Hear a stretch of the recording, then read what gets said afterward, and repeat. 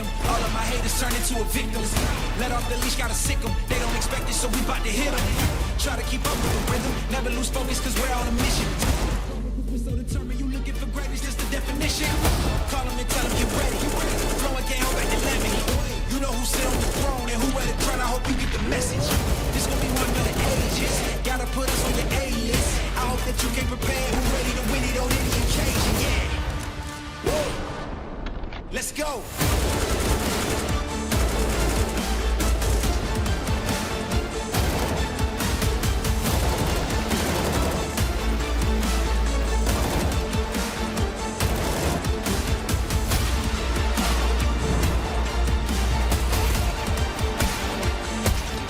Alu, 32 kills to his name's gonna add another one. Alu with 2. This could be all 0 for Liquid. 20 seconds left. Alu 4.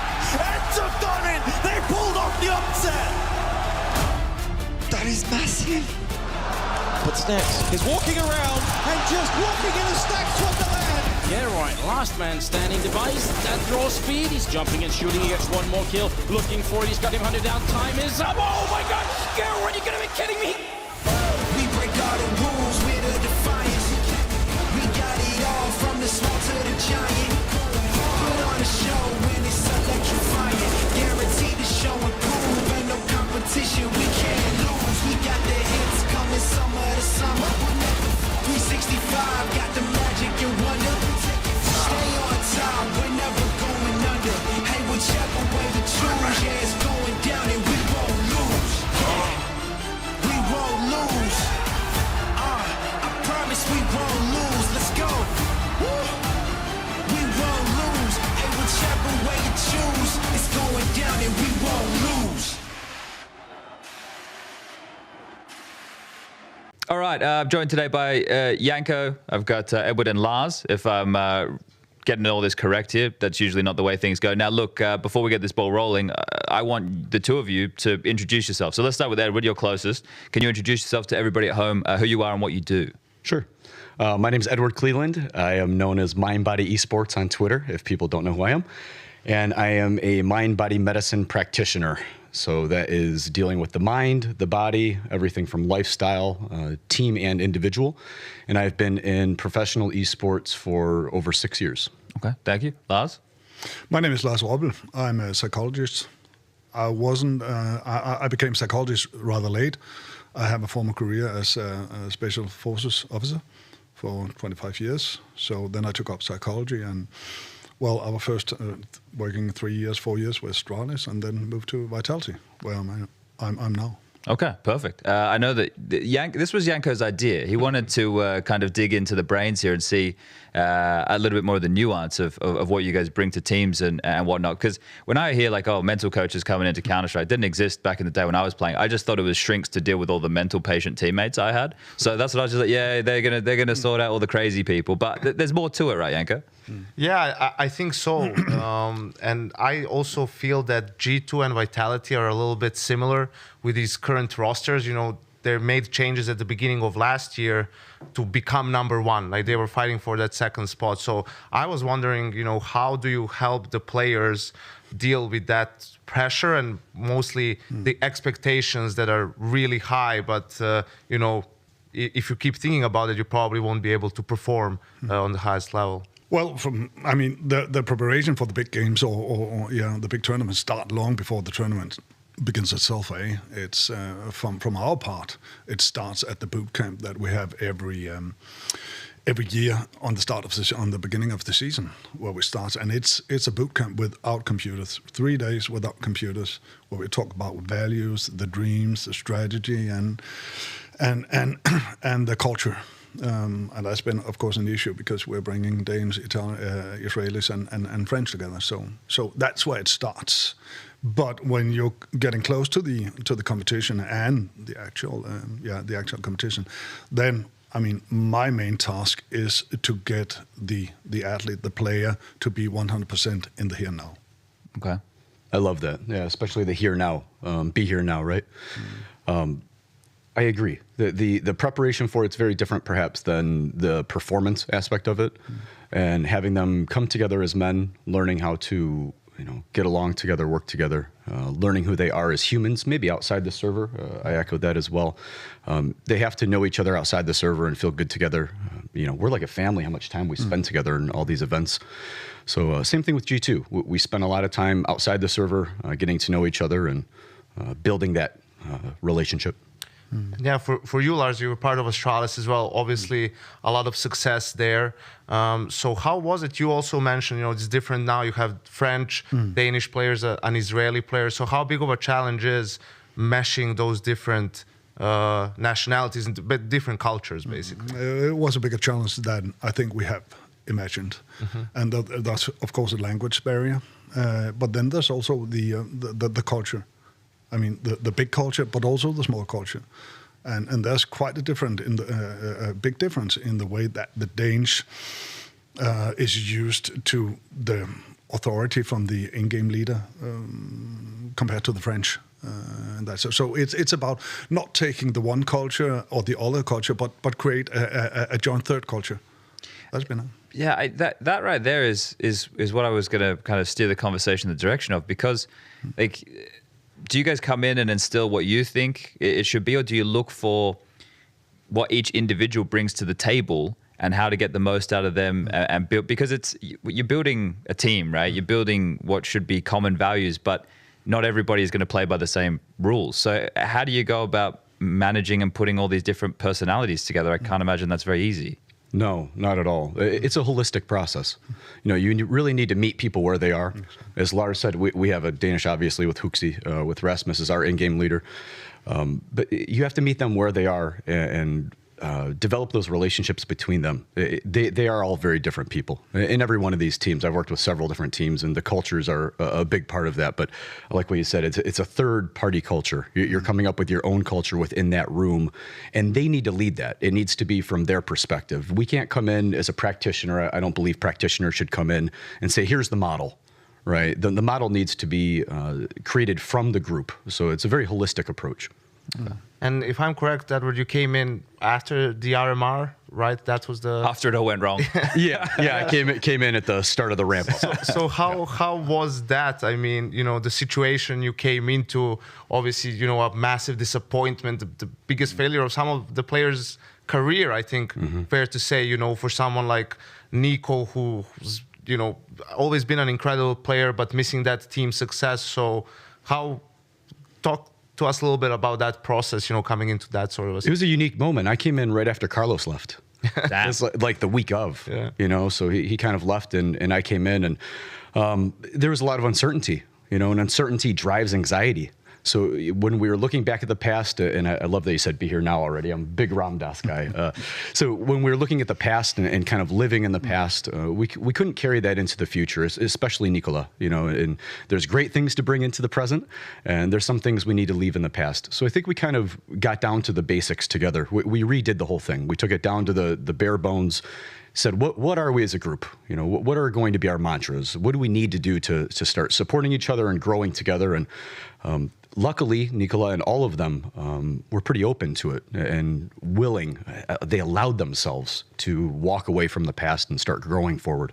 I feel like with these... sorry. No, I was just saying it takes a lot of courage.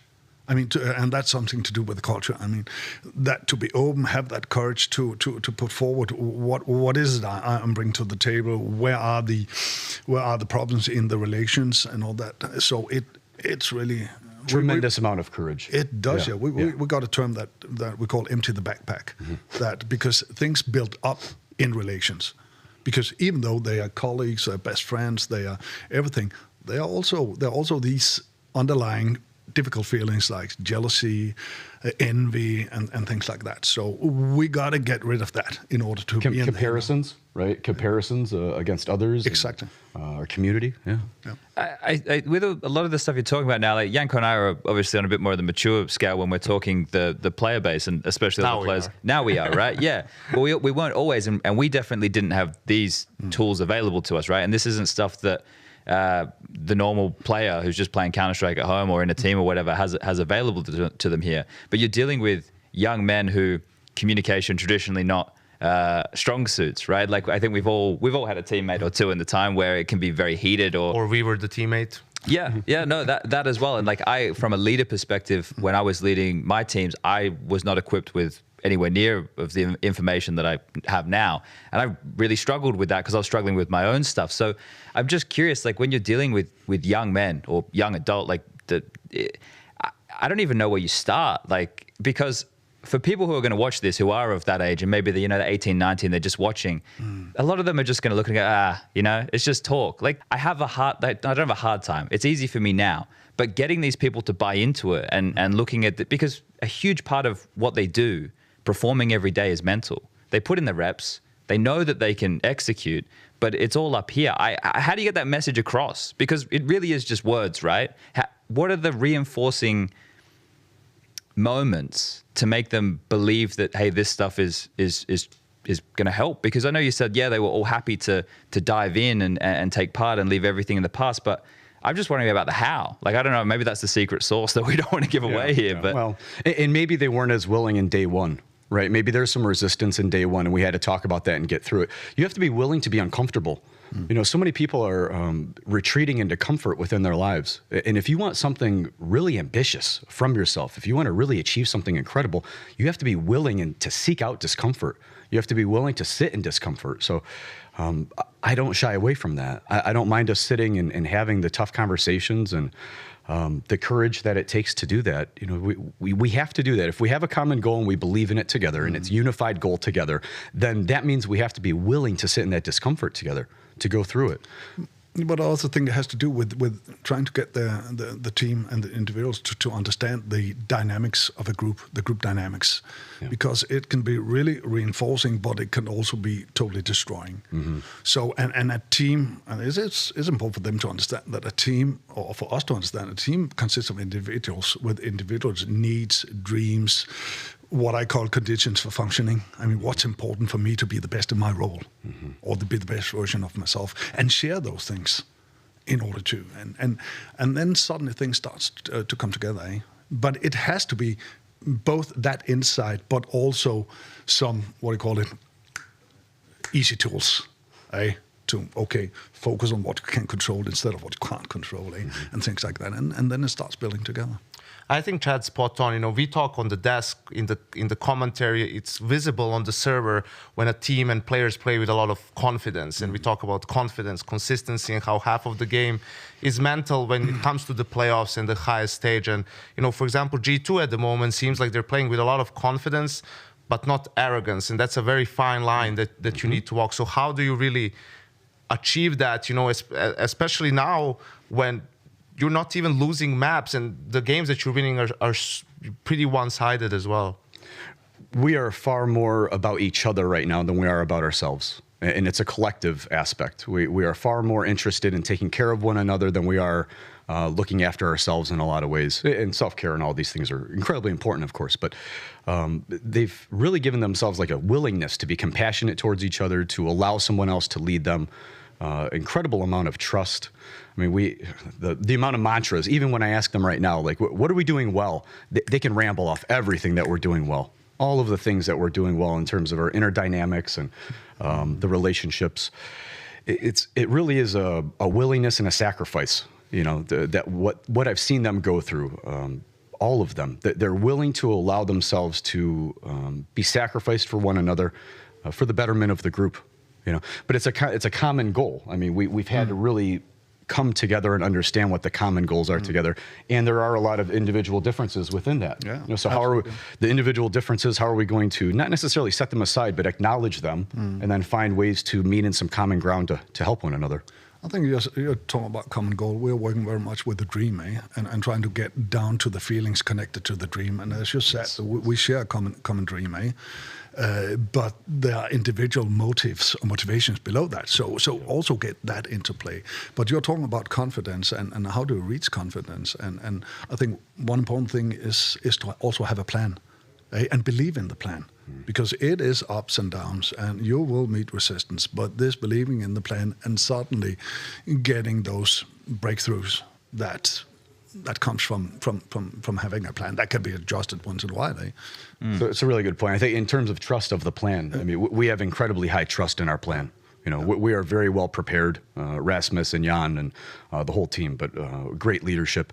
And then the trust in it. Yeah, things are not going to go as planned. Right? Things aren't going to go as planned. Nothing is. And we're going to rise to the occasion. No, and that creates uncertainty. And then it's about how do we handle that uncertainty? How do we handle all the uncertainty? That's exactly right. Yep. Well, that's where I was going to go next. Like, is it your job to call out the bullshit, or are you just navigating through the difficult conversations so that they see the bullshit? Because I'm sure with people in a competitive environment, things get heated one way or another.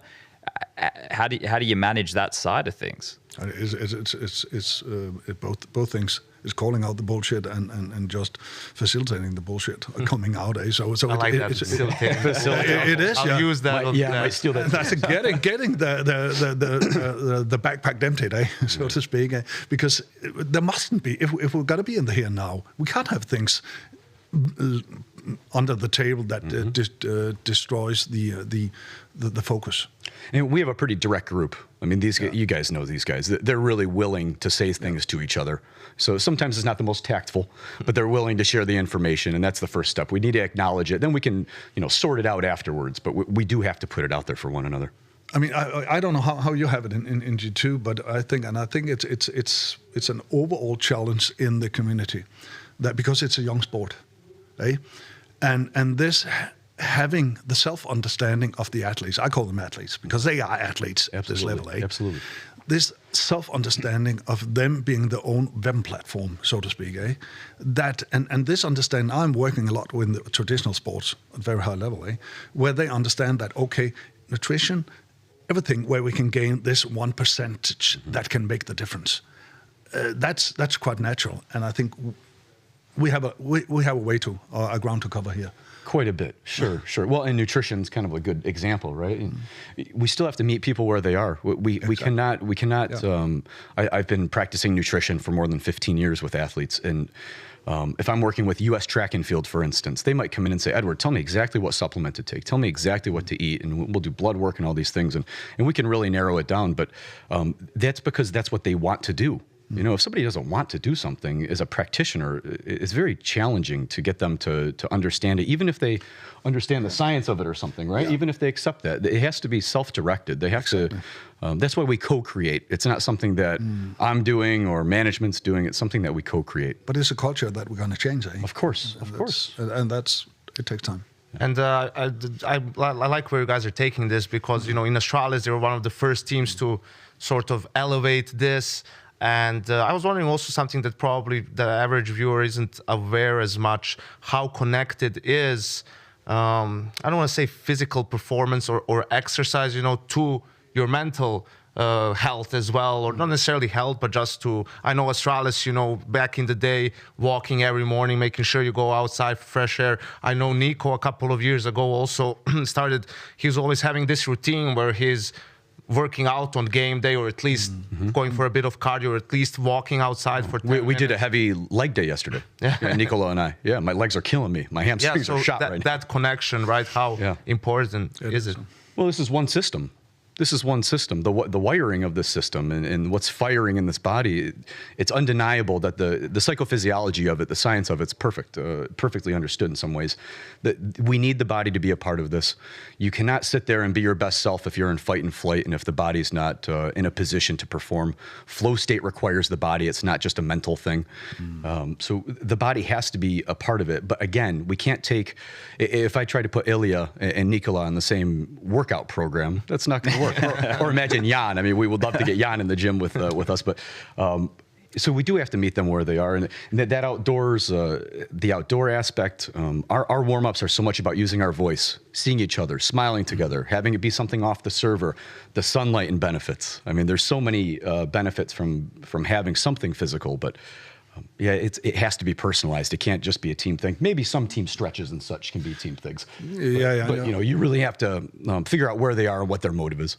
But a precondition for that, and I agree with you, is that they understand the value of and the importance of it. Yes. And that's where I think in general we have well, we have to be educators to the scene. Exactly. That's really what we are. We're educators to the scene. And they didn't grow up going through these things like traditional athletes, of course. So some of them are really really interested in being educated. Yep. Some of them are, and some of them are less interested. But it is interesting to see the next wave, the next level, because now they got role models. They know that they can live like Absolutely. traditional athletes. They can live from this. They can make a living out of this. So it just takes. And I the old guys in the team, or the older generation, they feel that now.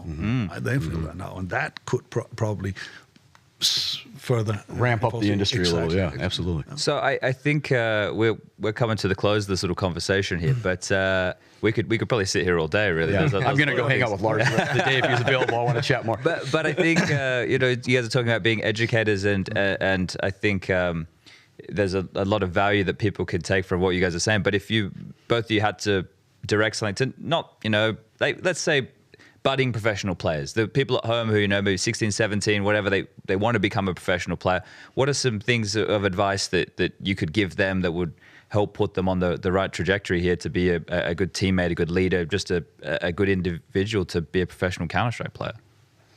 Or just a good human, I suppose. Yeah, well, those are kind of the same thing in a lot of ways. Yeah.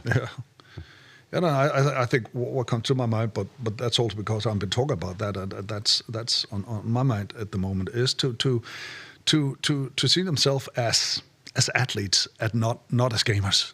I mean, if they want to make a professional career of that, and then buying into that, it takes where can we find the small percentage in order to enhance performance.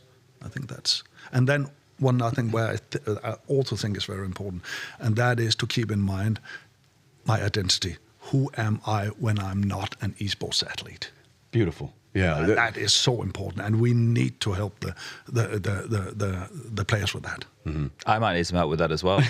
We all do. Well, we're all just trying to figure out who we are and what we're doing here, and it's no exception to the gamers, right? We're helping them learn who they are and help them explore who they are. And that level of self-awareness trickles over into everything you do. But it's something that you're doing as a person off the server. It's something you're doing as a gamer. It's something you're doing as a team. It's something you're doing as an org. I mean, it's pervasive against all different levels, really. I think we've got an obligation here. We've got a huge obligation here because they put so many hours into this, and they start very young. Yeah. So, and suddenly when their dream doesn't come through, it's scary because there's no alternative to keep on going. And that's why you see the... And how many of them realize the dream? It's a small percentage. Small percentage. Right? Yeah. So we have to prepare them for all of the experiences. We do. Yeah. Well, so my last one is going to be, again, I thought this was the case with both G2 and Vitality last year, right? Vitality, obviously, it's forming an English-speaking team, which was new for all 5 players. G2 making changes to go from number 2 to number 1. And I felt the problem with both teams a little bit was impatience, right? You both were talking about the plan and believing in it. And that takes time. When you're making a team from scratch and mixing things, you have to understand that things are going to go wrong before they go right, most likely. The honeymoon period might exist, but that passes, and that's when you sort of hit that first wall. Would you agree that that's what, is that the case? When I joined G2, that didn't feel like honeymoon. We did not feel like we were in a honeymoon phase. That was like coming out of a divorce type phase. But yeah, we were in Copenhagen together, and then we went to Abu Dhabi. So we had a quick turnaround for us. Yeah, the players were understanding they weren't where they wanted to be. And when you're not where you want to be, you have to look in the mirror and say, what do I need to do? What do I need to change and grow into here? I also think at G2, we have a wonderful management team. And they came in and said, guys, we trust in you. We believe in you. We believe in this in the long term. Let's exhale.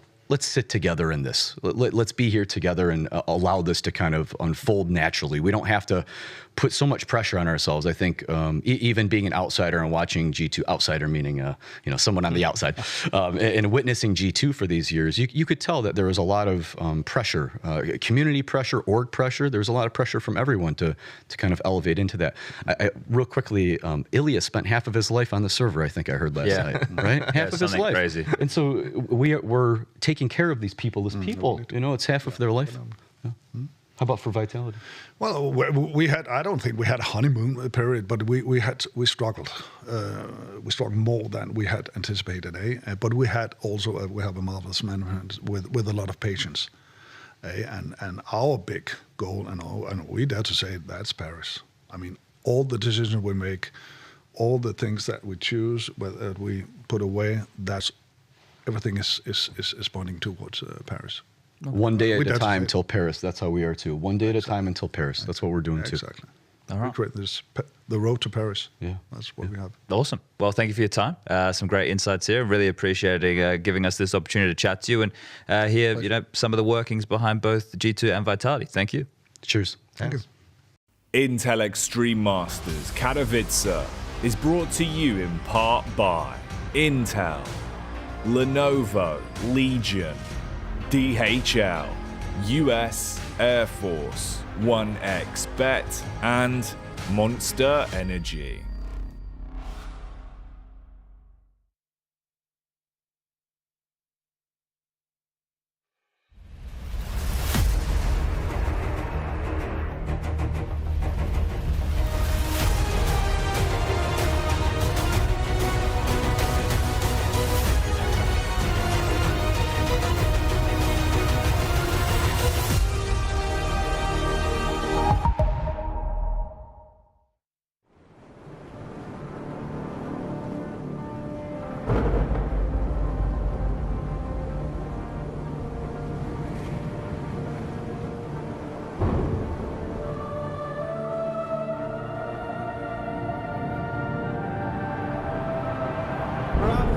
Really making history. Absolutely phenomenal. And Ace is the champion of the Intel Extreme Masters World Finals. Storm's still not quite done. MC is going to take this fight, though. 3 seconds left. Last 2 rounds of Passion's got to start it well for ESC. And this is a massive move for Zez, but he's not content with just a Nexus kill. He wants to win. And it's all done. And Strollin's winning. Unbelievable Rogue with a 4-0 victory over Classic. And they did it again in the grand finals. It's Natus! Give it up for your Intel Extreme Masters World Champion! Well, you're here. I'm here. Inside of that stadium over there, there is a ton of people already at peak excitement, which means then that Intel Extreme Masters 2023 is ready to go here in Katowice, this beating heart of esports. And the majority of the 11 years we've been coming here, I've been inside of the Spodek. Now, I just learned today, and I should have known this before, that it translates to saucer. Built in one way, as it is, this big concrete spaceship in the middle of Katowice, one to withstand the mining operations since they built it in 1971. The other reason is because it just looks cool. Now, they've done loads of things to it over the year, loads and loads of events have happened inside. They rode a motorcyclist around the roof, and still it stands proud. But if one thing can really bring it down today, that is the noise that's about to happen. So then the first team to win here in the Spodek in 2014 was a VP inspired by Taz and by Pasha. Last year, it was finally Karrigan who managed to nix his Katowice hoodoo. I mean, FaZe, they ain't going to be winning this year. They're not going to retain that title because they have gone home already. It is the Hall of Heroes for a reason, because there are so many great things you can win in Counter-Strike, but if you've not won in Katowice, have you really won anything? I've already got the excitement, so let us get this underway. I can feel the chills to get on that stage. Stunner, my man, let's get the show going.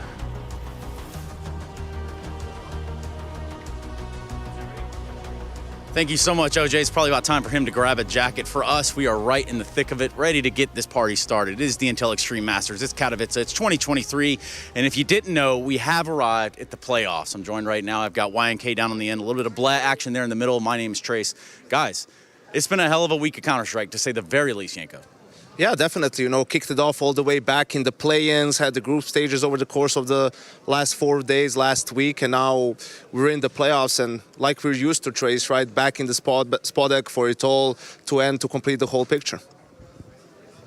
Yeah, and I'm looking at this for a couple different reasons, Bleb, because we did have to say goodbye to some teams pretty damn early on, and I'm talking about all of Brazil. All of Brazil, that was a little unfortunate, right? You expect at least one of those teams to make it through. A couple of surprises there. Furia getting knocked out by IEM, something I don't think a lot of people envisioned taking place. But we did lose some other bigger names as well. But yeah, the Brazilians not having anyone making it to the Spodek has to be a bit of a heartbreak. Yo, check this out. I got a little bit of a plot twist for you as well, because it's actually Twist. He's going to be joining us up here on the desk. What's up, man, Mr. Van Dulken? Hey, guys. How's it going? We were just singing FaZe praises. You know how we do over here. All the time. Too soon. Yeah, it's rough, man. So, Twist, obviously commiserations. It didn't go well for you guys here. It didn't work out how you wanted it to. What's your take on some of the teams that you've seen play here in Katowice? I'm not sure. I think the only teams that are showing like pretty solid form would be G2, obviously, and I guess Liquid is that team that can be pretty hit or miss. But when they're on, I feel like they have good fundamentals and discipline, and they can beat a lot of teams.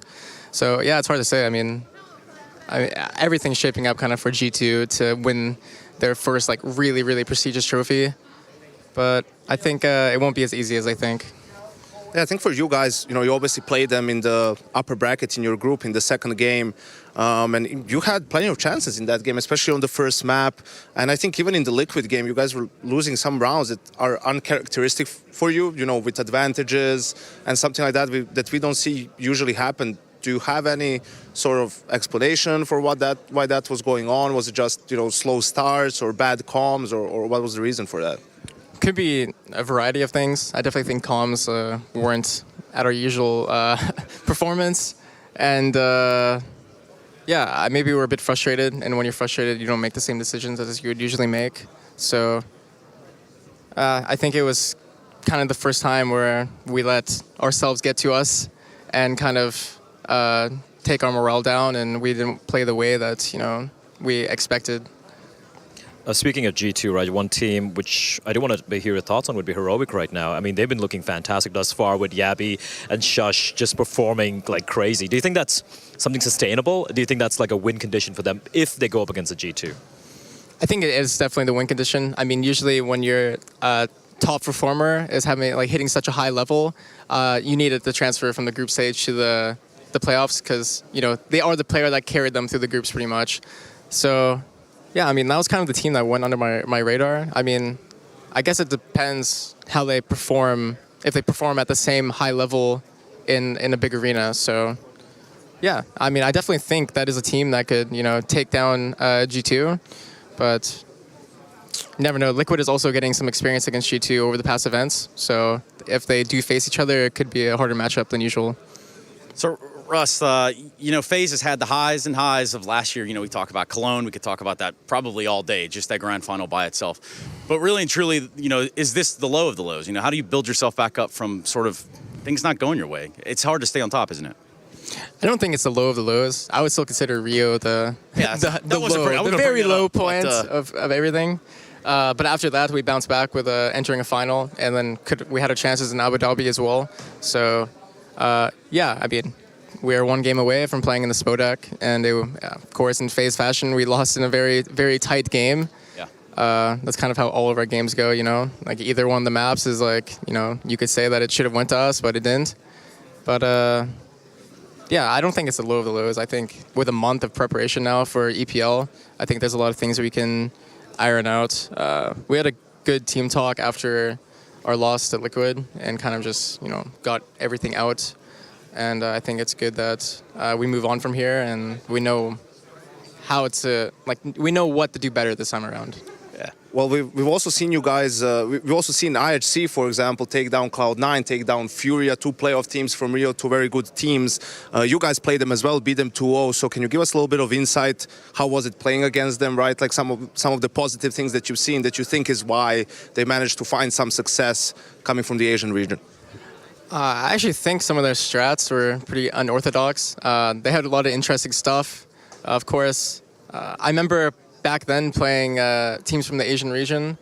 You always expected them to be kind of the innovators. It always saw something new. Like Tyloo was one of the first teams to have some 5 smoke Mirage executes. High sensitivity, all that. Yeah. Give me it all, right? I remember MVPK was one of the first teams to have this fast top hot molly on nuke and the flashes behind the site. So usually they are the ones that are sometimes thinking ahead of other teams. But I actually think what carried them this time around was individual level. I mean, they were hitting shots. You don't just beat Fury and C9 by playing strategic CS. You also have to win all your battles. And man, they're winning all the clutches pretty much. Even if they don't win, it's like a 1v4 seems winnable for them. They had some sick fakes against C9. It seems like they really abused the panic part about C9. They have a new roster. So, I mean, this double A Mirage fake running up short was just absolutely insane, right? Yeah. yeah, I think they performed at a super high level, and I think they could be looking forward to Pro League. Yeah, Pro League, just around the corner. That's that's very true, isn't it? Malta right on the cards, currently in Katowice. Russ, anything you want to say? Because we're going to need to check out some StarCraft stuff. StarCraft. You like StarCraft? I mean, I think it's an interesting game. I'm a big fan of like the one-on-one games. I used to watch a lot of Quake before, so I'm always a fan of. Your teammates can't sell you out in that one. One-man wolf pack. That's Russell Van Dolken, everybody. Thank you. No. You guys are painting me a bad image. I'm a team guy. I'm a team guy. No. You're a legend. I'll put it to you that way. Twist. Thank you. Thank you so much for joining us up here. We are going to check in with Shox. She is over there with the StarCraft crew. What's going on, Shox? Well, I'm here in the midst of all the action in Katowice at the ESL Gaming Expo, where there's so much going on. We've got, of course, Air 1, the launch of the ESL Racing League. We've got ESL Impact going on. We have the business conferences, but we also have StarCraft 2. And I need someone to tell me about StarCraft 2. And oh my God, isn't that Smix? Oh my God, is that Shox?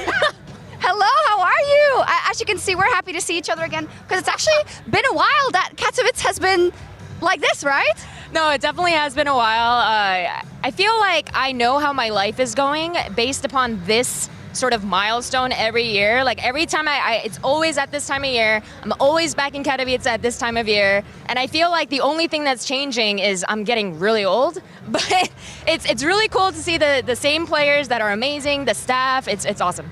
I'm getting old too. But it's nice to see that even in our old age, we've got this again, right? Like the whole 9 yards, so to say, because for a while there, we didn't have all the action, we didn't have all the people here, we didn't have the live stages. No, for sure. It was super sad. I think Katowice 2020 was the last live event I worked before the pandemic hit. And it was actually just starting when we were at Katowice 2020. So I remember even then, I don't even think we realized what was coming. How little we knew. And what we were missing. But can you warm us up for the StarCraft 2 competition? Like, who's the front runner, or what should we be looking at? Well, there's a lot of Koreans here, and I don't know if you guys know anything about this game, but Koreans are really freaking good at this game. So no, we have some Korean legends here, like Maru, who is he's a goat. He's won the GSL like 5 times or something crazy like that. And then we have all the best non-Koreans here as well. You have the likes of like Cyril here, Rainer, Clem, etc. So it's really, I love Katowice because not only do we get to see the absolute best from both regions, so to speak, but to do so in front of an audience is always a thrill. And of course, a lot of people are here because Smix is back, so I definitely am. No, thank you so much, Smix, and good luck, have fun. Thank you, I love you. I love you too.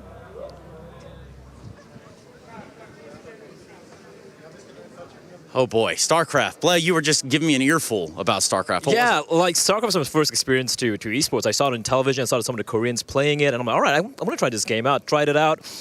And then I realized that I'm never going to be good in that game and decided to play Counter-Strike instead. So here I am, Trace. Yeah. It's too much microing for me, Trace. Right? It's like too much work to be good at that game. Well, great to see Smix. She's done a lot of Counter-Strike back in the day. And yeah, StarCraft was one of my first games that I played. StarCraft, like the campaign and stuff. Yeah. And I love the campaign. I played all StarCraft campaigns. Never tried the multiplayer. Never will. Never will. And man. Probably right. Yanko does love a single-player game, but that's not what we're about today. We're about Counter-Strike Global Offensive. We're also going to talk a little bit about the update they pushed out not very long ago at all. Gentlemen, where do you want to kick it off?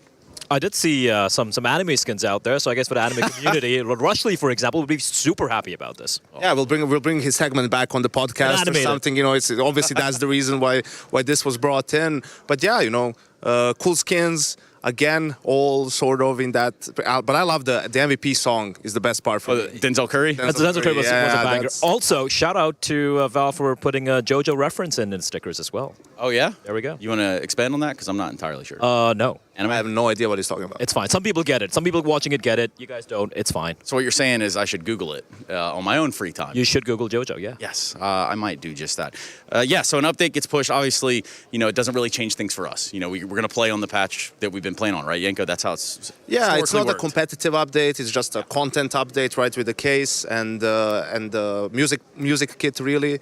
So yeah, always fun to have some new things come in. for the casuals and also for the players. But we'll see if someone can grab a skin already. That would be a BDP trade. Yeah, and if Pasha was here, he probably would have unlocked it already. I mean, the only guy I've ever seen unbox a knife in Katowice, and he does it, right in the play area. Nonetheless, there's a ton going on in Katowice. I didn't make that up. We have James Banks, who's out there about somewhere. What's going on, James? This is the calm before the storm, and the crowd's already gathering. Everyone's waiting to get inside the Spodek and see our opening games and see how it all goes down. Now I'm starting with you guys because you have FaZe shirts on. So who are you supporting today? I'm supporting Navi and Vitality. Oh, Navi and Vitality, I like it. What about you? I'm supporting Heroic and G2. Oh, you're in the semis already. We'll come back to you later on. That's fine. Okay, we got Navi shirt on and a FaZe shirt. You going for Navi today? What about the other game? I go for Navi. And the second game? And the second game for Vitality. Oh, Vitality. Okay, there's a lot of Vitality and Navi fans so far. I'm going to keep on going round. Who do you think is going to win the entire event? I know, probably G2. Vitality, I have something to show you. Oh! There we go. These guys got some Navi shirts on. It's obviously Navi. All Navi. I like it. A lot of Navi going in here, a bit of Vitality as well. But guys, let's have a look at our 1xBet predictions. Hello everyone and welcome to our 1xBet playoff predictions for IEM Katowice. My name is Shox and I've got the esteemed Maniac and Peacemaker here with me to take a look at this bracket. What are your first thoughts? Is it going to be a hard one to solve or not? I mean, I guess there's one team that has surprised everybody and astonished us with our level. The rest might be up for grab, but I still think we have arguably one of the best playoffs bracket we've had in recent history in Counter-Strike. I think most of the teams who made it, aside from FaZe. So let's start with the best of threes, and let's just start from the top, Mathieu. Vitality versus Team Liquid. It's such a mismatch. The trajectory of both teams is such a contrast, and maybe it tells us a wrong picture in a way, because I think we'd be biased towards Liquid because of how impressively they came back into the game against FaZe Clan, and like we had this beautiful OC redemption arc towards the end of the third map, and on the other hand you have the non-match, the no-show of Vitality against Heroic. That's pretty much what happened. I think they've reached the max that they can probably do here in Katowice, honestly. The game against Fnatic was already very stretched. It wasn't an easy game at all. Heroic, non-existent. So I would favor Liquid as much as it hurts me in that matchup. You have to agree, because we only have one square. It hurts my heart, but I will favor Liquid. You favor Liquid, honestly, like based on recent form and what we've seen here in Katowice, I would favor Liquid. All right, let's do it for NA. Come on. Oh, I like that I'm convincing you, and that hurts me. I'm so sorry, all the Vitality. It's your fault. So then, a whole lot of people Team Liquid up versus G2. I think Kyron is a better player individually, but he's a different kind of player. So I don't think the system that James used in Rio can just work magically. There's some adaptations to be made. Kyron is much more aggressive, takes a bit more space individually, so it creates like a disconnect sometimes in the team. And for that reason, I don't believe Outsiders is quite ready to tackle a team like Navi. Okay. I would favor Navi in that one. Also because we're getting to the stage now and I am hoping to see all the big heroes of Navi stepping up, because this is what they do. When we get to split it, that's what they do. And I also he's gotta have to, huh? Yeah, he's a little bit under his own standards. Yes. But I'll favor Navi in this one. Okay, G2TL and Heroic Navi. The thing with Liquid is that they improve throughout the event. It's always been like this for me. We're talking about... That's the end of the line. That's the end of the line. Yeah, that's the end. Yeah, that's the end of the line. Like, G2 is too much of a task. I think, like, Heroic is probably the most exciting team to watch right now. Yeah, I agree. I mean, they played a better CS. It's just how it is. Like, HLTV had a beautiful article about, like, trading and spacing between players. And by the numbers, Heroic is just up there. Like, how they follow each other. And this is the grand final that makes me actually... I'm getting goosebumps. That looks so G2 good. Heroic in the best of 5. Well, personally, I'll say G2 3-2. As close as can be, but I think my heart hurts to go against Heroic because I coached them. Very hard one. It's gonna be like your 8 hours grand final. Yes. How beautiful would that be if we get the 3-2 for either side, right? But my analysts are agreeing on G2.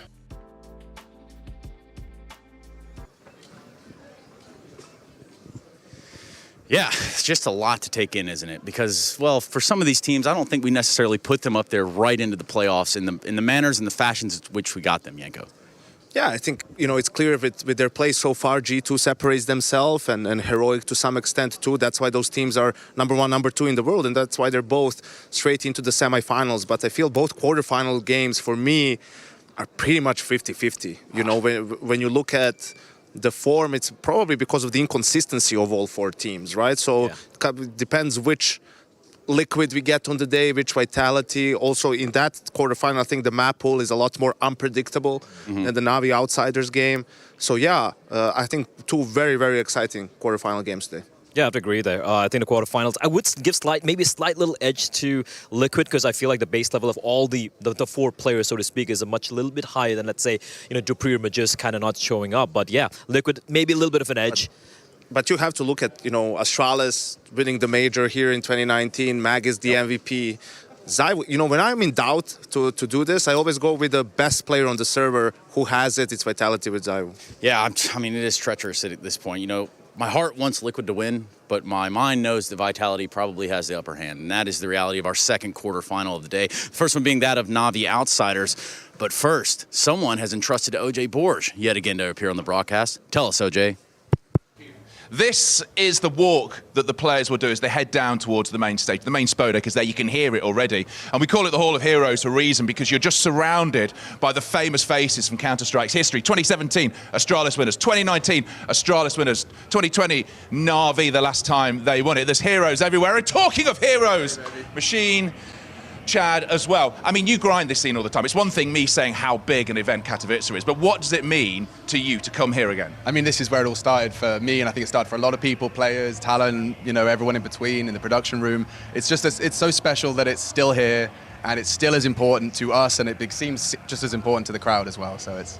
Did you ever play on this stage? Not on this stage, OJ. In the gym out the back, mate. I was never quite good enough to make it to the stage, but I have a lot of really good Counter-Strike memories here, right? Being an Australian team, coming over here to Katowice, trying to qualify for majors in the same hotel we're in now. With this guy, by the way. Yeah. With this guy right here. Yeah, Jussie B. So, right, realistically, this place, sure, I never got to play on a stage like this. I'm honored to get to commentate for a stage like this, but here in Katowice, it's special for me as far as Counter-Strike goes. I have some of my best Counter-Strike memories as a player here. You understand what the players feel. When you stood at the bottom of these stairs here, you can see all the winners up there, you can see the trophies they won. What is going through your body at that point? I think here, right, just remembering all the cool matches that they've watched, right, the intense battles that they've seen and thinking, hey, can we deliver that? Because there's no better euphoria than winning, right? We can definitely discuss, all the different, you want the trophy, you want the prize, but winning is at the core of this. You just want to beat the team on the other side of the stage, and you're going to war. That's what you're out there for. And when it's pumping in there's no noise like, is there? No, it's insane. It's insane. And Katowice is one of those perfect esports crowds where they're just impartial. They're just cheering for the game, for the Counter-Strike. And I think what's crazy is we've got some players now who are going to be walking up those stairs, who have previously sat in the stands and admired those people, and now they're going to be doing it on their own terms for themselves. All right, well, it's time to get it on. First match on the way.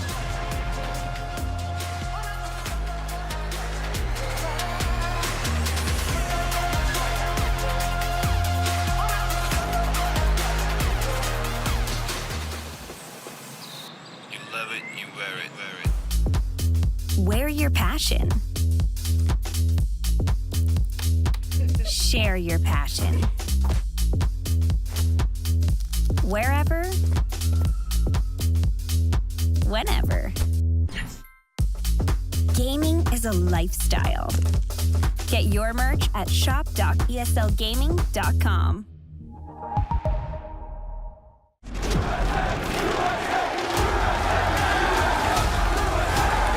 Dallas, we're back.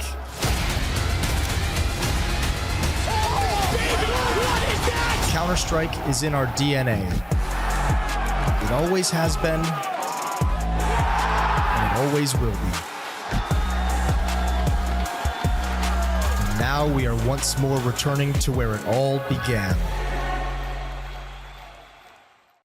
Welcome everyone to In Your Head, where we ask people how they would rate other IGLs from nap time to hair loss. And we're going to talk about electronic I think when you play Na'Vi now, you kind of feel what's going to happen in the server. They have a slow style, and I guess that's just the Na'Vi style in general, not so much just Electronic. Electronic still needs to get more experience as a leader. I'm pretty sure right now he has to work way harder than he's ever had to. And before he was an IGL, he was really good individually. Now it's starting to go down to a more human level. Because it's normal. It's the case for everyone that gets this role. They lost a little bit with the Electronic calling. Too good of a player to actually being in meeting, in my opinion. For me, I would say comfort. Every plan that I wanted to execute has worked perfectly versus them. It's just that they have amazing players that can scrounge up those rounds. Na'Vi as a team is really annoying to play against. Maybe not at the hair loss level, but I would say slightly tilt. Right now, I feel like they are easier to play against than when they had Boomage. Boomage had this kind of X factor, jumping through a smoke or stupid, tricky stuff, I would say, like I do myself, that will catch you off guard, where I feel like if you play Na'Vi now, if you play good, I think you can shut down Simple. But I think that's because they're in a transition period right now with changing players as well and stuff, so it's not Electronics IGLing which is the problem. Probably neutral. I think he can be a very good IGL one day. I think he has a good brain for the game. Tricky, I think, or neutral. Yeah, I think he's about neutral. I don't really have any problems playing against T sides or CT sides. So based off the result last year, I would say comfortable. Obviously, it's never comfortable to play against a team that's Simple. They just mostly need time because he changed roles, and the other thing is that because he has now a new player. The system they have and the calling they've done lately, it makes me feel good when I'm playing Na'Vi. So yeah, I would say neutral. Nothing crazy from him, I would say, but nothing bad either. So how do you think the other IGLs rate you? What do they say about you? Comfort or neutral? I think neutral. I have to improve a lot. He's not that experienced now as, for example, Carrigan or Cadian. At the moment, the way we play, I think it's more comfort maybe, but we will improve, I hope. Well, thank you very much. This was another episode of In Your Head.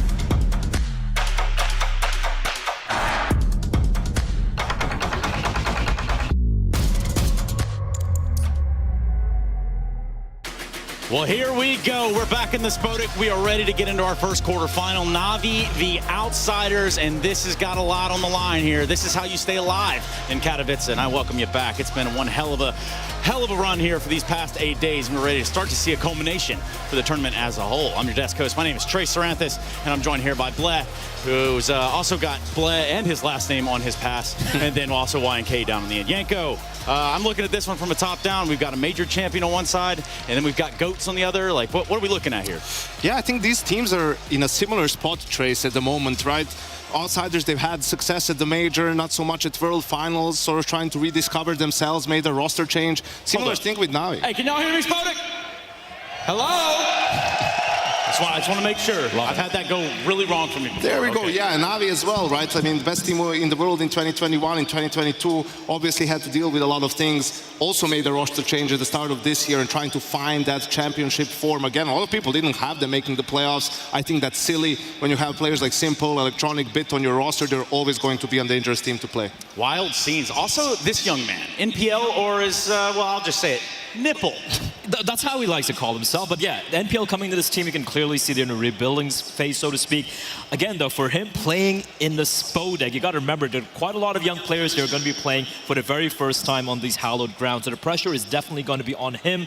Na'Vi have put a lot of faith in him. Some of the positions he's going to be playing as well are very pivotal positions, especially on the CT side. And that is something I feel outsiders are looking to exploit. And this is not the first time we see Na'Vi slowly integrate a young player into the lineup. I mean, first it was Perfecto, he was a full-on player, but we had bit flamey situation now with MPL, and I think if anyone has earned the right, to give some time for the roster to change, I think it's Blade, right? Like he's pulled some players, I don't know where from, that people maybe haven't even heard about, and he managed to integrate them into the team, play on an extremely high level, and win titles. So I think with time, now he's going to get to where they want to be, Trace. Yeah, and that's what we're looking forward to, and especially since we get to hear from them. What's going on?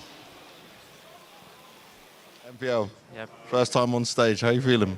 I'm feeling great. You get an Inferno, which was in the Veto, that's your comfortable map, even though you say to me you don't like the map, but you're still good at it. Yes. Do you feel like you have to get this win against Outsiders? Do you feel like this is an easy team for Na'Vi? First, we have to win this match, of course, yeah. And actually, I think Outsiders is a good opponent for us and comfortable, yeah. Is there extra motivation because of the rivalry, another CIS team? Yep. Yeah, of course. Good luck, mate. Thank you very much. One of the young guns over there on the Na'Vi side, but we talk about young guns, we actually do need to look at the Outsiders as well. They've got Chiron over there. What's he brought to the table, Blair? I think he's been doing a fantastic job. We saw that interview from Outsiders. I forgot who it was. It said, Kicker. He said he's come in to headshot and such, and he has been headshotting pretty well, if you ask me, the server. A 1.14 rating, 1.12, I believe, in the tournament thus far. I think he's been doing a phenomenal job considering it's his debut. But that being said, as we set off NPL, it's going to be his first time in the Spodek. He said in an interview on the desk early in the group stage, he's like, I don't care if I'm going to play in front of the arena, doesn't really affect me. I don't know how he can know that, because he's never played in one, but we'll have to wait and see. And this is why we also said these teams are pretty similar. Chiron played very well. Kickert in that interview was also talking about he's in position where his decision-making is very important on the CT side, rotations, and they're happy with that.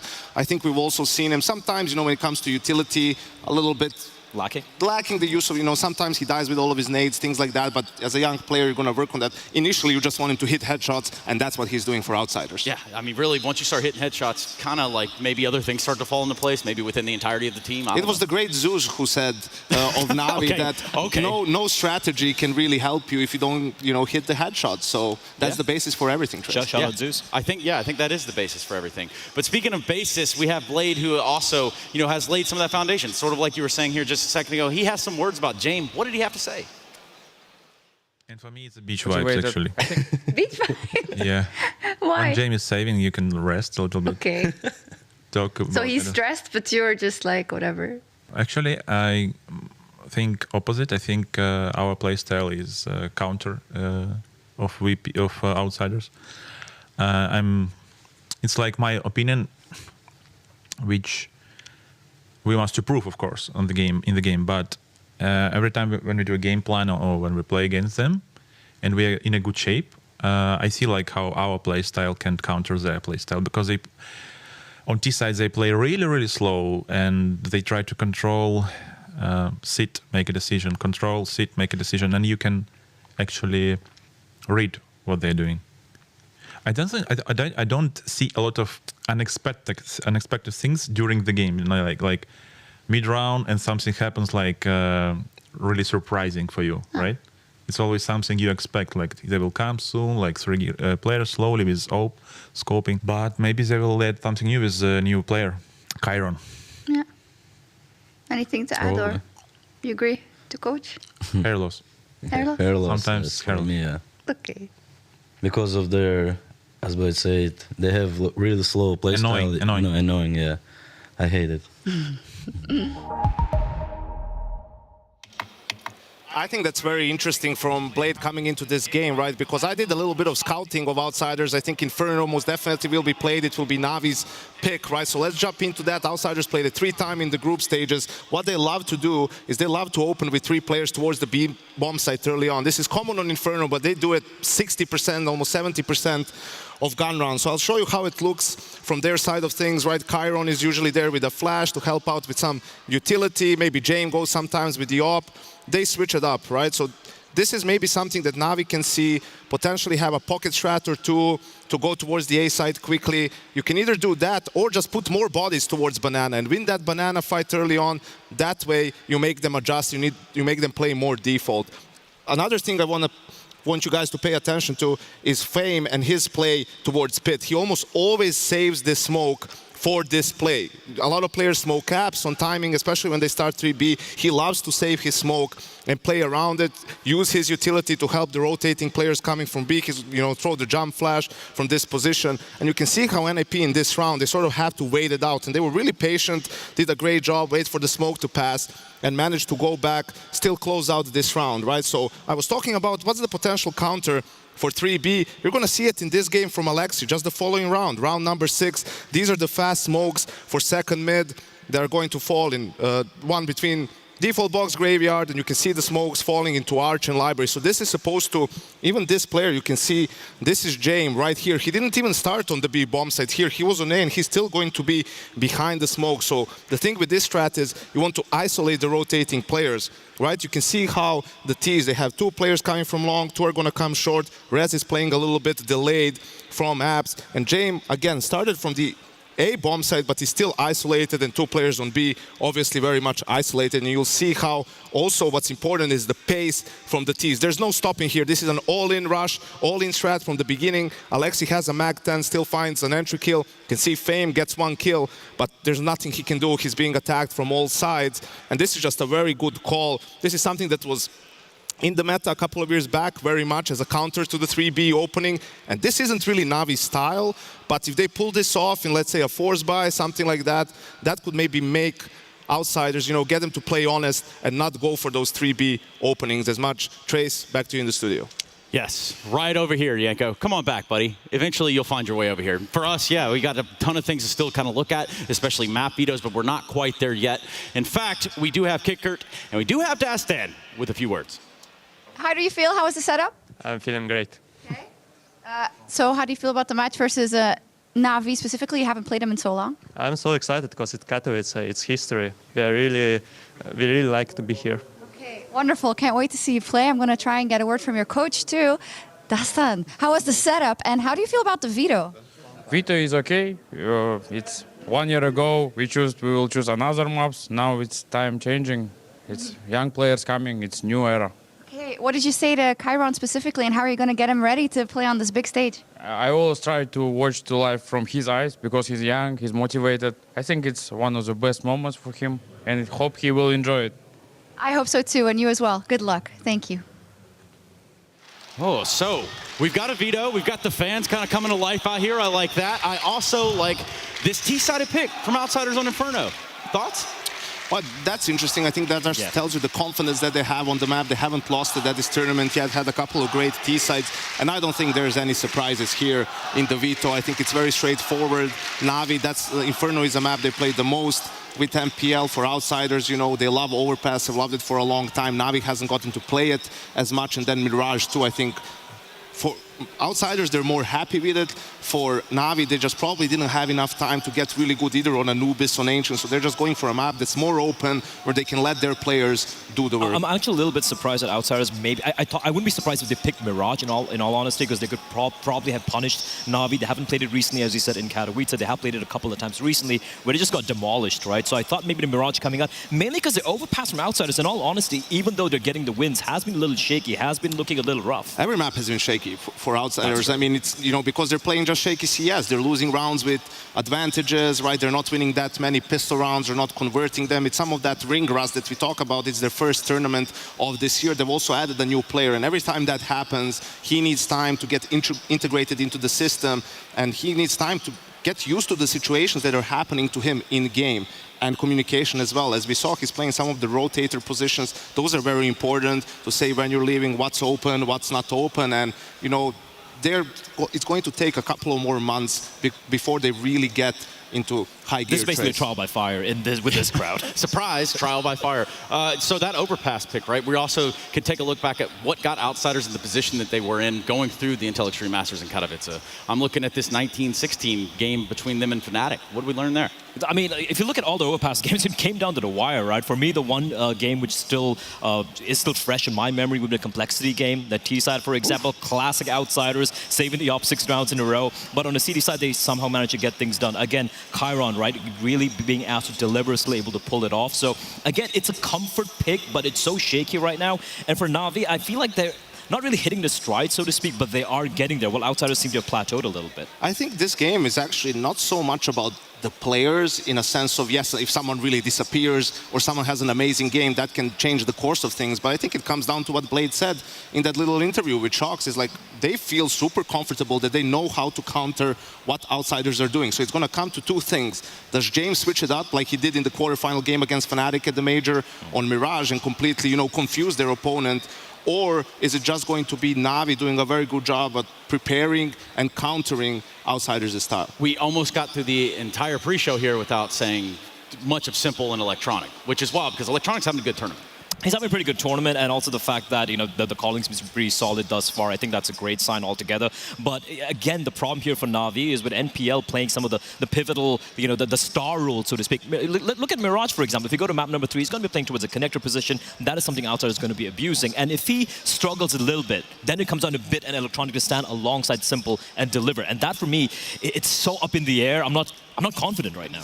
And the struggling doesn't necessarily come from, him missing shots or not getting the kills. It comes from not taking initiative. Let's say in the group stage or in practice, he used to say, hey, flash me through the smoke. Let's do this play. You do this. I'm going to do that. And then if the stage comes in and you're losing 3-0, 4-0 on the CT side, then he's just kind of holding the smoke and sitting there, right? He doesn't want to be the guy who dies, and then they keep losing. So obviously, that's something you go through in preparation and the mental coaching. Talk to the player and say, don't worry about it, trust your instincts, still go for your plays, right? Whatever happens, happens. We'll go over it after the game. So hopefully, he has that sort of a state of mind where he's not going to play with too much restraint, is going to be able to play loose. So if we look at it pound for pound, right? If we say Electronic Simple over here, who are you picking from the outsiders to sort of, go against that grain? I mean, it has to be James, right? He is still like the highest rated player on his team. And it's kind of crazy that we did touch upon Simple. He's not even top 10 right now in the tournament. That is so insane considering they are in the playoffs. But yeah, I think James has been still, again, very pivotal for his team. Fame and Flit, again, that particular duo. Flit has been fantastic, especially on the T side. We know their style, and the fact that he is the tip of that late spear, so to speak, is going to be very pivotal. So for me, it's Flit. Yeah, Flit, I mean, you can go Flit, Flame, James. That was the trio in Rio that was doing a lot of the work. But Chiron, I think, is second or third highest rated on that team, right? So they've added more firepower with him. On the other side, yes, Simple has been a little bit slower. It seems like he's lost a little bit of that edge. But now it's playoffs. Now it's you're on the stage, and that's his bread and butter, right? Like, that's where he knows how to control the flow of the round, knows how to use the crowd to his advantage as well and pick off all those little cues. So I feel like this is where you're going to see a better Simple than what we have so far in this tournament. And especially this crowd, they're definitely going to be behind Navi. And for me, we've already heard it. We heard it as well. And the fact that for Chiron, look, for James and the rest of the crew, I'm sure they're used to it, sometimes being the bad guy, so to speak. But for a young guy like Chiron who has delivered in the group stage, when the pressure is on, I know what he said in an interview, but when the pressure is on, the crowd's all against you and the game's tight, I want to see how he's going to perform under that sort of pressure, Trace. Yeah, it's going to get very real very fast. If you're new to this environment, if you're new to this stage, it's about to, it's about to hit you like a ton of bricks. Isn't that right, Yanko? Yeah, definitely, and that's the little edge that Navi has. You look at this, the Veto is absolutely outsiders' advantage. It's their comfort zone. It's probably the 3 maps that they like to play the most right now in the pool. But for Navi, as Blade said, they feel like they have a comfortable matchup against them. They beat them the last time around at the RMR pretty convincingly, but it's different teams now. Outsiders gaining a little bit of confidence with that major win. They have really good young players who seem to thrive on stage. We were questioning how is Fame gonna play on that stage, such a young player, not much experience. He was a baller. I mean, in that grand final against Heroic in the first map, he starts 0-5, 0-6, and all of a sudden, it switches on. He's getting double kills, triple kills. He's swinging the rounds in his team's favor. So it really does feel he's one of those guys who's going to be around for a long time, doesn't get affected by the pressure, just plays his own game and enjoys the moment. I like the fact you touched upon the last time these two teams played, because looking at it, I was kind of shocked that the core of these two teams have only faced each other 2 times, 3 maps in total, where Navi have gone undefeated so far. So if you look at like previous matchups they've had, there's not much data to work with. So this is going to be it's going to be interesting. Yeah, and I almost want to ask you guys who you have, but it really is kind of a coin toss at a certain element. Isn't that right, Yanko? Yeah, it is. Like both quarterfinals, I feel like a little bit of a coin toss. I think the Veto favors outsiders, but I feel like Navi will be prepared for them and will have the answers for what they put out. So again, when I'm sitting on this fence trace, I'm going with a team that has the best individual, and that's still Navi, that's still Simple. So Even though it pains me to say it, go against outsiders, I have to say I think this time Navi gets the better of them. Outsiders did you a favor down there in Rio, didn't they, with your brackets? Albeit the challenge coin and I mean that wasn't. You got the diamond, right? Well, I didn't flip a coin. There were signs that people just people weren't paying attention. They were still in the echo chamber. Oh my God, we're not going back there, are we? No. They were building, a pipeline was being built. All right. We got to stop it right there. But I have to echo Janko's thoughts when it comes to this. I feel like Navi, despite that very convincing beatdown they had, the one loss they had in group stage, they've looked convincing in the wins thus far. For outsiders, it's too much in the air. And look at the teams that played OG. Unfortunately, they didn't have Flames playing for them. They had a coach standing in and whatnot. So I'm gonna side with Navi as well. Oh boy. Well, I would love to tell you who I have, but it doesn't matter who I have. Ladies and gentlemen, boys and girls, it is just about time to get this quarterfinal underway. But first, James Banks, who are you talking to back there? The teams are getting ready for their walk-in. Electronic, you ready? Yes. Yeah. You look calm, looks cool, looks completely silent a bit. MPL, first time. How do you feel? Is there some nerves now? A bit. A bit? But you ready? Yeah, we're ready. Sasha, back again. What's this feel like? Feeling great to be back. Yeah. To be back on stage. Back on stage, that's what it's about. And you feel like you got these guys, you're going to get the win? Yeah, hopefully.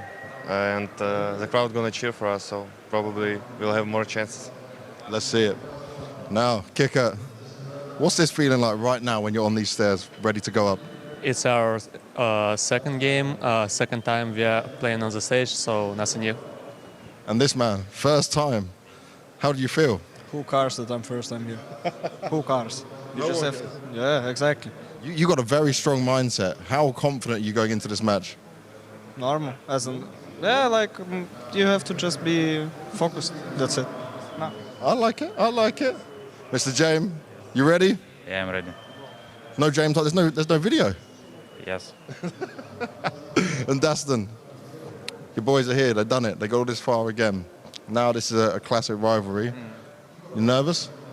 Yeah, we're always nervous. It's a game. Of course, but it's good nervous. It's nice feeling that we go to stage and the young guys will go, and it's nice experience, and it will be really good fight. I like it, mate. Daston, good luck. Thank you very much. We're going to see this game go down real soon. It's a big one to start it off here at Katowice 2023 in the Spodek. We're going to go to a break first, and we'll be back.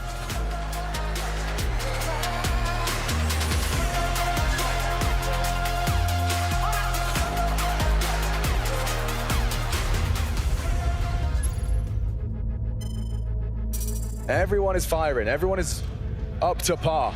Раскид 4 яма. Сразу можно раскидывать. Окей. Бобу забери. Я первый выхожу.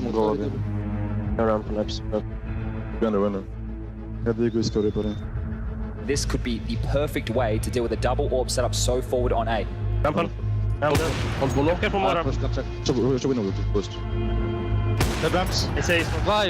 ковры. One mid. It's always mid. I'll jump. L3. I'm jumping off. Everyone there. Jump up. Hold there. Головы. I'm dead. Dead. Plastic. There's the plan. Off into Christian. Fire now. Fire. Could lead to a plant. Safe haven in the smoke on the default box. He's evaporated. Oh, come on! Twist's unprepared. Rain has to save him. Good damage into the box. Simple, doing simple things. Looking to clutch up. He's reading Rain, and Rain, a veteran of this stage. He knows he's got him trapped, but such low HP. The margin for error on simpler bullet from Rain would do it. Who blinks first? 10 seconds. He's on simple. He has to plan. Rain is so wise to his tricks. Now it gets the sound. And he springs to action. A missed shot. One bullet is all it will take from both of them. Closing this gap. Rain holding his nerve against the greatest. On the grand final stage, Rain can stop this. He goes for the no-scope. Oh, you're so fucking smart. That's a thinking man's shutdown from Rain.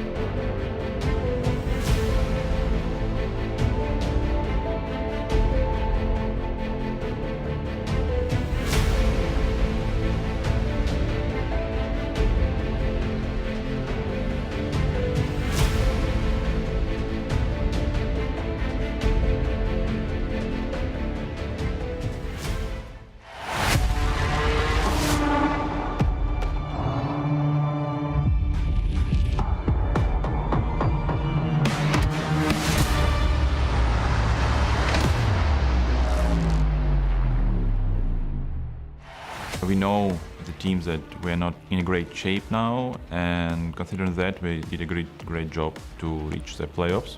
On big stages, you realize the difference. You see this contrast. Like, this is the real esport.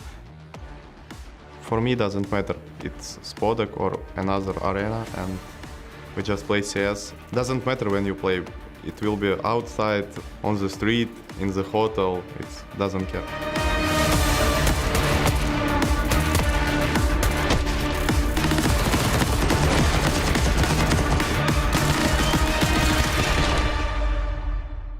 Outsiders form currently is not the best one. The most dangerous aspect of outsiders is when we will play bad. They are meta a little bit in the past. I think it will be a good game, and we have good chances, they have good chances. We will see who will the best in this day.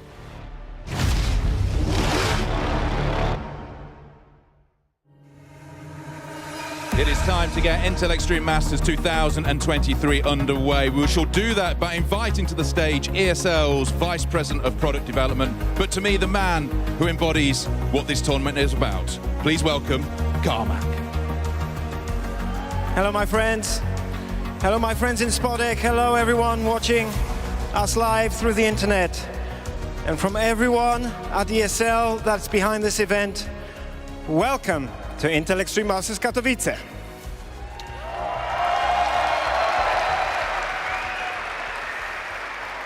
And welcome to the Hall of Heroes. And why do we call it the Hall of Heroes? We call it that because some of the players here, they shine a bright example for others. They inspire us to be better, and they bring hope. We got 6 teams here, world-class teams, all with different stories, all with different heroes. Think of Cadian. His career was at the lowest of lows, and yet he was stubborn. He built his team back up. He built himself back up to come here and be the #1 team in the world before Katowice, before Intel Extreme Masters here. Think of Nitro, removed from his own team that he was a captain of, came back to restore pride, to restore Liquid to the place they want to be.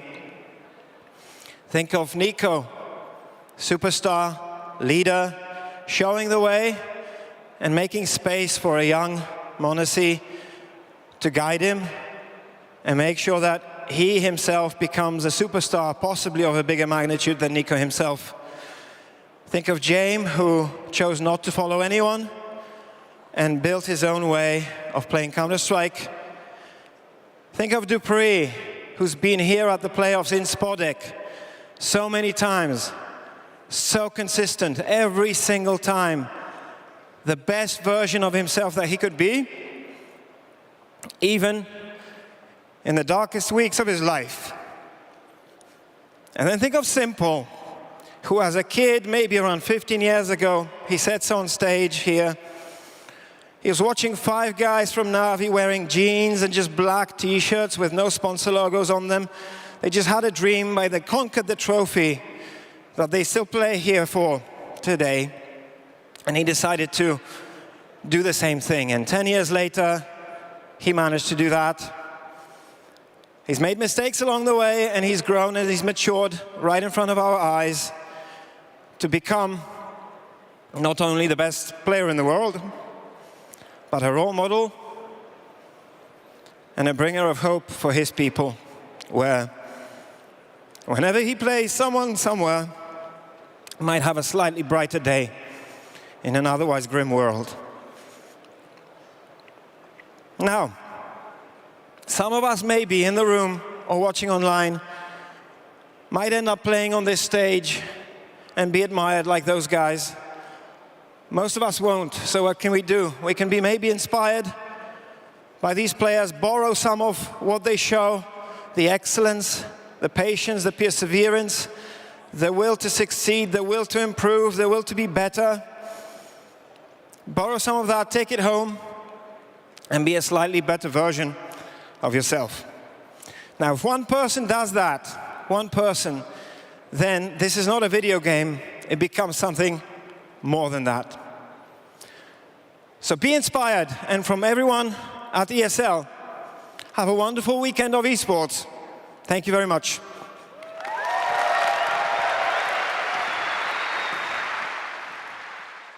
It is time to bring out the Intel Extreme Masters trophy. Carrying it is Twists.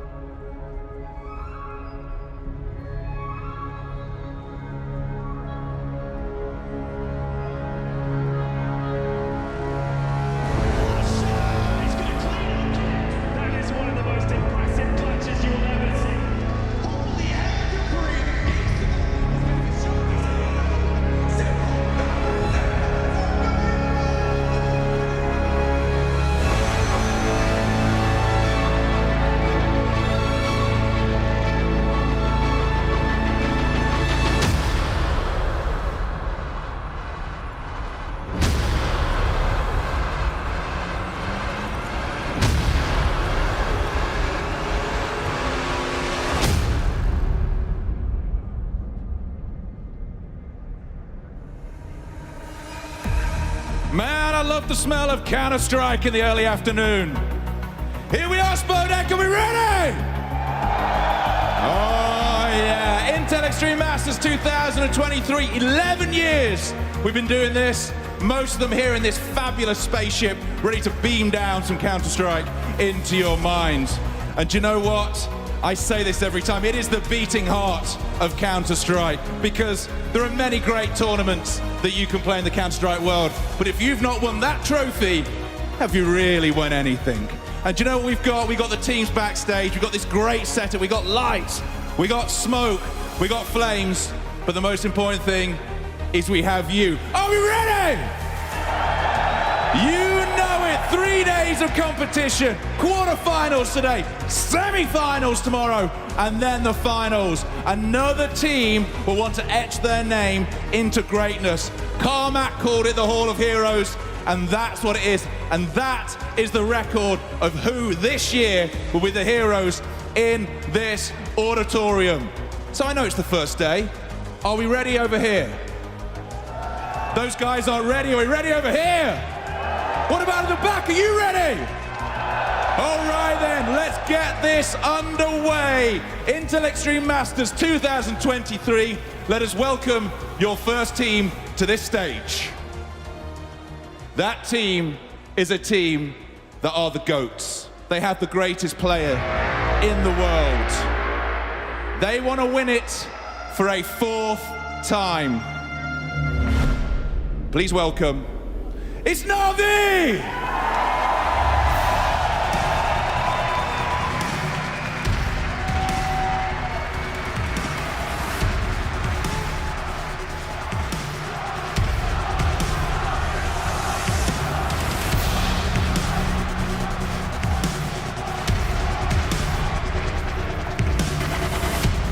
It takes something special to win on this stage. They've proved it 3 times already. Can they again? Well, they need to take on our second team in this first quarterfinal. So please welcome to this stage. It is a team that wants to prove winning the major was no fluke. They play Counter-Strike in their own way. Please welcome Outsiders!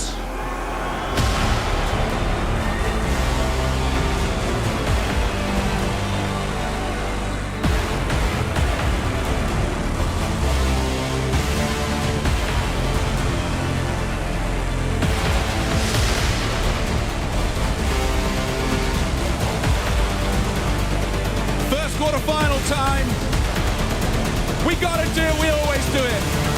Who's winning this match? Is it Outsiders? Is it Na'Vi? Is it Outsiders? Is it Na'Vi? Let's get it on!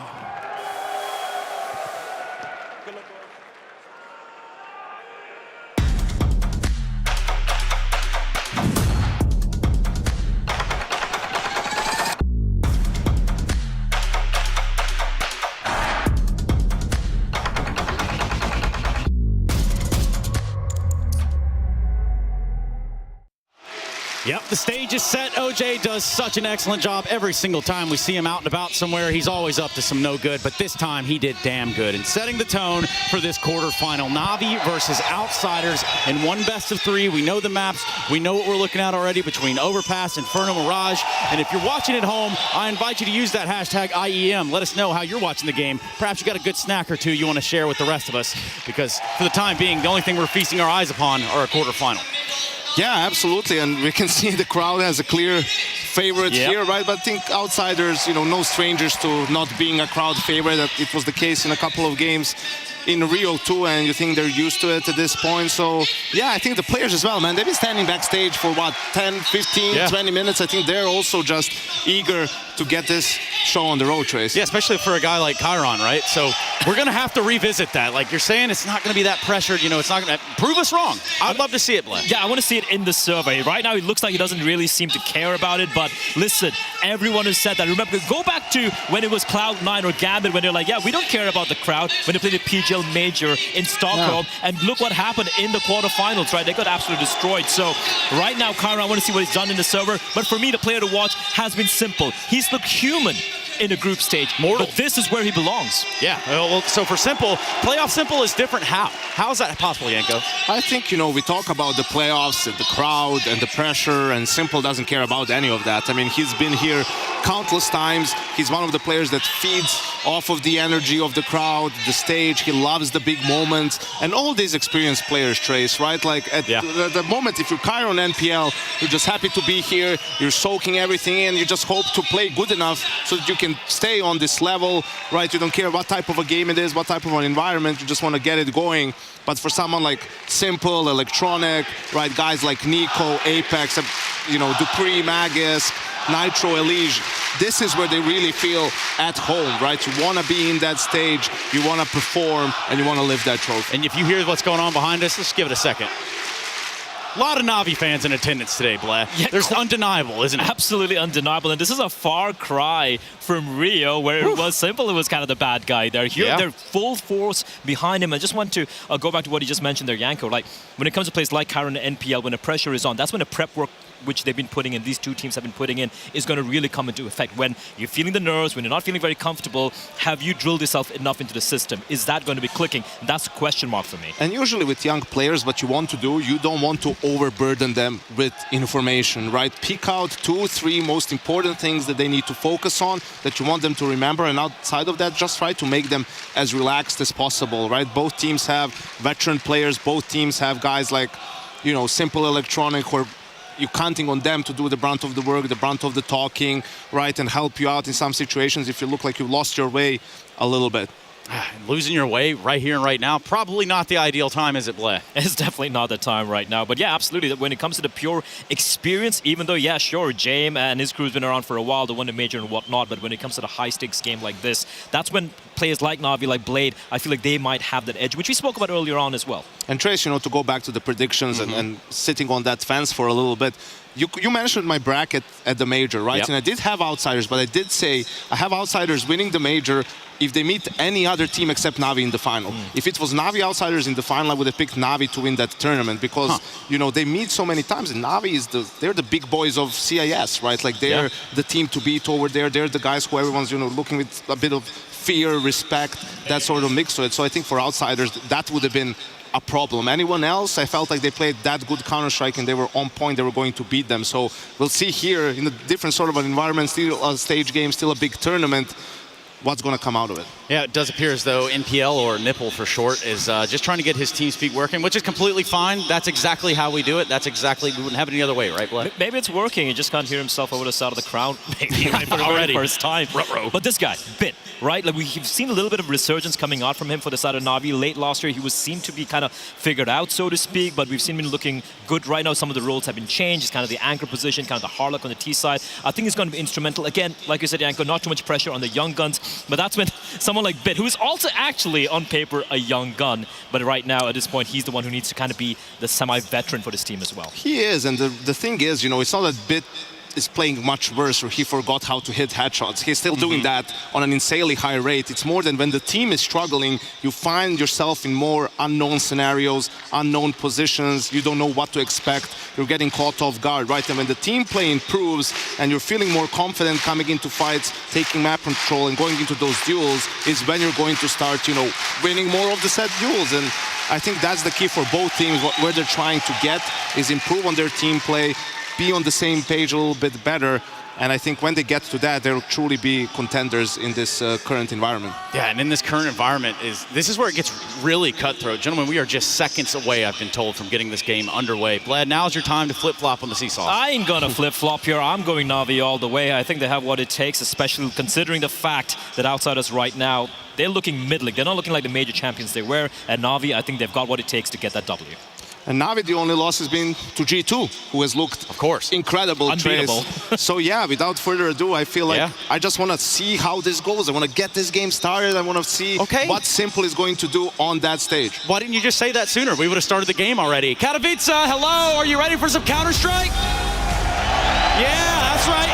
That's what I like to hear right there. Overpass, Inferno, Mirage, a quarterfinals upon us. And it's going to be brought to you by Sponge and Machine. Oh yes, it's what we've been waiting for.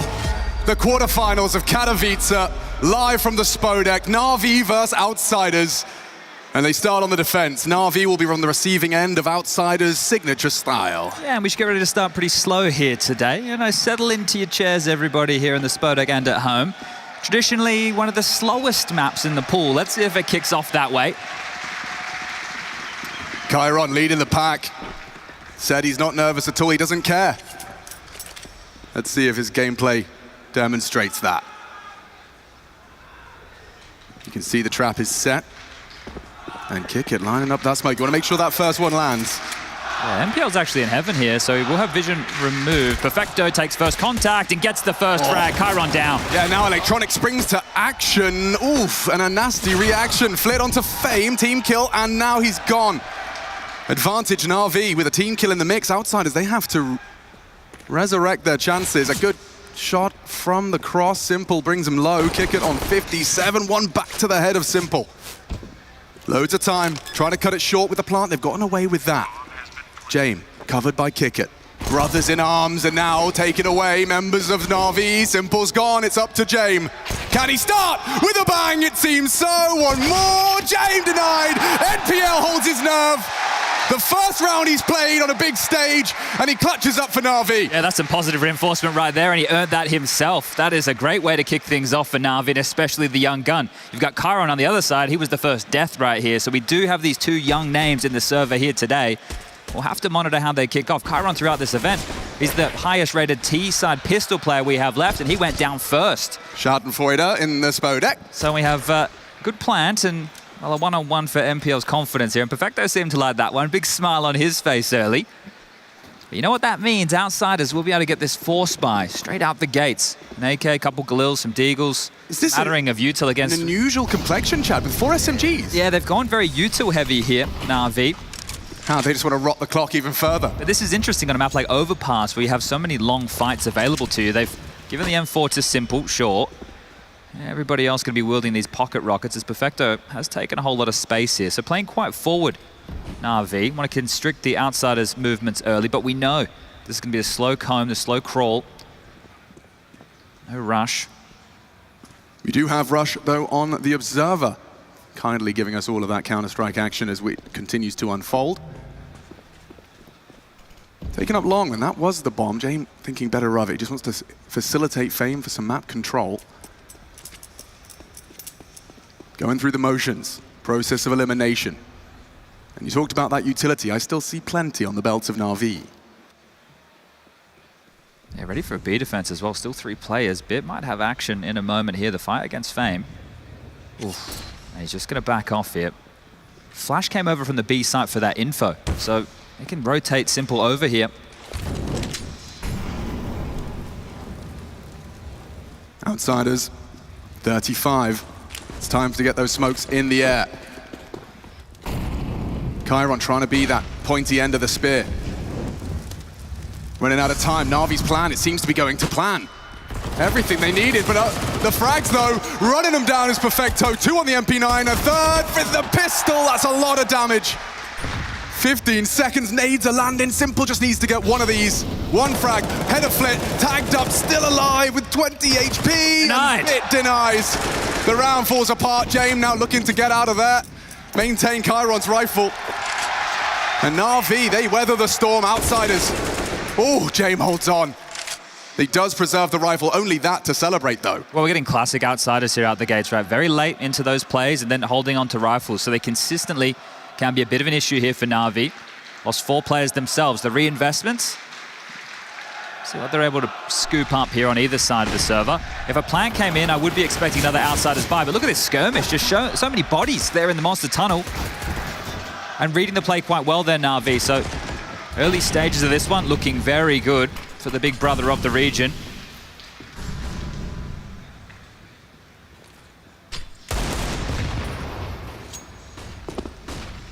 Yeah, and it's an assumption we make when we see teams from the same region. They're going to be locking horns all too regularly, but speaking to the players, apparently not even practicing against one another. This is relatively new for all of us to see these teams and their Counter-Strike philosophies clash. We heard from the Brain Trust, Electronic and Blade.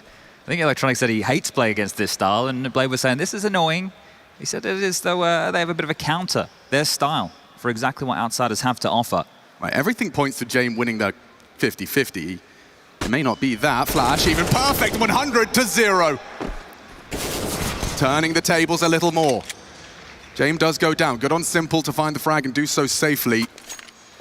But they have armor. They're doing everything to make these rounds imposing. You talked about the fact we'll see the majority of every round, right? 1 minute 55 every single time. Now we're at to the 40-second mark. And it's decision-making time. Another scavenge rifle. They will give this one a go, but kick it with a look in here. MPL, this should be his every day of the week. Again, down to the 30-second mark commitment. They can transition back, and that's spotted. The bomb going down connector here. NPL leads this cleanly, provides both. A second pass of the test for the rookie. I don't know if there's time to get in towards A here, Chiron. I like the smoke. It's an open site. He can actually construct these rotations. This is very brave. This is ballsy. Simple. Runs straight into the gun. Mowing him down, a double. Plays the time, backs away. Now suddenly a 2-on-2 established. They're making Na'Vi work for this one. They have the kit. Can NPL close the round as well? Chiron safe from the flame. Kit on NPL. It's only MP9. Suddenly outsiders. The conservative buy, the headshots are in, and Chiron is in the Spodek as well. Well, that's going to feel real good. This kid said he doesn't care, right? We hear that consistently from the outsiders camp, but you saw his body language when he walked on stage. I think he thought he was in his bedroom. He's having no issues here. Dustin said he wanted him to enjoy the moment, and that is one way to let this sink in. That is a heads-up play right here. Drops the smoke, plays ahead of it, knows that Fame has to plant, and here just denying that rotation of the 2 big men on campus. Simple and Electronic going down to the arms of this young gun right here, and that's going to fire the team up. Initiative, problem solving, and he's done it with the additional pressure. And you're speaking of pressure here, Na'Vi now we're just down to some pistols and a scout, and that scout of Simple will find a bit of a tag onto Fame, chase down James. Damage done either way, and the nade, well, not close enough.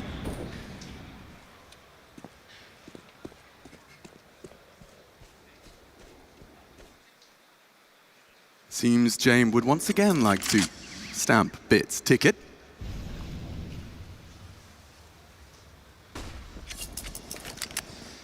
He has support in the form of Leader Electronic.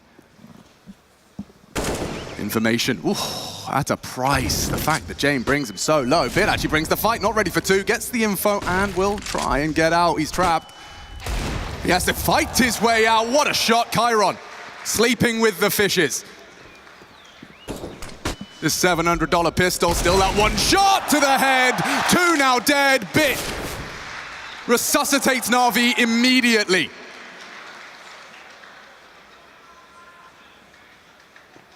Short-lived celebrations for the outsiders. And well, we might have that classic conversation here of the save coming through. Fame's low, kick it, removed from the play. The bomb down in enemy territory here, and Bit's done enough. So we've had the individuals stepping up in these duels, right? You can see that we've got MPO with the clutch on the pistol round, a couple of follow-ups with an MP9 in the next.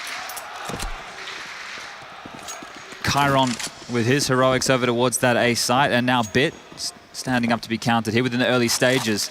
And as mentioned, we are going to get the most out of every single one of these rounds. Once more, minute 55 soaked off the clock. And you heard Blade in jest in that interview saying, you know, we get a bit of a rest. You don't get a rest against outsiders because you know the hit is coming at some point. And if it doesn't, they've held onto a bunch of rifles to continue to be threatening in the next. They will grind you down. Yeah. It is first to 16, but outsiders understand they can do that within a 30-round spread. It's not who gets there first. Well, actually, I tell a lie. It is who gets there first. It's not who gets there the fastest. Precisely. Yeah, no, if I was to kind of characterize these teams, outsiders, I see them as an anaconda. Certainly a predator, certainly to be feared, but they will slowly squeeze the life out of you through endurance and through playing it by the book. I'm not sure how many anacondas have a book, but outsiders certainly do.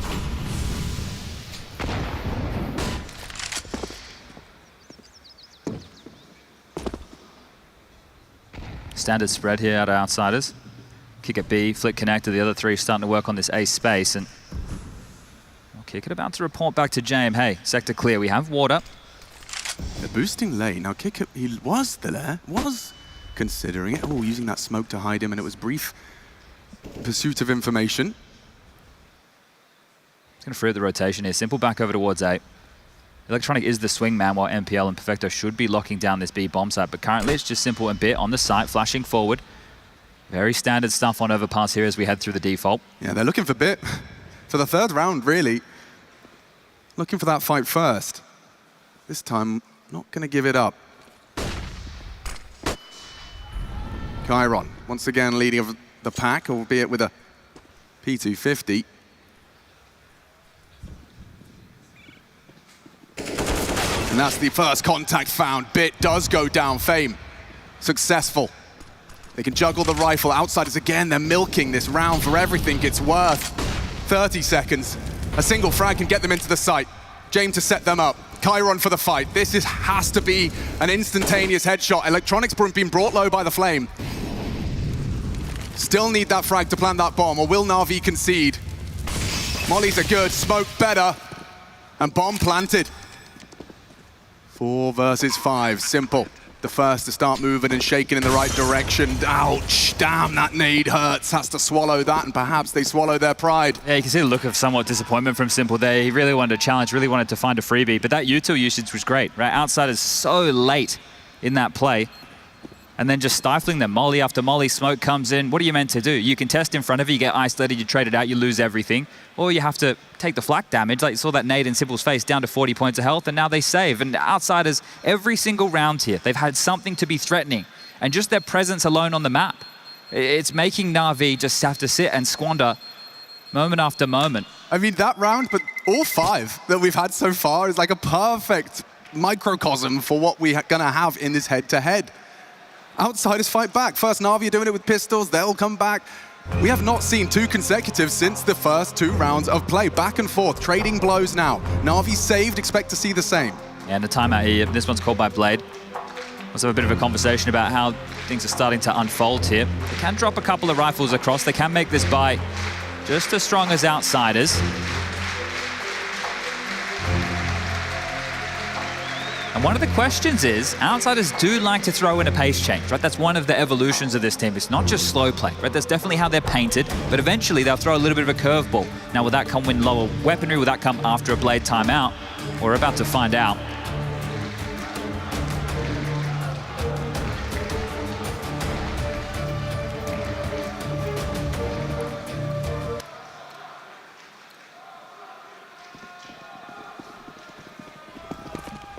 And they're off. We'll see what the game plan looks like this time. James disrespects the flame this time and actually pays quite the price. Bit going aggressive, supported with a flash, and it is just for that information. Nothing to report. A confirmation of presence from these nades. Fame with some donations. I was looking back at some of the Na'Vi demos on Overpass here, and traditionally they would throw that standard T-Stairs molly. They don't often throw the double over towards Playground, so James, knowing that he can make it through with only one bottle of flame in front of him, if they do throw the Playground molly, it doesn't come with a T-Stairs molly, and they look for a pick, look a little bit more aggressive. So we'll keep tabs on that. There are a couple of little tells here available for Na'Vi's CT offense. Yeah, it looks like Na'Vi want to get some info. So CT smoke back on toilets, and Simple's come to support potential for Bit, or perhaps just provide safe passage away. You can see these players reminding themselves who they're up against. Yeah, ready for the pop at any moment. They don't know exactly when the fight's coming. More flak damage through the monster tunnel. Nose flash being lined up here. This is going to catch you. NPL eats the flash. Flames are good, and so is the spray. Kicker sent packing. And this Fame's attempt that also fails. As you know what that usually entails now. Outsiders with 30 seconds, a two-man disadvantage. They might have another shake of the stick. It's Electronic onto Flit. One and done. Flit needs a whole lot more. I'd rather James. Oh, now on the floor. Chiron alone, and yeah. Oh. One headshot's great. 3 required. And an AK a whole lot better than nothing. Yeah, I think the bosses had something to say here. So this kid's had to acclimatize quite quickly to the way James wants to approach the game. So a save again, an AK retained. Enough money to drop one into the next. But one of the question marks right now is we've already found ourselves 6 rounds deep, is no AWP for either side, right? And we know that James is quite the force on that. It allows him to poke and prod on the T side, crawl across, find some opening exchanges here.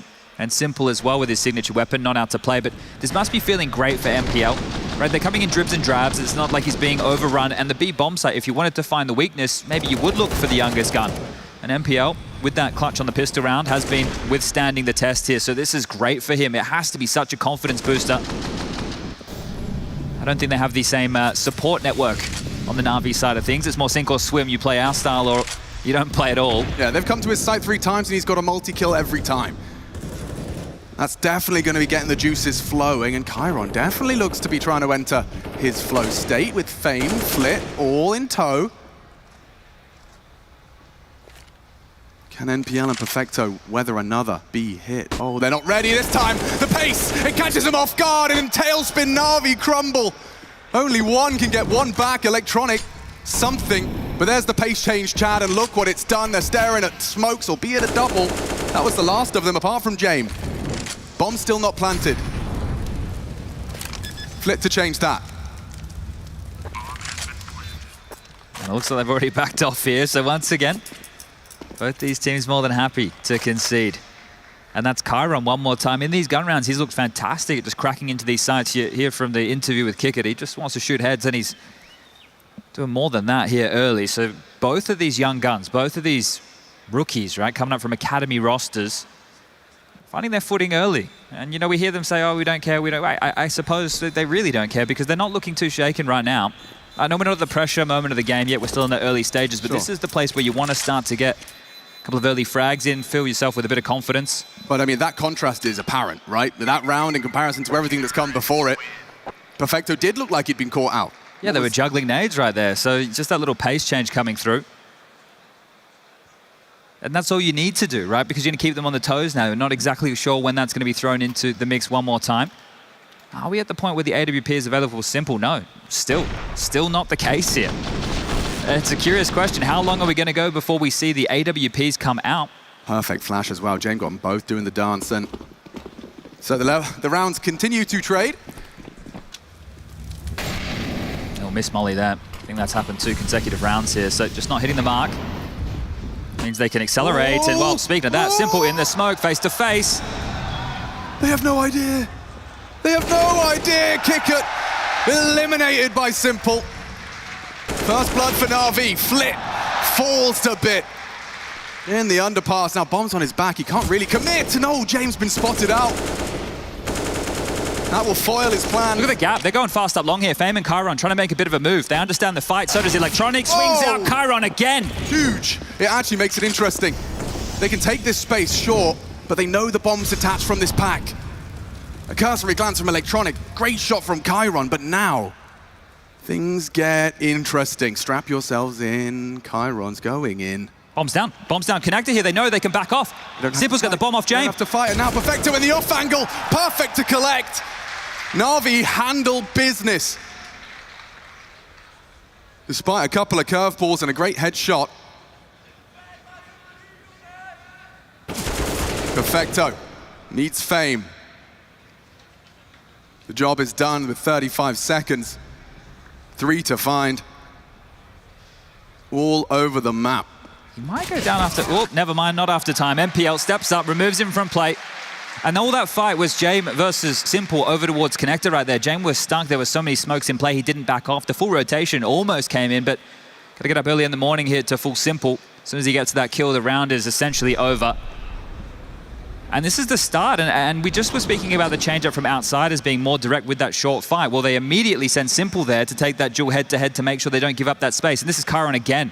Lays a sharp hit onto Electronic. But this is the kill that really mattered. So Simple with a whole lot of impact. Can't believe James stuck around after all that. Simple, happy to take the fight, and Simple still happy to take the fight. Oh, it's a criminal angle. Bit can bait him in here too. And bye-bye Fame, executed by the Fountain. Chiron, though, he's a sharp tool. Simple sharper.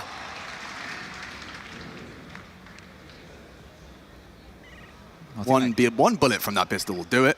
Yeah, I think the conversation about the AWP... He knows. He knows. And Bit will find it.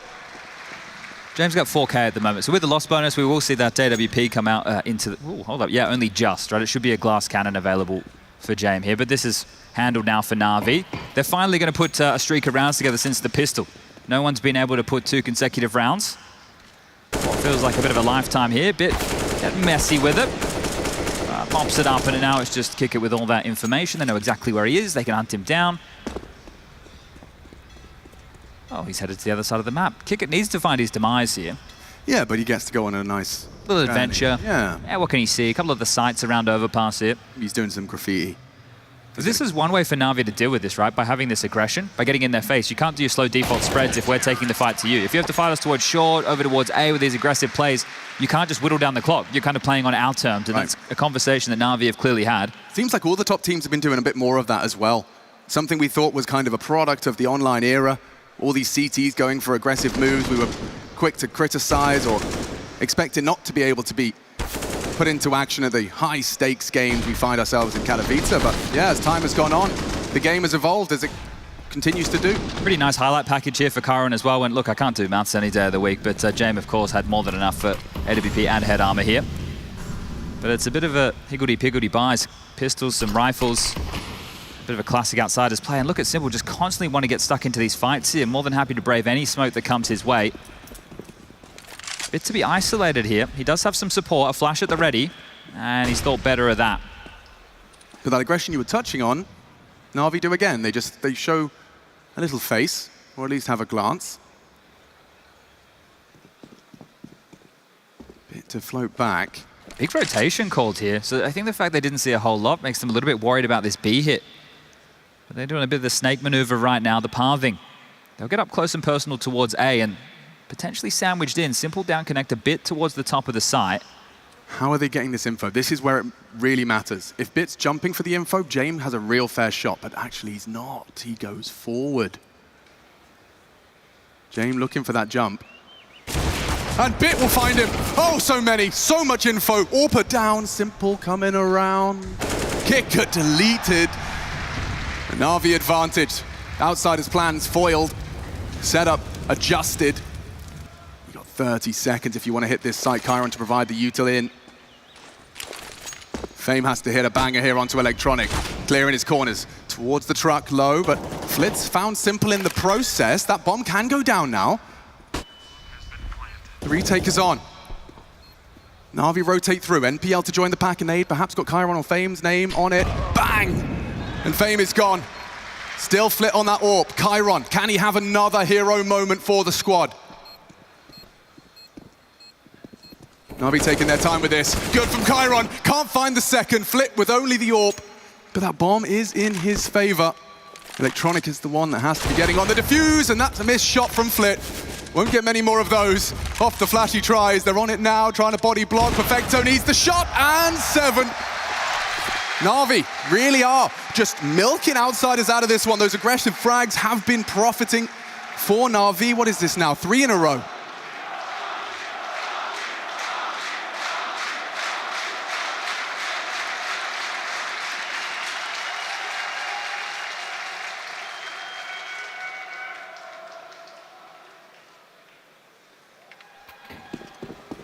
Again, outsiders with another put-together buy here. AK, a couple pistols, one more time.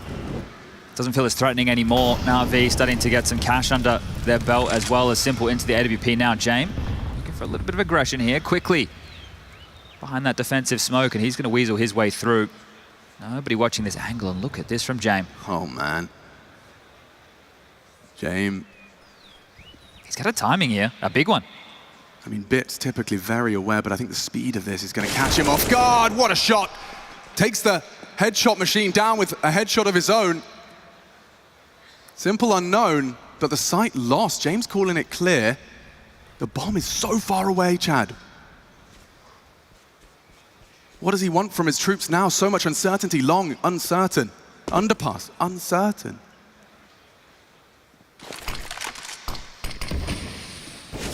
Baits the shot, Simple confirms. Truck side AK.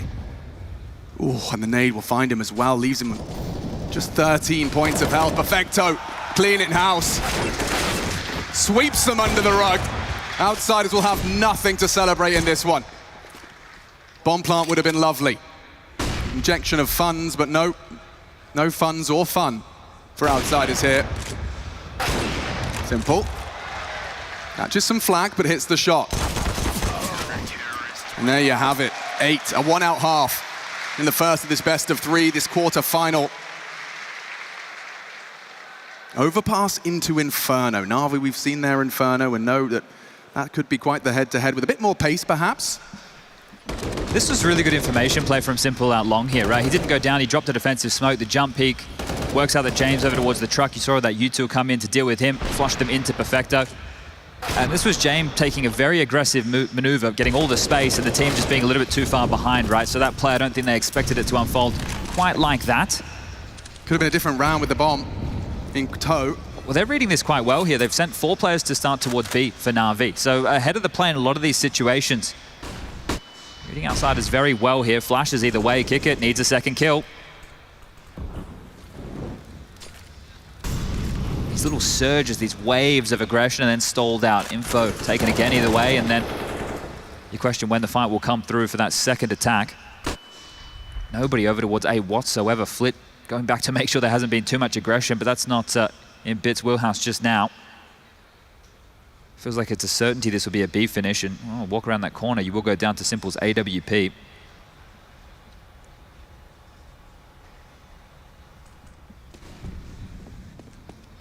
Oh, they've got now. They've completely evacuated from this B-side hold. Flit has so much space over towards A here, playing behind the divider smoke. They've left the bomb a little bit deeper here. That will be a problem for outsiders. I mean, Simple's kind of trapped. That's not where you want to be with the AWP on the hit coming in, but no hit just yet. A boost instead. Safe from that. Dismounted now. James, though, posted up for the cross. NPL down. And one back from Simple on the jump. Isolated on that site, but he seems to have a good idea of what is up. The knee-jerk reaction, Electronic's going to have confirmation, is A. Electronic. Distracted. Is he considering? Long, Flit, low HP, caught by the spray, immediate trade. Na'Vi They will have to retake this bomb site or accept that the fourth for their opponent. Simple pushing straight through. He's got a bit of bloodlust about him. It's all onto him. Chiron and Kickit up against the GOAT. On the stage, an AWP in hand. It's perfect for his play.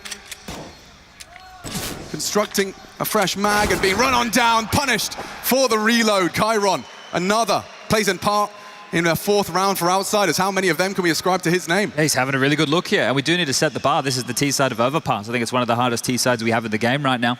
If Outsiders can get themselves up to 5, which might be possible here, considering the fun situation over there with Na'Vi, and they're going to discuss exactly that. Blade calling their second timeout. You've got 9K on Simple. MPO can purchase. Electronic the same. Maybe at least one emission in the buy right here, but a lot to say. The notes are out. And this is just a tug of war here, a bit of a back and forth between these two. There's a lot of mental chess on the position. You see James attempting to brave the fact in that earlier round with the rifle, right? He's thinking, okay, well, you can't consistently be strong in these areas. You're trying to stay ahead of me. Makes a very out-of-the-book play for especially James. Yeah, and especially on this map, those gaps are usually larger. Overpass, one of the largest in the pool. And James already outlined his awareness and ability to find those gaps as he snaked into that site in the prior round, but unable to convert off the back of the timeout. Oof, Bit having to... Oh, no, never mind. They juggled it across. It was looking like Bit was leaving with that MP9. Not the weapon for the job over towards A, but they're starting 3 players, Bit, Simple, and Electronic, to deal with this. Squeaky blown off information available now towards those short players as the smoke start to subside. Trying to be strong and bring the skirmish within the early stages of this round. Na'Vi are blocking heavily towards B here, hoping that they can find a fight on the other side of the map.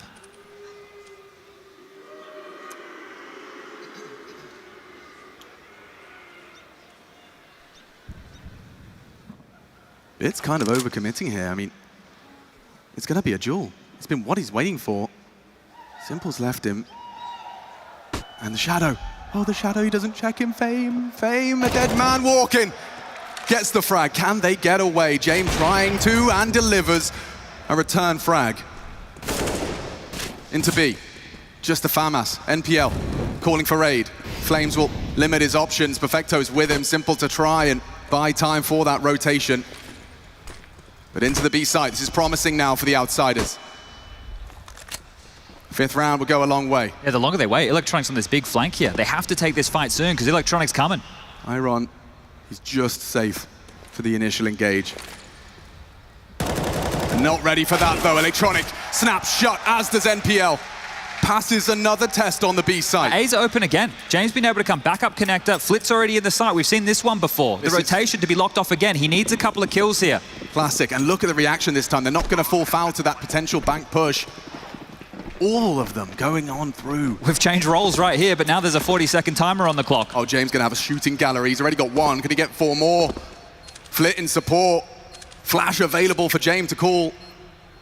That first AWP shot connects. Na'Vi trying to close the gap, run down the AWP. He can only fire 1 bullet at a time, using their numbers now. And the numbers on that bomb are ticking. Simple, good for Flit. James, though, a problem, persistently. Just enough time on the clock for the defuse. Na'Vi, successful. But damn, don't Outsiders make you work for it. You start doubting yourself. It's the thinking man's game right now. Just some of these decisions that are coming through, all of them evacuating through sewer there, going up connector, understanding the scenario. Outsiders as well with that lurk of Flit. Still able to get that bomb down and remain threatening here. That's a big shot there from Simple. And then as soon as they can remove James, who is locked towards bank, he has to stand, he has to fight, he has to deliver. Unavailable, and while we move back into play here, another plant means, well, of course, you guessed it, another threatening round for Outsiders. No freebies here today.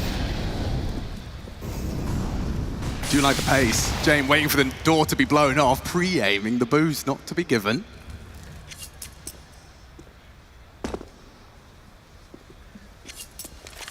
Many ways an AWP can be utilized.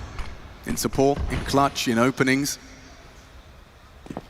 James likes to do all 3. We've got this long space again here. James going to join the party, so Karen, Fame, and James all up long. Flit and Kickit well in their usual hidey holes on their default. We'll have to deal with Bit, but he can evacuate with the ease here. He has Simple along for the ride. So the two of them, understanding the internal clock of a map like Overpass, are dipping back now. They will have to address this long presence at some point, even if it's just a flash and a jump peek, a jiggle, some form of a spot. They know that that threat is now available, and you see Bit here ready to take that fight. A whole lot of information with that truck jump. That's enough to bring Electronic over as well. So rotating ahead of the play here are Na'Vi. But when you're against outsiders, I'm sure you start doubting when the server falls quiet, as it has.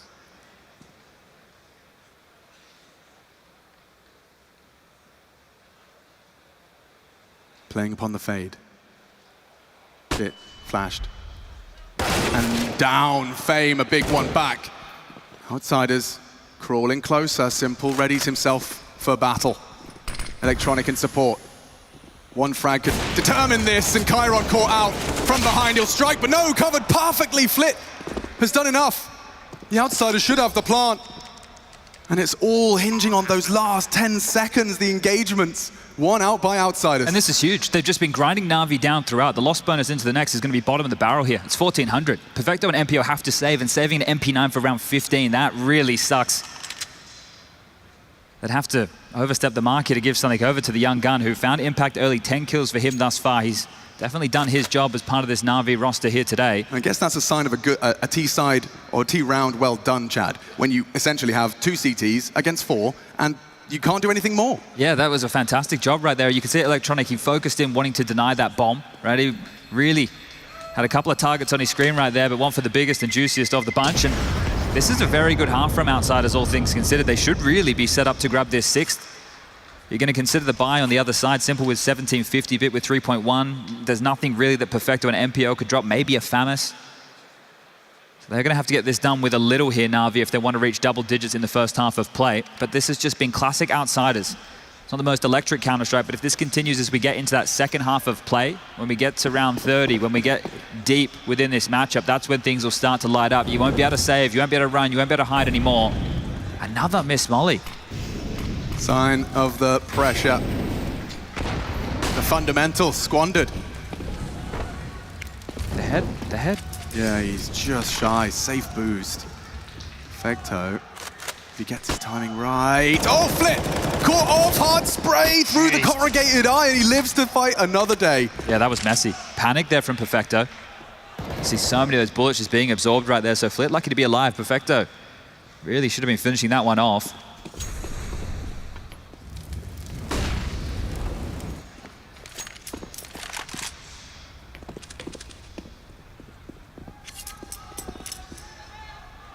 NPL, can you really finish the half clean on your jewels? Yes, he can, and he will.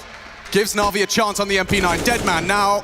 Need a trade. Perfecto eating the flashes, counter flash in. He just gets vision back. Oh, Chiron shuts Na'Vi's lights out. One back from Bit, immediate trade, and yeah, the rest is up to Simple. Perhaps the element of surprise, it's quite quick on this. Flit's removed from the pack here. He's got to come down, he's got to join the party. Simple, I don't think they're expecting this play. Backs are turned, and James is first to fall. Can Simple find Fame? Clean as you like. A 1 versus 3 to deny the 6th. Flit's already low. He's even picked up a smoke, but it's a 10-second defuse. Simple, well-placed smoke. 4 bullets, needs something, and AWP will have to do. Come in monster side, 10 seconds. What do you do? Take the fight? Have a look. He's got it. Simple lets it go. Flit will save him. A competitive half from outsiders. Chiron, king of the hill in that one. 3 on the entry to secure it. Outsiders 6, Na'Vi 9.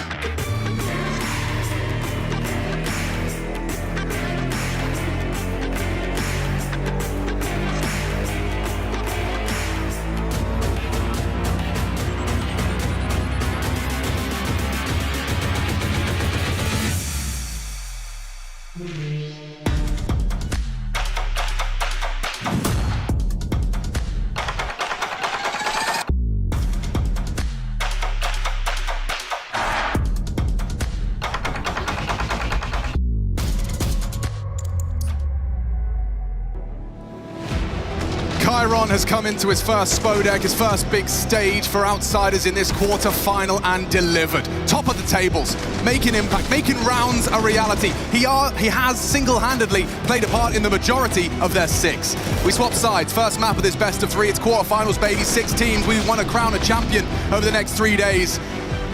And Chiron's trying to make a strong case. He says he doesn't care about the stage, doesn't care about the pressure. Let's see if Na'Vi can turn that pressure up in this second half.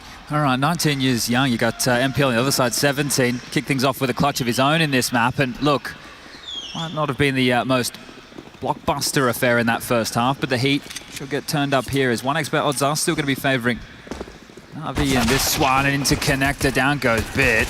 Yeah, a lot of bodies down here. It's going to be a bit of a brawl, a bit of a biff. We need one more back. Electronic up against Chiron, and he's too good. A third, perhaps. Kickit would love a frag as well. It's only simple. Only simple. 3 to find, love the angle, and Chiron building on his legacy. A third in that pistol. That's not too shabby, up to 17 now. He's got one less frag than the bottom 3 of his team. This is crazy from this kid, right? Just stepping out on the stage and getting to do exactly what he loves here, hitting heads, and this just kicked off. There's a bit more excitement here. Look at this. Frag's going down within the first 15 seconds of the round, so a fight early. If Na'Vi want to bring a bit of a pace change here, I think it'd be very welcome in the Spodek. Yeah, sharp as attack. This might be the closest thing we've had to a eco in the entire game thus far. Throughout the, all right, that's a hefty nade right there. You know what's interesting about some of these Chiron positions as well? We're going to go into Inferno next here on Overpass on the CT side. He plays some of the rotated roles, which are traditionally for more veteran players because the decision tree, it's a whole lot harder. Sure, you get to be in some more of the action, you rotate in, but you have to be making those choices quick, smart. Yeah, without a nade to your name, Na'Vi, the game plan has to be more about risk, gamble, lethality. A quick deagle headshot would be nice. Fame has his wings clipped on the jump. And James just safe from that wall bang of Simple. He's going to keep trying. Like he knows. Oh, and he does get the headshot after all of that. Salt in the wound, James. Not going to be too happy with that one. A tut of the tongue. Simple though. Caught out. Yeah, it'd have to go really, really wrong for outsiders here to lose a round like this. Just consider the purchase on the other side. It's very meek. It's 4 to play now. Time really not on their side, and 3 players on the top of this A site, so they will just be running into the blender. How many more can Chiron get? Well, this is 20 for sure. Watch this. Comfortable. Bomb down. Chiron does get two. Fame will take a pair of frags as well, all the way to the bank. Appropriately just next door.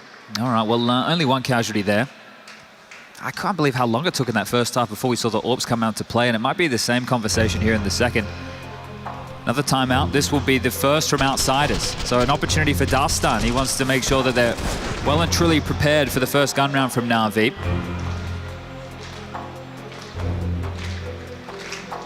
We're going to tie things up here, 9-9.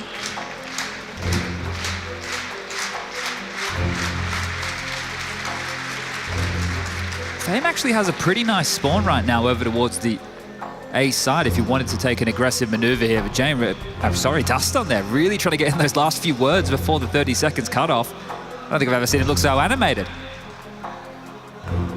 Let's see if Fame wants to use this spawn here. Take an aggressive maneuver towards Connector, maybe try and get himself up towards the fountain. Oh, they're juggling guns, so maybe not. Looks like you will have to wait to scoop that one up, and all right. Still 4 players, so this is the conversation. Right, they're going to set the tone early here, Outsiders. They're going to be 4 strong towards A here. It's just going to be kick it, babysitting B. This could be quite the early deathmatch. Simple, cross to the playground. And Flit wants to play.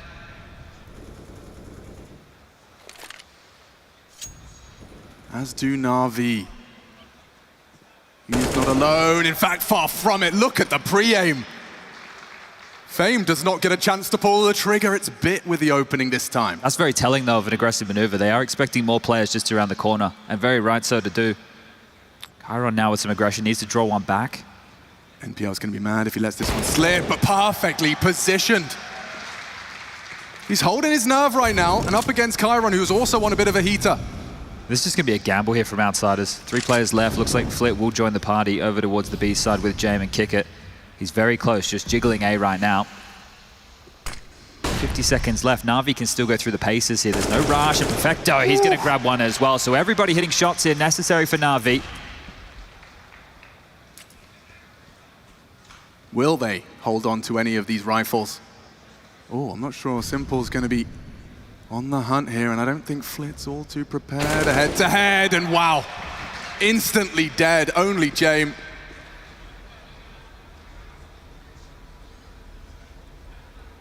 Look at the push and pull of this, just taking fights all across the map here. Still has a good idea that Jame could be somewhere around. They don't want to allow him to save, right? Don't let them be in their comfort zone. Bomb's about to get planted over towards that B bomb sign. Before it does, Simple gets rid of Jame. Beautiful stuff. Nothing retained here, and Na'Vi first to get up to double digits. But the conversation for both of these teams here, look, it was shakier for Outsiders to make their way to the playoff stage. Right? They definitely had to do it a little bit harder, but Na'Vi beat bigger names. So the conversation, well, who's looking better? Both are looking rough, you know, but both aren't looking at the peak of their powers. You've got Na'Vi led by the man just on your screen, Simple, and well, then of course you've got the previous major winners, Outsiders in the server here, with what they think is an upgrade of Chiron, who's showing exactly that. They can get the buyback out here, Outsiders, so AWP now for Jame in hand. Flit's the biggest emission with that 5-7. And this is just, feels like 1v1s across the map here. What long can they isolate? That's the question. Perfecto, this is very forward. Oh, Fame, down, no trade. How has he done that? In and out, flawless from Perfecto. He's found them an advantage on his own with 0 support. 1v1s, you said, Chad. Exactly, and they know that Fame's an A-holder here as well, so look at all this space they just take straight back towards A. But will they expect this Jame AWP? Still jump spotting, seeing what he can find here. Knowing that Fame's removed, it means you can be a little bit more cavalier about some of these clears. You're not worried about the rifle in the upper bathrooms. They've taken all this space. They know that they've pushed Outsiders back into this box. The bomb transitions once more. So pressure over towards A, but it does look like the finish will be this B bomb site where the rotation from Outsiders hasn't changed. Jame with a shot with a chance, and now they know the AWP's in play. That's almost ideal. Look what it's doing. Just as they were about to run on in to the stack, Electronic has baited the shot. Jame perhaps getting nervous, sweaty palms, Kick It, only 2 frags, but gets onto Simple just upon the fade. A premonition perhaps, but that pulls us into a 4-on-4, and James has been sent to the floor. It's electronic. 10 seconds. They don't have time. Can't plan. They don't have time. Oh God, they need the frags. And Flitz already delivered this one. Falls through their fingers. I'm perplexed. I think Na'Vi are too. I have no idea how that's just unfolded. How have they made that type of a mistake? It was the pendulum swinging. I think that the last swing was a bit miscalculated. Because electronic gets a great shot. Bomb was so far away. There was absolutely no opportunity that could have made it to either side at that moment in time here. This is just such a miscalculation, losing track of the clock, and that's a freebie for Outsiders. No timeout either. Blade will hold on to it. He feels like his boys can reset, and they must do. Well, we've seen Na'Vi suffer tilt rounds before. If there's a follow-up here from Outsiders, that might start to set in. A big if. Power position adopted by Fame. Already very proactive map control here from Na'Vi. On their crawl, Fame activates onto NPL. No trade just yet, but Bits hunting him down. Perfect find as they keep it level. Far from smooth sailing, though.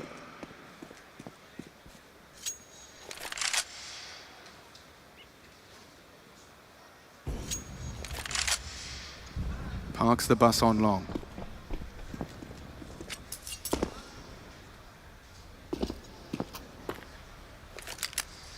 Well, it's not really an issue about keeping track of the bomb. It's more about keeping track of the time here. 50 seconds. Right now, you want to say there's plenty of time for Na'Vi to make a move.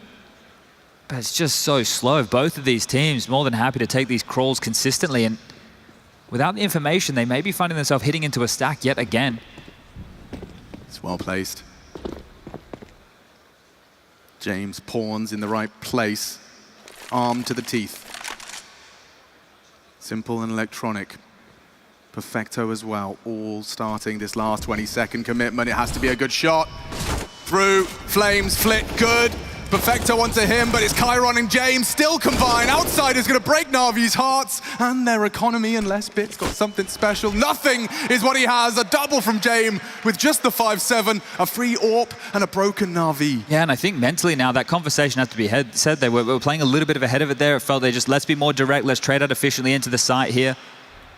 Felt flustered and rushed regardless of the play there. You can see Bit, he's already conceding, wanted to save the AWP for Simple immediately, not even looking for that follow-up fight, not even looking to see if he could find that frag and get that bomb down. So it is 10-10, and we're being grounded to the ground right now. It is Simple with a hero AK, the rest with some upgraded pistols, sure, but this could be the change in the tide of the game. We'll have to reflect on this. There's only one T round so far for Na'Vi. Save from the jump up.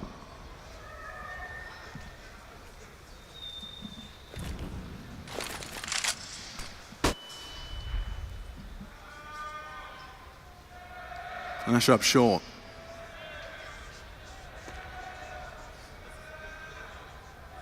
At this stage in the game, Outsiders, they'll let the game come to them. Na'Vi caged by the presence of this rifle. You want to let him work. There's no one to trade. There's no one close to him pick up the rifle right now. So Simple taking some risks, taking some liberties, hoping his teammates can find some information so he knows how to react off of this. Hoping for a reaggress here towards this short position. Currently, nothing coming his way and staying ever silent are Outsiders. Don't want to give up the game plan here with too many steps away. And speaking of steps away, there's a big rotation called from James here. Kiket's very much alone on a desert island. And Chiron coming to bail him out. The information is flowing now. Fame's calling very little action over here. And by the time they hit, the whole squad's here. Outsiders tested. Chiron, bodyguards. Kiket does fall, but that's the only one in the Na'Vi favor. One done with Simple's rifle. The rest collapse, and 11 set in stone.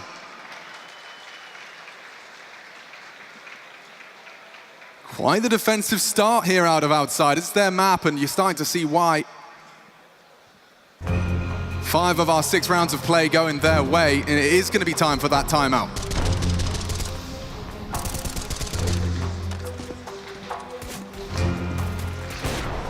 Oof.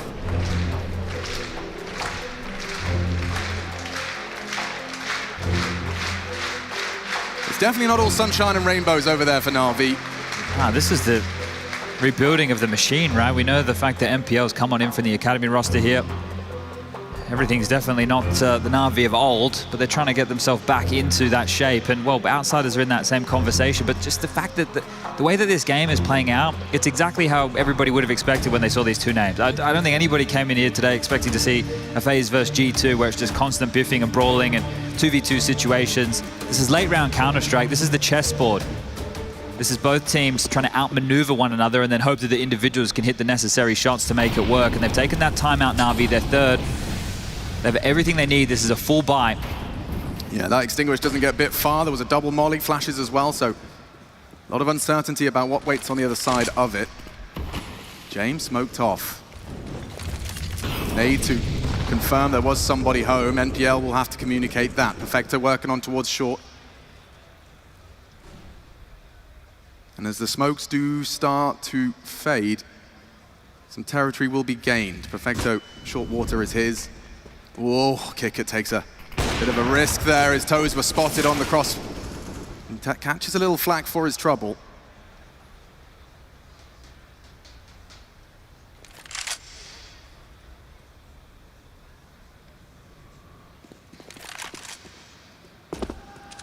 Action's on Fame here. He's been left alone in the upper bathrooms. This is pretty standard, so outsiders be well aware there is a gap in towards that A site. Fame doing his best just to be a nuisance. Looks like he's boxed in. Yeah, but when he's trapped, if he can find one bit, denies. Advantage Na'Vi. The rotate through, James waiting to find an opening engagement, slow them down on their approach. Simple with the bomb on his back, we can't... 25 seconds yeah, again. I'm getting nervous now. And so's Flit. He wants info. That's the fight he had to take. Simple. Counting on Electronic. Still there's someone hiding on the site. Where's that bomb going?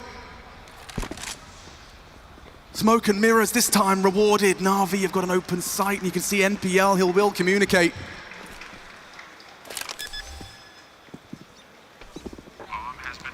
And that'll be it. Beaten at their own game.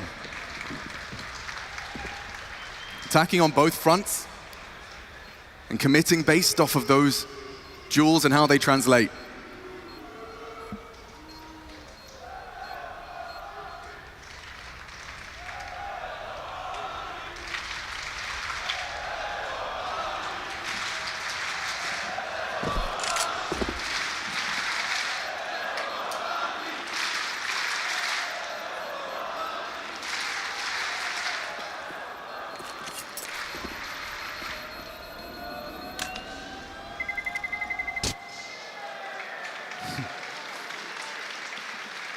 It's good to see you, Katowice. It's good to see you. Thank you for coming on a Friday to enjoy the games with us. Na'Vi outsiders perhaps not enjoying themselves just yet. Locking horns at 11-11. So hard to shine this one up here and talk about anything other than these maneuvers that they're opting for. It's just some rotation, some gambles, the info plays. It really comes down to 1 or 2 kills in a lot of these scenarios here. We are not here to deceive, Chad. We're simply here to perceive. And right now, well, might be an aggressive maneuver from outsiders here. They've hedged over towards this B site again. Fame not in the upper bathrooms whatsoever. He's just towards Divider, so it's going to be a Fame versus Bit battle potentially. Really, they're just wards, they're just beacons. They're playing for information, so James and Electronic on the other side of the server can make their late round maneuvers, and it looks like, at least now, the first test of the water will be over towards B. Well, that does change the game plan. You can see Kick it forced away. Once info back, flash exchange. Electronic a bit quick on this, eats the flash. No one brave enough to take the fight towards the barrels. And he concedes behind the smoke. Expecting that flash follow-up. Spray from Kick, it confirms it. And a rotation back again. Now action over towards A here. Fame. He's going to tuck in behind the truck. Needs some support soon. Bit and MPL already quite threatening here with 40 seconds left on the clock. James needs to get a move on. Oh, and Fame lucky to be alive. A bullet did connect, but just shy of the head. Alive and kicking. James jumping for that info, and Bit eats the AWP. 19 seconds, someone has to flip the script, and it's not gonna happen. Electronic 1. Bomb on Simple. Headshots are found. He can run down James as well. Electronic needs to be masterful, and that was beautiful.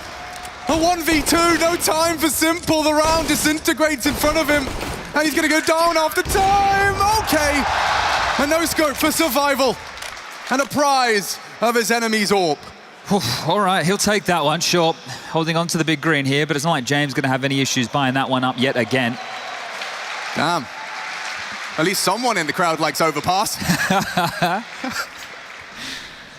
Well, this is great from James. That flash that he threw as well, because you saw Fame transition behind the dice box there. He was caught out. The flash comes in from James. It slows down the attack here. Otherwise, they would have been pinned. Electronic, great work from him, just not enough. Too deep in that hole of the number disadvantage. Then ring around the rosy here. Simple just unable to find James in time. But we're locking horns here yet again, and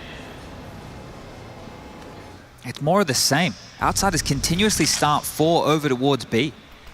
All the pressure on Fame here, and Na'Vi, they don't know that this gap even exists.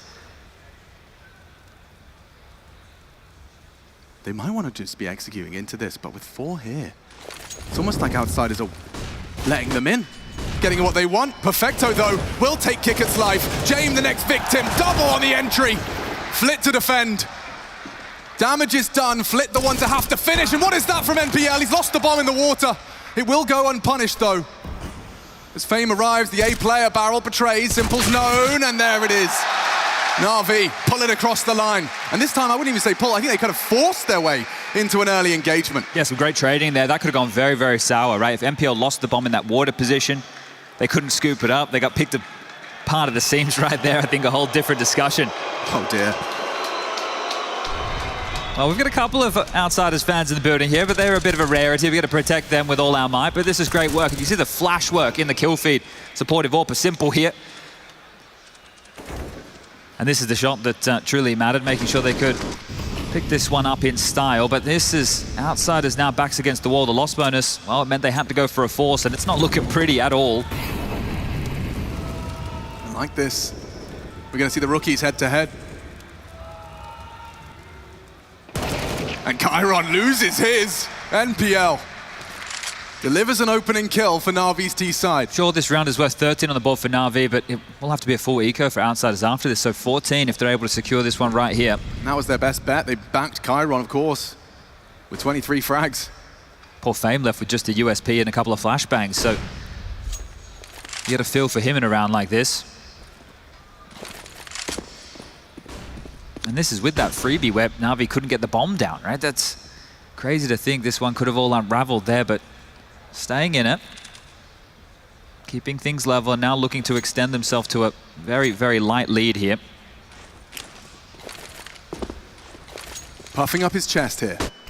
Wants them to feel under the pump. He needs the frag. Perfecto's let it go.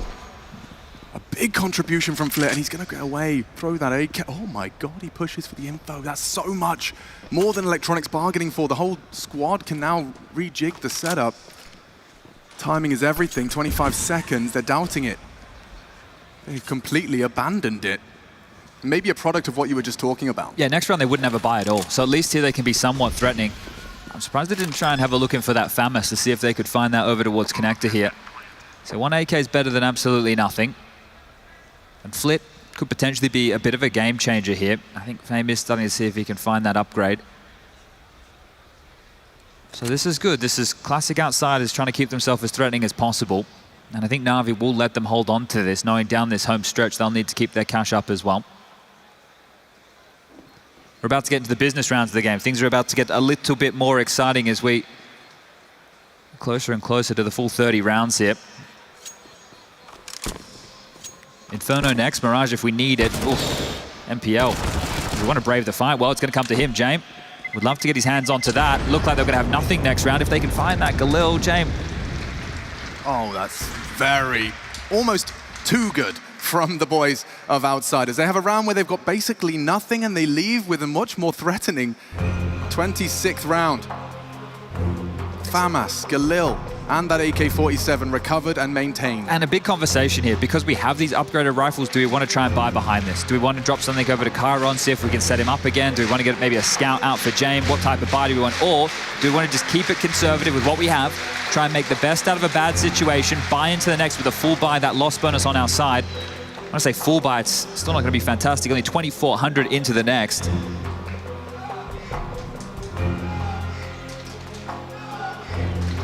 Looks like they've taken the safer of the two options here, so some light upgrades, Chiron into a 5-7. It is very threatening still. These are the type of rounds that you could definitely trip over your own shoelaces if you are Na'Vi.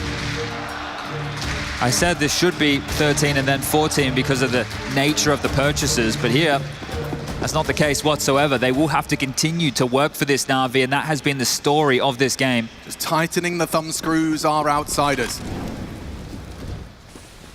You will never rest. No round is a given. And every mistake likely punished. I like the space early, stretching their legs for a jaunt down long. Without the bomb, but it's the space. same four-man B-lane again. This time they have actually found the gap here. So clearing out upper bathrooms. Fame may have visitors quite quickly here, but with all of this room, you could bring so many more troops back towards the long position, execute in towards the site. They are.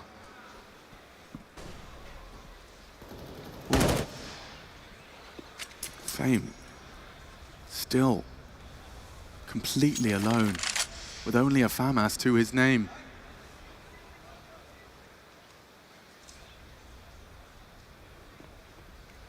Electronic is heard, and the molly is good. Fame forced out to the fight, Electronic none the wiser.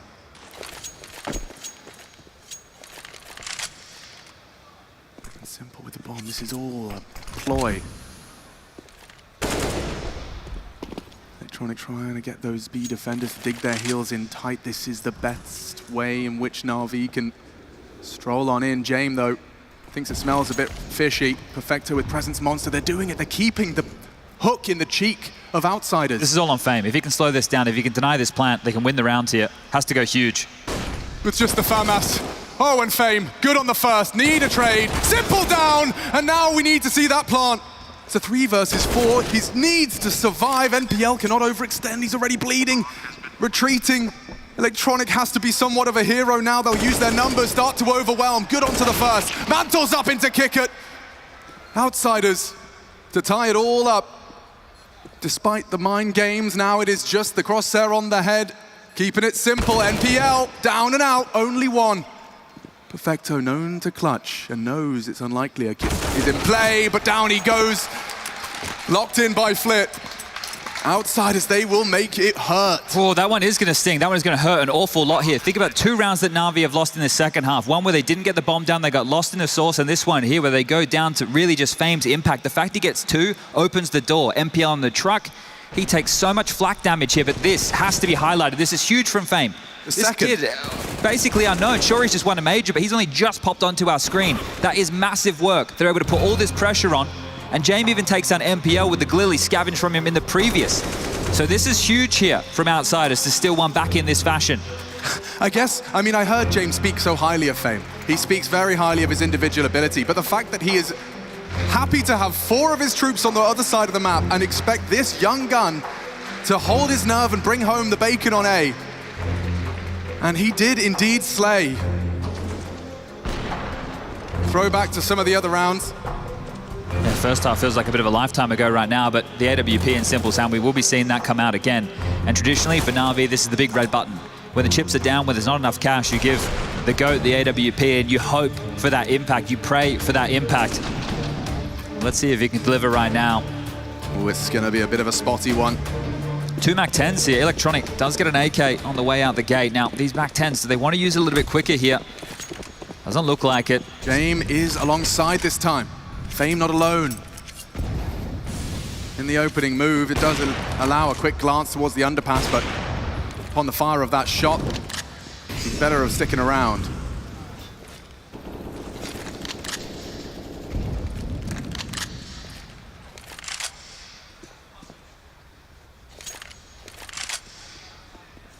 Electronic trying to pull the strings.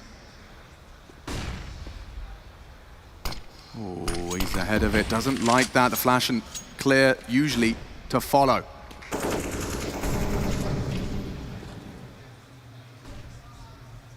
Forcing Na'Vi to do their due diligence.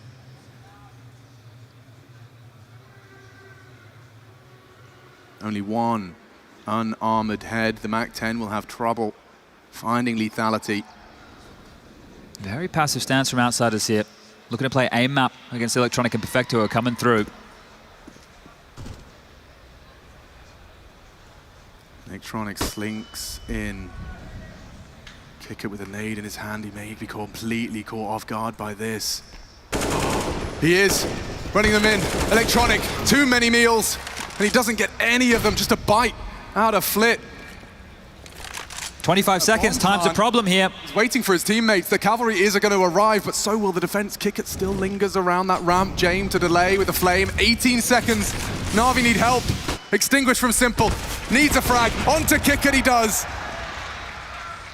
James to disrupt. He can't stop the plant, or can he? NPL punching in the code, extends play. An advantage changes hands. James close quarters. Around he wants, around he might try and take by force.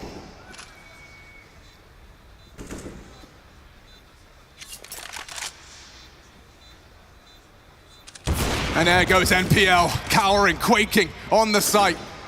Perfecto onto Fame, still James though, considering his options, and they will run him down. That AWP is gone, and so is the round. Na'Vi. Whew. This is intense Counter-Strike. You think about the amount of risk in going so close to the end of that 1 minute 55. Bomb goes in. There was 3 or 4 CTs there the whole time. Just keep trading blows here. That one there, I think that Jane was just trying to get himself a way out of the site. You can see his teammates already starting to back off, a passive boost, trying to find a kill, trying to give them a way to evacuate. Sure, this is great, but he needed to get something to get out of dodge, and the crowd even knew what that one meant. Hey, you're not letting James save this AWP.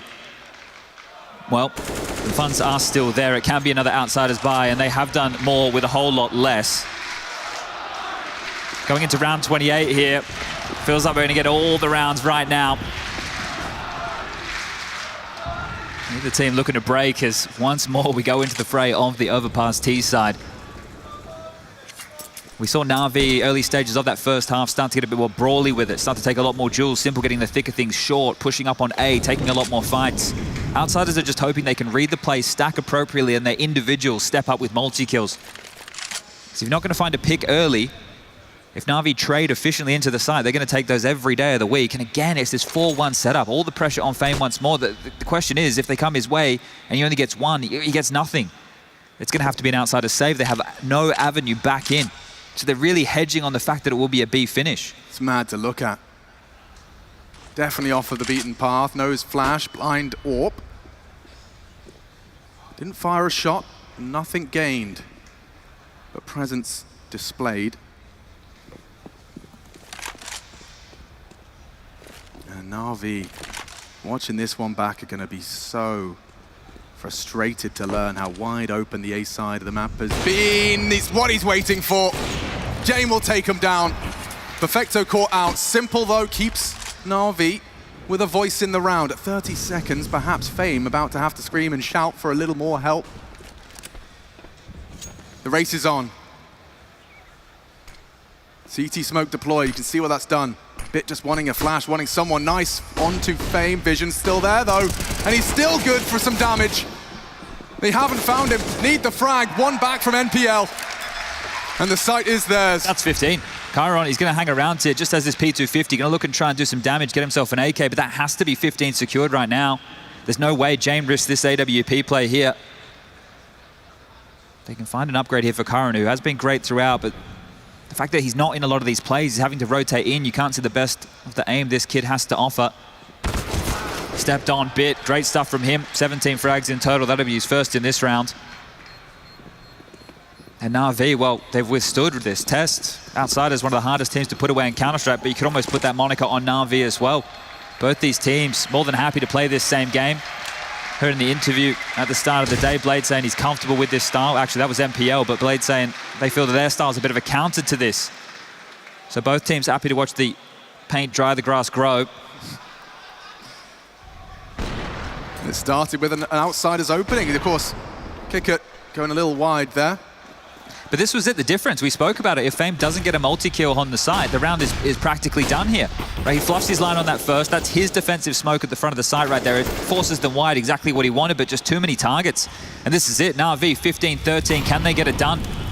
Well, Outsiders take us here to overtime. Bit of a change-up, some aggression thrown into the mix, and look at that. The A player felled first. Chiron to retrieve. Awkward in the smoke, does not want to go down. And neither does Kickert, because Electronic, he's taken this by force. Outsiders map pick already.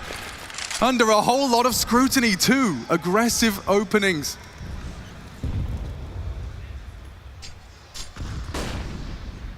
James to be the hero, to try and extend play. From Outsiders pick is going in Na'Vi's pocket. A role reversal of sorts. James on the defense. Holding the cross. It's a power position. That bomb cannot be planted unless James misses his shot. Good for the first. Perfecto gone. Plant to be had. James with flashes. Can Chiron really find the multi-kill to extend play? It seems impossible. Oh, so is that bit. Blind, doesn't matter. Gets it on the AK. Simple's gone next. Can James really make anything happen? Na'Vi should have it here. But James with 3 already. No kit, surely no hope. Smoke, process of elimination, and here's the headshot. Na'Vi 1-0 up in the quarterfinals. Outsiders overpass, solved.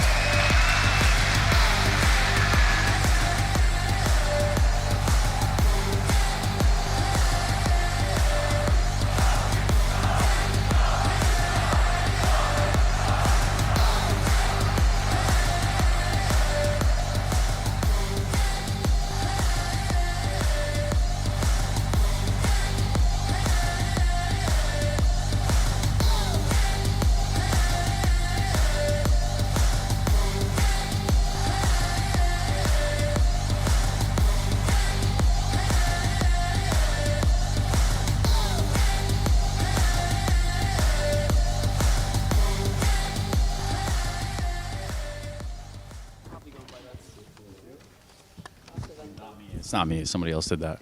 I was coming to talk to him, but I guess you'll do, I guess. What's up, dude? What's up, homie? What's going on? How you doing? What'd you do yesterday? Doing great. Yesterday, we fucked up. It's so eloquently said. Yeah, I guess you're right. So Katowice, it's a big one for you. You've been here a million, billion times, right? Mm-hmm. What makes this one special for you? My parents will come. There we go. So yeah. That's exactly what I was looking for. How long is the travel for them? It's a few hours on train from Warsaw. Just right down the street, really. That's not too bad. Cool. So is this their first time here? Yeah. Are you going to win it for them, or maybe? Like, what are you thinking? I'll do my best. Okay. And that's all you can do. You do your best. You try your best. Yeah. And that's famous words from Sasha. Thank you, Simple. Thank you. There you go. Give me one of those. Man, why are you shaking? I don't know. I'm nervous.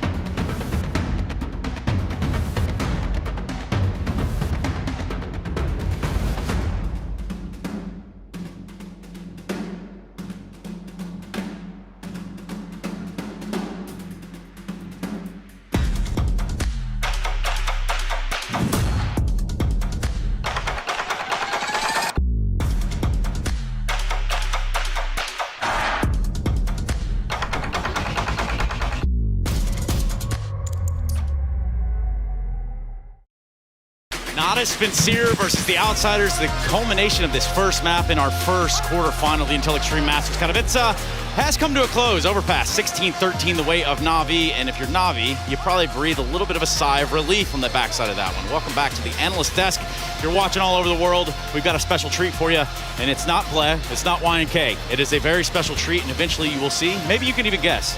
Make some noise for us. Say something. Yeah, say anything. Maybe they can guess.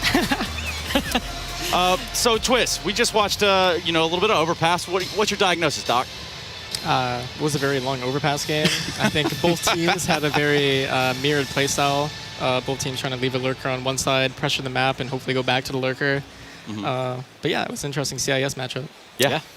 For me, Chiron, man. Yeah, The guy, he talks the talk and he walked the walk, if you ask me. I think he did everything he could, and I think that's a great debut for him, considering I thought the nose would probably get to him, but clearly the guy doesn't seem to really cars. Yeah, had some really good kills, some spray transfers in there, but it was one of those games where it seems like the two teams mirror each other, right, in styles and slow-paced, and a lot of back and forth in the first half, right? Just as you think one team got control of the economy, they're playing against a force buy, not too many great weapons. That's when they lose a round, goes back the other way, a really seesaw sort of a game. Until the very end, you weren't sure who's going to take it. Yeah, and it really was up there. I mean, 16-13 kind of speaks for itself, right, Twist? That's a close game. And is there a question at any point in this game where you're thinking someone's in control? Probably not. I mean, Outsiders was trying to gain a lot of control on their T side by trying to mess with the economy as much as possible. I mean, it seems like they always had an AK or a rifle in play. So they try to do as much as possible to damage the economy. CD side is very difficult to play when you don't have the money for it. Even someone on Navi always had an MP9 or a bad gun to play with, and he was usually one of the B players. So at least they always had a rifle on bit or simple. Yeah, I mean, just like Yanko said, Chiron is like, I mean, he played his role pretty much. I mean, he knew to take the gaps. This round where it's like a 2v4, he understands he has to play aggressive in A, puts down the smoke, gets in front of it. It's a significant play. It's not what you expect from an inexperienced player. Huh. Well, man, I feel like I'm already smarter just standing here listening to you talk. What do you guys got cooked up for in the Telstrator? Well, this is a bit of a weird one, Trace. We have to get over there, so talk to Blair for a little bit. Yeah, okay, let's do that. You make sure you hit those buttons. Perfect. Blair, while they make their move, while they make their transition, Chiron, man of the hour, you believe in that? I'd say he was a hero for this team. I think is the main reason why this game got really, really close. But at the same time, a couple of players didn't quite step up for the side of Outsiders. For Navi, sure, they tried to play Outsiders games against them, but everyone did chip in. Electronic, a player we pointed out that we want to see him step up. He had moments as well. Yeah, moments of brilliance, which is why we're going to continue the streak of brilliance. Ain't that right, Yanko? Absolutely, Trace. I'm here with Twist, and we're going to break down round 11 from that first half, which was a little bit strange at the beginning. Just see that, it's a sort of a eco where Chiron drops a AK for James, the hero AK round. And who says my boy James can't play aggressive? Look at him here leading the way, entering, walking through a smoke, Twist, and he's just trying to find a timing here, right, to catch Navi off guard. Yeah, I think in the prior rounds, James was doing a good job at conditioning them and seeing how they play at A. And I think on this round, I mean, the IGL usually does have a form, like some type of read.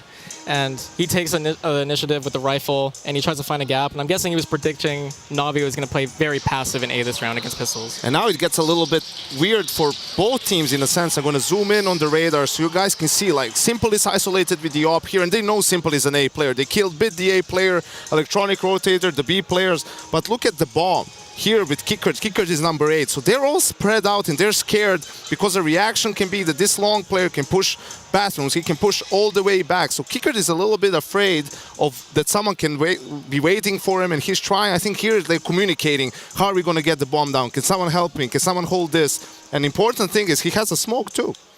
I mean, it's not only that. I mean, he pretty much has a safe passage. I don't even know why he's looking at under right now. I mean, his teammate's in under, and I can only assume that there was really bad communication this round.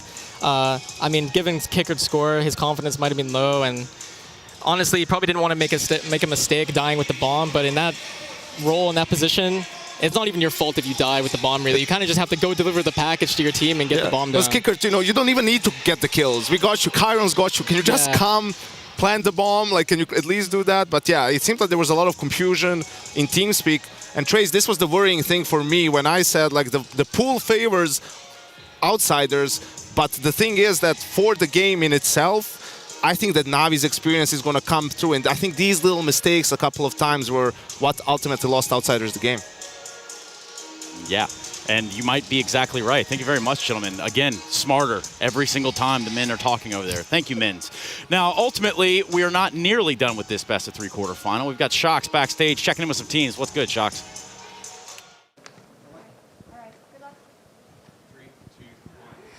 All right, as you can see, I just was able to chat to Chiron for just a second. I complimented him on his performance.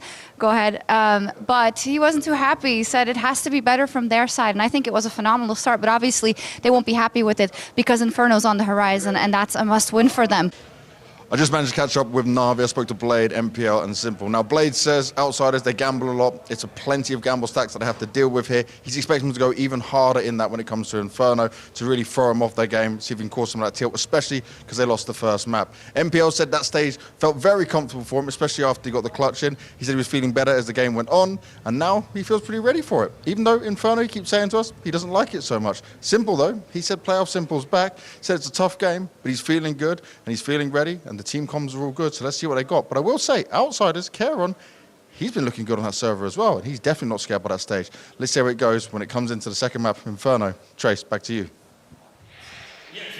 Yeah, Chiron, definitely a story, putting your money where your mouth is. He said the pressure, this, that, and the other. But we're going to Inferno. Regardless, your team still lost that first map, so you are in a deficit here in the quarterfinals, Blade. They're starting on the T side of Inferno by choice. They are starting on T side, and the one thing Banks mentioned there does worry me a little bit for Navi, the fact that NPL is, I feel comfortable on the stage, and he had the clutch and whatnot, but it's going to be playing towards Arch, right? It's going to be playing towards Moto, he's going to be going towards early B. That's a lot of responsibilities for a young player on a map where he just said, I don't feel that comfortable on, which is Navi's pick. So that is something I feel outsiders would be looking to abuse, and maybe that's why they went for the T side. I don't know why he's comfortable on, right? Because that's the map they played the most. But regardless, I think for outsiders, the pool in general, we talked about it, they're pretty, you know, confident on it. It's some of the 3 maps they play the most. So yeah, sucks to lose the first map. I think they're still very much in it, and Navi did win, but they weren't convincing, really. Yeah, I mean, that just happens. I think they were forced to...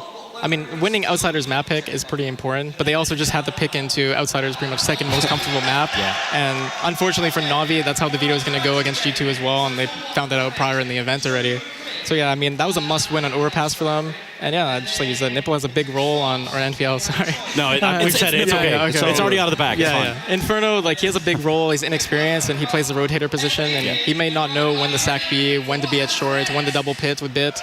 And yeah, it's a lot of responsibility. And yeah, I think if Navi wants to close the series, it has to be now here on Inferno. And I think if they don't, they're going to struggle on Mirage. Damn. You guys buying into that? Yanko, what do you think?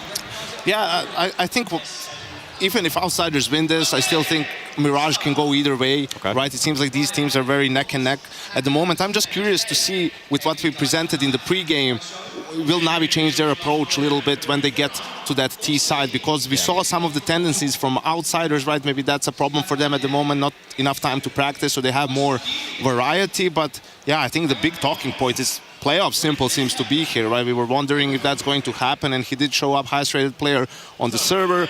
And Navi definitely needs that to continue if they're going to close out this game. I mean, and you know, we heard from Twist right there. He's made all the sense of it that we can possibly make up here. Thank you very much, gentlemen. Let's check in with Banks. Where you at, dude?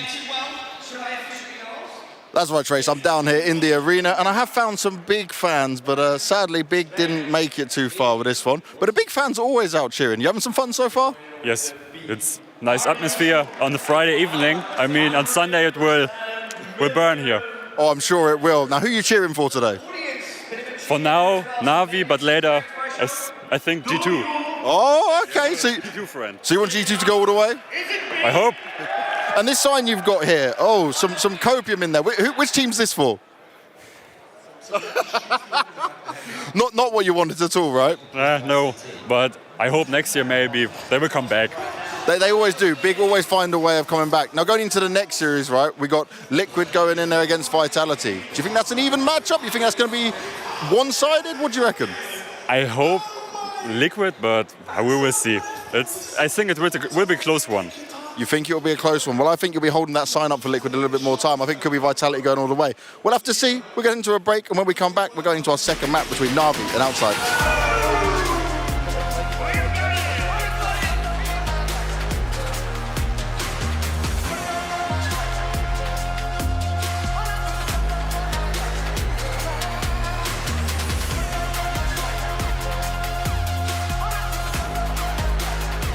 The bell tolls for Cologne. This cathedral, a cathedral that is stacked from the earth to the heavens with the greatest of all the fans, the most passionate.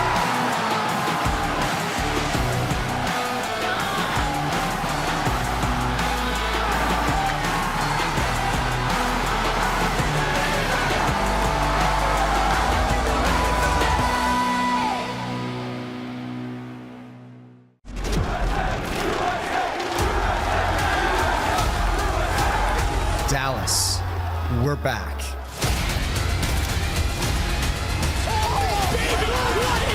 Counter-Strike is in our DNA. It always has been, and it always will be.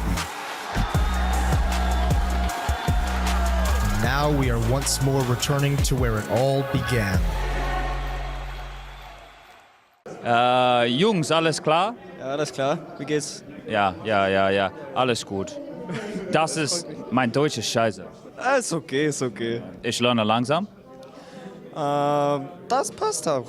Deutsch ist schlecht? Schlecht is hard or bad? Which one's hard? Kompliziert ist hard. Fuck, I'm completely off base. Mate, how easy is Tier 1 Counter-Strike? Normal. You look like you're having fun.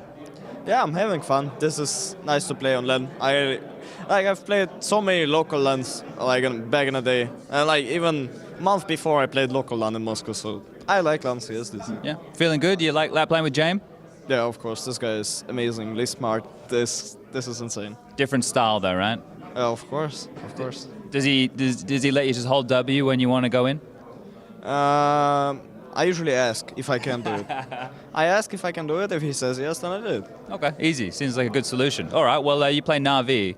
How do you feel about that matchup? I don't know. Normal. Normal. Just another game in the Counter-Strike. Okay, I wish you luck. I'll see you later.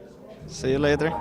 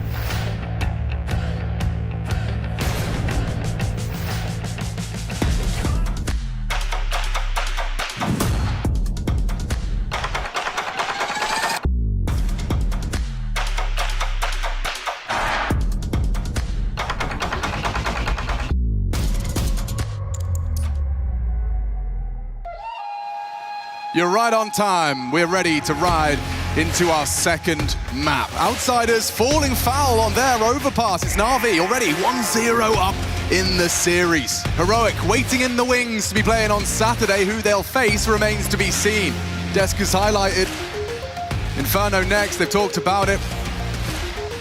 Gonna need to see Kickert there on the screens at his best if they want to see that third map. Yeah, key roles to play here on Inferno as well, over towards Banana on both sides of the map here, so he's going to need to step up. One of the more experienced members of the Outsiders roster is missing right now, and sure, I know he doesn't have to be the heavy hitter anymore, but he still needs to be able to contribute here.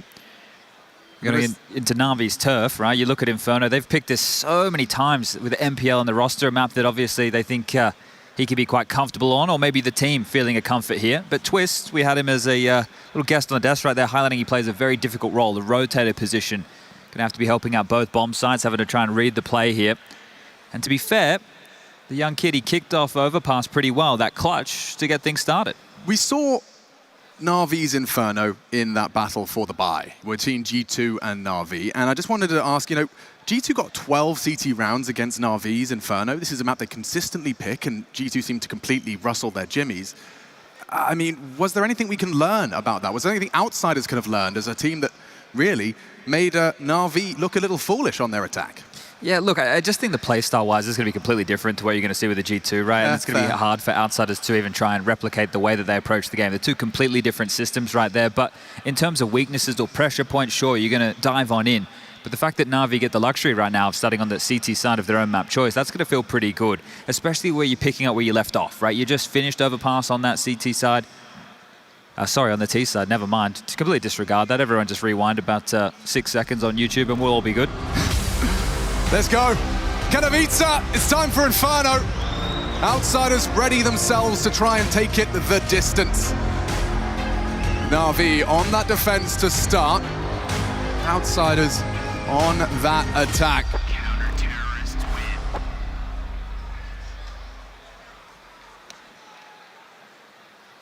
And so it begins.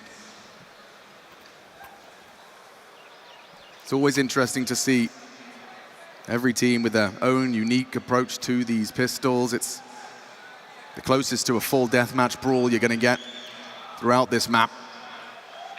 I say that. There's a smoke and a flash in play. I can say the same. In fact, a couple more for Na'Vi. Yeah, and 2 sets of Julies here, which is really important where we're going to see these set up. Simple, playing for info. Spots T-stairs, and I don't think he got a glimpse in second mid, so he will hang around. Fame is already up close and personal here towards the bottom of apps. It's going to be a 2-3 split. And now, it's a standard info play to expect the CT to cross mid, check boiler. So hiding in plain sight was outsiders, and now to set up their U-tilt. Flit with a smoke at the ready here. A flash for James as well, who's patrolling towards the bottom of Banana. This is going to look like a bit of an apps pop here. Now, Simple's Julies, if they can get in the right place, they can munch away. But right now, he's tasked with top mid in a crossfire with Bit. He must know there's a timer on this. Yeah, considering it. Expecting some utility to be the precursor to this commit. 3 about to waterfall out of the apartment. Simple starts to position for this. A nice under the balcony angle. Hard to track. Fame strafe and Simple empty-handed. Just like that, outsiders have access to the site. Retakes on here, no kit in play. MPO with a light bit of util, but 40 seconds on the clock, and no, don't do it to us. Don't kick us off like this. Oh, you wouldn't quite believe it, would you? Well, that's all it's going to take here. Effecto has no reason, other than perhaps conceding the kill reward.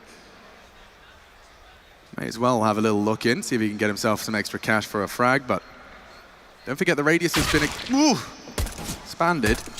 I guess avoiding giving them $300 as well, so if we're going to really get down into the tiniest of details here. But outsiders have worked this one out, starting to spring forward, move out of that bomb radius you just mentioned, and well, Perfecto, he might go down, yeah, and he will. So Kickit will take that one, and positive signs for Kickit there early. Frag out the gates, he will go down to the bomb, but 3 staying alive on the Na'Vi side. 2 pairs of armor, a light bit of util for MPO, and outsiders with 1 kill and just outmaneuvering yet again. Oh, Na'Vi looking to take the challenge this time around. You can see the upgrades coming in, left-hand side of your screen. Scout, those Julies carried across. A Famus now in the mix, so not going to be the easiest of rounds for outsiders. They've got a couple of Mac 10s, so let's see how they want to wield these. Fame and Chiron towards second mid, Flit and Kickit to work on Banana, and James to be, well, wherever the hell he wants. Sandbag Molly, they can stand here, so this shouldn't spread and force them off this line. That will, though. 2 flashes, 2 Molotovs, and Banana is theirs. Don't know if Bit heard that, but there is certainly some occupation in the apartments. NBR has a smoke here to block. They obviously want to hold on to this for as long as possible, but there's no presence Banana right now. Heard the long smoke, might want to get this out. Might be too little too late. Yeah, he's just hoping for that quick headshot. Turns the flash, they're already up! And Fame down. Kickit, though, will win out the duels, and Kickit only with 2 HP, so close to a second. And that's all it's going to take here. The other 3 will be saving over towards B once more, so Outsiders, same approach, back-to-back rounds. Yanko highlighted a similar round earlier in the tournament with Sprout taking on OG. Just a reluctance to use that util, right, to use that smoke to block, and, well, didn't get it done. Paid the price. And a 2-0 start here. As we're on board with Chiron here as one of these curious postures. I guess he's young. Yeah. I tried pulling that one off today. That's probably how it started, and yeah. Maybe Outsider's going to have to get a chiropractor on the contract. Payroll, yeah, fly him around the world. Well, the posture might change over time. You know, I've seen a couple of players who have been chopping and changing with that. Certainly, you know, when you top frag a international LAN tournament with $1 million on the line, maybe you could, your shoulders will naturally be pulled a little further back, you know what I'm saying. All right, well, this is a very clean start here for Outsiders, doing it the easy way. 3 kills in 2 rounds of play here. And yeah, MPO trying to dodge the flash out of position. Bit drops off the balcony, giving up positional control of Porch, and well, there you have it. Yeah, I mean, it is the perfect way to take apps because of the mastery of this movement Fame has done now 2 rounds in a row. You either try and track him, or if you focus on someone else, by the time his feet touch the ground, he's ready to take that shot. Yeah, I expect Na'Vi to have a bit more of a go of it this time here. So run boost, simple across mid with the scout in hand. He's going to take this peek, and well, knowing it's coming, James definitely knows these tricks. Avoids the shot, the banana pressure, Flit in the fight, flashed off, and safe. But Kickit, he's going to mop things up. That's what you need to see from Kickit here. Yeah, he'll be fighting for Banana for 30 rounds, I reckon. Well, this is the thing, right? Banana, it's such a util battle, and the decisions you make when that util comes your way, he's definitely got a lot more reps in that than any of the other riflers in his team, right? So this guy in a major semi-final once upon a time has won a major as well, right? In more recent history, him and James alongside for those rides.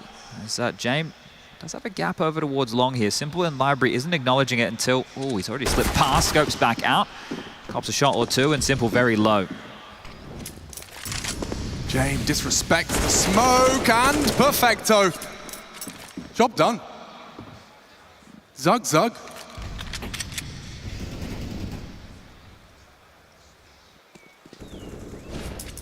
And in typical Outsiders fashion, maybe we use this opportunity, because this is going to be something they always like to do, just having someone to make the saves even more painful. You want to keep hold of what you got? Flit's been here the whole time, and you can see the hesitant Simple knows that this is not going to be safe territory. And there it goes. Yeah, and the key there is not the scout, but the head armor, right? So you're just looking at the little details in a game like this, because it's all connected, right? It's isolated to 1 round sure while we're watching these frags come in. MPL, not bad. Course corrects there, gets himself something. But shouldn't be long for this world. James not going to pick that one up, and there you go. A 3-0 start, and quite an easy 3-0 here early, and that was good job from Outsiders cleaning house there, but we will see the buy come forward. Poor Perfecto already having to operate with a bit of a FAMAS here. Can't get out his weapon of choice just yet. And this was Kickit making up for the flash in the face of Flit right there.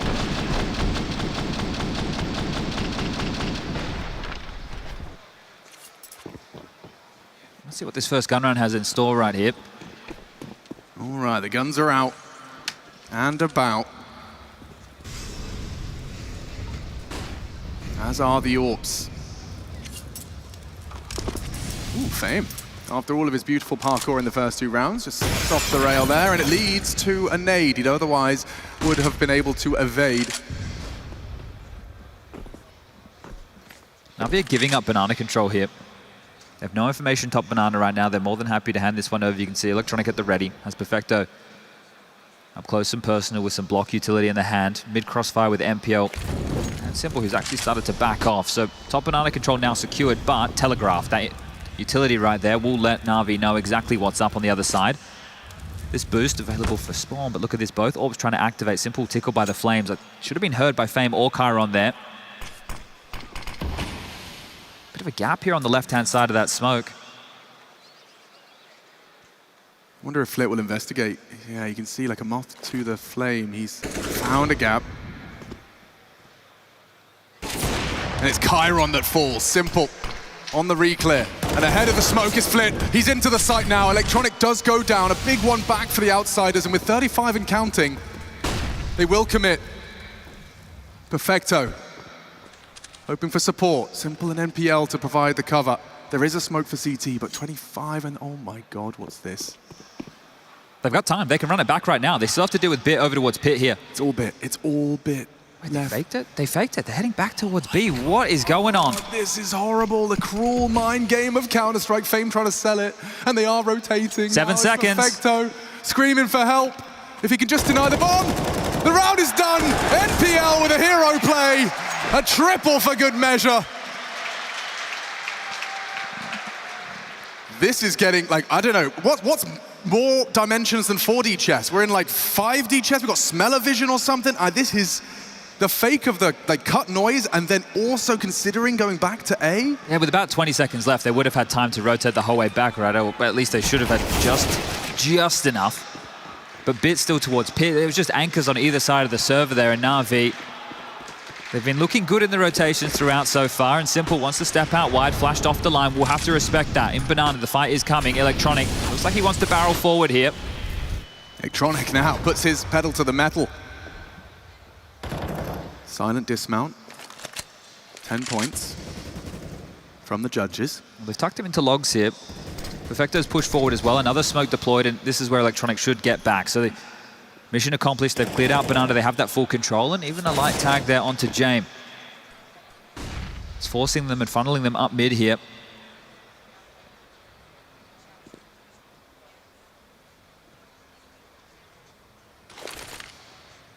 Yeah, Chiron, first to fall in the previous. Missed it between the wickets. Now Simple has to concede long. Pressure mounting towards this A site. They can wrap through Electronic considering the arch smoke. They have so much space here. Threatening. Na'Vi talking it through, piecing together their reactions. And down goes Electronic, kick it. Everything covered. And after all of that... Yeah, they know it's a B defender. They know Electronic holds B with Perfecto here. So now they're going to try and isolate Perfecto on this B bomb site. Chiron parked. He can cover off the rotations. He's in a power position for this. Na'Vi can't go mid to B. They will have to push down mid, and they're hot on the trail. They've spotted out Fame. Perfecto's blocked them for now. The race is on. 20 seconds. This is amazing. The bomb will go down unless Perfecto can stop it. They have the sight. Oh. Unchecked, backs are turned, and a big good headshot out of Perfecto. Fast on this though, multiple bodies up Banana. Fame does well onto Bit, and a double for good measure. Na'Vi will take that one on the chin. Ouch. Okay, there's some of these decisions here, right? They're really using all of the details, right? You ask any of these players at the top of the scoreboard, right? When you ask, where does this player play on a map? And they will tell you, because when you're digging into the tendencies, you're watching the demo, you're having the analysts prepare the notes, handing them over, they are some of the key pieces of information. You need to identify exactly where everybody holds here. So they just pipped the gap right there. Chiron was completely removed from the play. He was sitting over towards Moto the entire time, and they didn't need him. So Fame with another powerful double up will break serve here. Na'Vi just down to some pistols, looking to make a dent with these. Now we know that Inferno has definitely been trending in the fashion of a T-sided map, so how many can outsiders really slather on before Na'Vi gets started? Such a cool level to the game. A nice trade out of Bit. Doesn't get quite greedy initially, knows potential from Fame. But a rifle now in the headshot machine's hands gives Na'Vi a little leg up in the odds of this one. Outsiders still hot favorites to take it. There is very little for Na'Vi to say about this as they walk through. Perfecto misses his chance, and some damage onto Flit. Certainly a little worse for wear. Just one more headshot. It's onto the healthy kicker. Even the USP chips in for good measure. It's threatening. And now back towards A. Plenty of time for this. Fame's already up that long side. Simple's rotated over. He might be able to find himself a gun, sure, but he doesn't know what's on the other side of the smoke. James should be able to waltz on in. Very careful about this, but the site is clear. And the rifle is his.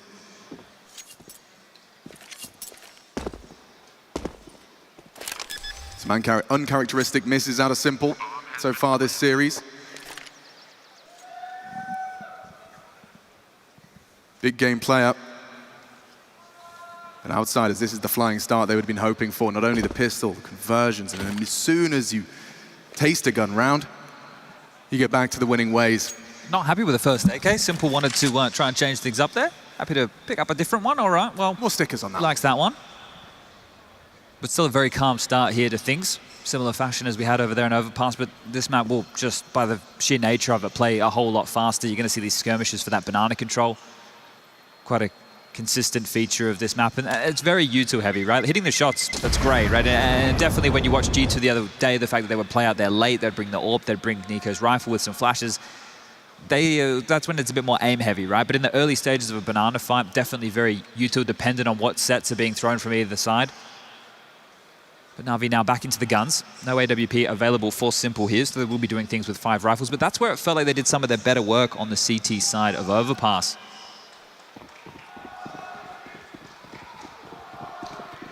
Three dispatched early for the B defense and skirmish, as you've outlined. Standard utility, and Flip actually charging. No smoke on half wall. Flash to come over the top. Electronic surely going to eat this one as he changes his mind, turns tail, and will concede top banana for now. Yeah, that's where somebody like Flit is calling the shots, right? So they're going to one of their default openings here, but Flit's the one who gets to test the waters. Does he want the flash? Does he not want the flash? Well, this time round might want it on a little bit of a delay here. Banana control and boiler and halls quite early, so a minute 15 on the clock. Na'Vi aren't playing forward anywhere other than top mid with Simple and MPL on the crossfire. This is the only real territory they have to hold on to here. Oh, Electronic counter molly. Flit fast and through it. It's Perfecto, who's good for the defense. Simple getting his head rocked, but defended by NPL. They combine forces for the double shutdown. Frags on all fronts. In sync. And now that sinking feeling for James. Simple's already here. Ooh, okay. Well, I don't think he's going to catch him here. Like ships in the night, there's no way they're going to check this one out. James very fortunate here if he does want to retain this. If he continues to walk, he's got about 25 seconds. There is an open avenue right now. He just has to get past Bit. But likely here just to see the classic James time.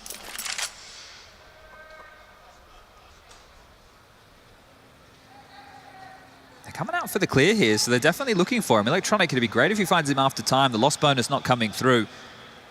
It's going to be a little bit of a shock, and look how many bodies they are sending after James right now. Oh, clearing the wrong way. He will get to survive here. A master of an art form within the game. Keeping hold of that rifle when you need to. And you can see Flitz and proactivity here. It was just Perfecto good for it. A must-have frag, and this is what was going down on A in the meantime. You can see Simple and MPL clearing middle together. They got that head-to-head 2-on-2. It was MPL that bailed his buddy out.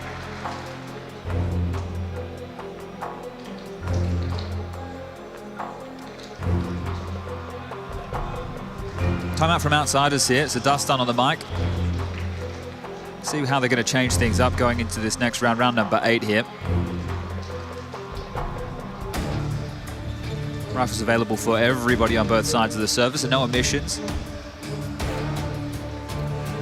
See, outsiders are getting a whole lot of map territory, right? The fact that they've been getting this boiler and halls, they've been getting the banana control relatively easily. They could group up and go for an execute as a unit here, right? Just leave one lurk, because they're trying to take fights on multiple fronts and then play out this rotation game, which was working for them early.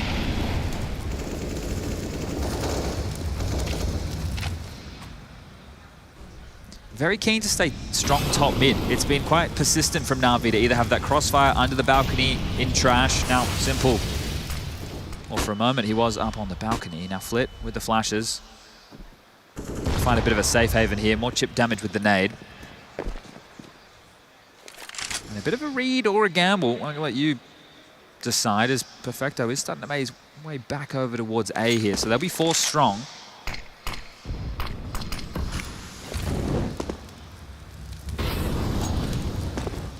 Forced away by the flame. Considering a boost, they want answers ahead of Outsider's schedule. So much time still on the clock. And here they come, charging through the smoke into NPL. Perfecto goes wide. Oh, and he sends them all down. Perfecto and NPL clear out mid. And Na'Vi sail smoothly into their 3rd round. Fame, a chance to disrupt. But the bomb is lost under Na'Vi's boots. And I can't stop singing the praises of MPL. He's doing a great job, right? Just these double ups, these multi-kills. The fact he's having impact here. Exactly what they needed, but Fame will draw one back, just chipping away at the CT economy, making sure they can't just continue to flourish in that department here. And he wants to do exactly what James did in the previous, hold on to this AK so they have something threatening into the next. Loss bonus at 1900 mark, so not a whole lot of cash for them to work with going into round number 9. This may be the biggest and best weapon they have to work with. So let's see how much they can get out of this. And that was a more direct approach. You noticed that the Outsiders executed as a team. They had a set plan. And Na'Vi played ahead of it. They had a gamble stack of their own. They made A strong. They were playing retake on the B bomb site, called their bluff, and it paid off.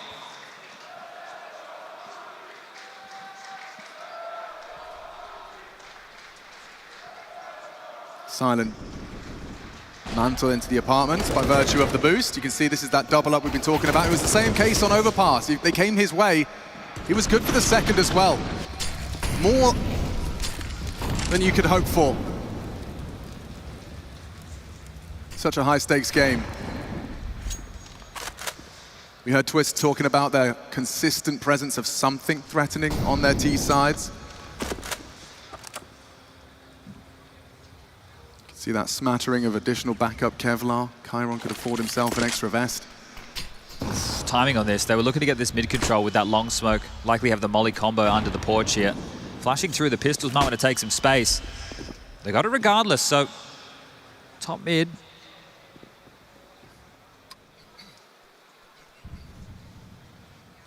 Smoke is fading.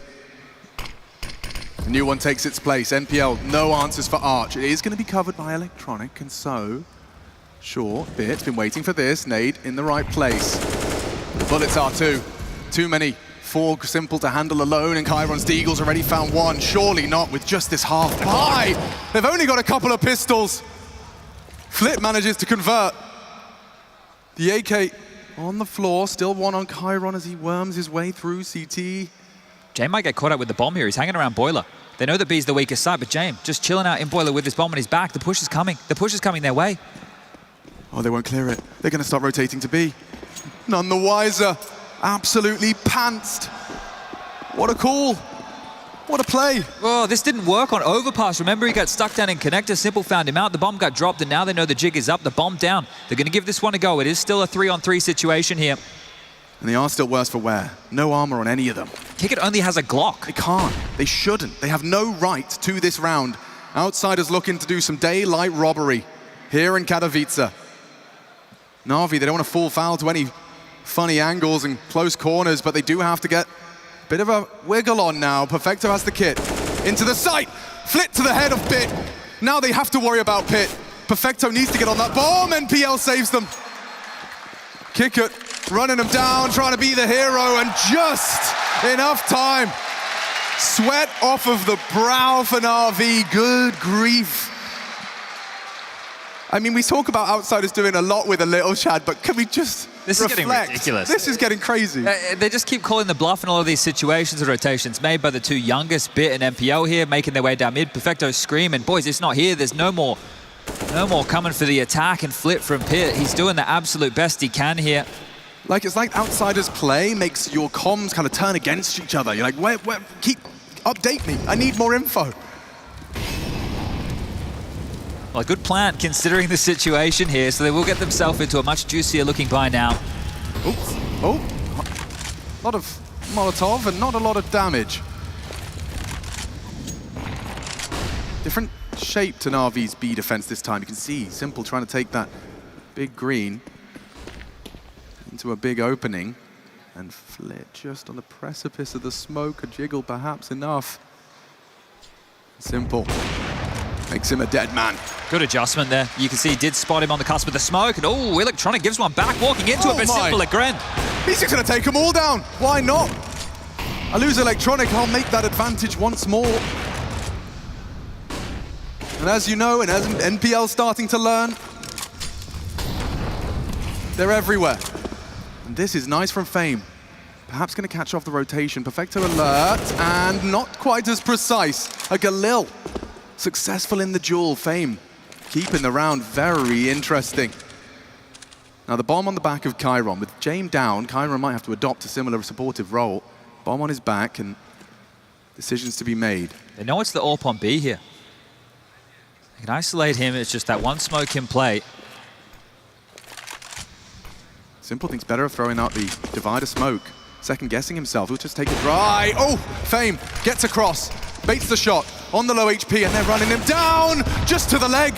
Simple cannot defend the B site, and instead it's a horrible retake. NPL and Bit not interested. Oof, told to hold on to this again, and it's just Outsiders with this mid-round decision-making, continuously just making the correct call, isolating Simple back of the side, and you're thinking to yourself, if you're Na'Vi, okay, Simple's there, he's definitely that one, only gets away with the leg shot. That was after the 2 opening kills over towards Banana.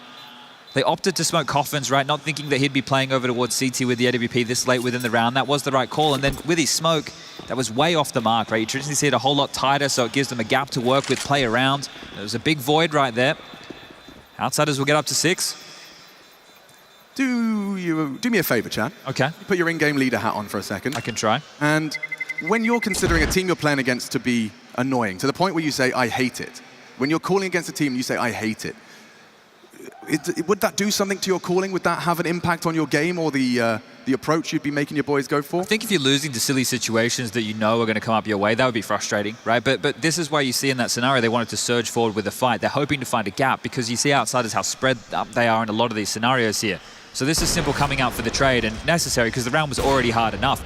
And Electronic going wide without a smoke towards bottom of Banana, that's not something you would traditionally see. So they're hoping to play into whatever tendencies they've discovered with Outsiders, but Flit up Banana again. Good nade. Right on the money. Fame the same, catches flak in the apartments on his mantle, and oh dear, Electronic down and out. It was Flit again, good for it. Consistent on the way in. Perfecto's got a trove of additional utility. You can see it in the rotations of these CTs. There is still uncertainty brewing as a product of this Outsiders playbook. Perfecto A. Yeah, Perfecto still has a few bits of util to block here, but if Outsiders call the bluff on their smoke and they launch their way into the site with a nice pop flash, Perfecto's going to be under a lot of trouble here. Yeah, I don't know how he gets himself out of this. They're coming, and there's a gap on that one. Chip damage. Good incendiary. Might buy time. You can't really disrespect that. Certainly not kick it or Fame. Across, though, all the same. Perfecto trying to take matters into his own hands. Tracks out one. 3-on-3. Yet to be planted. Kickit trying as hard as he might. Good angle, and it doesn't deny. Kickit, his last dying wish is to plant the bomb. Now James hunting into Simple. A clean shot to the belly. Puts us in that 2-on-2. Can Bit and NPL, the 2 youngest Na'Vi members, piece it together against James and his pad 1. Yes, indeed, Chiron with the headshot. Bit with the smoke and the kit, but priorities. It's deployed for retreat, and Chiron might even jump through it. Okay, he's feeling himself. I don't hate that. I don't hate that at all. If any, well, James will hate that, though. Oh, okay, Bit. Best of a bad situation. Takes it all down. Might even have an AWP to grab if he's got sticky fingers. Yeah, he'll take the AK here. The best he could grab right there. Sure, makes it expensive, but Outsiders are up to 7 here. And you can just see all of these fights. Right? The Flit trades out top Banana. Go into the site. They get one. They trade back. Another frag happens. Simple gets one, goes down. So it's just constantly dribs and drabs of kills here. There's no multi-kills happening, at least in a fast variety. And this is James onto the flash player Perfecto. Chiron dealing with MPL on the retake here, and then Yoet, sure, Bit knows that he has to save. There's no way back here, not worth the risk. Takes them both down here, but just a consolation, and it will be a timeout now. The first call from Na'Vi. They're starting to feel the pressure here. They're picking into Inferno an awful lot, and it's definitely a mixed bag of results on their Inferno. We do have Mirage as the 3rd and deciding map in this series if we do need to get there, but as we know, both of these teams, they like to go the distance.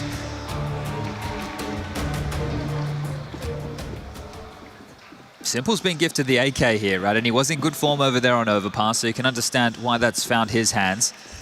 We'll need to find some impact with it, however. I like the aggression. That is off.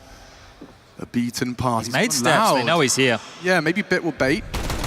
Shows his face and a frag. That will change the plan again.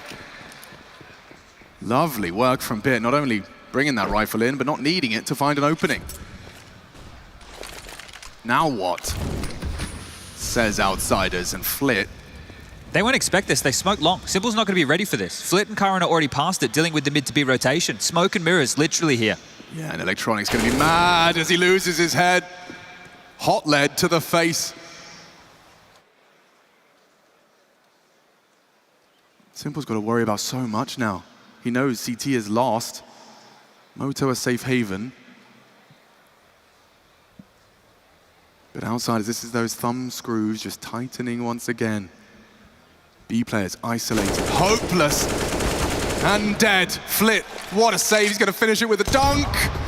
Beautiful. 3 points. They know Bit was over towards this A side of the map here with the 5-7, but they still haven't identified where the saved AK is. So as Flit clears out the B bomb site, they will now know that they can just run on in and get that bomb down. Bit's going to see if he can find that AK that, well, it was only a Tech 9, so he won't be able to find himself an upgrade here. It's all going to come down to the preference of the pistol.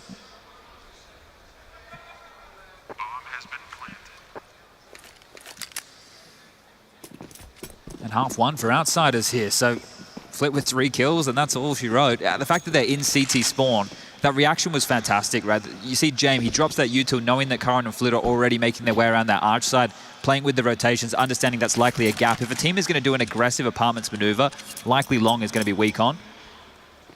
So a good read there from James and co. Another round posted on the board here.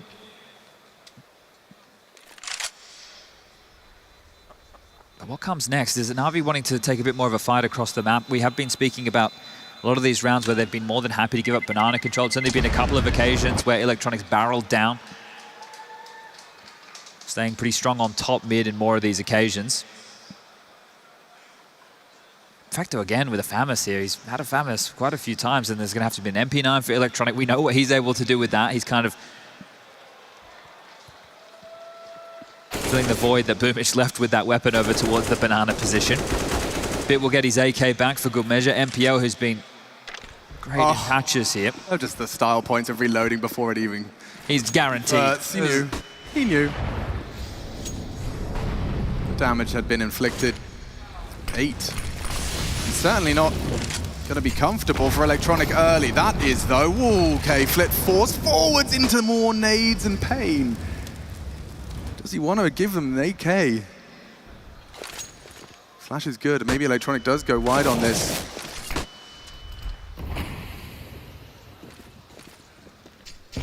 See it. This battle, it's fought with more than bullets.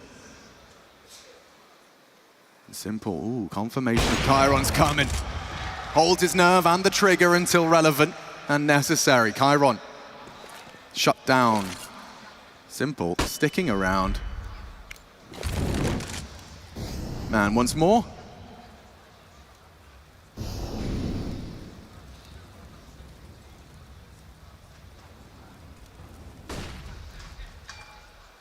In pursuit of answers, you can see that jiggle on short side. No one actively clearing out mid, but as steps are heard, Kick It pulls or baits a smoke out of Perfecto. And that was the last they had. Now the CT smoke is early and may get Na'Vi rotating.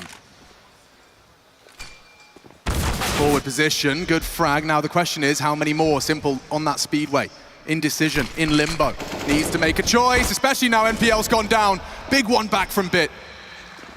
It's just 2 members of Outsiders. How imposing, how threatening can it be? Flit, 5 HP. Now 0. James dancing around the site. Plant is great. Round, impossible. Running him down with a good flashbang, finds himself in a safe haven, somehow survives the full length of that flash, but will go down.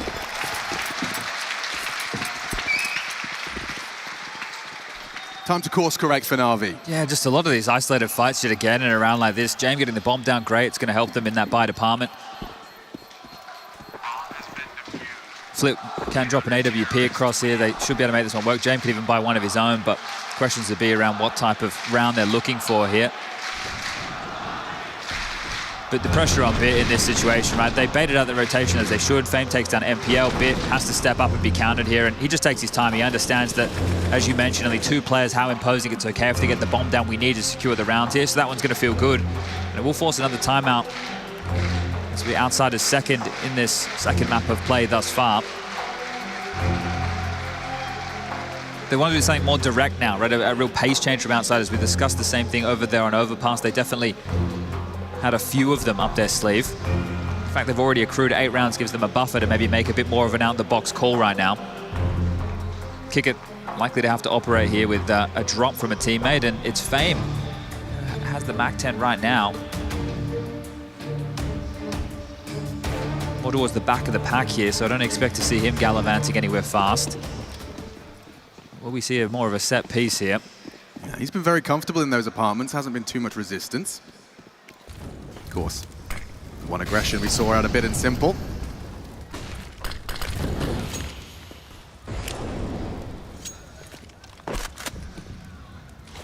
Double nades on a timing and no one home. Pressure back though, Flit forcing his smoke into the flame, and not much to be gained. The nade shy. Yeah, understands that situation, right? With that deep broom, Molly knows likely they're going to take some banana control off of that, and Electronic and MPO were leering forward. So he negates that option, he removes it from play, actually flushes them back here. So helps secure Outsiders with this banana control. They don't know what is towards the mouth of banana or over towards the sandbags right now, but Karan and Fame, in a moment's time, are going to have full halls and boiler. So they have Na'Vi right where they want them. This is a completely passive setup across the map here, in the darker Na'Vi. Reminiscent of our first. Pulled across the line. 29 rounds of play on our first map.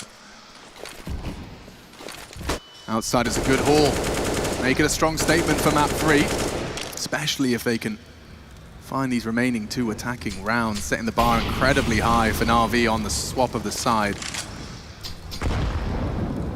Down the gullet. 75 damage nade. Flit still just standing up, puffing up his chest and saying, I could be 3. Fame, then again with the movement, gets himself into mini pit, nearly finds Simple, brings him low, MAC-10 to the helmet, Chiron good onto NPL. And this is the frag, Jane good with the element of surprise from long side. If he can find Simple, oh, he doesn't have the time. He doesn't have the time for this. And so concedes, takes damage and frags, but it will be Na'Vi's round. Consolation at that stage in the game. Time for our final round of Na'Vi's defense. 7 required. Yeah, you see Jane right there. He understands that if he goes and tries to pick the bomb up, still very unlikely he can plant that in time. Knows that the AWP will treat him much nicer for round number 15 here. A moment quicker, there would have been a chance for this one, but he will bring the AWP forward, and 9-6 going into halftime for Outsiders would feel great. Their bye, not really complimentary of that type of a discussion here. Let's see how much they can get out of this. Look at this aggression. Straight up mid. That scope may have been heard from the boiler player. Yeah, I think it was. Good response from Bit. Good nade from James. He's doing everything he can with his AWP, and Simple might oblige.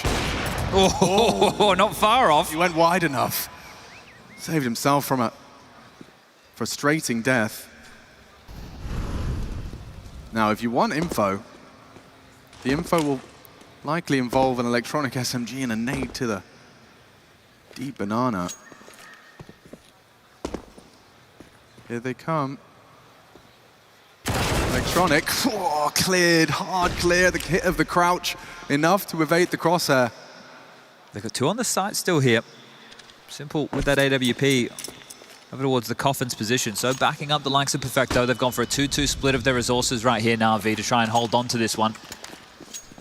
Kiket's found himself a smoke, so they will have 1.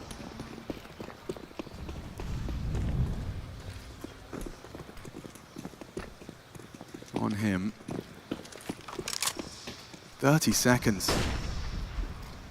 Smokes are down from Na'Vi. Pit smoke's safe now from any flame. They can peek over the top of it as well. Hard angle for the apartments players. They're trying to get into the site. Bit reveals himself, confirms presence in the apps. Jane posted up as the bomb being punched, and there's no one can voice concerns. They know it's likely a double Pit setup. Chiron, this would be a huge frag. Simple versus Chiron, and it's Chiron Supreme. Perfector from the library revealed and tagged. Locked on down, outsiders with just a couple of rifles again. So threatening, Perfecto, good headshot.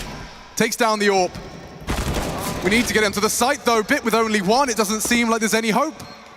Any chance? A good frag, but just playing the clock, it's Chiron to close. A good headshot. Holding my breath for this one. Bit secures 7. That's a half they can work with. Na'Vi want to close in 2. Outsiders, as always, trying to take us the distance. Join us after the break as we see if we see 3.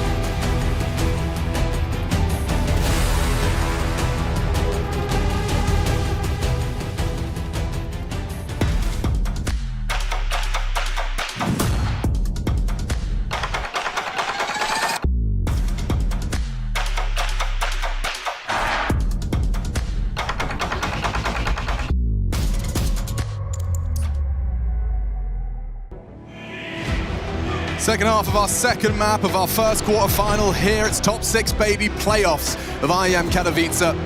Na'Vi versus Outsiders. Surprisingly, a rare head-to-head, not one we get to see all too often, and certainly with some new names on the block to finish. Bit and Chiron in the server, of course, newest name, NPL, integrating into the roster has left Na'Vi looking a little less than the Goliath they typically are. Outsiders the same though.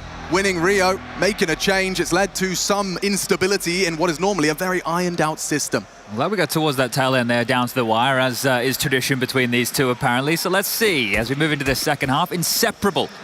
Just one round the difference.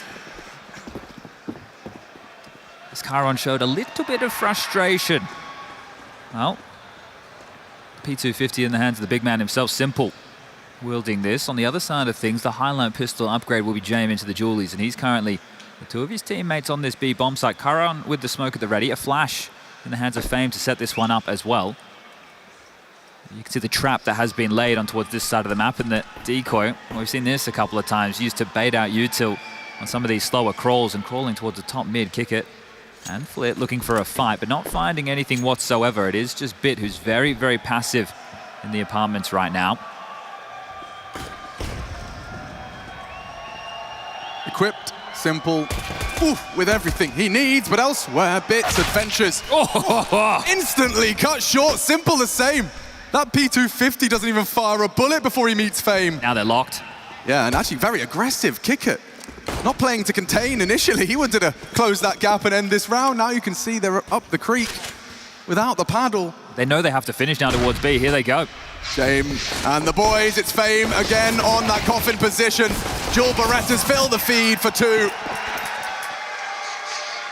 Easy. That's going to feel really good. Both pistols right now, if they can find this conversion. Na'Vi without the plant. Likely to see them take a bit of an eco here. So it should be 10. More than confirmed, unless they go for the force bind. Well, let me tell you, we can watch the highlights here. That's a crispy one there from Fame. Na'Vi have actually decided to push this one to the limit here. Everybody buying in a little something, some Tech 9s, a Deagle for Simple, some util. Run boost for Jane playing for info here. Didn't see an awful lot on that T-Stairs cross, and well, Electronic quite quick up in towards Boiler here. Jane needs to be careful. Yeah, this might catch them off guard. The nimble Tech 9 and very precise. MP9 for his troubles. Trying a full rotation. B's open right now. They are coming. Oh, it's not subtle, but it's brutal. Na'Vi just kick open the A site. Every shot connects. Perfecto 1.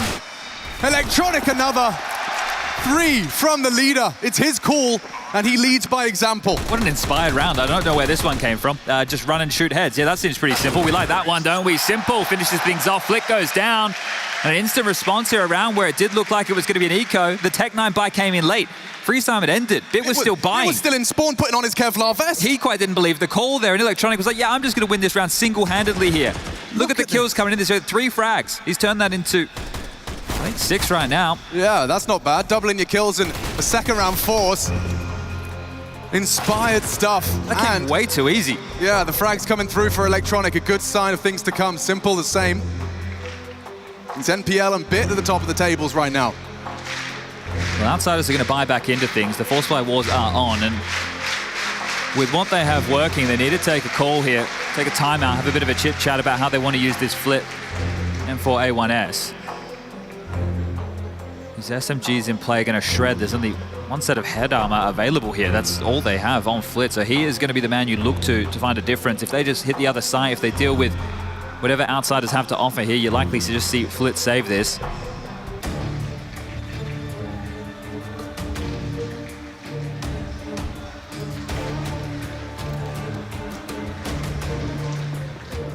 It's going to fill you with an awful lot of confidence. The tail end of that half, or the last round of that half, Bit winning the clutch, and now Electronic doing that. So knowing that you're shattering Outsiders here.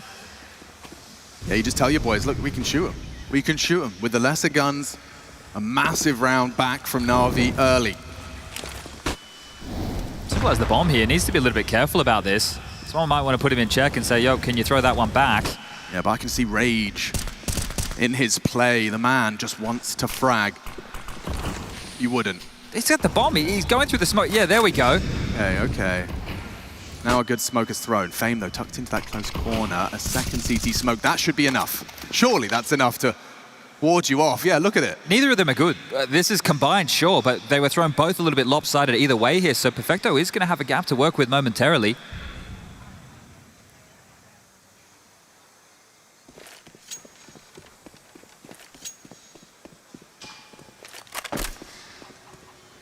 gosh, this is Flit M4. Flit with it all to do, but with the right weapon to do it.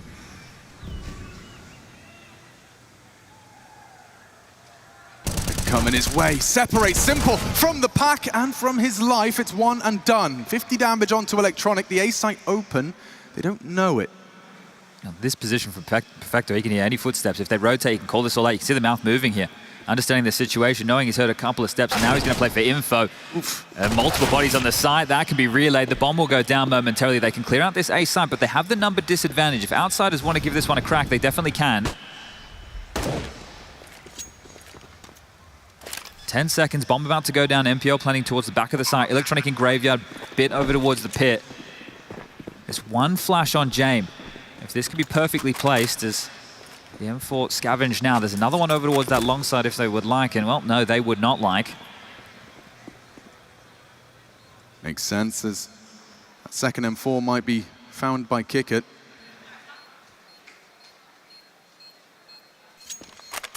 Success. Not in victory, but in the economy. Taron wants to do some damage here. I think he might go missing. They're all making their way out that arch side through library. He's going to go down with the bomb. Yeah, he's going to hang out with his chicken. Kentucky Fried Chiron. Oh, okay, back at the pit. It was back a side plan. He calculated. He knew exactly where it was planted. No dramas in the world right there. Good stuff from Chiron. We'll hold on to that. Lovely stuff.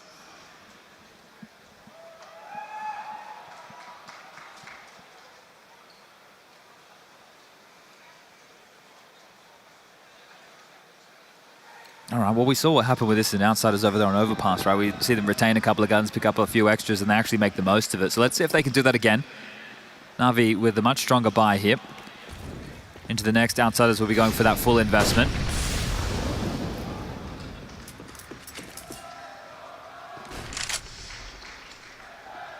Oh, perfect fight. Bit with the angle advantage. Eliminates Chiron straight out of the gates.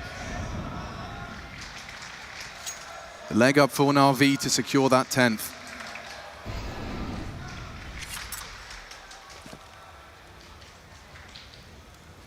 Aware that it's still a threatening Outsiders by virtue of saves.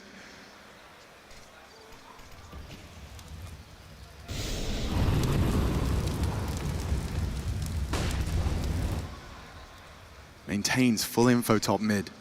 Yeah, brings Flip back over, but he only has a USP here. Perfecto going to play for info once more towards B. Chipping away at Jane through the coffins, and oh, Perfecto taking a complete gamble. Saw Flit slip through the smoke, and now he's getting pesky. Silence USP from Flit. You can see the M4 got him lost. They wrap around towards A, aware it's open. It's Fame from Library side, and NPL holds his nerve, holds his spray, and holds Library now as they do look to slide that bomb in. Flit can't do much. Oh, NPL! Another time we say his name in a high-impact round, it could have got a little awkward. But all sorted.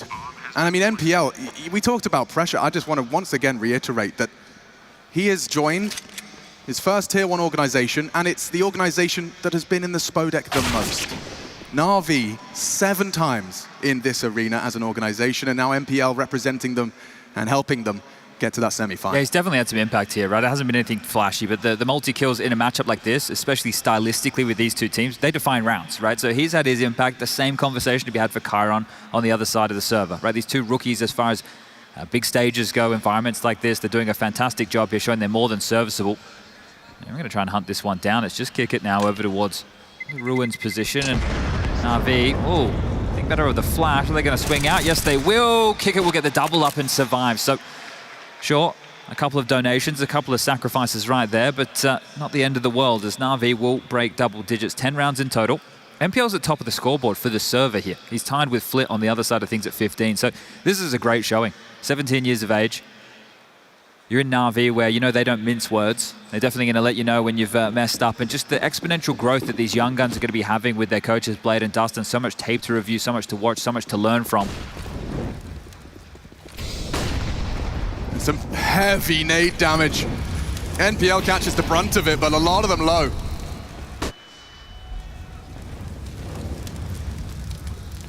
That is the best start Outsiders could have asked for.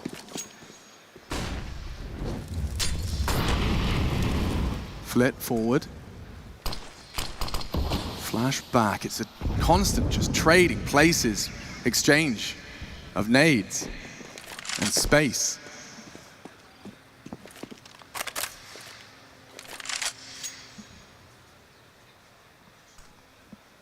Janko discussed Fame in pit with the smoke. He's still got it by his side right now, and we'll save this for the execute. You can see him right here, jiggling away. He does have a lot of support, James as well.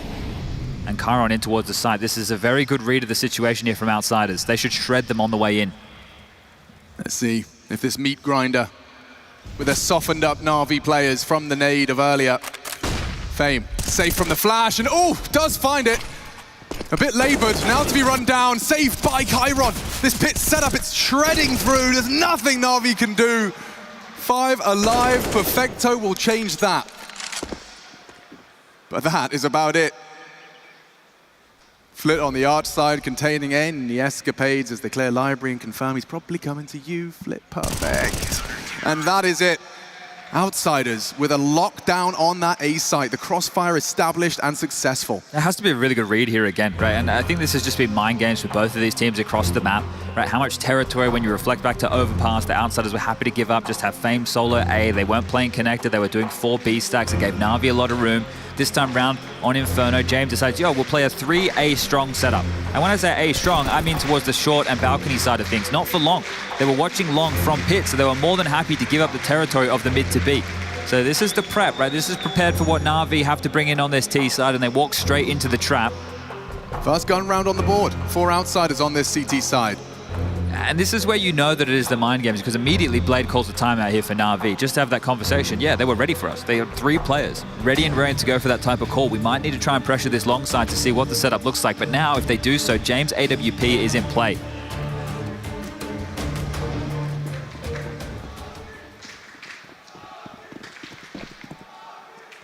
Often the difference maker when that AWP is in his hands. Takes a forward stance. On the timing, aware that second mid could be occupied. It's a slower start for Na'Vi. Trying to avoid all of that early utility, and so far, so good. Yeah, not trying to take Banana in one fell swoop this time, trying to do it a bit more systematically. So Logs control, garnered. You can see Kick had already attempting to line up some defensive utility, but he's been caught between 2 mines here. He's looking just to stall them out for a B execute. Molly Lick heard. Flash is being called for here. Flit wants to fight, or wanted to fight. Aggressive U2 now forces him back, so still under pressure here towards this B bomb site. Second smoke drop. Little spot towards the coffins, and oh, Kickert through the smoke, no less. Sours the mood in the Na'Vi camp. Yeah, you'll take that one. They want to head back towards this B side. They are going to still have to get through the block utility of Kickert, who has a molly and a smoke remaining. Now he's juggling that across here, so division of labor. Yeah, 30 seconds. It's a dream to drop that smoke now. It's run through or go in blind at 15 seconds. What do? You flash and you go. Bit, throws it in. Good, buys time for the boys. Kickert, a thorn in their side. Simple taking a real risk. 15 seconds, they know he's done it. Good damage as he gets the double. How does he find them both, Chad? That is nuts. And they will get the bomb down. This was a lost round. But now, an uncomfortable retake. Fame stampeding, trampling towards the nade. Good damage, but we need lethality. Chiron on the kit, crawling in as well. Simple, hiding. Bit needs a good headshot, and more to be found. Simple and Bit combined. And Simple is the name we will continue to say for round 21. Yeah, that's massive impact for him. Joining his teammates now as far as the impact column is talking, up to 11 frags, 3 in that round. That was huge, that push. He knew he had to make a play in that scenario. Those 2 players were both playing outside of the site, identified by Simple, had to take that risk, and the fact he gets the double up, they both offer themselves up, and he obliges, hitting 2 big shots. And makes it the third as they attempt this retake here. They're going to be feeling pretty hard done by. This was the Kicker opening. It felt great here. Kicked off fantastically well. Kicker again contributing. Dips on back, doesn't want to take the fight, and this is it for the trade. Flit just trying to remove Simple from the equation. Should have been there around every day of the week. That's a big round from the big man, and that's going to actually leave a bit of a mark here on Outsiders. Sure, James holds on to this AWP, but that was after they were just one step ahead with that call.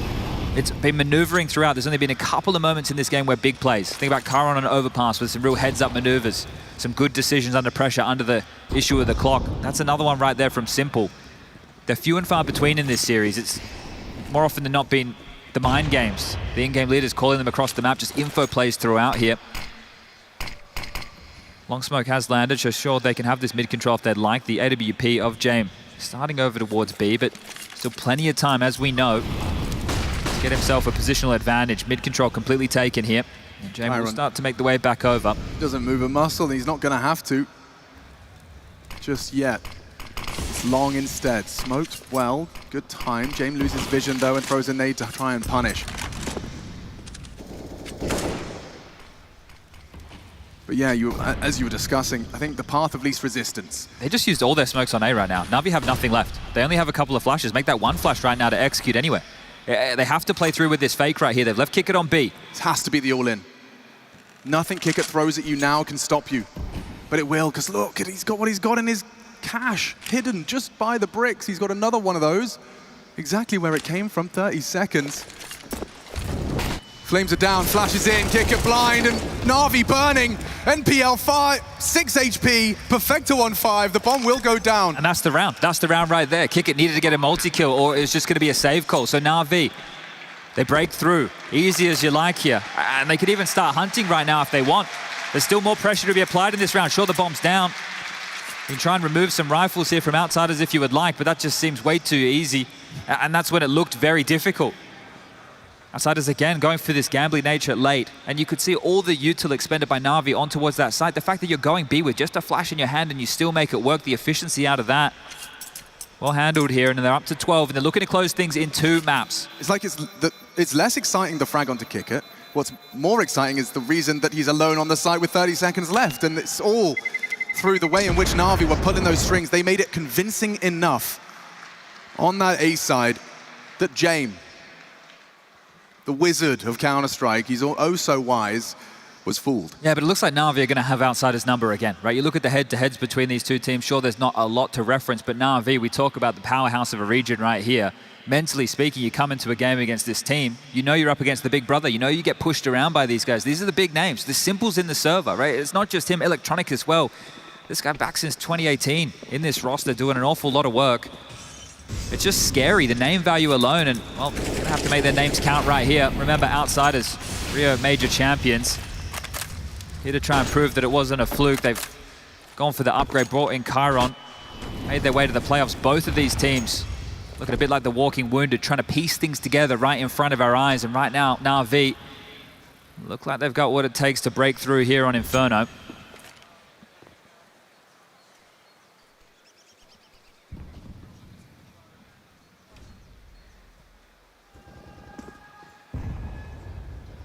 Oftentimes we see the player with the only big gun try and take a bit of an early initiative. You can see Flit's flirting with it. Flash, perfect, and trade. Simple does get away. Damage onto James. And they got the long control. They know the orb's towards B. They're punishing this right now. Big space taken. Bits found another. Yeah, he's quaking now. Poor Fame. What's he supposed to do? Gets down the smoke, holds his breath. It's all him. And look at Kickit and James, they're still on B. They've given him, sold him down the river. See what you got, mate. See what you got, because Na'Vi have got 13. Starting to pick up steam right now, and more comments from Blade Rat talking about how he thinks that their meta is a little bit outdated here. The Outsiders are starting to run. So as far as the brains are concerned, Na'Vi look like they have their number. This is the T side. They're just consistently making the right calls, the right moves. That's the trade back. James, if he was able to get that kill, a completely different conversation this round. And then they activate with that information towards this A side of the map here, and you bang on. If Fame gets a couple kills, yeah, maybe we consider it. But if he doesn't, well, he's done. We need to preserve this AWP. They'll get kicked into an AK, sure, but we are getting right now into the danger zone for this map. Only 2 CT rounds for Outsiders thus far. That was the pistol that they couldn't convert. Remember, Electronic in the second round to play the Tech 9. It was a late force by call. They pull it together. He gets 3 massive kills. He only has 7 in total for this half, but that impact is being felt. It's put Na'Vi up to slews. 3 sets of rounds here in 2 consecutive fashions. Breaking streak as we look now to an outsider's bye.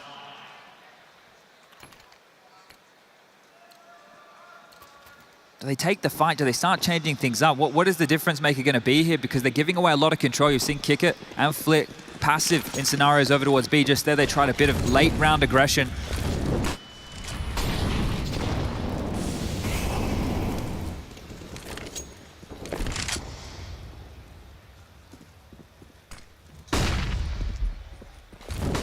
What will that change-up be? Flit thinks aggression could be the answer, and with frags like that from Kickert, it could be.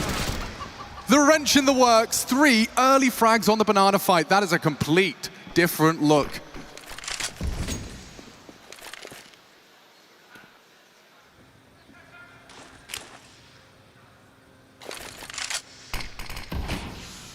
Flit will use his low HP, given the advantage, just as a report.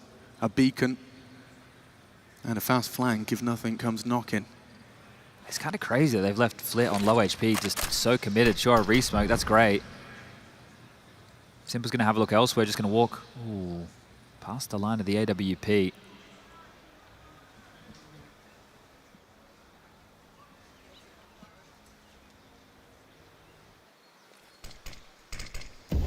You need the element of surprise is gone.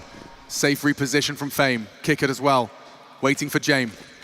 Setup adjusted or posted and collects. Comfortable for Outsider's response. Counter-Strike conversation underway and Outsider's voice concerns. Well, there was the change-up, that banana aggression following through with 3 players right there, getting everything they would have wanted and more. That was Kicker who took a lot of damage, top banana at the start of the round to the utility rally. Then they pull in all the frags here, and another timeout, 3rd here. This will be on the Na'Vi side of things, so they lose a round. Blade's more than happy to get in the ear straight away, and if they can hold them here, they can close. Jame pivoting in at the right time, and sure, it was an attempt from Simple and Electronic there, right? They had nothing to work with, just looking for a gap, trying to isolate a couple of fights, unable to do so.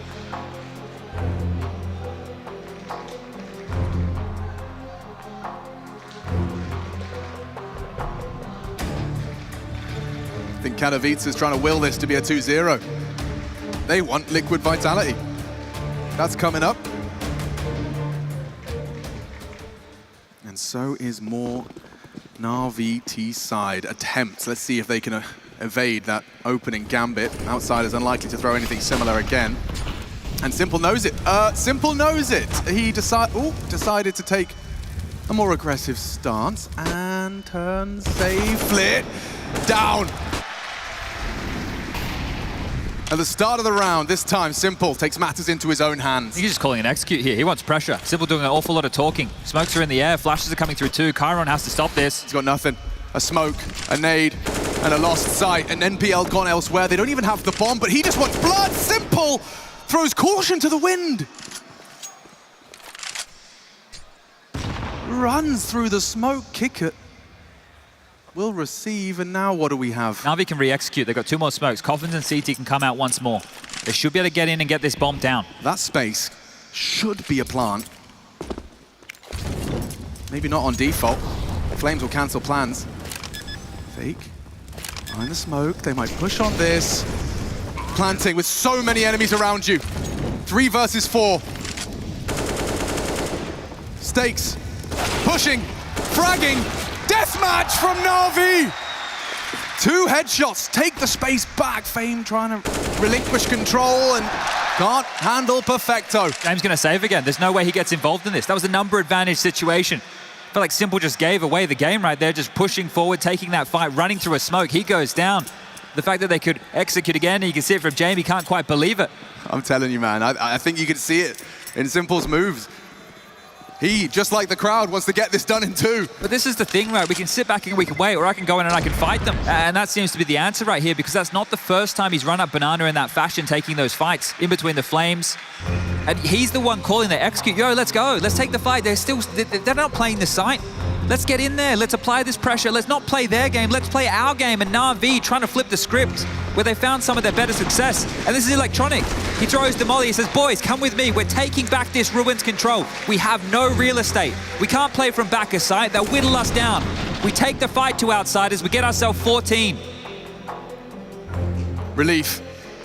That's how that reads, and quite the contrary for Dastan, coach of Outsiders. Just had his 30 seconds on the mic. That's what that sound signals. And now it's time for James to put the pieces in the right place. It's a long run now to that 16. Not for Na'Vi. Just 3 rounds to boast from Outsiders' defense. And they need 5 more. Na'Vi to secure the semi. In 2 rounds' time, Simple again trying to take a lot of space for a little. It's a single Molotov late and a clear. Step 1, complete. Molly heard. Nade seen. And no information for Outsiders. They're passive across the map. That flash a little bit shy.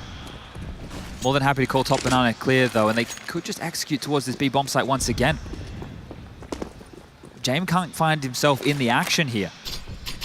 Removed from the play right now is going all the way back to spawn as Simple and Electronic. They're going to pick up a couple of extra goodies here. Any utility that they've invested in, they can pick up and they can go against. And more flashes, that's going to clear off a couple more angles, and especially important when you're dealing with an AWP of James. But full banana control. They can take top mid if they'd like it. A lot of spaces. Outsiders are trying to hold on to their util. Kick it with a bunch over towards B. Fame once more. James, Molly as well here. Damn, Simple is talking a lot. Astute observation. James playing on the short side. Safe from the flash. Shot to the crotch. Electronic's gone. And so is most of the round. We've got 30 seconds now. Hamstrung into the site, flashed. Alive. Bit the opposite, and that's the setup. The A site once again prevails unless Simple can do something ungodly. There's 2 on the site. You've got 14 seconds. Oh, God, he's got Chiron. And James still there, bodyguarded nicely. Flit to save them. And no time for fun and games. 5 seconds as James secures 12. This is really stubborn out of Outsiders here. The fact that Na'Vi have banana control early again. They're applying pressure again. And then they're not playing and not hedging over towards that side of the map. They're just playing the same setup, right? Allowing just Flit and Kick It to try and deal with it on their own, right? And trying to call ahead of the pack here. And the stubborn calling helped them out a lot. It meant that they were into the stack, that Na'Vi thought that they were able to fake them across the map here, and that was not the case whatsoever. MPL down to a bit of a Mac 10 here, and that could be telling of an apartments pop. And now the mind games come back in. Outsiders starting 4 over towards B just to drop a lot of utility to help out Kick It and Flit. Now, if this is faster over towards A, which is potentially the case here, Bit and MPL are already making their way through halls. Electronic throwing an early smoke over towards that long side. This could be an apartments pop. Do they want to take the bomb with them? That's the question. Currently on the back a Bit. This is more direct indeed. Can they break them? These 2 guns, Chiron and Fame, have made it work every time. But this is more direct. This is quick.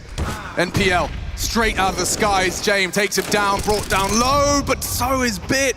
Chiron reveals himself, and Na'Vi with nothing to show for it. 2 up short, crossfire set, still no contact given. The friction comes from Electronics. Peek, and a good peek at that. Flit, victim, and he's into the site. 1 more to find, and Fame meets his fate. Oh man, these rounds determined by independent brilliance at that point. I want to say decision time here for Outsiders, but of course we know what the decision's going to be. 15 now secured for Na'Vi, and the fact that they just stand, they just posture, they wait. Electronic.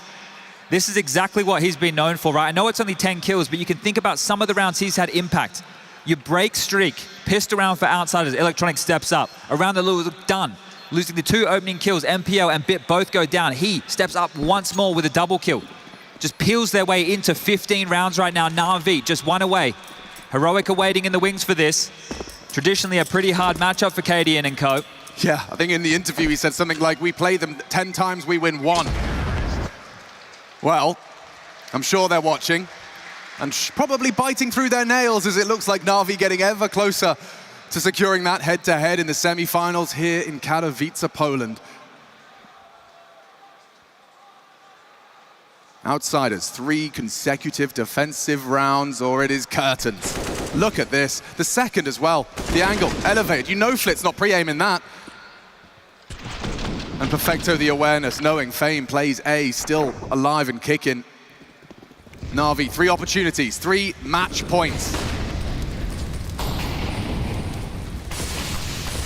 A forward smoke to sow seeds of doubt for that B defense, and ouch, Kickert swallows a nade. Perfecto the same.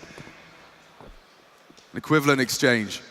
Again, Simple, lots of talking here. Just, he has a lot of control of the map here by being the player deep in. Banana wants to take that fight, calling for the follow-up util. There's the flash. And again, this pressure applied to Kickert and Chiron. Well, Chiron, see, you don't say that one over towards B all that often.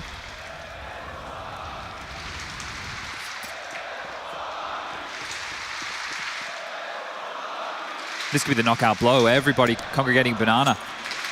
Enough silly business. Let's close this together. Enough for an execute here as a softening nade lands between 2. Skittled down Electronic and MPO, half HP. Still 5 hearts beating, albeit low. Smoke for smoke, flash as well. They have to go. Na'Vi really don't want to be thrown. Oh, Chiron, he's going down 100-0 in the Molotov. It's Kickert only the one, and down goes Fame. He gets nothing done. Jane will have to save them. Not ready there for this, as Electronic again with impact. 4 already in the round he wants, and he takes by force. Quad kill on match point. Electronic will ace to close. We're off to the semi-finals. Na'Vi condemn outsiders to a pack in their suitcase, as Na'Vi will meet Heroic on Saturday. Massive stuff here from Na'Vi. This team putting themselves back together again. Last year, a tumultuous task. This year, a new young blood in the server. MPO holding his own, finding impact throughout, playing with some of the biggest names in Counter-Strike, and one of those biggest names, Electronic, stepping up huge in the second half. The in-game leader finding himself impact and bringing the boys across the line in a 16-12 victory. Yeah, good form. Good to see. There's a reason everyone fears the Na'Vi name, is because those individuals, independently, taking the jewels, and want to be feared. And this is where they do their absolute best work on the big stage, especially this man on your screen right here, right now. Simple. Takes a lot to get him out of bed in the morning, but a Katowice stage is where they get their work done. Smile on the face, and you can see OJ trying to find the man himself for a bit of an interview here on the sidelines. It's gotta feel good. Well, here he is on the stage through to the semi-finals. At Simple, there's 2 zeros, and then there's 2 zeros. You really got to work for it. And that was hard work all the way through. Yeah, that was tough maps to play against them, especially their Inferno. They have like 86% of win rate, and basically it's our best map right now, so we decided to pick it as well. And you got a big smile on your face. Yeah, of course, because it's really comfortable maps, but we expect them to play strong against us, and it was a bit tough on City side for us. And what about you? I mean, we talk about you as being the greatest player of all time. It seems to sit on your shoulders really well now. But then you come to the big stage, and what you are in the groups, you become an even better player here. Do you feel it when you get on the stage? Yeah, I feel that our team, whole team, they can play better in front of crowd because we have so much experience of this. And I just feel more confidence when I stay on this stage, especially in Katowice, because I'm playing here like every year, and incredibly great. Thank you. And it's not just any crowd here. Your parents are out there somewhere. Do you know where they are? No, I don't know, because I gave my phone to admin, so now I need to find them. They're out there somewhere. They're out there somewhere. You're taking on Heroic in the semi-finals, current #1 team in the world. How do you plan for that? We're just gonna do step by step. We're gonna prepare for them. We know how they play. They play in structure a lot, so we just basically need to kill them before they execute. It's good to see a smile on your face. Thank you so much. We'll see him in the semi-finals. Your winners, it's Na'Vi!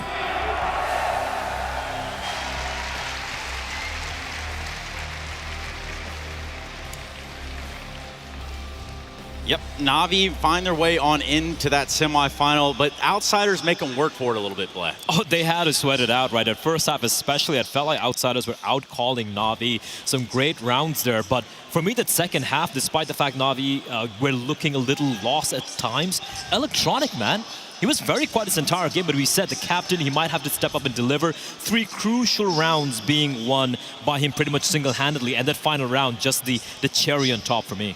And that's why you can't really ever count Na'Vi out. I mean, we saw Simple on the first map. He was the highest rated player for Na'Vi for the series, but first map was where he did most of his work. And then Electronic in that second half, not only fragging, but also calling. And I think the experience shows, right? Like, this is two very close maps. Outsiders won both pistols on Inferno 2, couldn't convert the second one, unfortunately, but it was the tiniest of details, right? Very slow, drawn-out game. In that sort of a situation, it's difficult for players to be focused throughout. It just is very, very draining, and I think that's where Na'Vi had the upper hand. And, you know, I'll bring this back to the idea that Outsiders picked T-side first on Inferno. It seems a little wild, right? Like, I don't necessarily know that one's in the handbook, Bleh. I think that's something which we saw a lot of success from them, right? Some of the calls are really good. Even rounds where they lost, it seems like they had the right idea. But I want to give credit to one guy in particular, NPL, right? Coming into Inferno, we were like, he's going to be tested real hard here. And even though eventually in the second half he didn't, get too many frags, didn't really matter. He was instrumental in getting in. I think it was top fragging for them in the first half, or at least close to it. And I think it was instrumental in them having at least 7-6 rounds there. Yeah, he was solid, and I think for Outsiders, the T-side pick also comes for the fact they're very comfortable on the map. They have a good T-side. And when they switch to the CT side, they know exactly how many rounds they have to work with in terms of saving, in terms of, taking how many risks they need to take, and they just fell short a little bit in the end. Yeah, so round 17, what's that telling you, Yanko? What'd you learn from it? Well, I set it up in the pregame and saying like some of the tendencies from Outsiders, playing 3B, opening 3B a lot, Fame, playing in pit a lot and saving his smoke. So Na'Vi loses the pistol round. They force by straight into Electronic here, gets a great entry, and the rest of his teammates are apps. Like, this was supposed to be an apps pop. I think they were very prepared, like they saw the same tendencies, and they wanted to exploit them. And this all crucial round, they managed to do exactly that, almost win a flawless round. You can see now 5v2, 4v2 situation, and they clean up. If they don't convert this round, they have to Glock eco the next one. It's 11-7 from Outsiders, and knowing how they play and how much they save, I think that would have been too deep of a hole for Na'Vi to climb out of. I mean, we're talking about a pretty closely contested Inferno. All things considered, could you have seen this one going to 3? Oh yeah, absolutely. Like I could just point it out right there. That round is the first round where Electronic popped off. I think at like 4 or 5 kills till that very moment, right? And then he gets like 3K with that Tech 9. Again, a great call coming out from him. And just these small little individuals really stepping up when it really matters, especially the veterans. We have a couple of rounds later on we can talk about from Simple, for example. But again, a small little, tiny little differences when it comes to the personnel. That's what it came down to. Speaking of personnel, there's a new one over there. There's a new face on Na'Vi. He goes by the name of NPL. We're going to bring him in. Come on in, guy. It seems as though you've came here and done what you needed to do today. Nipple, congratulations, bud. Thank you. There you go. A little bit. Wait. Yeah. There you go. How was it? Tell me what you feel when you're up on that stage. I see that the crowd is supporting us, and it's very I don't know. Yeah. Did you have any, look, for you playing in an arena like this first time ever, right? But even though the crowd's cheering for you, any nerves, maybe? Little bit? Just at the start of the game, a bit. When I took that clutch, and after I just was full focus on my game. And yeah. How does it feel to open up your first stage game like that? It was a very important round. You were 6 HP, low, right to get the kill. Did that help you ease into the game after that point? I think yes. Also, I guess Outsiders, our style is good, so we can easily play against them, and we can read because they always stack something, and yeah. Well, look, man, you talk about this crowd and being on your side. When you guys realize that, does that give you that little bit of a buff? Does it push you a little bit forward? I think yes, especially me. When you're in that headphones and you see that floor is shaking because of crowd, yeah, that's insane. Talking about Outsiders, we heard it from Simple as well. Obviously, it was a close game. They're difficult to play, right? Like the slow, drawn-out style. How tough is it to stay focused, when every round is down to the last 10 seconds, and even the smallest mistake, they're really good at punishing you for it. How important is it that the communication is really good? Very important. Yeah, that's communication, big deal. It does make sense. I think we have a round I wanted to actually talk to you about, right? I think it's round number 21. It's an important round. We can probably have that up on our screens right now. And it's basically almost looked like an unwinnable round. You can see Kickert here has got an early kill. And just talk to me through this play. Simple, just going ham. I don't know. Simple just said there that he'll push through city smoke, and we just support him. He just went through that smoke, killed 2 guys, and we like focus, focus, focus, info, info, and we just finished that round. Like, yeah. This is one of the rounds where the outsiders actually went in for the retake. So I mean, you have to at this point, but then just good crossfires, good composure, and that's when you were alive as well. But I felt like Electronic and Simple for me in particular in the second half, they had so much high impact moments. Yeah. Like, any thoughts on that? I think it's because of LAN, because they have like their power on LAN. They feel crowd, and they're like old players, so they can easily play here. Not except outsiders. They have Chiron. He's playing first game also. I don't know how he reacted, but maybe he also was nervous. And also there's a few new players. They played like only few lanes. According to Chiron, he came here and it wasn't about the nerves, and there were moments there where he definitely shined. But really, I think what I ask you in this moment is about playing heroic. Tell me about some of that experience and what you're expecting tomorrow. I don't want to say big words, but we will try our best, and then we will see what happens. Yeah, I like that. Well, thank you very much, man. We'll see you tomorrow for sure. Thank you. Thank you. Congrats. Yeah, good stuff there from the side of Navi. And yeah, we don't need to hit that cough button. Thank you very much, Yanko. Guys, it is a feel-good story. You could see that right there on his face. Yeah, absolutely. Coming on stage in Katowice, taking a win, it's just about soaking in the whole experience, enjoying the moment, right? And trying to shake off some of those nerves. Of course, it's normal. Even like Dastan said coming into it, of course we're nervous, but if you're not nervous, that's not a good sign either, right? You have that sort of good being nervous, but not letting it overwhelm you. I think even what he mentioned there, once he got that clutch, it's like he got his blood flowing, is looking good. He was amazing on the CT side of Inferno, for example. And I love the fact that we alluded to these 2 players, Chiron on the side of Outsiders and NPL. We had a few question marks. I think they both delivered, even though Chiron was kind of missing in that second map. In the first map, especially in Overpass, he was fantastic. In NPL in the second map. So good to see the young blood, new kids coming in, playing in the Spodek and really walking the walk. Yeah, walking the walk, but ultimately Navi talks the talk and then obviously cashes in on that one. They find themselves in a semifinal, albeit against Heroic, which does lead us to our DHL MVP. We're going to go and get those votes in right now. Using your Twitch channel points, you know the routine. I tell you about it every time. And this time is absolutely no different. So here are your candidates. And there's going to be several familiar faces on here. One in his name, one in the game, all that. Simple. I mean, he looked a little human at times. When it came down to winning rounds where you have basically no business winning, he just seemed to somehow pull off something magical. So yeah, absolutely has to be a candidate.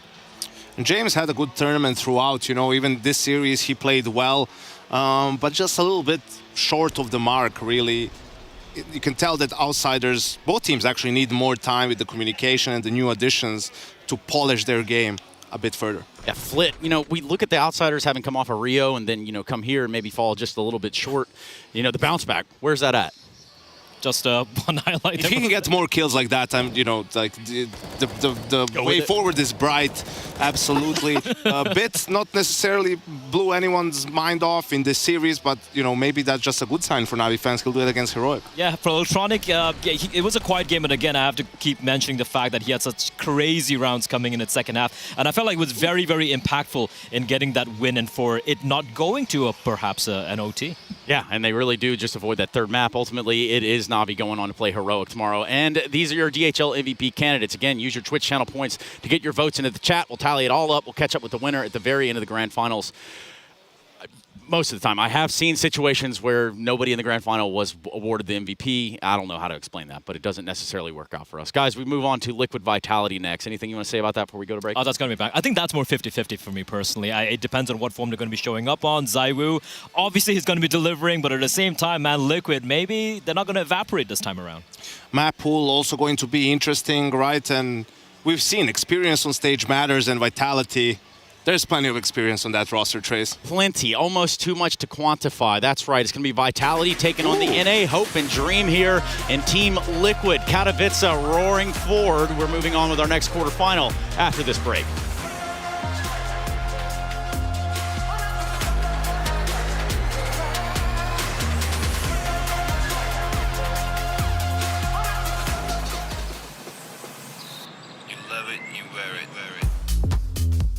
your passion. Share your passion. Wherever, whenever. Gaming is a lifestyle. Get your merch at shop.eslgaming.com. The bell tolls for Cologne. This cathedral, a cathedral that is stacked from the earth to the heavens with the greatest of all the fans, the most passionate.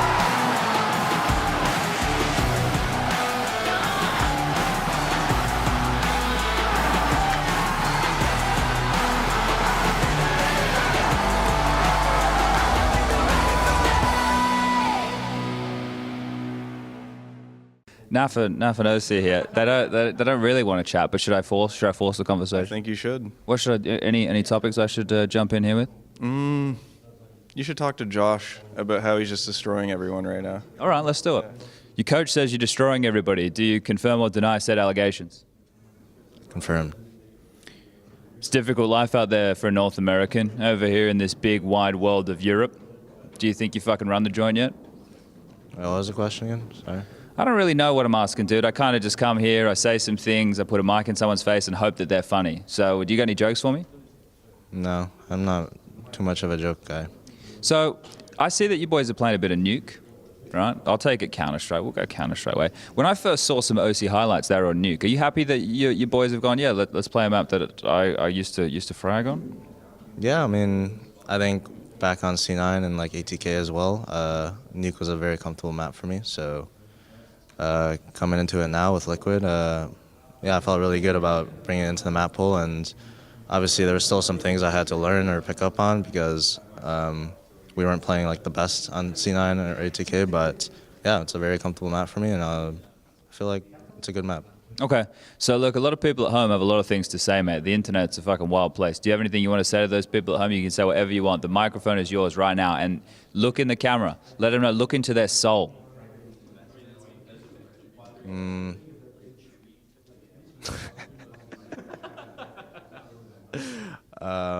Well, I respect all the fans that support me and also the people that hate on me because... Actually, yeah, fuck the haters. Fuck you guys. There we go. See, that's what we were looking for. See, now we got some swagger about it. Steve's pulling it out of you here. You got your Kinder yelling over the fence, talking shit. You ever going to talk a bit of shit? Maybe if I have a nice little clutch, ask him, what the fuck are you doing? Just like Naf was earlier. But I mean, I'm not too much of a yelly guy, so. But yeah, if the time arises, maybe you'll see me perk up for a round or two. Cool. Thank you for your time. Yeah, no problem.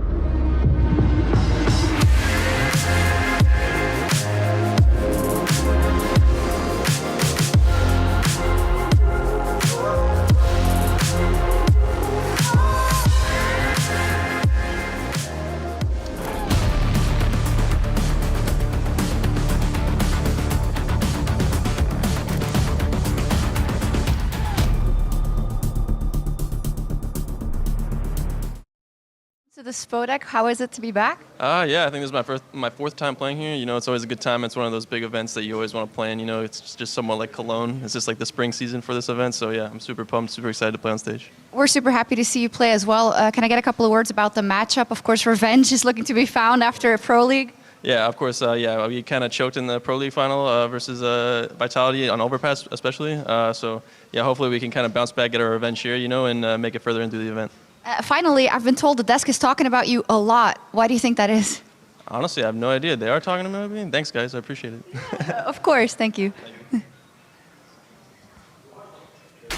We are going to continue talking about you a hell of a lot more as North American hopes rise to face the side of Vitality. The first time the Swarm will be gracing the stages of the Spodek, including Zyru for that matter as well.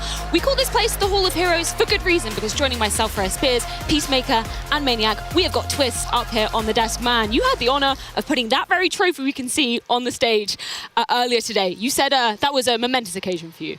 Yeah, it was very special. I was extremely nervous. I would make any mistake. Imagine if I'm walking there and I just trip and drop the trophy, and does the show just stop at that point? Just cancel the event? But you'll be in history forever. That's a good sign. We'll never, ever, ever forget a moment. If that happened, I may as well just leave the scene. I'm just out. Publicity is good publicity, right? Isn't that? No, I don't. Yeah. I don't I'm glad you didn't do that, Russell. I mean, so far, obviously, we've had the first quarterfinal going down between Outsiders and Na'Vi. How was that for you to watch? I think, unfortunately, for a lot of people, I mean, it's a very special matchup in terms of their playstyle, but it's also a very boring one, probably, to watch as a viewer. It's a lot of saving, a lot of slow-paced CS, I mean, down to the wire. If you saw that matchup with any other team, I think it would be exciting, but that's just the Outsiders' playstyle. I mean, this one is going to be very exciting indeed, not least because this is a rematch of the ESL Pro League Season 16 finals where we saw Vitality taking the mantle. So, Peacemaker, let's start off by talking about Team Liquid. Can you give me a temperature check of what they've achieved so far at this event? Well, I think for them it's been going all right. They came here and they kind of treated the Blast as a boot camp, as we saw the Yekindar doing an interview. And I think for them, they probably took a longer break after the season and came back into Blast. Took that as a boot camp, came here with, I don't think they had higher expectations than what they just made here to make it to the playoffs. I mean, for them as a team, it's been a long year, the last year, with a lot of IGL changes and then shocks as an IGL, and then Yekindar comes, not as an IGL, but with European kind of vision from how they should play, and then Nitro comes back. So obviously it would take some time for them to adapt to their play style and how they want to play, how they want to push the game. I mean, it's been a ramp up for Liquid. That's what it's been. The very beginning of 2023 was super dicey. You mentioned it. Unrecognizable in Copenhagen. Here, a slow start as well in Katowice. Remember, there was that game against IHC. We didn't really know where this was going. And then you have a couple of wins that I think mentally meant a lot to them. The fact that they beat Spirit, they took that nuke away, and they denied you guys, of course, the run to the Grand Slam. Sorry to have to mention that once again. It's going to be coming back around. But this, a couple of wins for Liquid, I think, have made them way more legitimate than we hoped or thought they would be. You mentioned Yakindar's name. I think he's a choice talking point coming into this, not least because of that interview with James, Maniac. He had some interesting things to say about just, how he was working with the team, what new visions he's been bringing. He kind of said that they were, a bit lower tier than he was used to in terms of... I think we all encourage the players to have, a personality and to be out there and make bold statements. And for that regard, definitely Yekindar delivers. But Twist, you're with me, and I would like to have your opinion half a second. Yekindar coming into Liquid saying, I feel like these guys don't really play good CS. I had to teach them a lot. They were far behind. First of all, do you agree? And second, how does that feel like if you're a teammate and you're hearing him give an interview about how he needed to teach you the game? What's going on? I think Yekindar has always been vocal about how when he first joined, they were 5 steps behind. And he always wanted to bring the Outsiders playstyle to them, and James logic and how he looks at the game.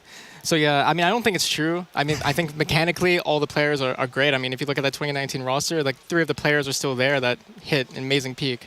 So I think it was just getting Nitro updated again, how the meta, and Outsiders also plays a very unique style of CS, and not every team can replicate that. So if they have Yekindar really trying to infuse that into the team, it's very useful for them. Yeah, but I mean, Yekindar's just a personality, right? I think he's always maybe over-exaggerating a bit, but He's definitely put them in a good spot now. Yeah, certainly. I mean, that's, I think, what we were the most curious about when we saw him entering the stage for the side of Liquid way back at IEM Cologne last year. It was the questions of how he would be bringing kind of that outsider's mentality that you alluded to, because they play such a well-drilled style of CS, and Ukinder was talking about it when he was bringing up, issues with the Liquid side. You don't want people to get too emotional about them, right? No, that's the thing. He was talking about how maybe Liquid weren't exactly used to hearing critiques about what they're doing it wrong, and you have to kind of walk this thin line where you take care of your teammate, as you're not going to tell him, listen, what you're doing is completely trash, but you also have to address the issues, and I'm hoping that they've figured out a solution. I also think that he couldn't just use the system they had in Outsiders. You have different players, and they want to play different CS, they have different skill sets, and they're trying to get to that compromise. Do you think they found it? I mean, I think they're still working it out. I mean, the roles don't always make perfect sense, but when you have Elige and Yekender on the same team, one of them has to take the sacrifice on certain maps. That's just the way it goes. I mean, you should always have Naf as the main lurker, and it seems like Yekender is in a lot of center positions because he shares the IGL role with Nitro. So if one of them dies, one can still mid-round call good. And yeah, I mean, I think right now they have a good structure. Yeah, let's talk about Ukinder just for a moment as an individual, what he's bringing to the server, because I feel like we saw, Liquid coming back into 2023. It was a bit of a quieter form from Ukinder himself. Obviously, the phase game, he kind of ramped up into that one. But do you feel like Liquid can be too reliant on Ukinder to be performing in order to get things over the line, Peacemaker? I don't know. I think that, in my eyes, I think Ukinder plays an important role, as Twist said. Like, he's kind of like the secondary call, and I think it's more about that aspect of him being the secondary caller and helping Nitro and helping them to micromanage the pieces, especially mid-round when Nitro dies, for example. Individually speaking, I think there's no denying that he's really good. Like, mechanically, he's really good. Maybe hasn't been up to his level post-break, I would say. Like, I think that after the player break, he dropped a little bit. Like, I mean, I have high expectations out of Ukinder, and he plays those roles where he should be getting that impact.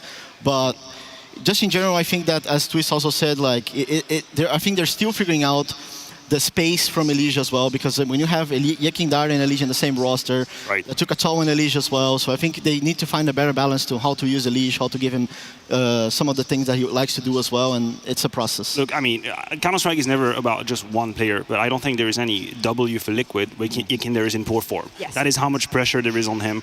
You just look at the numbers, they paint a very clear picture. Ukinder, to this day, is still the most aggressive player we've had in this entire tournament. About 30% of opening duel he's attempting, and he struggled a little bit to convert these. So, of course, you look at a Ukinder that's struggling, that's Liquid not finding the space and kind of having that map control. But when he pops off, the way it happened against you guys again, then he just changes the tide. Like, that's the type of player that he is. And it's a bit of a double-edged sword, right? To have a player that can dictate the weather, like sunny or rainy, if he's not in a good form. Well, exactly. But I think this is where OC comes in. And OC is being kind of not up to his normal level, I'd say, since he even joined Liquid. He's had high expectations of him, right? Yeah. And OC at this level, at this event, has been hitting an amazing level, and that helps a lot when Ukinder is being super aggressive. You'd usually rely on an AWPer to make up for the space, Like, the aggressive player takes the space, and the AWPer has to do something with it.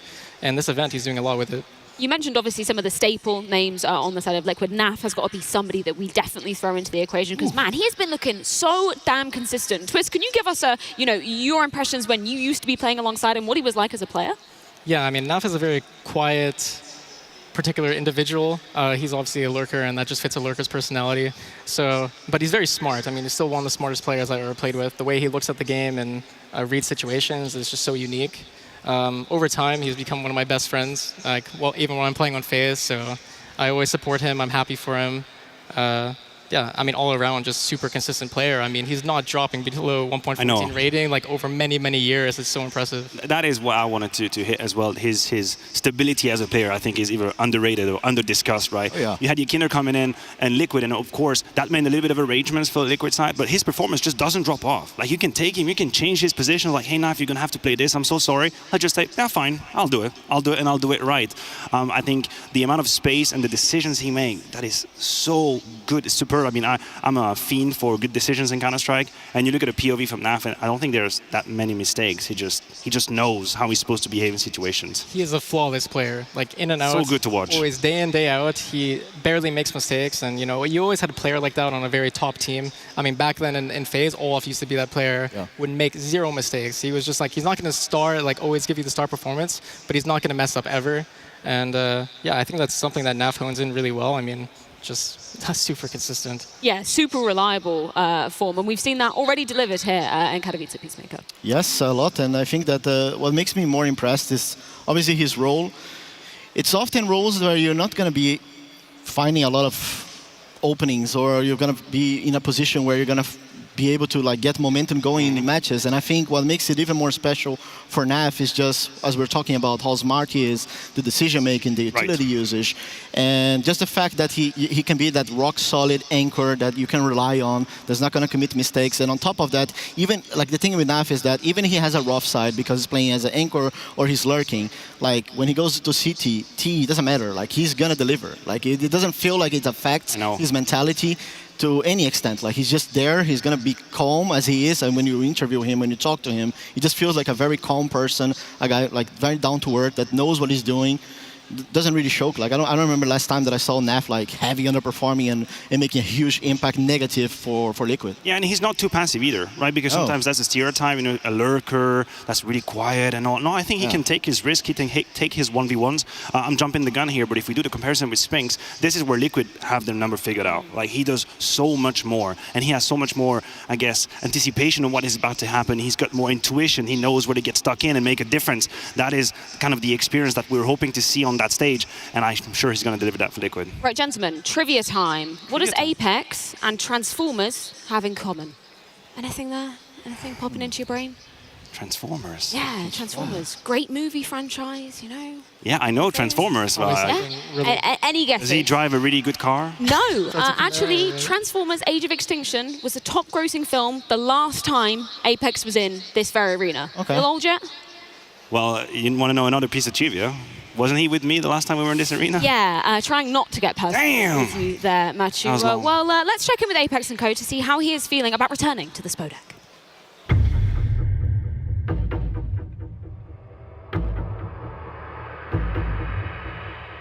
The last one was, 2014, first Katowice for CSGO. It was long ago. The lineup, I was playing with Happy, Uzi, Kukli, and Maniac. I got really stomped in Spodek though, against Virtus Pro.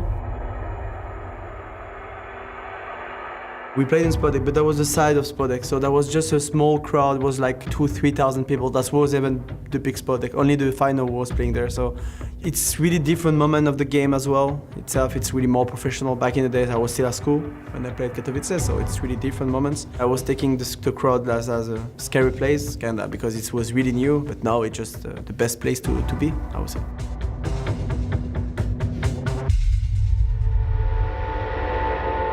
Katowice, I think it's been really tough for us. Like overall, like every single year, we've either not made it out of groups or like just barely made it out of groups and then lost.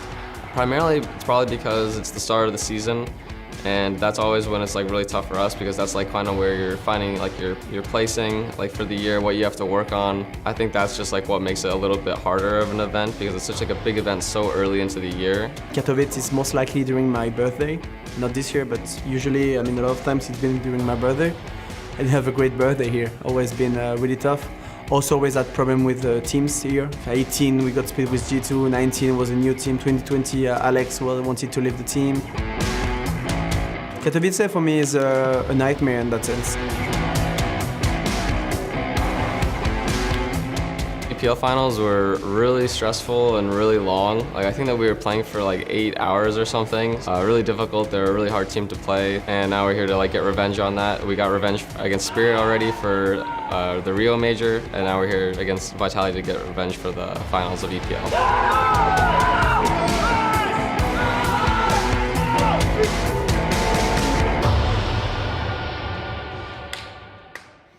Yeah, historically, both teams really struggling to leave their legacy here in the Hall of Heroes when we look back at some of those results of past Katowices for both these squads. I mean, there's something true and genuine to Apex's statement, like, Katowice is a nightmare for me. Like, not only because of how it started when VP kicked the hell out of us right here, that was obviously one step, but he's talking about how in so many different years, circumstances were against him, like the G2 coming to an end, then Alex was on his way out of Vitality when he was playing, then of course we had, in 2020, unfortunately, we couldn't have the crowd.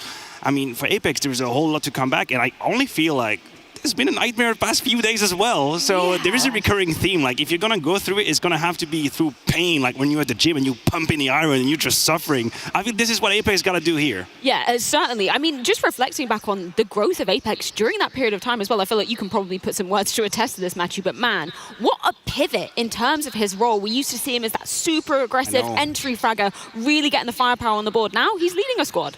Yeah, I think to maintain his stature at the very top of Counter-Strike, he had to take many turns, and he had to grow a whole lot, take on challengers I didn't think he would be able to. Like, when I was playing with Apex, he was a crazy mother trucker. He was very aggressive, he was super animated, and some of these qualities, of course, he always had a feel for the game. He always had the little knack, you know, finding solutions. But I thought, this guy is not going to make it as a leader. Like, you have to be calm, level-headed, you have to be able to take on the pressure. And it's been a road for him. I think Extas, when he was his coach, helped him a lot. His growth is undeniable. But now you have to admit as well that this has been a turbulent year, the last 12 months with Vitality. And I think he's desperate to get these trophies. He's desperate to get it going. And hopefully he's got the lineup for it. And I mean, finally, somewhat of the nightmares are ending for the side of Vitality, because ZywOo finally gets to make his first appearance inside the Spodek Peacemaker. Well, I mean, the guy deserves it, right? I think that it's undeniable how good this guy is. That's crazy. Individually, I mean, that's crazy. Yeah, that is crazy that they haven't been able to be here before, especially this guy. I mean, for ZywOo, obviously undeniable, one of the best players in the world, a guy that has, I mean, shown us what he's capable of, not only with the AWP, but as a player in general, with an AK, like, well, just role-wise, purely, like, he plays it to perfection. You rarely see him committing mistakes. And yeah, for him, it's a very special moment. It reminds me of my first moment here as well, back in 2016 when I was coaching. And you just compare yourself to ZywOo? No, not really. Like, I'm far away from him. No humility here. I'm far away from him, but you know, I know what it means to be here, and I'm sure it's going to be special for him. I hope that he doesn't feel, I mean, the guy doesn't really feel pressure. He doesn't feel like he's human, but yeah, I mean, looking forward to see what he's able to do. He might not feel pressure, but the truth of the matter is, no matter how established ZywOo already is, because there's no one out there in this arena that's going to doubt who ZywOo is. Yeah. He still has some grounds to prove. He still has some tests to pass. Spodek is one of them. He's never set foot on here. Top 9 in all of the attempts he's made in Katowice. And when we do this everlasting comparison with Simple, that is one of the arguments. We say Simple's done it. Simple's been on the stage. He's taken over games. He's been a captain. He's got that champion's mentality. ZywOo is a bit more timid, a bit more shy in the way he behaves himself, and these are moments where you can change that story, change that narrative, and he's got to do it. And currently a 1.34 rating for the entire duration of this event, which, you know, begs the question sometimes, Matthew. I feel like Vitality of old, it was relying upon ZywOo to really be posting up the numbers consistently. Do you feel like Vitality have outgrown that trend yet? Listen, wouldn't it be for the last few days? I'll tell you yes, but psych, we're back right where we started. And this is the Vitality that was a little bit worrisome in terms of structure, because you look at the numbers and they paint a very dire picture. It's basically the ZywOo show. It's a one-man show here where everybody's got tickets just to see him tell jokes. That's what is happening. He's far and head and shoulders above everybody else, and we know this is not a winning recipe. We know this is not enough for Vitality to win trophies, so the rest of the cast has to step up. If ZywOo maintain this level, there is very little we're asking for the rest of the crew. Yes. Just the 10%, just give me 10. Because if ZywOo maintains that level, it's going to be enough. Yeah, for me as well, I think that what happened in the series against Heroic is, I was actually talking to Stan about the series, and he said, like, yes, for some reason, ZywOo always a little underperform against us. And I don't think we should take that performance for granted to be like, oh, ZywOo is having a performance. I mean, he's been putting up really good numbers. Yes, he struggled against Heroic, but today against Liquid, well, the last time they faced against each other, ZywOo was insane. Like, I think he had 1.50 impact in that series at the That's a best of 5 final, and that's a best of 5 final. And then compared to OCE, he had 0.92 rating. So, I mean, in terms of the and it wasn't like the head-to-head between both of them wasn't like anything too crazy. They're actually competitive. ZywOo was ahead, but still, like, just the amount of impact that he's able to pull in a grand final and Pro League. Yes, that wasn't a Spodek. There wasn't a special moment like this. But still, like, what I'm trying to say is that, yes, they shouldn't rely on ZywOo, but I don't think that it's a matter as well about the individuals performing a little bit better, because that has been the struggle for them throughout this event, in my opinion. Some of the individuals underperforming individually. I think what's so poetic about this series as well, there are so many narrative strings we can pull on, but the fact that we have some Spodek newbies in the form of Zywoo, surprisingly, and of course Spinks, but we also have two players that have rightfully earned their place within the Hall of Heroes. We're talking about two-time champion Dupree, Magisk lifting the trophy back in 2019. Huge legacy for these two. And Magisk was the MVP of the major in 2019 when they lifted that trophy. Major MVP, and what looks like now a far cry of their former performances. I think this is where there's a little bit of nostalgia that's kicking in, because if we had a time machine and we could basically take Dupree and Magisk from that period of time and just plug immediately in Vitality, you would think you have a championship winning team. That's the end of the debate. But the truth of the matter is we are not at that point anymore. Both of them are fighting to try and find that consistency, that impact. Dupree on the T side, Magisk on the CT side, they have to do more than what they have. That is if their aspirations to go further and possibly lift the trophy in Spodek. I remember that when they brought this project and they created this team, at the beginning they're talking about the language barrier and how, and I think we kind of forgot about that, and I think it's important that we mention this, because for Apex, for example, as an IGL, I don't think it has been easy for him at all in terms of like being able to talk English full time and call in English. I know myself how hard it is to communicate, and those extra seconds that you take to make a decision is super important, right? And I remember when they created this project that they're talking about this language barrier, and it's a completely different culture as well from the Danes with the French guys, and I think that it's not an excuse for them to underperform. I agree, but I think the language thing is definitely a factor that I still think when we did the interview when they lost against Heroic, me and Heko had an opportunity to talk to Dupree, and the very first thing he said was like, well, our communication was really bad. Yeah, but it's not English. It brings me... It's not English. Yeah. Listen, for the first few months, I will give the English card. I will let you have it. Get out of jail, free card. We're playing Monopoly. You're talking English now, and it's fine for me. Now it's been close to a year. Yes. Maybe the issue is inherent to how people handle pressure, how people handle tight moments. Because if you and I are playing in English, but I'm still freaking out, I'll freak out in English, I'll freak out in French, you'll freak out in Portuguese. That is my point. I think that the English topic has an expiration date, which we have passed already. And now it's not because you're speaking in English, it's because you don't have the ability to listen to hear each other, listen to each other, have a clear communication. Can I repeat my information 5 times? Do I have to say, one minute? No, or do I have to say, I have main and you hear me out? Actually, that is the issue. There was a point as well that I think Zonig even mentioned, that as soon as the French guys would die in the game, that they would actually communicate in Danish just because it would be more natural and more fluent. But that's as well, like, if they're still doing this, that's where I think it's complicated, because for the French guys, they don't really understand what's going on. And I think it's a part of the team to understand, like, everything. You need to be able to understand all the communication, how they deal with the clutch situations, how they communicate, because they could also learn from each other. I don't know if that's the case. That could actually be an interesting topic that we could maybe ask them later. How's the communication going? But yeah, I agree completely with you with we cannot pull that card anymore about the communication. I just think that it could be a factor sometimes that could hurt them in a couple clutch situations, high pressure, that it could maybe choke a little bit in terms of communication. Well, speaking of the Danes, let's check in with the deadly duo as they had a chance to catch with Banks and returning to the Spodek. Vitality are about to be going up against Liquid, and I'm with 2 players who have been here before and both lifted the trophy. But guys, what does it mean to you when it comes to this event? What's the feeling like before you go into this game? Well, we're feeling good. I think we're playing quite decent at the moment, so we're feeling confident going into the game. Obviously, playing in Spodek, it's a lot of pressure. There's a big crowd and everything, so we need to show up as well. Now, Dupree, you've lifted it not just once, but twice for yourself. How important is this on the CSGO calendar? How much does this hold in value for you? I think this is, it's not as winning a major, but it's maybe a little below. It's like winning Cologne. I haven't won Cologne yet. That's still something I want to achieve. But getting another trophy here would be amazing. I mean, I've won it twice. I've had some really good experiences here. So it just, it's a very legendary arena, and it's a legendary event. It's been here for so many years, and it's something that I think a lot of players want to experience. And you can feel that whenever someone is missing out playing in the arena, they definitely feel shattered. So in that sense, I think I also feel lucky, and I'm very happy to be here. And for Zywoo, we've talked about him getting his first chance to play in this arena. It's what every player wants to see. But have you given him any advice? I know he's used to playoffs and he's used to big events, but anything special you need to tell him coming into this? I don't think you can specifically say anything to Zaiwu that will make him perform better or worse, because he is just that good of a player. So he will just do his thing, and he just enjoys playing Counter-Strike, and I think that's why he's so good at it. But sure, we've talked about the whole thing coming into an arena. You know, we haven't played on a stage in that many times with this roster yet. I think we've done it once in Lisbon before. So I think the most important thing for us is that we go in today and we try and stay calm and just embrace and enjoy the fact that we're actually playing on stage. I love it, mate. Thank you very much. Good luck going into your match. I'm excited to see this all go down. Vitality versus Liquid.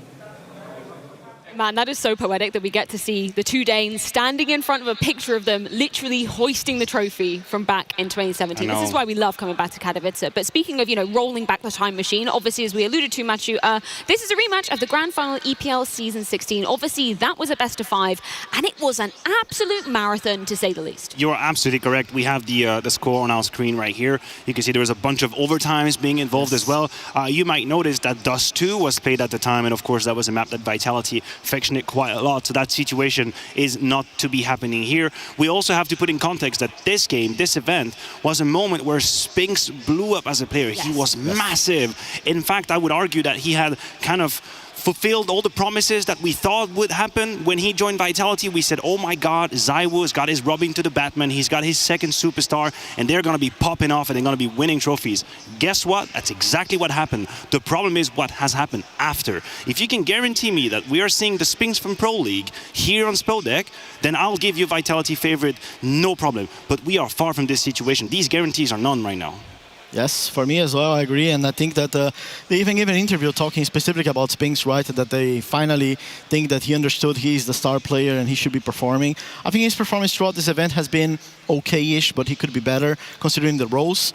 Personally, I have high expectations out of him because of the role-wise, because of how he should be playing. And I think it's about time that we see more from him, or at the very least what we saw from him in this particular one, right? The Pro League final where he was insane.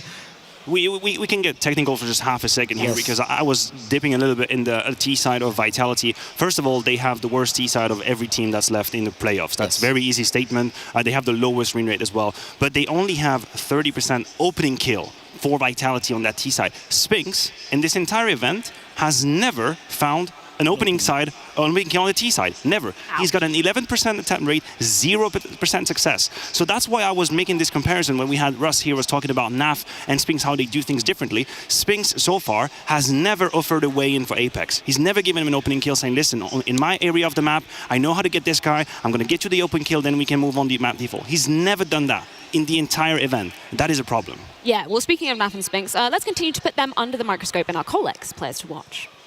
Friends, Romans, countrymen, lend me your ears. All the world's a stage, and all the men and women merely players. There's something Shakespearean with our two Colex players to watch. Once more unto the breach, dear Spinks, once more. Spinks is meant to be finding himself and understand that he is a star and he must perform, which just wasn't the case versus Heroic. Can the Spinks leap over the familiar terrain of Anubis if it comes into play? Can he pounce all over NA's hopes and dreams and secure a semi-final spot? It's time to shine or be left in a sarcophagus.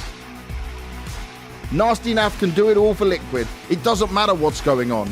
Up, down, side to side, this player has constantly weathered the pressures he faces on North America's top team. Naf needs to be a pillar, the rock, and stand strong as the powers of Vitality look to end Liquid's playoff journey. Let's hope Naf can stand the pressure of the Katowice stage. Those are your players to watch, and if Counter-Strike be the food of love, play on. To be or not to be, that is the question, and hopefully soon we will be finding out the answers. What answers we can find immediately, though, are our map vetoes, because Maniac, we had a few questions about this particular. Well, the first question, I guess, was what map was Liquid going to remove? They've kind of floated this idea that they've played 7 maps. I don't believe you. I call BS on that one. Immediate veto of Vertigo. That would have been ancient, or Vitality, sorry, immediate pick. Now, when it comes to possibilities, Liquid go for Overpass. Zone. Yeah. I thought it was either going to be Overpass or Mirage. We see Vitality going for what is a very strong T-sided map. We talked to it. That is the new. The Overpass, Luis, I don't know about you, but I know Vitality's defense can be good on it. It can be risky. Yes, but I think that it's a map that Liquid has played plenty of times, and they should be comfortable with it. I think the last time they played, there was actually a little bit mistakes, especially on the T side. I wasn't really impressed with their T side in some aspects, but in terms of map control, they do it really well. Like Liquid in the last game, I remember they took map control very effectively. It's a team that actually uses the long of A, like a lot more often than a lot of the teams that actually cause trouble the last time they played. And I think that just in general, if they play like they did last time with less mistakes, less individual mistakes, and there was also a little bit of utility usage that was missing. But in general, I like the pick. I think it's a comfortable pick, and it's a map that they have played plenty of times. What we should also discuss is how Vitality starting on the CT side at the opening of this quarterfinal here puts so much pressure on them. They'll need, for my money, at least 9 to 10 rounds on their CT side if they just want to think about the illusion of winning Overpass. We've seen them struggle so much on their T side. Sometimes look at Lost. At Bay, absolutely no solution, not exactly knowing how to maneuver the map. You talk about the map control of Liquid and how they can do it with finesse. I think Vitality doesn't have that finesse, not on Overpass. It's very much tanky, it's in your face and it works or it doesn't. So they have to be strong on their CT side. And it certainly didn't work the last time we saw them obviously playing Heroic. Different type of team, but that spot, or that match rather, for the spot in the semi-finals here in the Spodek, 3 rounds they were able to bolster on that CT side. Heroic looked in full control of that one. Listen, I think that in this particular game, Vitality was actually trying to do a lot of proactive stuff. They are trying to play aggressive, and Liquid was and Heroic was just ahead on them every single time. And I think mainly the reason for that is that Heroic themselves, they play very proactive, they play very aggressive. And suddenly when you play like this on the CT side, of course you have to discuss, okay, if you play like against a team that plays like us or try to be aggressive, what kind of protocols do we need to do in terms of dealing with that? And I think they were super on point. Like every time Vitality found an opening, Heroic instantly had a reaction, for example. And I think that was a very important factor for them to be able to only have 3 rounds. But in general, like as I said, like I don't want to take that game in particular just as a factor that, oh, okay, they cannot play Overpass, you know. I think that they have shown us good things. I think they shouldn't overthink it too much. I'm expecting and I hope that Vitality doesn't come today with a super passive setup, a super passive approach to this one, because that's where Liquid gets scared, because they do develop map control really effective. And you talk about the pressure that Heroic applied on Vitality. I think we circle back to that communication issue, right? Yes. If you are playing and you feel like you're being harassed continuously by your opponent, you feel like the game is going faster than you are, this is where you get lost in translation. You know, an information that should have been passed on to your teammate doesn't really land, he doesn't really hear you. So this is why I'm hoping, you know, for a lot of teams, getting on the stage here in Spodek is about being more excited, being more animated. I don't think that's the case for Vitality. I don't want them to be more excited. I want them to be more focused, laser focused, right, to the point, less communication for nothing, be very much in the zone. Adrenaline can give you different effects or different results. This is what I want to see from Vitality, just be a little bit more precise in what you're doing. Final thoughts, gentlemen. Do you feel like there was a winner potentially coming out of this Vita, or is it pretty evenly spread? I think that if there is a winner, maybe it's a little bit on the Vitality side, just because of they're able to punish pick Liquid with the Nuke one. But what I've seen from Liquid on Nuke, it wasn't bad at all. Like definitely a map that they have been putting some effort on. Like especially on the city side, I saw them playing. They are very effective. Like they have reactions on point, and there wasn't like it's not really a punish pick. Like I'm just put it like this. Like I think that Liquid, what they show me on Nuke as well, it could be very competitive. Obviously, Vitality should have a upper hand in this one just because of the map. They have more experience. But also, Liquid has tons of games from Vitality to watch and to prepare for. On the other side, Vitality has to play their own game because there's only one match played on Nuke. You cannot really overthink it too much. That is true. You talk about Vito. I think the fact that Mirage is a third map leans towards Liquid. Yes. I think they have more data on it. They have more experience on it as well. You could see the kind of comeback they pulled against FaZe, and that speaks volume to the quality of the CS they can have on Mirage. So for the Vitality fans out there, I think the 2-0 is probably the most seductive solution. Yes. Because if we go to Mirage, that's going to require some heroics, no pun intended. Well, we do have our map cemented, and it's almost time to get our teams out on this beautiful stage. But first, let's check in with Shox backstage. Well, it's about time for Team Liquid and Vitality. I'm very lucky because I get to grab some of them. Magisk, you're first. So it might be pretty cool, but you can actually see Astralis there twice on the stairs. Is that giving you a bit more motivation? Of course. I mean, being here is good experiences. So, yeah, I'm quite confident. Yeah. Wonderful. I'll go to the IGL as well. You've been here before, but then it wasn't this whole arena, right?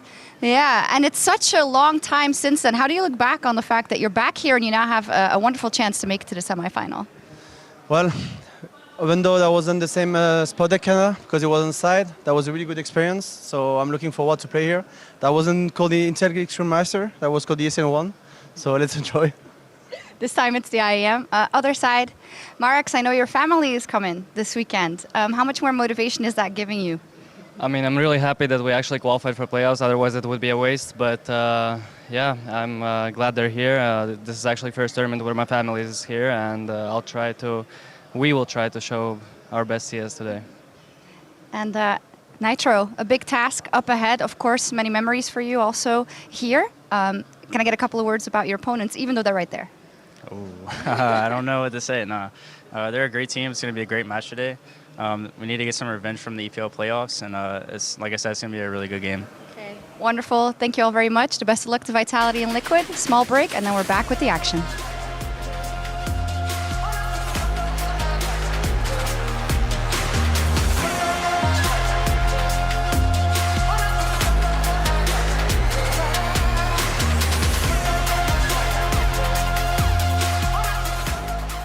I've got two men with me here who are paid to cast video games, and I think that's great, but it's probably even better that it's in the Spodek today, right?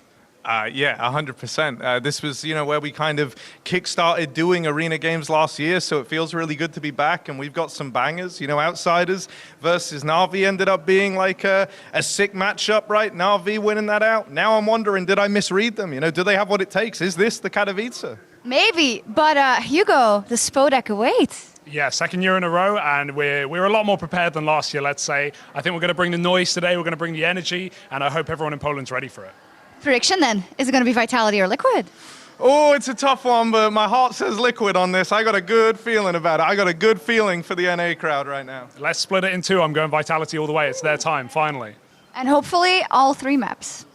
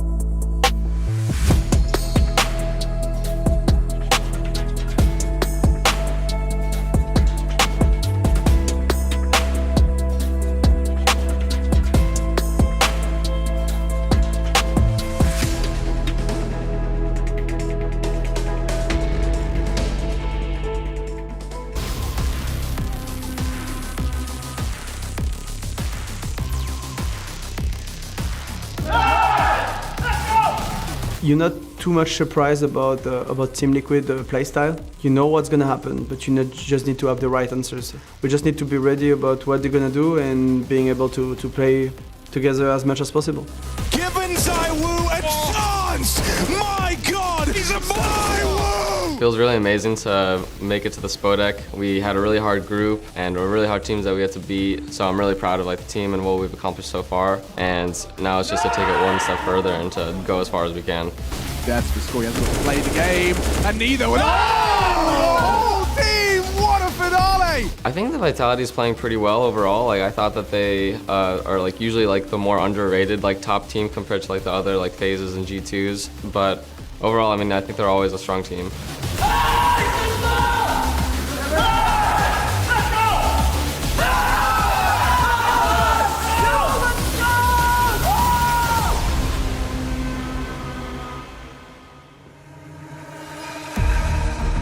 Time to slide back the big doors again. The flirting is over. It is time. And do you know what, actually? Do you know what I love more than a Counter-Strike quarterfinal? It's 2 Counter-Strike's quarterfinals. Let's see who's got the vibe. Down here, how we feeling? Lame. How we feeling down here? That's better at the back. I'll take that, because backstage we have 2 teams, and they're all being super polite right now. They're chatting, they're shaking hands, but that is about to end, because what's on offer now is a semi-final against the all-conquering G2, revitalized G2. So it is time to get this second quarterfinal on. We got smoke, we got flames, we got dry ice. Have we got a crowd? We've sort of got a crowd. We'll get you louder before we get into it. So then, please welcome to the stage your first team in this quarterfinal. They had to scrap it out to make it this far. Once again, they are carrying the hopes of North America. It's Liquid!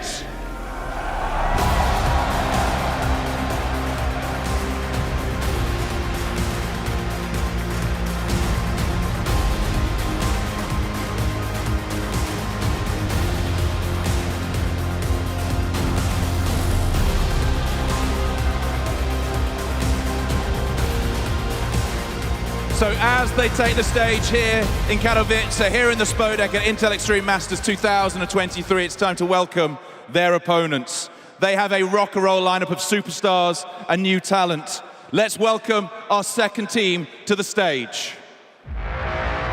For they want to do to Liquid what they did to them at the Pro League Finals.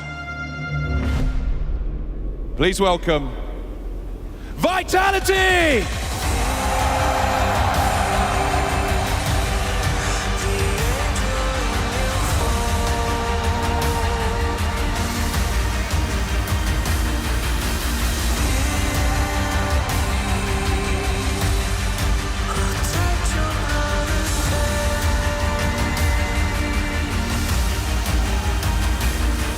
Both teams on stage.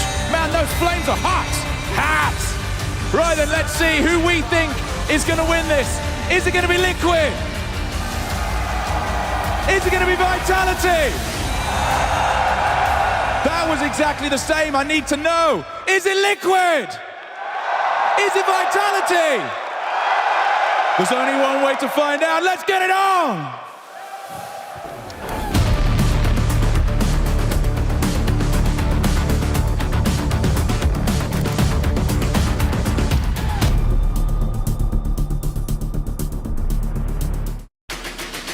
The Hive looking to thrive in the arena, as are Liquid looking to drown out their past Katowice demons. One thing is for sure, Matthew, this one is going to be a war between these 2 squads. I love these moments, but I absolutely love it, seeing the teams enter, seeing the reactions from the crowd, and just, we have a very good vantage point here from the desk. We can actually see the players getting settled in, and it just hits me the realization, you know, when you're a player, there are moments in your career where the next 2 to 3 hours will have such huge consequences for Vitality. 2022 has been a little complicated, of course. There's been a title, but the big stages have been far and few between. There was Lisbon, and that's about it. Not a whole lot of stages happening otherwise here. They're in Spodek. They've already made top 6. It is already, in their book, probably a win, but we want more. They want more. They want to go to the semi-final. And for Liquid, they've had to face such tumultuous tides basically throughout the past 12 months. The addition of Yakinda, the man we see on our screen, we thought that was going to be the key to more consistent success. We saw that at the tail end of 2022, making themselves all the way to some grand finals, but coming into this new year, man, I feel like there's so much pressure on their shoulders to be performing here at Kato. Oh yeah, for sure. We saw some bold words from Yakinda before they came into the stage, where he talks about if we didn't make it to the playoffs, like it wouldn't count, kind of thing.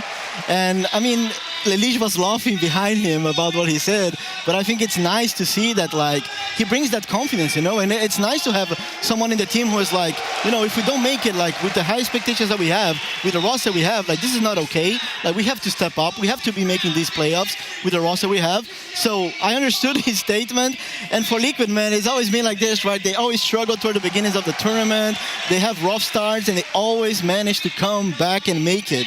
So that's what makes it truly special for Liquid. They're not a team that when I coached them, they're famous for choking and not being able to make it to the playoffs. Now, it's the opposite. Like they might have a bad start, but they always get there. Yeah, I think mentally they're probably stronger than Vitality. I have to be honest. Look, there's no secret. I'm a huge Vitality aficionado right there, and I know if they have a good start into a game, they can steamroll you real bad. But what we have also seen here is that the resilience, it's sometimes at a whole time low. And that game versus Heroic that you talked about, it hurt me, shook me to my core to see a team being in such trouble. So you say Liquid can bounce back into a game. Yakinder has harsh words at time when he needs to bounce back. I need to know Vitality can do that too. I need to see them being down 0-5, 0-6, 0-7. I don't care. Come back into this game. Fight back. Make sure you know you can come back, because if it's just about momentum, it's not gonna ride. It's not gonna fly. We need more than that to win. You talk about what the players will be thinking, will be experiencing when they walk out onto this very stage. We talked about the newcomers to this stage here in Katowice, but for players like Elige, the man we see on our screen, for NAF, for Nitro,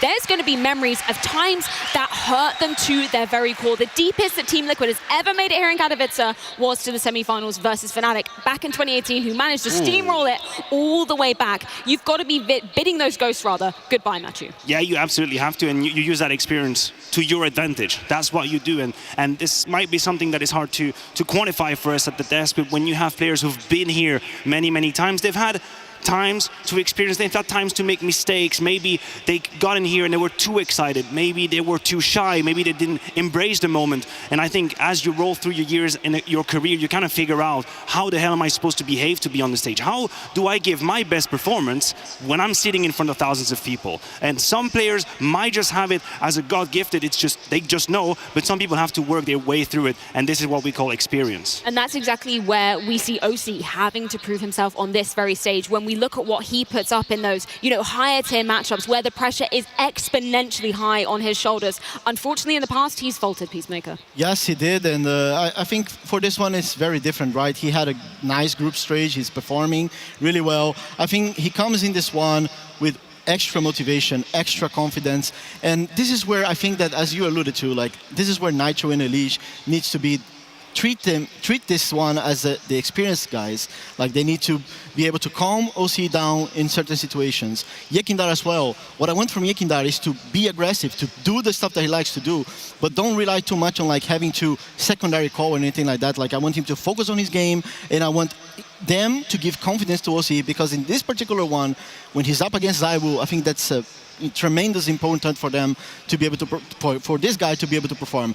And unfortunately, last time they met, that wasn't that great. I know, and talk about a potential redemption arc for OC. Yeah. Listen, people have not exactly been kind to him in his Liquids moments. Like, there have been plenty of occasions where people have called for a change. They've said he was not enough, it was insufficient, he was dropping the ball in high tense moment. Now you got a chance, you're facing Zaiwu. You have, the generational prodigy in front of you. You can make a statement, like, this is it, you have a best of 3, and the way he bounced back against FaZe, that gave me faith, truly. He had a moment in that third map when he was the issue, he was the liability, he missed a couple of shots, and we were face-palming thinking, damn, like, he's doing it again, like, he's failing through that game, but he fought back, and that is something that they are going to need. You are not beating Vitality in a best of 3 if you don't have a sniper, because it's Zaiwu against you. Zaiwu's first time gracing the stages of the Spodek Arena, and I want to hear if the crowd is with us. Are you ready to get this game underway? There we go. There we go, man. The crowd is certainly ready. We've got our teams at the ready as well. The maps locked in here for what is a rematch of the EPL Grand Finals, now gracing the stages of Katowice. Harry and Hugo, let's get this bad boy underway. Oh yes, here we go. Team Liquid, the hope of a nation on this team's shoulders, and the uncrowned kings of Vitality on the other side, royalty amongst this roster. Apex as the captain, a CT side start. He's going to have to try and inspire the troops here, get them to hit the ground running early. This guy's been a focal point of French Counter-Strike for so long. On the other side, it's Nitro, Captain America, as they call him. And it's not just what he can bring to the server, it's what he represents. So let's get into this one, shall we? Yeah, no waiting around for this pistol. Liquid steadfast towards that B site, but Vitality are stacked to the 9s, all down in blue. They're ready to quick flank this play. Liquid will have a full execute, but it will matter not. They get the site, they get the plant, and they get some space, but they got to worry about the back. Yeah, they're getting fast flanked here. Magisk opens up with one, and suddenly things go very badly for Team Liquid. Magisk just tearing through them. Looking to kickstart this series for Vitality, and there's not a lot standing in their way. It is a flawless pistol round to open up Overpass. Yeah, you talk about the captains of this teams. I think a lot of people are thinking about the right-hand men as well. ZywOo, if Apex is a stick, ZywOo is the spear on the end of it, and on the other side you've got your Kinder as well. A player so talented, so valuable, that when he left Outsiders, we thought this guy could go anywhere. He could go to Na'Vi, he could go to FaZe, but he liked the culture of Liquid. He wanted to join this squad, and they're all the better for it. It's going to be Vitality taking that pistol round, though, very clean on a flank, and now Liquid with a bomb plant. We expect to see the Force. And they're going to deliver on that. They've come back in with the purchase right away. It's clear that Vitality feeling confident coming into this one. I mean, you've got a lot of stage experience here. For Liquid, they want to try and go against the grain early on with this Force buy. I like how much attention the Des put on OC as well, right? Not experienced on the stage in comparison to really anyone else on the server right now. And he's definitely got to step up in this playoff match, because on the other side you have the best AWPer in current form right now in ZywOo. OC's got his scout, but Vitality are giving nothing away. They are tucked back in their bomb sites. Only ZywOo on the edge of aggression, and Spinks is spotting for him. Some of the change-ups on CT sides for Vitality have been a breath of fresh air inside of this roster. Something we'll talk about more later into the series. For now, it's Liquid grouping back down lower, and Vitality not too strong in this position currently. Yeah, they kind of played their opening hand, looking for the attention over in mid, looking to fight for this control, but Vitality haven't given them those engagements. OC with this scout has missed the timing on a con man, just pulling off the scam of a lifetime, isn't he? ZywOo towing that line between danger and being that important piece to win the round. He's going to be here to rotate in, and that's the bomb. Nitro has given it away. ZywOo tagged up, but not finished off. Still alive, still a threat down in water, but Naf will run him down. This Force buy has left Team Liquid in the 4-on-3.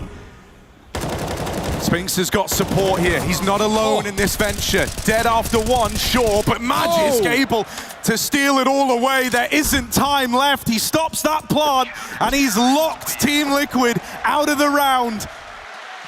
That's super awkward for Liquid, man. They wanted to fake that B site. They were popping out Monster. The bomb was trying to go back up con, but like you highlighted, OC missed that timing, and ZywOo slipped the net. He cut off that point of rotation, and a lot of pressure is going to be on someone like Nitro to call in those moments, to adapt on the fly, and at least on the bright side for Nitro, he's got a lot more room to do what he wants. When we saw him back in those old Liquid days, he had to pick up so many roles, didn't he? He had to play the AWP. Well, now that's averted with OC in the team. He had to, in-game lead and frag. Well, now your Kinder's coming in as a very vocal player as well. So somewhat of the pressure lifted off Nitro. Right now he's fed to the wolves. Down in dark, Elige gets that trade, but it's the only gun in the round and not even an armored player to throw it to. He's got to lead by example here. Vitality aren't facing out mid. ZywOo's gone back to safety.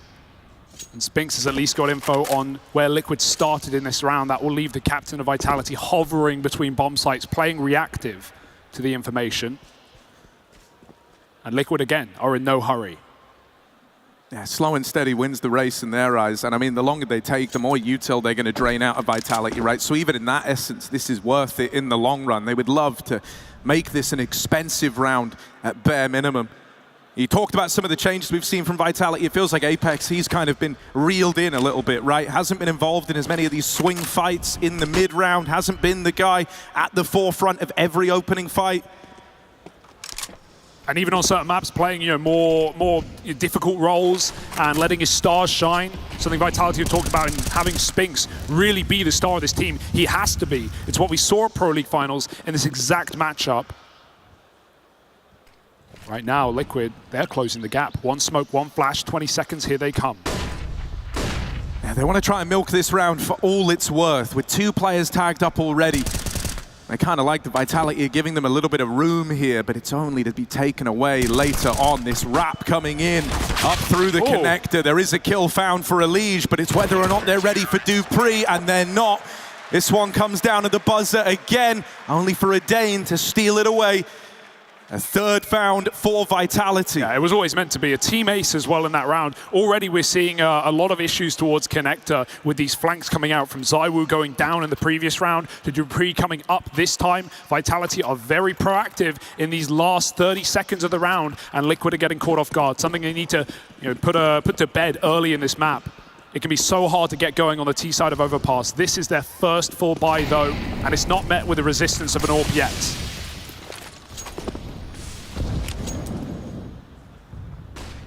Yeah, there's a real skirmish taking place for this con control and a real focal point put on mid as well.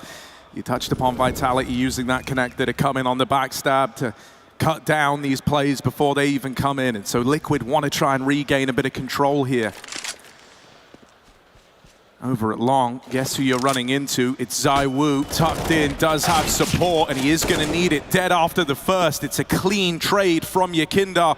That's exactly what you need out of this guy. Spinks is now left in a bit of an awkward position, right? He's in hot water, but just barely able to navigate through this hot liquid. Great Spinks flash gets from out. Yeah, great flash from below. Nitro actually had him on lock. Spinks was on the clock, but he got out for free. Blinded the opposing captain as Liquid get closer to the site. And Spinks is still playing an information position, but not forever. He wants to go back and he wants to get aggressive. Ooh, doesn't actually peek off that first flash. Instead, Apex giving him a second one, and yeah, this time it hits perfectly Yakinda. He does a lot of damage, but doesn't get away with the frag. They would have loved that to propel them into the A play. That responsibility's got to fall to someone else now, and Apex will not let them in. Lights them up. 2 in the round with the MP9, and even on the jump, Apex just harassing OC, getting in his head.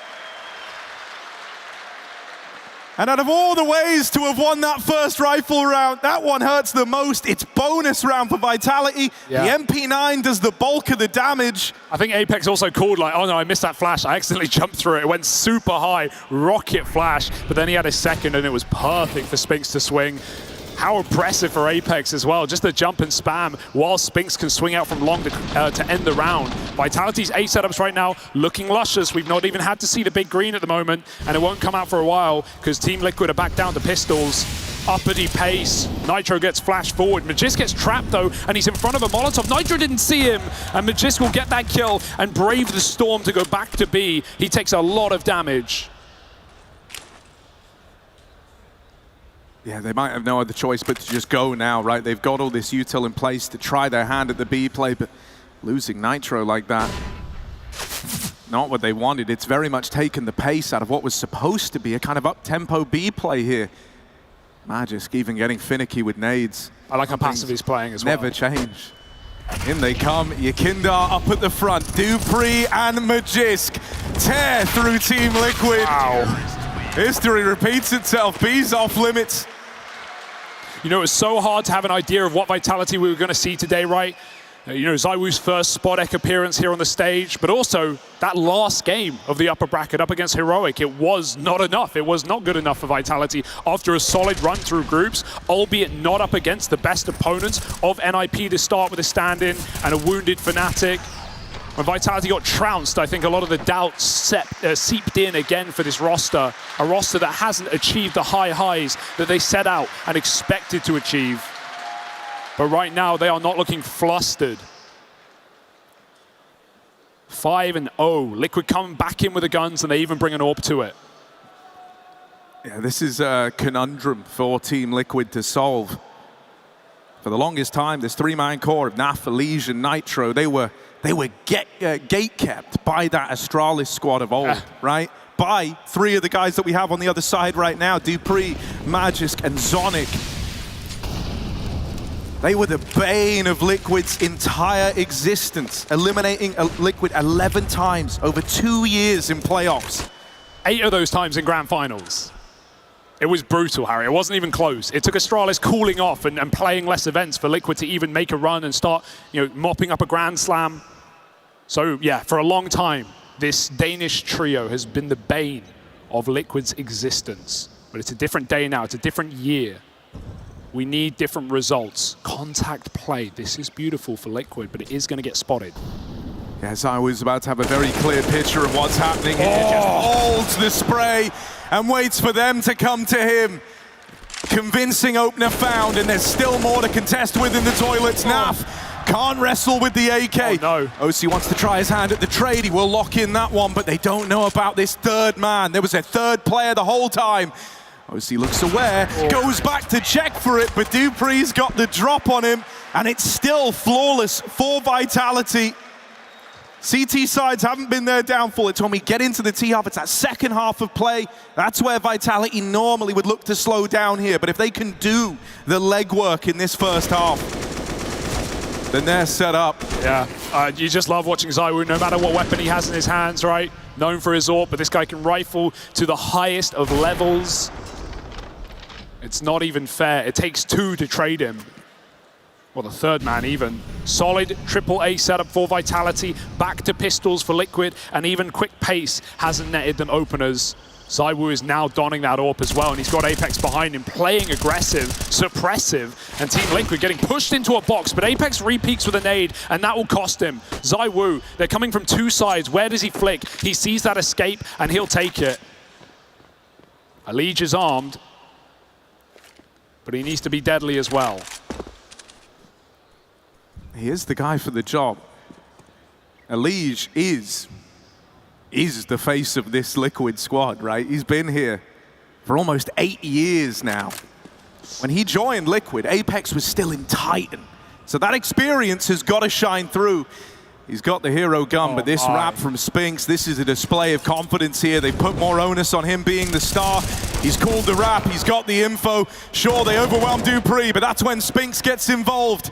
Whittles down this 3v3 that Liquid had. Elige is quick with the response. They know about the wrap round, but they don't know where ZywOo is. A needle in a haystack trying to find this guy. And Spinks getting involved now. Nitro wasn't looking. It's gonna fall to Elige. The immovable man in the clutch, but the flash will get him off that angle, and ZywOo mops it up. This is a display right now for Vitality. This is dominant. Liquid, that's their closest round yet. The only one that they're able to convert in a post plant, and Vitality don't even look flustered in the 2v2. Great patience for Spinks, not just to not jump the gun on taking those backstab kills, allowing Magis to rotate into a B stack, but even then waiting for ZywOo's smoke to fade, throwing in a flash to the pit. Vitality are playing solid CS right now, and Liquid do not look awake. More AWPs, but still more problems. 7-0. What have Liquid got for us? Yeah, it's getting a little scary. Naf down at 1-7. This guy is normally the bedrock of Team Liquid. Right? If Elige is the face, Naf, he's the backbone of this team. Normally such a consistent player. Oh! That's a nice opener. 2 captains clash and Nitro comes out ahead. No accounting for that one, Apex. He spammed out of the round. Team Liquid, they've not been in this position. They have a chance now in the 5v4. They pump the brakes. They don't want to get ahead of themselves here. Opportunities like this don't come along often. I like the boost up. It's proactive. Trying to force this trade. It won't be given to them though. Bombs outside of that site. But Liquid are not poised for it. They need to come down through connector, and that's what dupreeh's banking on. And he's banking correct. Easy kill. Gets that refrag to the captain, who now has to lead from beyond the grave as Liquid set up again for a contact play. Is there even a flash behind this? They don't need it. Naf knocks ZywOo out of the round. Molly onto the barrel is going to keep dupreeh passive for now, but Liquid are coming through. Yeah, trying to close the net. That's a missed flash from Magis, not the time for it. Dupree peeks on the second, but OC there to mop him up, there to shut that down. Fall blind as he drops him out of the round. It's now the Molotov, that slows this play. It gives Magisk a bit of time to move in, try to have his say. Up and over into the bomb site now. It's a lot of damage on a Yakindar. It's teed up, Spinks to come in with a big double. Elysia Nap is suddenly thrown into this 2v2. It's not what they expected. It's not what they were banking on. Nade and a monster slows down Elysia. Magisk gonna win him out in the fight. Nap far removed, AWP in his hands, and the defuse being held. He's not peeking, he's not fighting for this. And so in a 2v4, Vitality dig deep. It's Spinks and Magisk to pull that one back. They had no business winning that round. Absolutely not, but Spinks, man, he's stepping up, and it's given me a good feeling for, you know, the length of Vitality here in the playoffs. Of course, we're all thinking about that semi-final matchup. Whoever wins here, going on to face G2. Favorites, no doubt. It's never been clearer from their current form, but if Vitality are bringing the heat like this, anything can happen, Harry. We know it's their year. It needs to be for Vitality. 2022 was so underwhelming. Apex said it himself. They wanted so much more. And with the Paris Major coming up, they need to warm up into these stage games. They need to perform in the spot egg. And right now, Vitality are doing everything they should. 8-0. Another 2v2 on the B site. Liquid cannot close out. And ZywOo's not even the hard carry right now. He's playing solid. But it's Spinks. It's Magisk, and it's even Dupree, who's had career lows in this team, looking good to begin. Yeah, he couldn't miss out on a chance to steal the hopes and dreams of NA again, could he? Some things never change, Harry. Right, Nitro survives this skirmish down in Con. Vitality leaning strong over towards B. With how often rounds have culminated here, it makes a lot of sense. They're just entrusting this upper hold to Spinks solo. Oh. Apex is ballsy to even be returning fire on that spam, but he likes his odds. And even in the round where he got picked and went 4v5 down, Vitality still pulled themselves out of the mud. They brought their wellies to the playoffs here. And with ease, a strong lead. Liquid move in on that A site though. Naf's trying to make a lot of noise, a lot of ruckus down below. Does get some spam onto Magisk, and this boosts up. This is great timing. It's an easy kill, and they even saw him edging back up. Look at the mini-map. Look at that rotation, because Vitality know Liquid are doing it before it's even called. Yeah, this is rough now. That realization's going to dawn on Liquid as well, but they've just got to commit to it at this point in time. Into the belly of the beast. Apex and ZywOo hold down the site. And they've not even run into Spinks. They don't even know about him on this close angle. Nitro dead. This one's getting away from Liquid. A flawless round, a flawless scoreline. You couldn't ask for more out of Vitality right here. No, and you've got to love the way they're doing it as well. It's not even had to be like super difficult A setups or super aggressive mid takes, so they're shutting Liquid out early. They're letting them work. They're letting them play around. And then they're coming in with the final 30 seconds and making an info play. Be it these boosts, the flank through con for Spinks, the connector walks for Dupree. Vitality have done it all.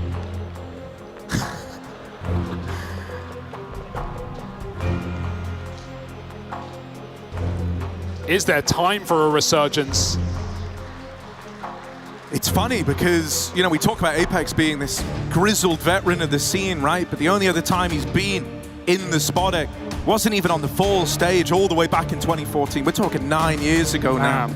And there, they were battling to not get 16-0'd by the Virtus Plow, right? The old Polish legends. Yeah, and now he's dishing it out, man. How far he's come. Maniac remembers that game. Not for the best of reasons. Would leave a sour taste in anyone's mouth, and Liquid as copper all right. Iron on the tongue for Elige as Spinks again forces an opening kill. And now the Vitality are starting to make plays early in rounds. Liquid are getting drowned out 4v5, no way back in off that kill, and ZywOo might make it a little bit better. There are flashes available, but even ZywOo doesn't want to force this. Vitality aren't even playing like it's 9-0. They're playing like it's neck and neck. But again, proactive towards B. They get that information, and OC hits a shot, but it's not enough. Nitro, another wallbang trade. That's all he's even given us, but they never saw Magisk. Got stuck down in the mud, in the water. He will slide out, and Naf forced to fight again. It's another round for Vitality. You called Naf the backbone. He may be, but right now it's a spinal surgery for Vitality. They are snapping necks. Broken vertebrae for Team Liquid.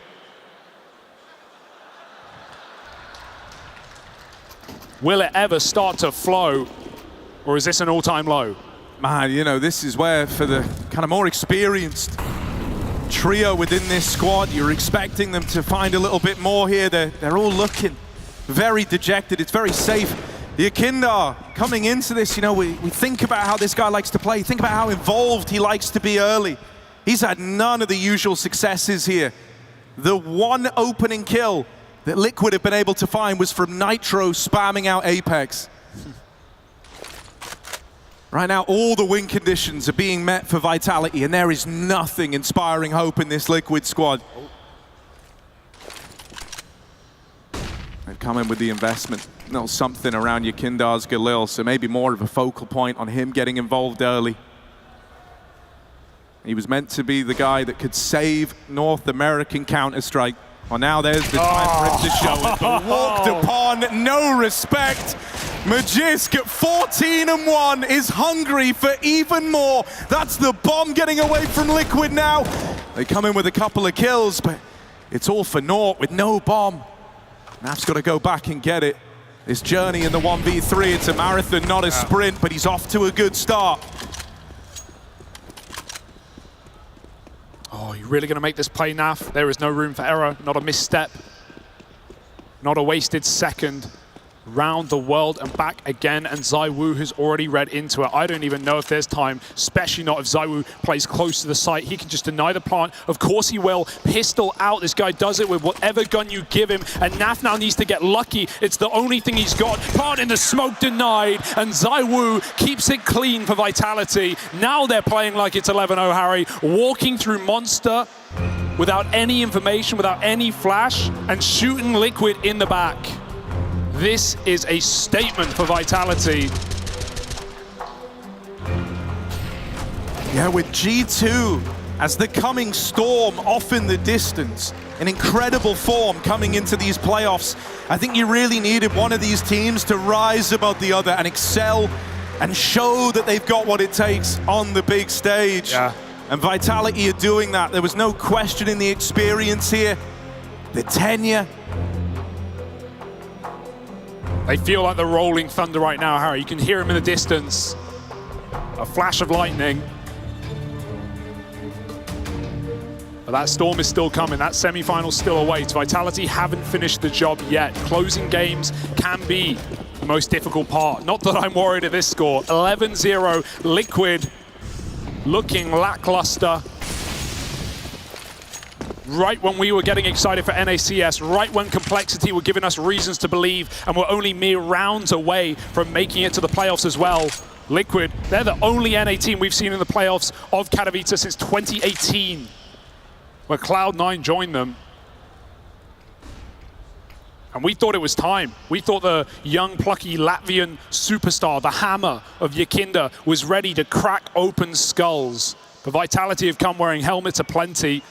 It's on him again. Yakindar picked by ZywOo. An easy shot. Spinks side by side. A deadly duo on this top site. OC has the angle, but not for long. Legged on the crossover. He gets flashed out by Spinks, and now ZywOo owns middle, and you're not getting it back off him for free.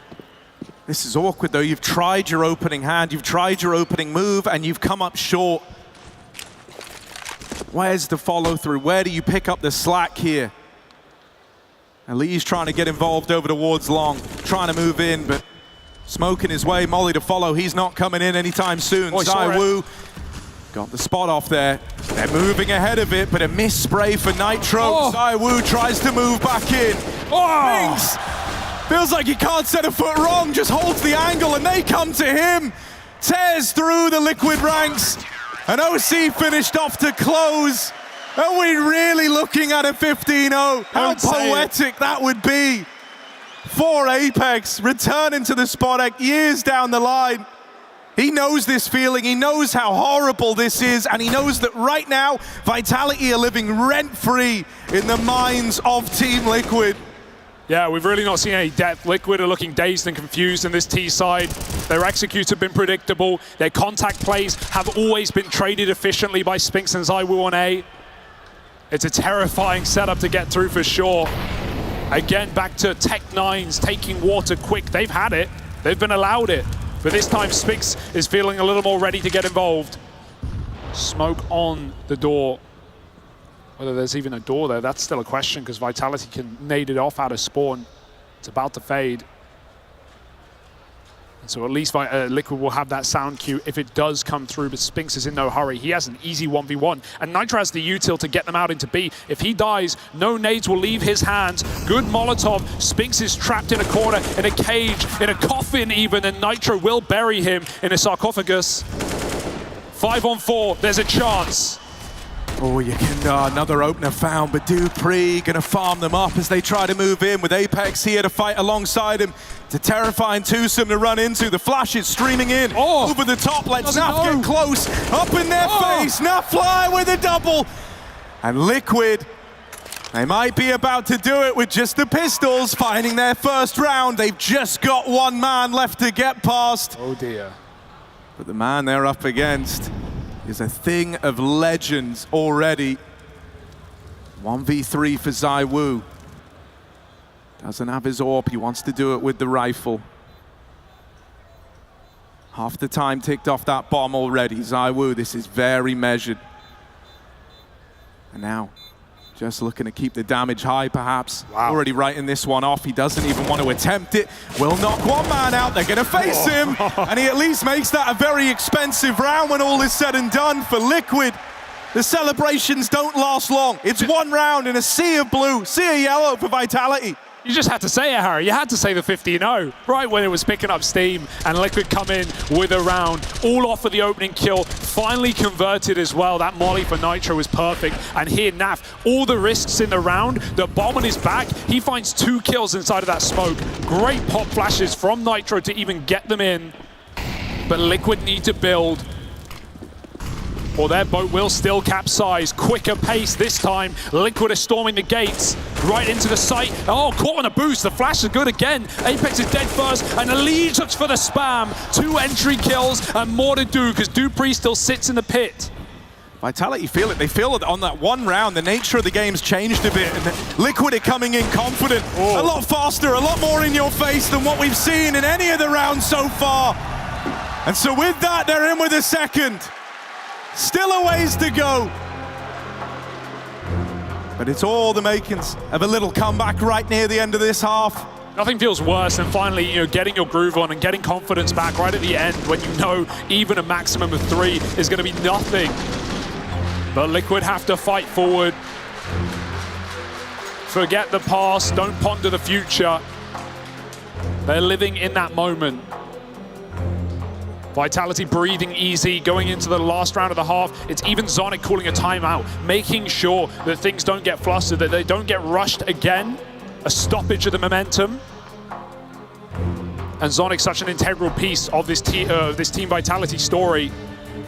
On the flip side is Daps. He's talked about the difficulties as being, previously a player for so many years across so many North American orgs, coming in and trying to cool things in such a limited time window of 30 seconds. Zonic's got that experience. So let's see what adjustments Vitality make going into round number 15, the final hope for Liquid's T side. Oh. That is a brutal bit of spam onto OC. That's going to force him to play more respectful here with that AWP. He struggled to get involved at the best of times, and so now him on the back foot early. That's going to be felt by Liquid every step of the way. They flash out of Monster. Magisk with the aggro. robbery of a round here because he's got the bomb at his feet. He hasn't discovered that yet, but it's right around the corner. Magisk doesn't know it, but with this push, he is the thorn in the side of Liquid, tearing them down. Magisk in form for these playoffs. 3 in this round and still in the picture, still controlling the flow. Looks for even more, and he's finally put in the dirt. Where there's one Dane, there's 2. Dupree's already moved in. That bomb is not retrieved, not for long. Yakindar left in this one all alone. And with so much to do, so much against him, it's washing over Liquid now. This inescapable feeling that even three is off limits. He's going back, bomb retrieval, 25 seconds, and Dupree's gonna win that out with a smoke spam. It is dominance. The French Revolution's here, it's vitality. They knock on the door of Liquid and run away with that first half.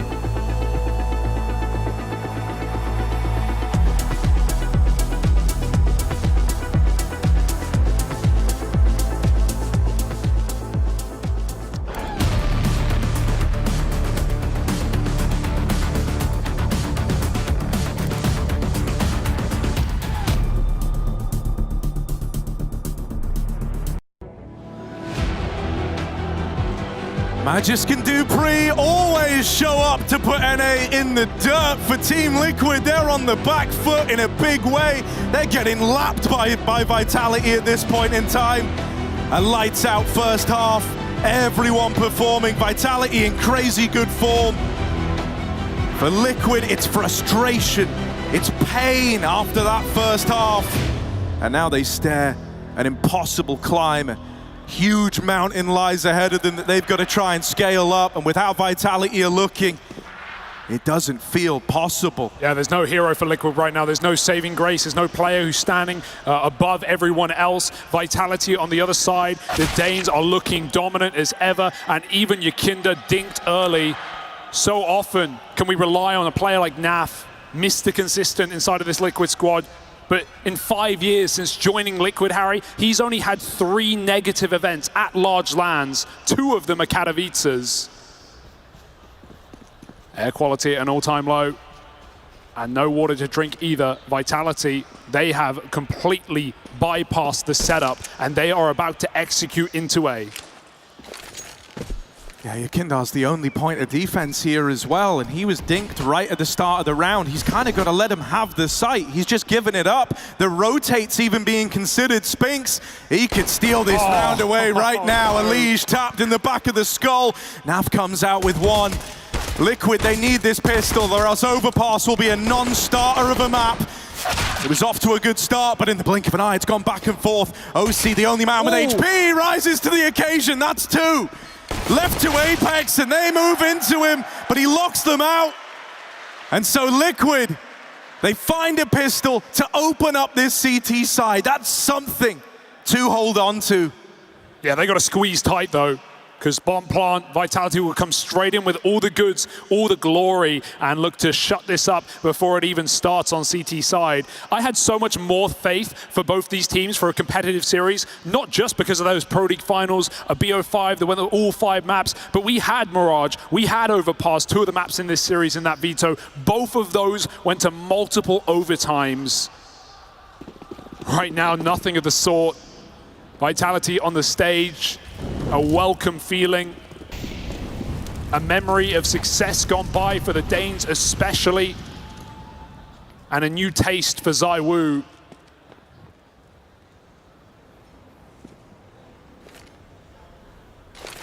And again, it can't be oversaid rather how much success players like dupreeh, players like Magisk have had here in the Spodek. dupreeh has attended every single Katowice to date. Even won it twice. The only time this guy even failed to make playoffs, Harry, was last year amidst the sea of misses for Vitality. That was fresh after he joined the roster. But he will not be repeating history, not recent history at least. We're going a long way back here in the Hall of Heroes. Vitality creeping forward, and that is a stunning shot for Magisk. Taking down the face of Liquid. OC needs something here, but he can't get more than 1. Magisk, again, murders him from behind. Bomb dropped at least. Yakinda, surviving the fight, will be able to fall off. Yeah, Liquid breathing a sigh of relief when Magisk hits the ground running like that with the Deagle. You're always a little bit paranoid. Apex, very smart here, just trying to make this expensive, lobbing it all out the map. There's no retrieving them. Throwing smokes out, man. He does not want them to have anything for free. He might not win the round, but he's won our hearts by lobbing out the guns and doing in the money of Team Liquid in the long run. They get away with that, but this is where the going gets tough. This is where Vitality are looking to put their money where their mouth is. They're coming in with the investment. Not an AWP in sight. ZywOo more than capable with those rifles. Magisk is playing on another level as well, right? Some of the aggressive rounds we saw from him towards B, getting flashed in by dupreeh through Monster, flanking Liquid where they stand. 2 Deags in that eco, and it wasn't eco, Harry. They didn't even force after bomb planting pistol. Vitality wanted to end this in the gun rounds nice and early. They are not in a hurry, but they know this is their best shot of success before Liquid can even attempt to build back into the game. Spinks creeping and crawling. He's got short water, and Apex keeps the pressure on B while the default works middle. It's a spread out attack for Vitality. Liquid left guessing.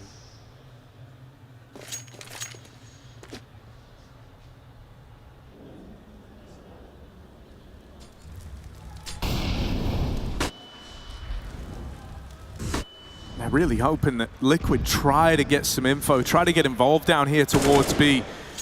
Ooh, that jiggle. That should signal the idea of, yeah, we don't want to be peeking Monster. We don't want to give them this opener. Well, now Apex, he's changed his mind. He doesn't want to wait for you anymore. He's going to bring the fight your direction. There's the opener from the man at the helm of Vitality. And hell, why not take it one step further? Apex and Spinks, it's a runaway round here. Elige offering up some resistance, but not for long, because Apex is taking heads off. The guillotine comes to life. And it's all left on OC, so far removed. Nothing is safe, nothing is sacred here. They're already hunting him, and the bomb's not even down yet. Dupree, that is a big nail put in the coffin of Team Liquid.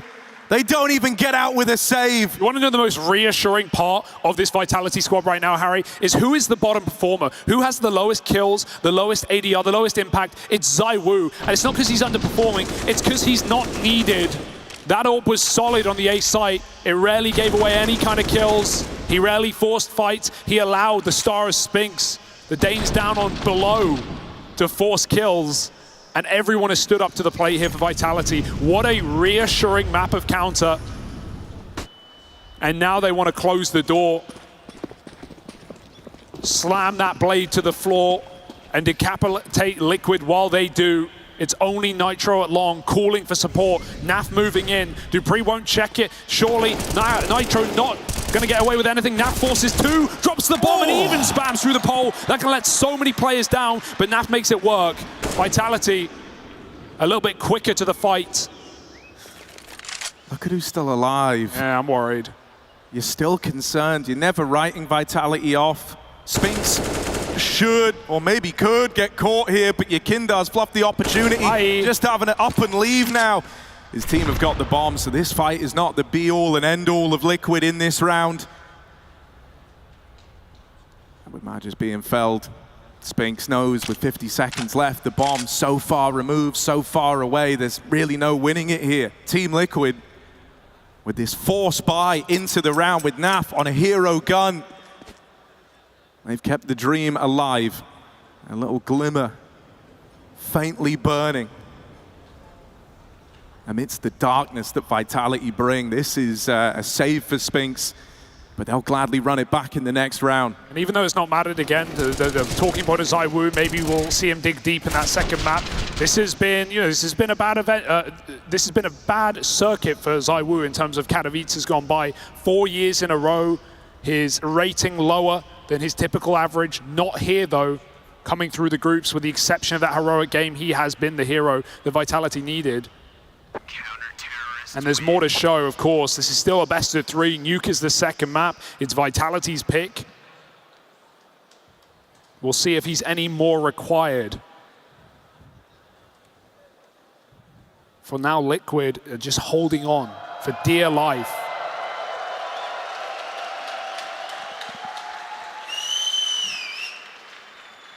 Yeah, respect. All right, let's get it on. 14-5. Vitality trying to slam the hammer down. Liquid get that mid-molly in, but they have no AWP in sight. Assembling this boost as the spam's coming in. It's a scary prospect.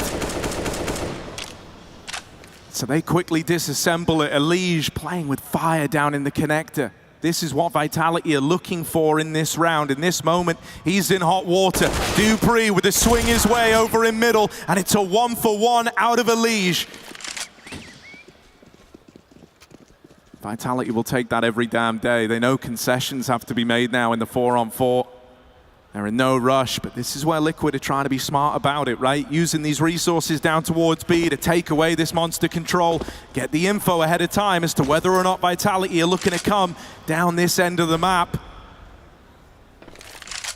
Should start to see Naf making his way up towards this upper bomb site in just a moment. Good reaction. They know they have to force a fight and take some space. Yakinda saw on a jump spot. Players coming up long. Whether or not he saw the bomb is unsure. OC mollied even further back into this attack from the long side. Apex is just wasting his time right now. Nitro setting up on a big flank. means at least Vitality can't turn around, but they move forward, onwards, however, not upwards. Apex knocked out by the hammer. It's ZywOo who gets dinked as well, and if they try and retreat, if they try and return back down to that lower site, Nitro will not allow it. More flashes, OC's dead, Spinks moves forward, and there's only 15 seconds. Yeah, we're really playing within the margins here. Vitality, one misstep, one kill in the wrong place, and this could get away from them. Naf's the man who open, and there's Nitro getting involved, getting activated on that wrap round.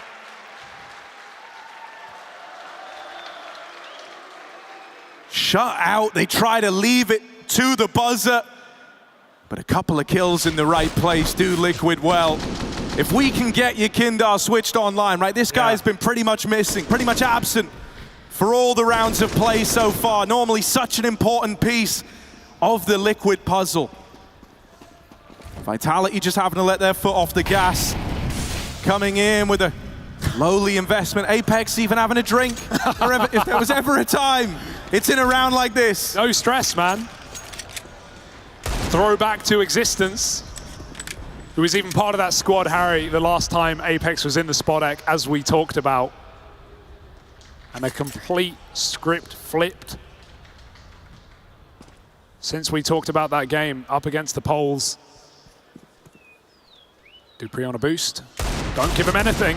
OC forces a fight, but won't overcommit. And Yakindar might need a flash here. They're coming in dry, one by one. Bomb does tumble. A Liege also causing issues with 2 kills, and Spinks will fall as well. It's reassuring rounds for Liquid, but still we await the Rifles of Vitality to rear their heads again. Is it just delaying the inevitable, or is there something in the water? We'll have to wait and see. Ain't something in that water. Yeah, for Liquid, this was a monumental undertaking, right? The idea of pulling back this scoreline after the first half, to going 13-2 down. It was never going to be easy, but they had to come to terms with that already in the halftime break. Now it's executing upon it for Vitality. Oh my. One kill in the right place, just something to break through the defense here. That's all they need. Out they go. Spinks looking for this opener. Not normally trying to do it, but there's the double. Head on a swivel as Dupree moves in alongside him. B has been broken down. Rotate through the connector being considered. Magisk has got this. And now it's just OC. In a world of hurt, 1v4. It's all come crumbling down around Liquid. And it was Spinks, the man to do it. They wanted him to be more of a star while he shines bright in that round there. Yeah, and OC can't do a thing about it as well. We had so many questions, so many concerns for this player. Certainly not stage experience amassed in comparison to anyone else. Every time we've seen him on a stage, Liquid have crumbled. Back at Cologne against the Spaniards, against Heroic on home turf in Copenhagen. And OC doesn't even get to say anything in this round. He's just fighting for survival. Vitality will go spread out and look for this kill. They don't have to hurry. They haven't got their own money, but they know the value of taking this AWP away. Regardless of that fact, 15-7. Just what a crazy time for Spinks to offer that up as well, right? Yeah. He was someone that was getting a lot of attention. When he moved over from Enter, we were used to these huge star performances. Didn't really feel like that when he first moved in, right? But they've taken some time to accommodate him. They've taken some time to set him up as the point man. And here, a little stat that Matthew dropped on the desk was that he didn't have a T-side opener in Katowice yet. Well, he gets his first. He gets 2, in fact, to secure this round, the all-important 15th for Vitality. Yeah, beautiful. Couldn't have pre-aimed better. Looked 2 places, found 2 heads. And this is it. Do or die for Liquid on their map pick in the series. Backs against the wall, and Vitality edging themselves forward. Fast towards the lower site. OC starts long. He will once again be avoided. It will be taken out of his hands. Spinks, flash forward, but still Nitro catches him, trying to escape back through that smoke. Back to the drawing board for Vitality. I hope they brought chalk. Yeah, they wanted to just run that back again. Let Spinks off his leash and just go wild down towards this B side of the map, but Nitro has repelled it. The shield, mightier than the sword in this instance. But still a ways to go. Vitality starting a group down towards this lower side of the map. ZywOo just lobbed a bit of util over towards long, trying to keep Liquid guessing. Just under a minute left of play, and what could be Liquid's last round in this map. Magisk is moving in. Nitro has a great position, but a well-primed flash could end his round here.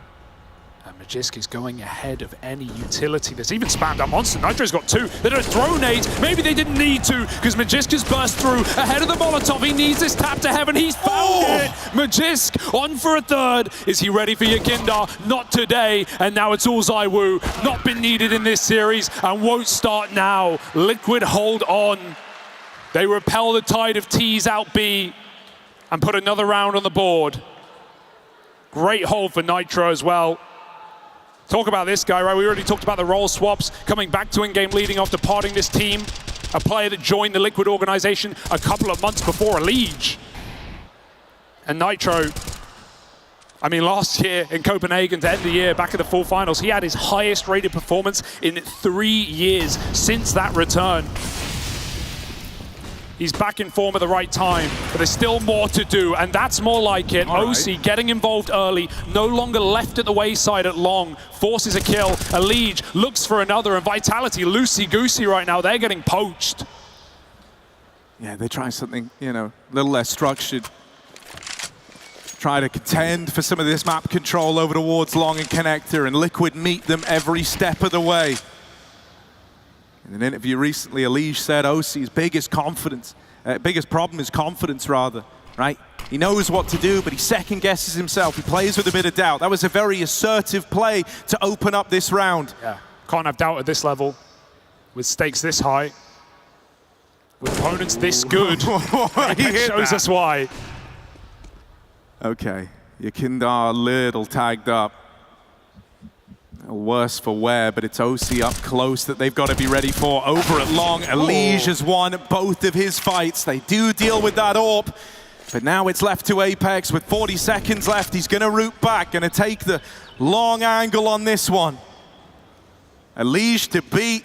Had a great round here, but Apex will get the better of him. Oh, another Apex! He was waiting to come back to the stage in the Spodek, and this might be why. 3 kills, 20 seconds. The AWP misses the shot. Nappy's getting closer. Moving in through the smoke, but Nap will connect. Stops that clutch in its tracks. That's still a timing shot. That could have gone very, very wrong, Harry. Beautiful shooting for Apex. Putting his team on his back in that round, but still we can't ignore it, and neither do Vitality. A timeout again, called by Zonic, the second one in this map. The first was after Liquid found 2 rounds right at the end of that half, and now Zonic again realizes this might be slipping a little further than Vitality ever should have let it. Edging on double digits, Liquid digging deep. A team at Org, synonymous with losing with leads, are now trying to throw that right back the way of Vitality. And they're on the favored side. Individuals have stepped up. Naf's looking a lot better. Elige is forcing many multi-kills. So Vitality can't take this for granted.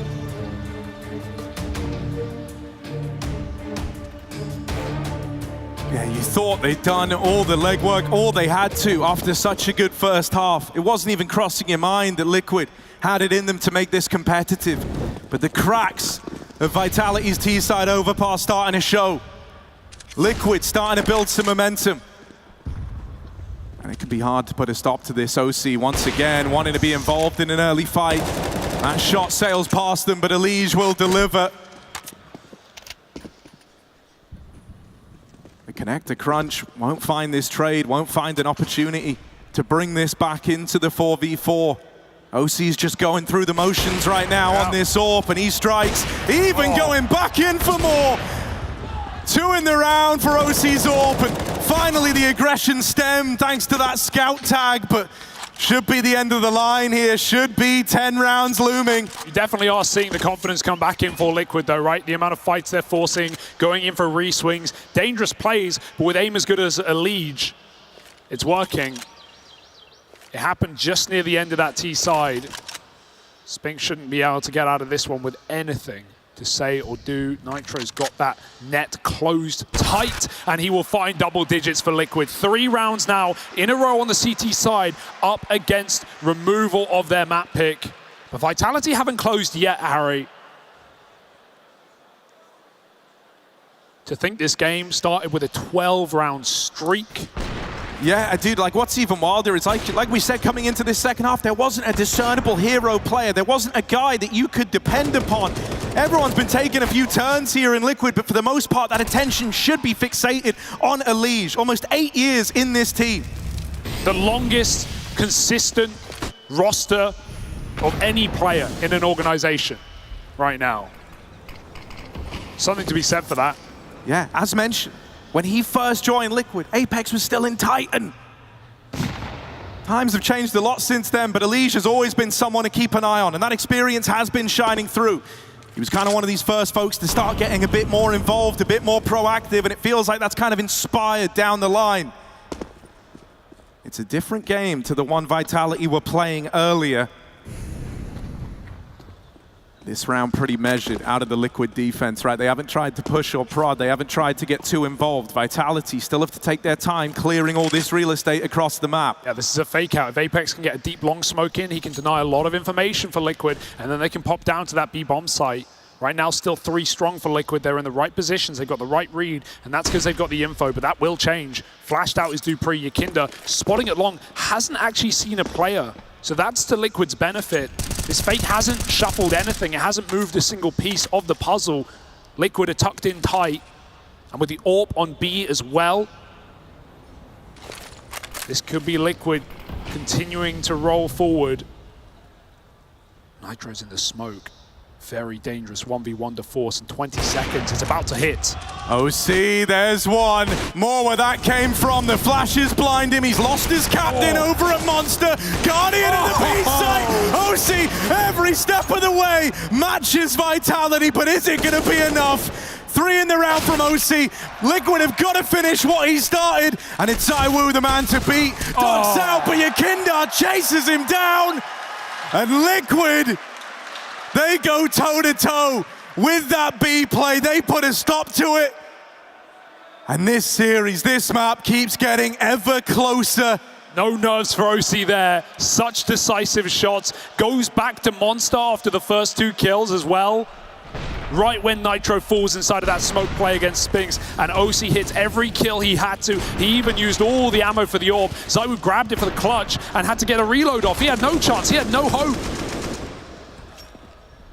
The 5 bullets bite back, and so did Liquid. 4 away. Is this really materializing? They still know that one misstep can end this game and send you to Vitality's map pick, but Liquid is still believing. Are you? OC's looked like a different player in these last few rounds. He's been so proactive with this AWP, and every shot is predestined to hit. Dupree and Spinks both out of the round early. Vitality don't have numbers to contend with in this one. They need that hero figure. ZywOo's often the player, often the guy. Oh. But he's missed this timing in mid. Might have missed this opportunity. Liege waits for him. 1 man out through long. This is Apex with the bomb. This is a real swing fight, and Liege finds the gap, cuts ZywOo out of the round. They haven't seen Apex sure, so this bomb is not in danger yet. But in a 2v4 now, with Magis getting involved, still a ways to go before Vitality have much to hold on to. Magis spotted and dealt with down at lower, and so it's left to Apex again. Now he got 3 in the 1v5 attempt. He needs to do one better, and it's not happening. OC on the line. And what a look for Liquid. Right when we thought they were beginning to beat their demons, right? Back at Rio, they lost just out to go to that champion stage to play in front of the crowd in a 2-2 game against Spirit. Here in Katowice, they beat that exact team down in that group stage, down in that lower bracket. They survived what had taken them down prior, and even went on with the confidence of that win in their pocket. Yakinda said in an interview, to take down FaZe, previous winners of Katowice. And now they've got more to achieve, more to do, and more confidence flowing like the true Liquid. Elige, one only. That's a gun out in no man's land. Yakinda's going to try and close the gap, stop them from retrieving a rifle, and maybe drop the bomb as well. 1 kill for Yakinda, 2 so far for Liquid. They're up. And he goes back down. OC hits another. And this round again feels like it will fall by the wayside for Vitality, although Apex lets Naf cross. Oh, okay. Cheeky boy. Hello. Telling Spinks, hold on, I've got your shot, and I've got a gun for you as well, but still up against the odds in a 2v3. They put more onus on Spinks being the star, on being that X factor, alongside the likes of ZywOo usually. Well, in this 2-on-3, if there ever was a time to show it, it's now. They set their sights on the A play. Liquid taking a bit of a gamble, have moved another player down lower. OC's left and entrusted with this A hold single-handedly. He hasn't missed a beat to get Liquid to this point in the game, and it's holding true now. A second found from NA's AWP. Nade onto the planter, Spinks getting softened up. Doesn't feel safe moving anywhere, but he's going to try and divide these angles, cut them in two. One man out of the truck, but Spinks is paying him no mind. The flank's going to take too long. Spinks has all the room in the world. Crossing back, still not considering truck just yet. Starts to look that way, but there's Nitro. The Rat Brown looked like it would miss the timing. But Spinks moves right into it, plays right into Liquid's hands. And as great as this is for Liquid, as much as we have to credit their resilience to not just fight back after that 12-0 lead, but up against 15, finding now 5 rounds in a row, 6 even, you have to question Vitality's T-sides. They were the problem, they always have been, and they continue to be after what was an optimistic tournament, even an optimistic beginning to this series. Vitality, again, are struggling to close. The stress getting to Apex. Memories of series gone by, what ifs. And Vitality now have but 2 chances to close this out in regulation. It would be such a wasted opportunity. This is where we look at, OC, NA's rookie AWPer. We all see the potential, but it's been consistency. It's the confidence that's been a problem for this guy. In that first arena playoff match, they had that L to Movistar Riders. Some players that was feeling it. And we had a loss to Heroic back in Copenhagen, up against Casper.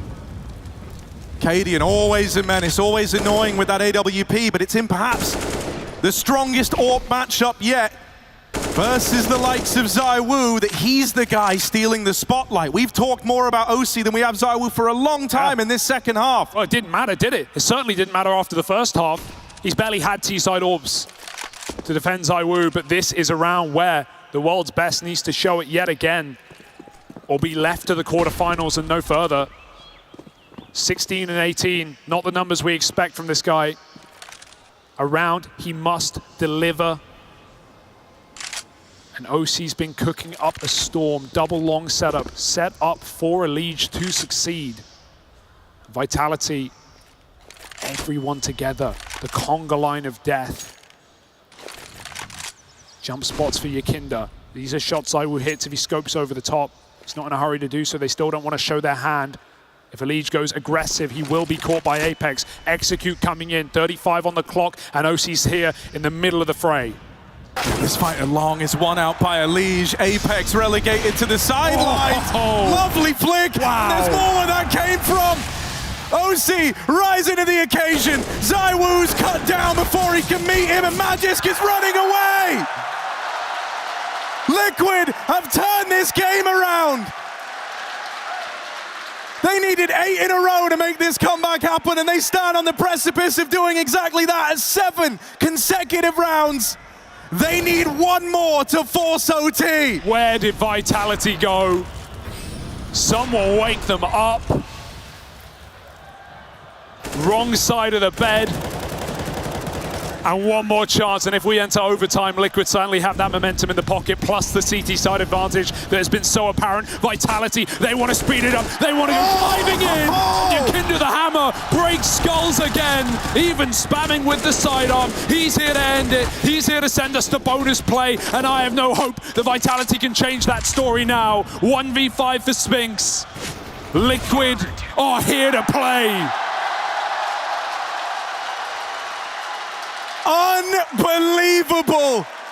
From 13-2 at the half, we're into overtime. Apex is frustrated. Leads like this, they don't come by often, and the fact that it's just gotten away from you, the fact that you're here now, you can feel the nature of the game has changed. And they don't have anything to rely on. They don't have any T-side pocket pick strats that they can pull out and know that have already worked in this game. Liquid have shut out every single attempt, and now they're even throwing new setups on the CT side. Heavy con. An AWP to cover above. Even OC backs up, they leave a lead here. They've set them up for success. We've got to boost up. That if a misstep will be heard. Spinks will not allow it, silently approaches. As Vitality encroaches this B site, but it's so passive for Liquid. Okay, a missed smoke is a bit of info. They're double pits. Vitality now know that, but it's not what they wanted. They wanted an opening kill. It will not be delivered. It will not be guaranteed, and the Molly is even going to shred this. They have to reposition. More spam, and bye-bye ZywOo.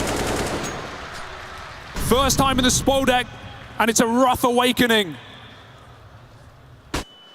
Oh, that's a brutal flashbang. Magisk trying to get involved. They nearly line up for him, but nearly is not what you want to operate on here. Spinks delivers. There's the reply, there's the chance. OC, there's a smoke in the way, but he still plucks Spinks out of the round. It's left to Apex again. Another clutch attempt for the man at the helm of Vitality. So many nice tries, so many close rounds. So many couple of kills that couldn't close. And so many chances to end this first map. Apex now must begin overtime with a round winner. He hears them. It's not for him. Out on the wide swing, the Molly's gonna force him forward, and Elige donning that AWP, bestowed with OC's power. They lock Apex out of the clutch, and it's in those moments Apex is putting a lot on himself there. He trusts himself as a player, he trusts himself in those clutches, and that's gone against him now as well. Liquid, the first in overtime, locked in. Not just a changing of the guard in bringing in a new blood AWPer and a Latvian superstar, but a changing of the narrative perhaps for Liquid, a team that we knew to lose leads, to choke wins, are now throwing that back in Vitality's face. And the GOAT coach of Zonic has used every single tactical timeout. For so many years, it was Zonic, Dupree, Magisk as the final bosses that Liquid could never get past. They couldn't overcome. Well, that's looking to change here and now on map 1. Liquid off to the races, first in OT. This is now 9 in a row. And again, they go back to the concept because it wasn't seen. Vitality had no idea this was in play. OC can leave as well. He doesn't have to hang around forever once he realizes they're not taking it quick, but that smoke will keep him interested. Now knowing Magisk is moving forward, OC's back is the only problem. But Yakinda's here as well to keep it tight. Elige going to get mollied. Yakinda trying to save his teammates. Elige did not get mollied. It has not spread. It did not tick. And Yakinda takes 2. OC turns around, but Elige knows he's unsuspected. And a 5v2 again. Liquid do it, surely. Spinks has been great at getting these B entries. That's going to keep up now. But it's one kill. One measly kill in an undoable round. He's spammed out Nitro. He's done that all game, hasn't he?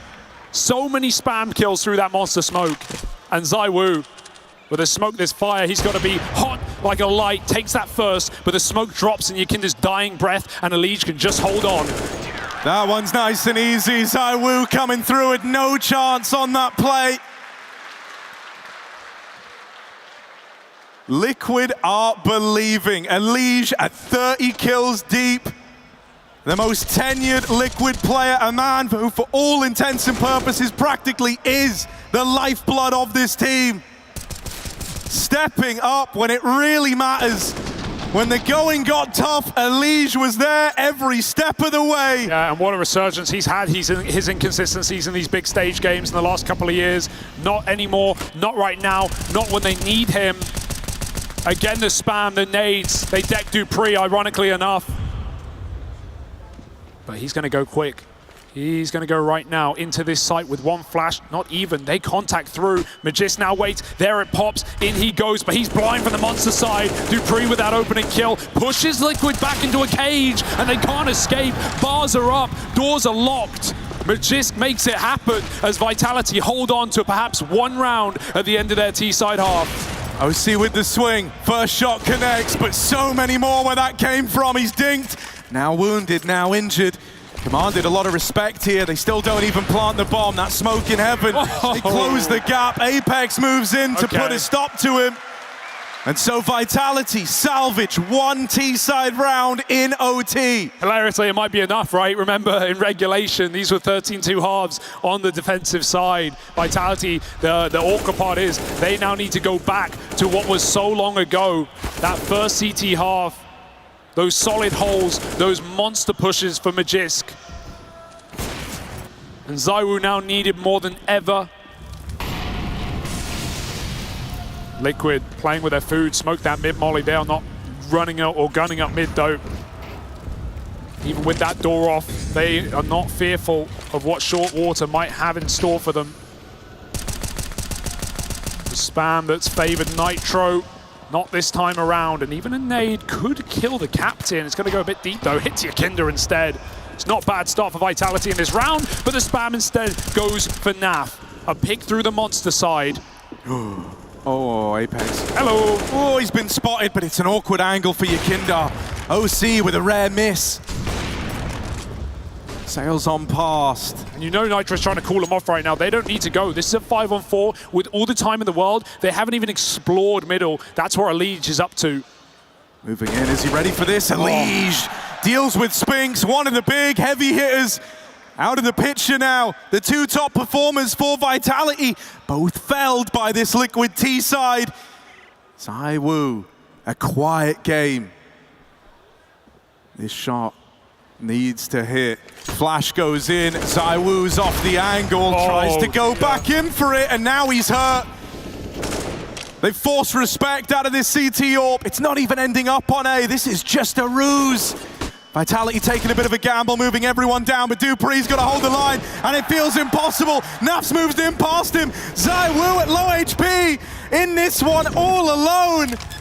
Too far removed, too injured to get involved, and dead to Elige. Liquid are one round away from winning their map pick in this series. Did anyone think it was possible with that CT side from Vitality in regulation? I cannot believe it. And it feels inevitable on Liquid's map pick as well. And now we finally see the reason why. A T-side success. And one more. Their first chance to end this game. Vitality couldn't do it with 8 map points. How will Liquid fare? Fast towards lower. They will get met by Magist. This was his fight in the first half, but it goes amiss. And again, they can cool off. 5v4. Take a breath, boys. Spinks hits every step. Yeah, this is huge info for Spinks. Gonna be tricky for him to make a hero play here, but the info's nice. He might try and thread the needle, try and find this gap.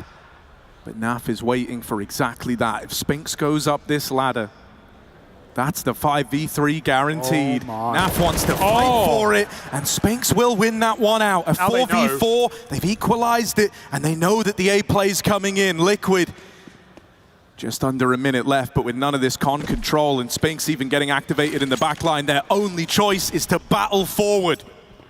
Kinder's even taking that AWP straight into the belly of the beast. But ZywOo up ahead of the smoke, one of his own. Spinks sets up on a fast flank, and he's got to run all the way. Knife out, Liquid are closing the gap.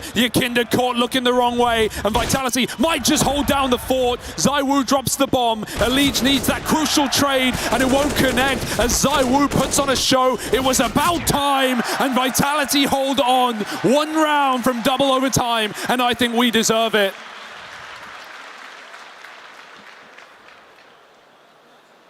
Finally, ZywOo offers something up, and at a very important juncture as well.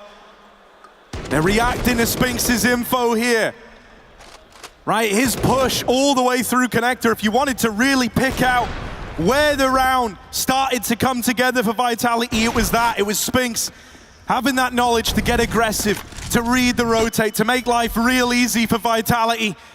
And then ZywOo nailed the execution.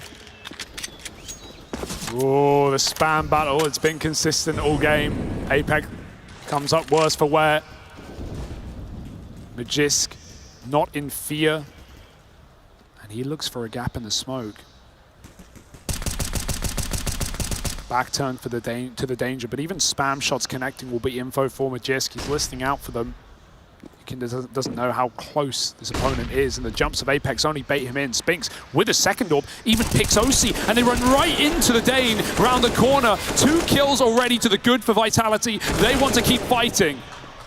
Naf with an important response. Getting Magisk out of water like this at least gives you a bit of a staging platform here. Cuts off the flow of info as well, but there's still a man down. There's no escaping that for Liquid. Oh, this is a perfect setup as well. Even if Apex just dies, full flash as they come through. Dupree is anti, he is ready, and he needs a multi-kill to end this before it even begins for Liquid. They've got to go, 35 seconds and nothing to lose. Buzzer beat around here, Apex, first contact, bomb gets away from them, but Elige stepping up with a double has cracked open B. Double orb. Moving in on the retake, yeah, the double AWP is so far from ideal. Spinks is donning one alongside ZywOo. That means he's rotating in with a pistol. Naf should have this one in the bag. Naf should have this fight locked in, and he will walk it over the line. Just ZywOo out from the heavens. A 1v1, it's Nafly, the backbone of Team Liquid, trying to take it over the line, trying to win this in OT. And Naf with that swing, Liquid complete the comeback. 12 rounds in a row, a 13-2 half, and still Vitality cannot close. That will be a map that replays in their nightmares, and Liquid show resilience and grit that we've never seen before from this squad. Unbelievable scenes. This must feel incredible to have had the resilience, the tenacity to pull it back. Even the overtime getting close, and they put a stop to it.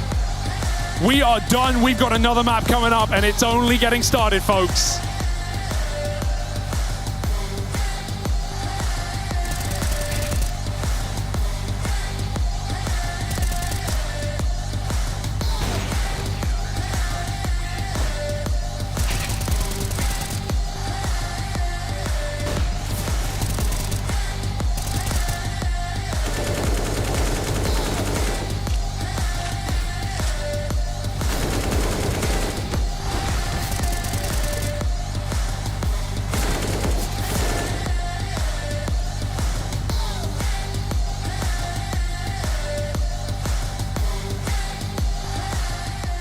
All right. I just want to see what's for lunch. What's for lunch? Chicken and rice, everyday basis, in Katowice.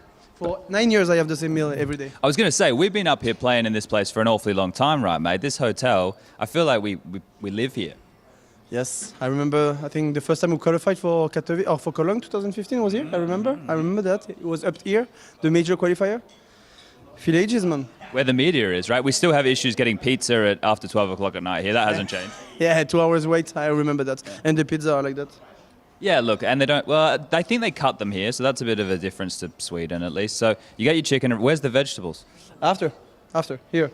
I take those vegetables because the other one I don't really like them. So salad, onions, tomatoes will be after that.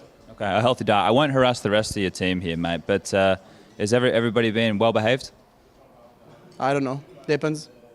Okay, depends. All right, we'll leave it as a mystery. I'll leave you to eat. Thank you for your time. Thank you very much. And enjoy your meal. Thank you. Bye-bye.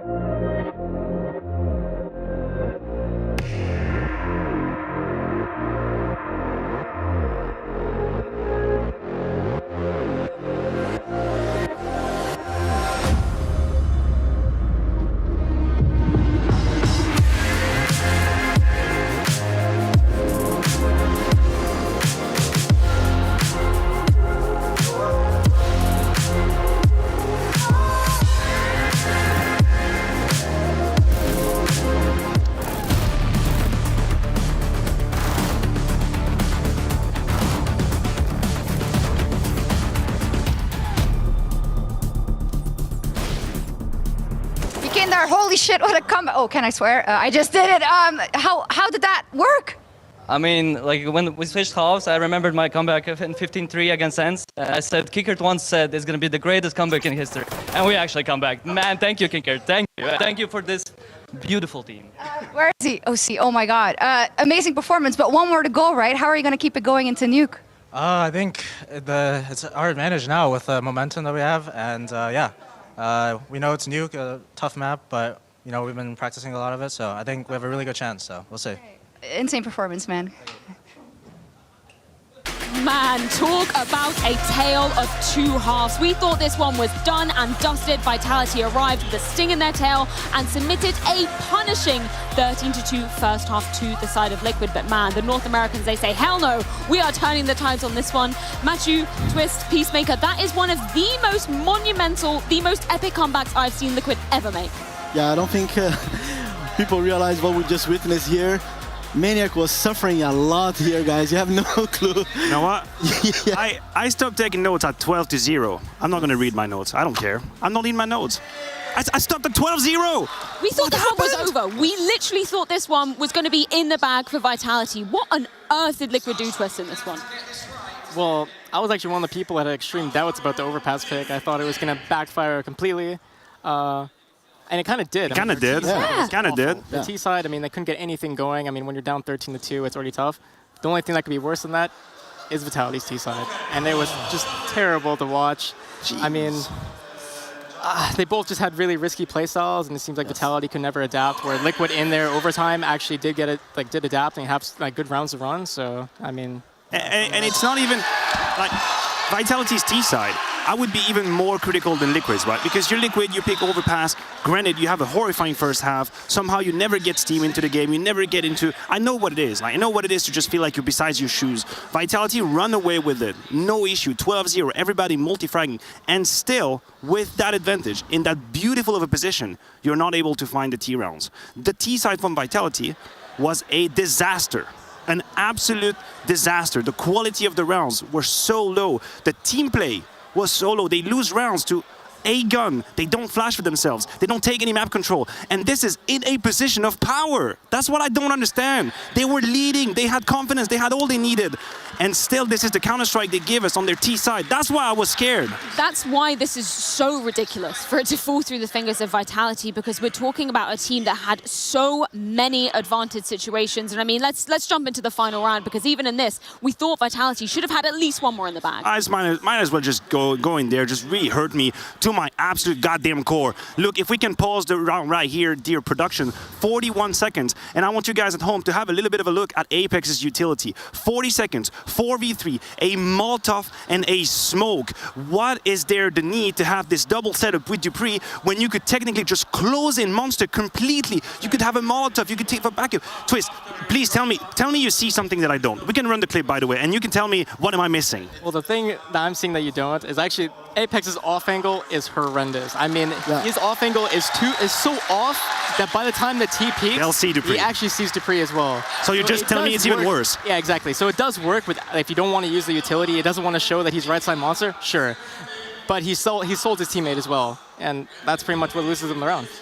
So there's even less than meets the eye to this. It's actually even worse than I thought. Yeah, than we actually Great, I'm happy. And that's so heartbreaking for Vitality when, as we were just reiterating, the amount of advantage situations they had, the start they had to this map as well. We were talking about Spinks, we were saying he needed to step up coming into this. We need to see the star performance from him. We did in that first half. Yeah, we definitely did. And I think as much as I want to blame it all on Vitality, like the thing that impressed me the most was, you know, I've seen the game against Vitality, and like a lot of the stuff that Vitality did on their City side is exactly what they did in the last game as well. And surprisingly, like just the fact that Liquid was unaware of it, like the push monster from Magisk, like it happened twice in the last game they did. Like the boost size, all the proactive stuff that they did, like pretty much happened in the last game. And then we see the stats, right? Elige with 35 kills against Spinks. I mean, just the fact that Spinks was able to pull this performance, he has a role, right? But true. I mean, it was impressive. The amount of confidence that he built also allowed him on the T side to go out Monster and get a lot of the multi-kills that he did, which actually helped them to get the few rounds they did. And I mean, we have to talk about his counter side, really. Yeah. Just as much as I would like to absolutely go crazy on Vitality this whole, that's not what this is about. Liquid also mounted a great comeback. Oh, yeah. I think in the few rounds that were extremely hard to win, I'm talking about the 14-5, the 6-7. Elige will have a couple of examples here. He had so many great multi-kills on the A side. He stabilized a whole lot of rounds here. That's a great example with the off angles, catching Vitality off guard. The score is 15-8. Again, it's 15-11. These are all moments that count. When you have such a tremendous comeback, it's because time and time again, you have players who step up and have moments where they make the difference. So kudos to Elige. Honestly, he hurt Vitality real bad. I think OC also low-key stepped up massively for someone that we put on the spotlight. Talk about a comeback on the City side. What a crazy redemption arc for him. The fact that we were coming off that first half and saying, you know, there was nothing to be seen from him. We were saying ZywOo didn't actually need to step up, but in those moments, and he didn't. And it was the moments where he needed to. It was actually OC, the American AWPer, to become an outshining. Yeah, exactly. I mean, just like how ZywOo and Spinks had a solid City side, I mean, OC and Elige had an even better one. I mean, they played tremendous off of each other. Elige was always picking up the gaps that OC was leaving. You know, he's going to pick under. Elige is already long, making sure if they try to run long because there's no AWPer there, that he's there to punish them. It's just brilliant team play. I mean, yeah, I mean, it makes you realize why they picked Overpass in the first place. Clearly, they had a plan on their City side. Yeah, and not to, you know, bang on ZywOo at all in this. Because it wasn't his fault. It's the fact that, you know, when they did need him to step up, he was still kind of absent in this match. I mean, you say it wasn't his fault. I think you're being too lenient. Yeah. You're being too nice. Look, is this the kind of treatment we want to give to like a superstar, like second or best player in the world? It just isn't. This is not worthy of a superstar performance. I agree on the City side. He didn't really get the ball rolling because he didn't need to. And you could argue that maybe he just didn't warm up into the game. He didn't have a whole lot of moments to shine. But this is where on the T side you're supposed to have. I also don't understand. I don't understand his positioning on the T side of Vitality. Yeah. Why is he lurking on A? Why is ZywOo your far left player? He's not going to take map control. It's too hard to take map control alone on A. You need to have people with you. Why is he not in a trading position following the pack? I don't understand the logic, but still, that doesn't excuse him. There were a few moments in this game where I guarantee you Simple would have made more difference if we used this comparison forever and ever. There's a round on the City side at the end, he misses his Molotov because he's a little bit confused. This wasn't the ZywOo that we like to praise, it's a fact. It's very weird that Apex doesn't let ZywOo and Spinks just off the leash. I mean, they're up 14-4. Just let them go frag. I don't know. Let them go do whatever plays they want. It seemed like they're so playing not to lose, you know? Yeah. And I mean, this one round where like ZywOo's in short to like boosting Spinks. Why is your upper boosting someone in short? That makes no sense at all. I mean, just some of the examples that they're under pressure, I guess. Yeah, I mean, that is a heartbreaking map for Vitality have to let through, fall through rather their fingers. So let's check in with Banks to see how the team are feeling after that first map. The tension is really high, and I do not think I've ever been so shut down in my life. I tried to speak to Apex, I got ignored. I tried to speak to Zonic, and he literally said, I don't even want to talk to you. Now I can understand they're frustrated. They were so far in the lead. They pretty much had that in the bag. But hey, look, Liquid, they're looking like they're in a good place. I've got to worry about Vitality's mentality now. Freya, back to you.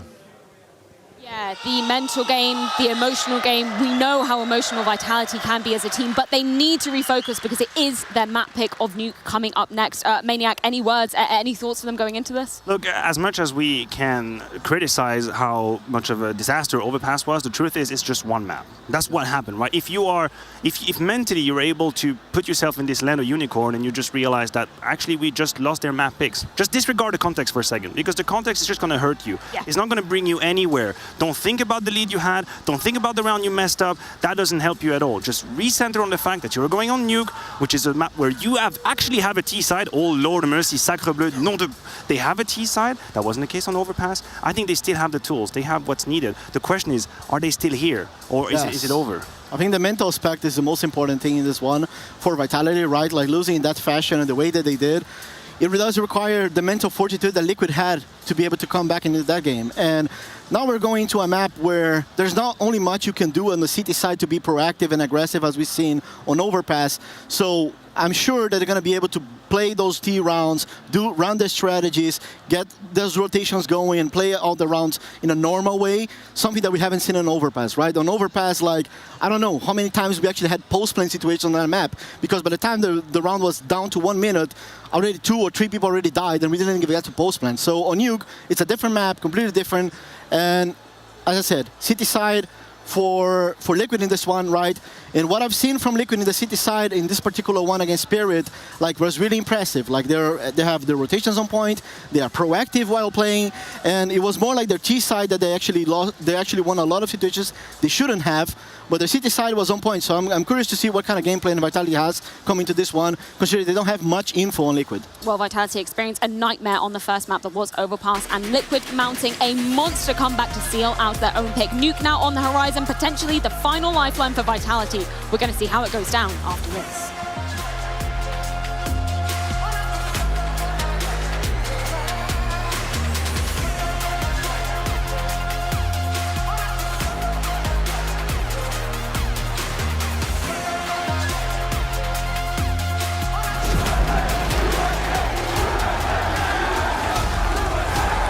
Dallas, we're back.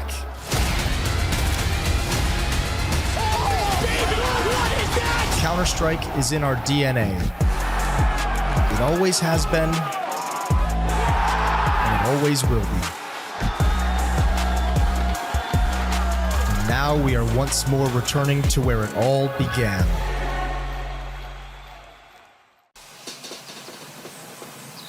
You love it, you wear it. Wear your passion.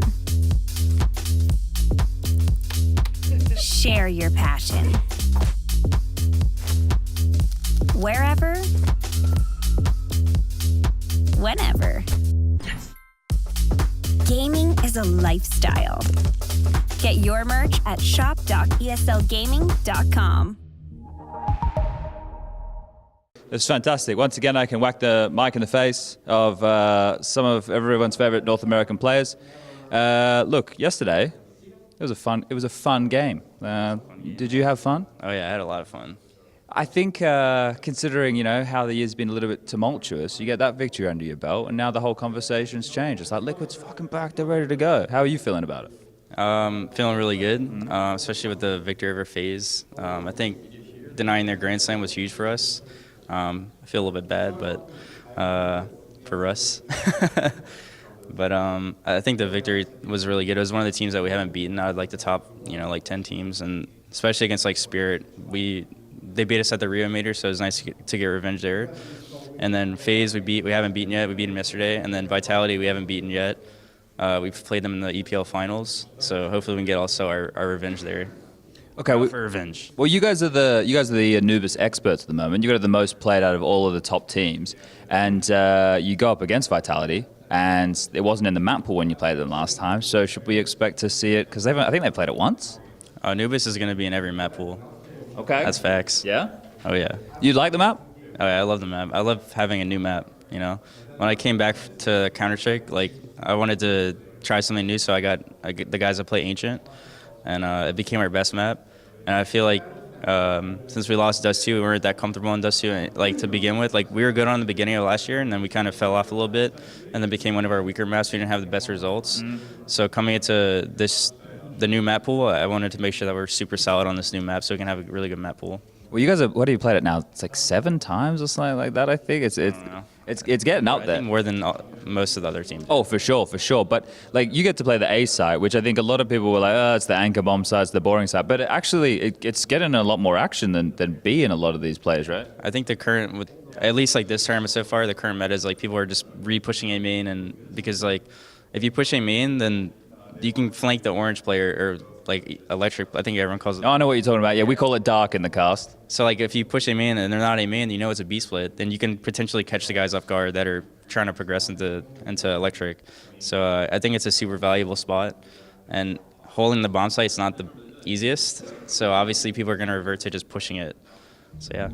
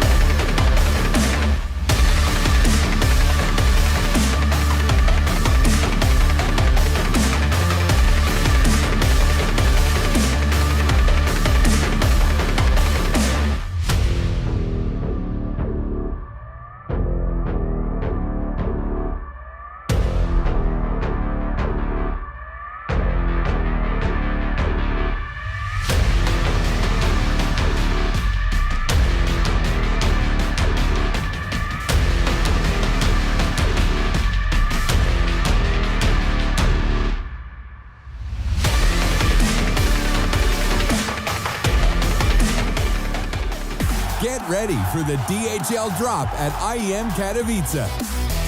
Grab yourself a DHL drop sign and customize it with your message, and make sure we spot you in the crowd. If you're lucky, one of our special deliveries is coming your way. And for all of you watching at home, type !DHL drop in chat now.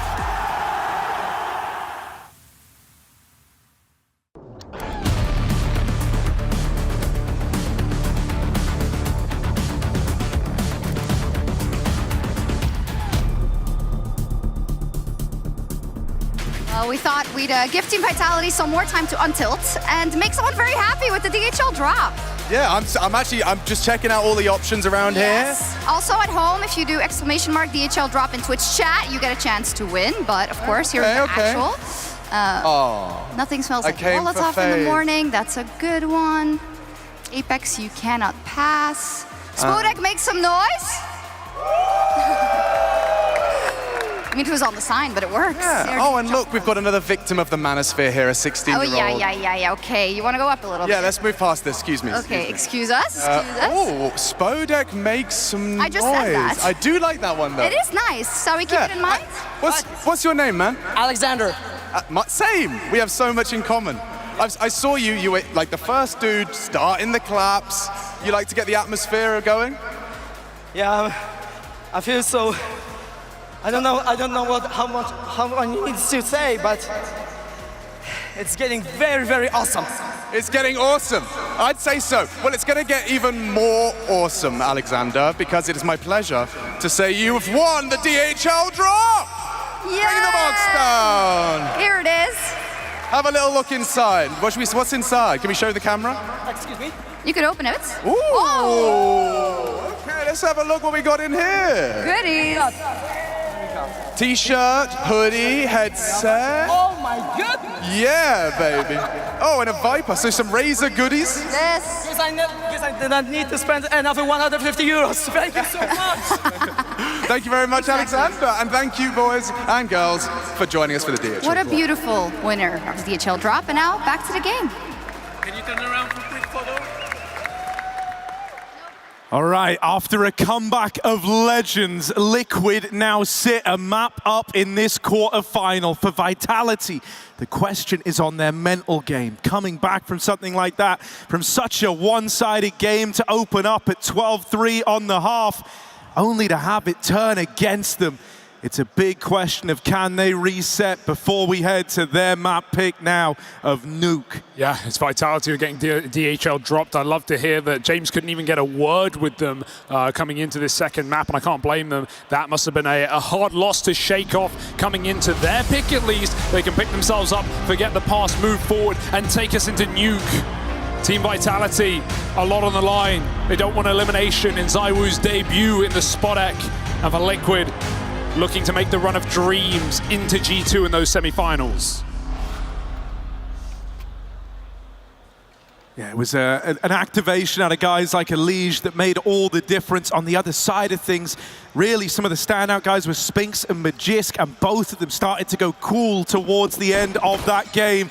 We've got to see them pick up the pieces here, or else Vitality and their debut to the playoffs, this beautiful stage in the Spodek, it might be one that they want to forget. We're right into this. Util raiding over into A, and Yakinda's got the knife out. Magisk putting the dirt to open this one up. ZywOo with the reply. This guy was nearly absent back on overpass. He's opened up here. He's the one to find that 4v4, but OC gets aggressive. Well, Liquid give with one hand, they take with the other. And Vitality are left a man down. Liquid looking like an entirely different beast just to start this game. Can't believe the first kill of the map is with the Blade. dupreeh, he's got great control, but Yakinda's already cut down the crossfire. ZywOo nowhere. dupreeh locked in a corner, locked in the lockers, and he's got players approaching from either side. Naf escapes, he survives, and Apex gets into the A site, but OC's here as well. Not for long. 2v2 with a powerful post-plant position. dupreeh sits in the rafters. Yakinda knows what to expect. Naf comes in very low from the door. He's going to get a 1v1 and no armor for Apex. He falls quickly. There is wind in the sails of Liquid as they float through in that pistol. Yeah, it's one thing to have won that insane comeback on the first map. It's another to have kick-started your pistol with a knife kill. Yakinda trying to get a little tricky with it. Really pushing the boat out. And you love to see it. Even went on to land this clean tap to ZywOo. Yeah, I mean, Yakinda wasn't top of the board last game, but he certainly had some highly impactful rounds on CT side. If he can start the same here on map 2, even though it's Vitality's pick, I think nothing is impossible at this point for Liquid. They've already done the impossible in this series. Why not keep it going? Force up for Vitality. Didn't want to do it after the 13-2. They will here and now. ZywOo makes it, crossing quick with the bomb. No one's even dropped. Elige will just make it down the vent in time and get towards the decon side. So Vitality are running into the Lion's Den.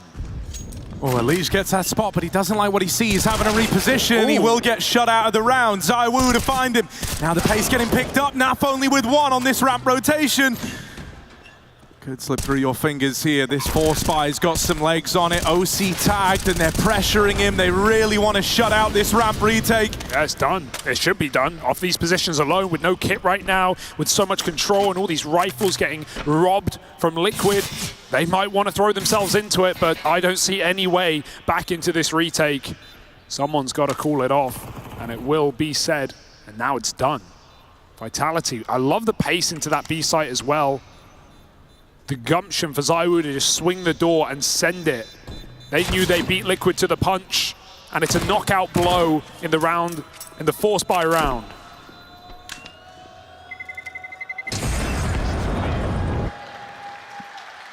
As mentioned, ZywOo was pretty quiet to open up. He seemed very tamed on overpass. It's nice that coming into this second map with you know, potential defeat, 2-0 in the series, staring Vitality in the face. He's kind of let the chains off, right? He's looking to get a lot more involved here. Yeah, and this is something I brought up in the first map, but every Katowice gone by, on and offline, obviously no Spodek for ZywOo before, but every time he has faced, you know, ratings worse than the average for the rest of the year. This has been a bad event for him, and this would be an even more horrifying one to lose in this fashion after the last map. OC boosted up over blue, gonna find Dupree. Magis sends it down B, and again, Vitality 3 strong, down lower with Spinks holding T-Roof. He can kill rotations, but they are just jumping the gun. They are just full sending it into this site, and there's no one here to stop him. Nap attempts to grab a grip on this round, and OC actually catches him by surprise, but ZywOo holds on. He knows his team are asking for him, and right now he delivers. ZywOo's in this all alone now. Everyone else hits the ground. He's been here before. Back of the site. Chance for this fight onto ramp as well. Lengthy bit of routing needed for Nitro to get involved, but he's finally on the scene, making his way in now. Elige at ramp, just keeping ZywOo's attention off the real player. Oh, with the swing, ZywOo! Makes it look easy, and history repeats itself as he clutches out down on that lower site. Yeah, not the first time. Same plant, same position, same result for ZywOo. Stone cold killer. And no better time than this map to show up after an extremely underwhelming debut in the Spodek. Those are some clean shots. Wouldn't have wanted it any other way. Liquid, however, now put to pistols. Can't match the money.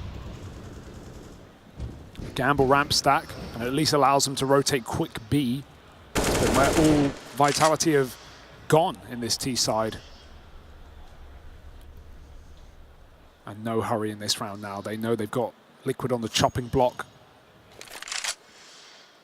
Just need to cut the rope.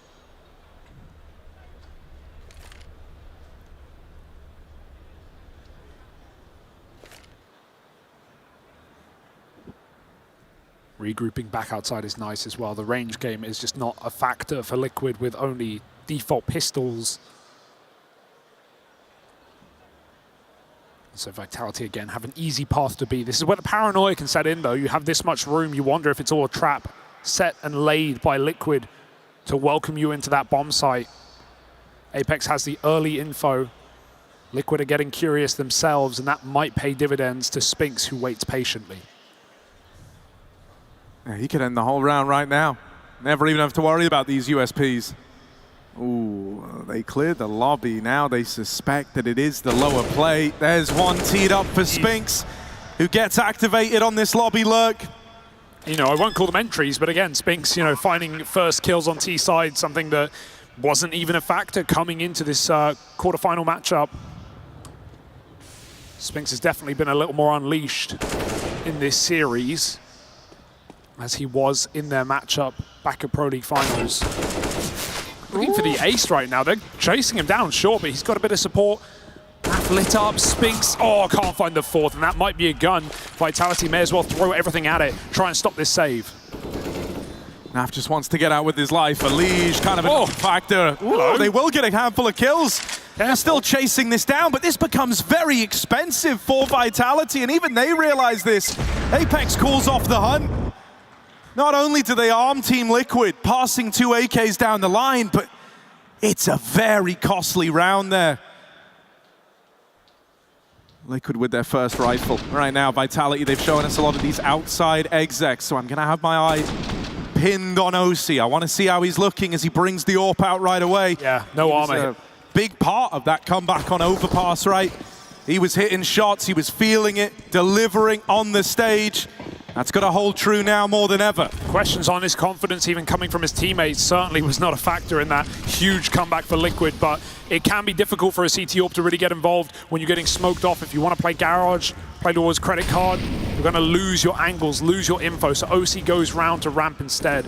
Other options are going up heaven and trying to peer through the top of the smokes. Vitality are not in a hurry. They They sit behind red before the fade. Elige has confirmed that. He knows it's a fake. Util coming in outside, in A site rather, and outside Elige gets caught. They really thought that was an upper exec with an outside fake, but it's just a delayed pop down B. I love that call for Vitality, completely catching Liquid by surprise. They now have the site. Yeah, much more proactive T side already.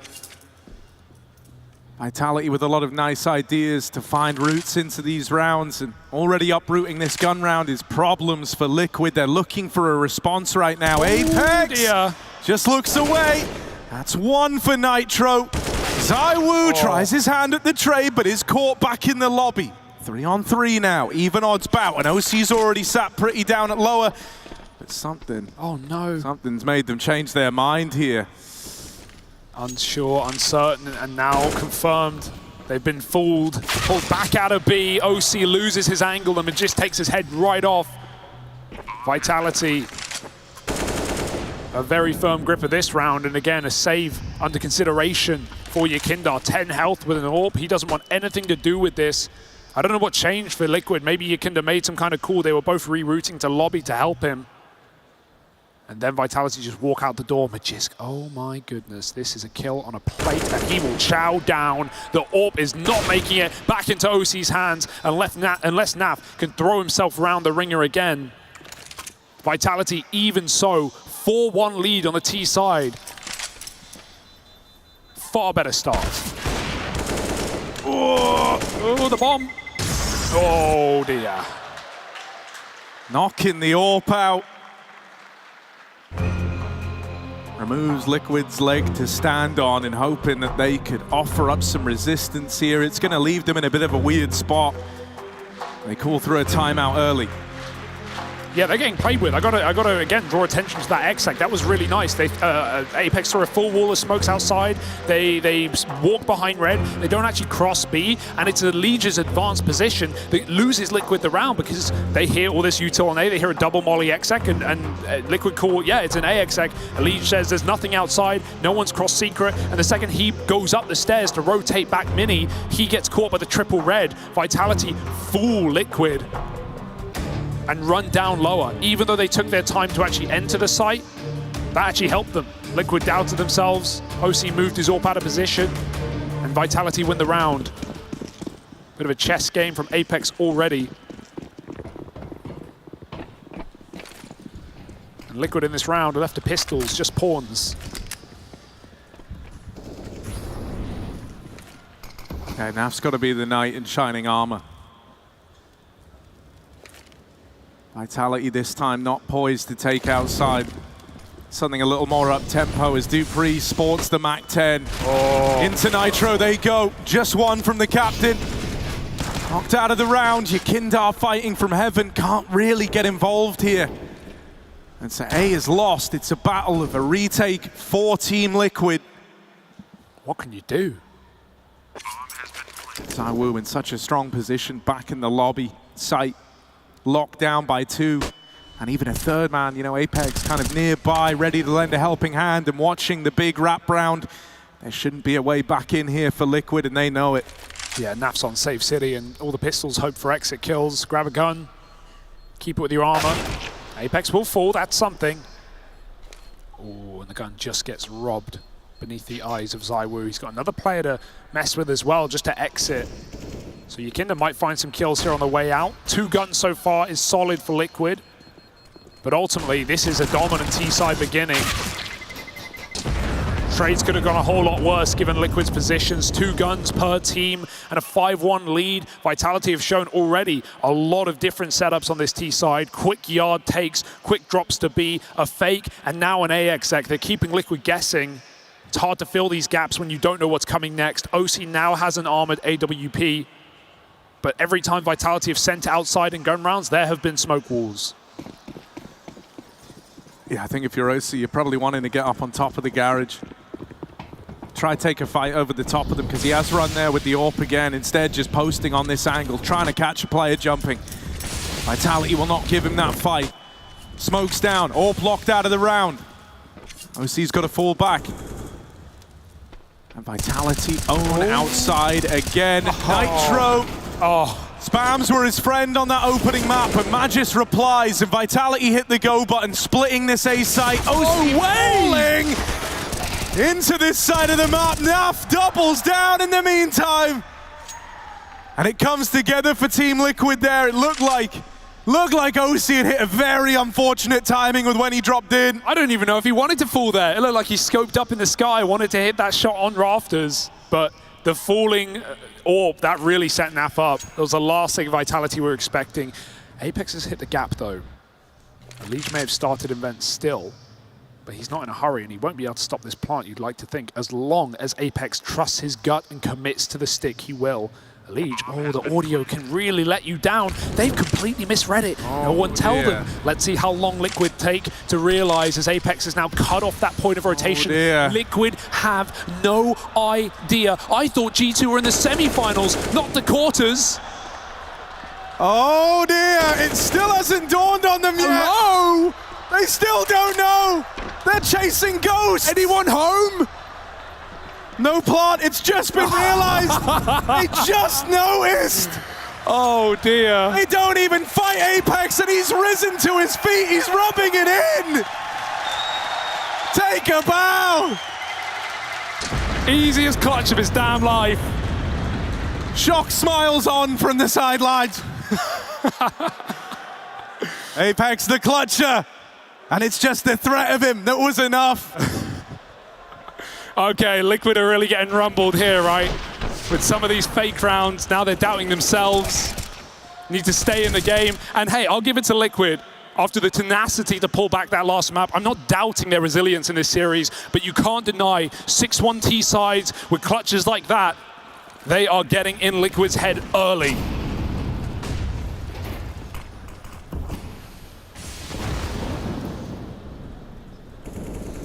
Yeah, Liquid, they need some sort of trump card here.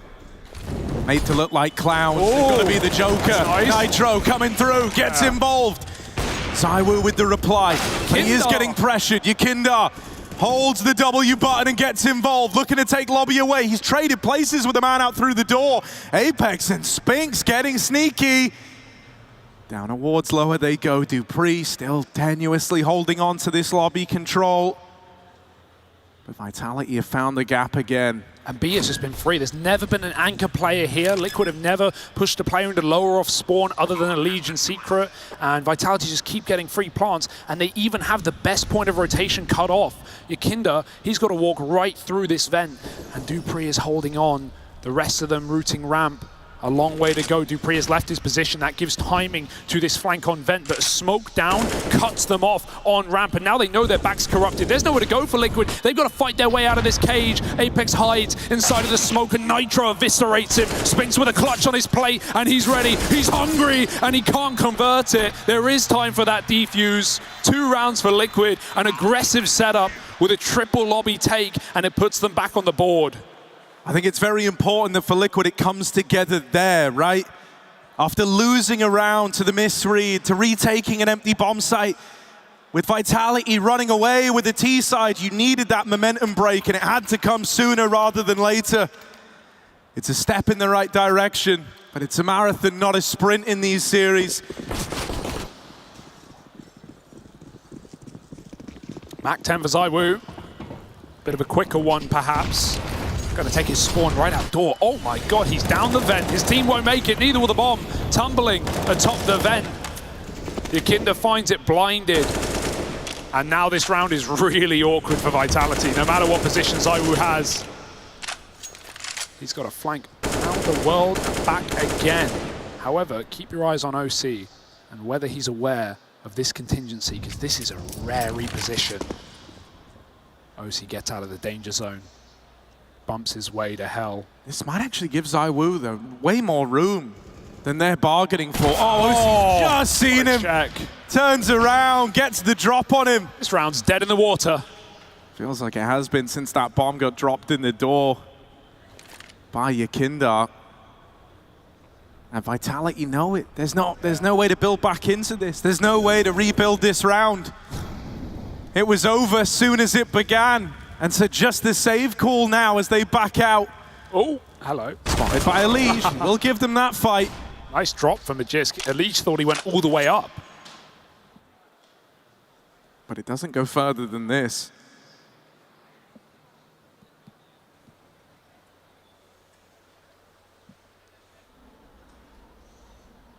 Just a waiting game, and so Liquid.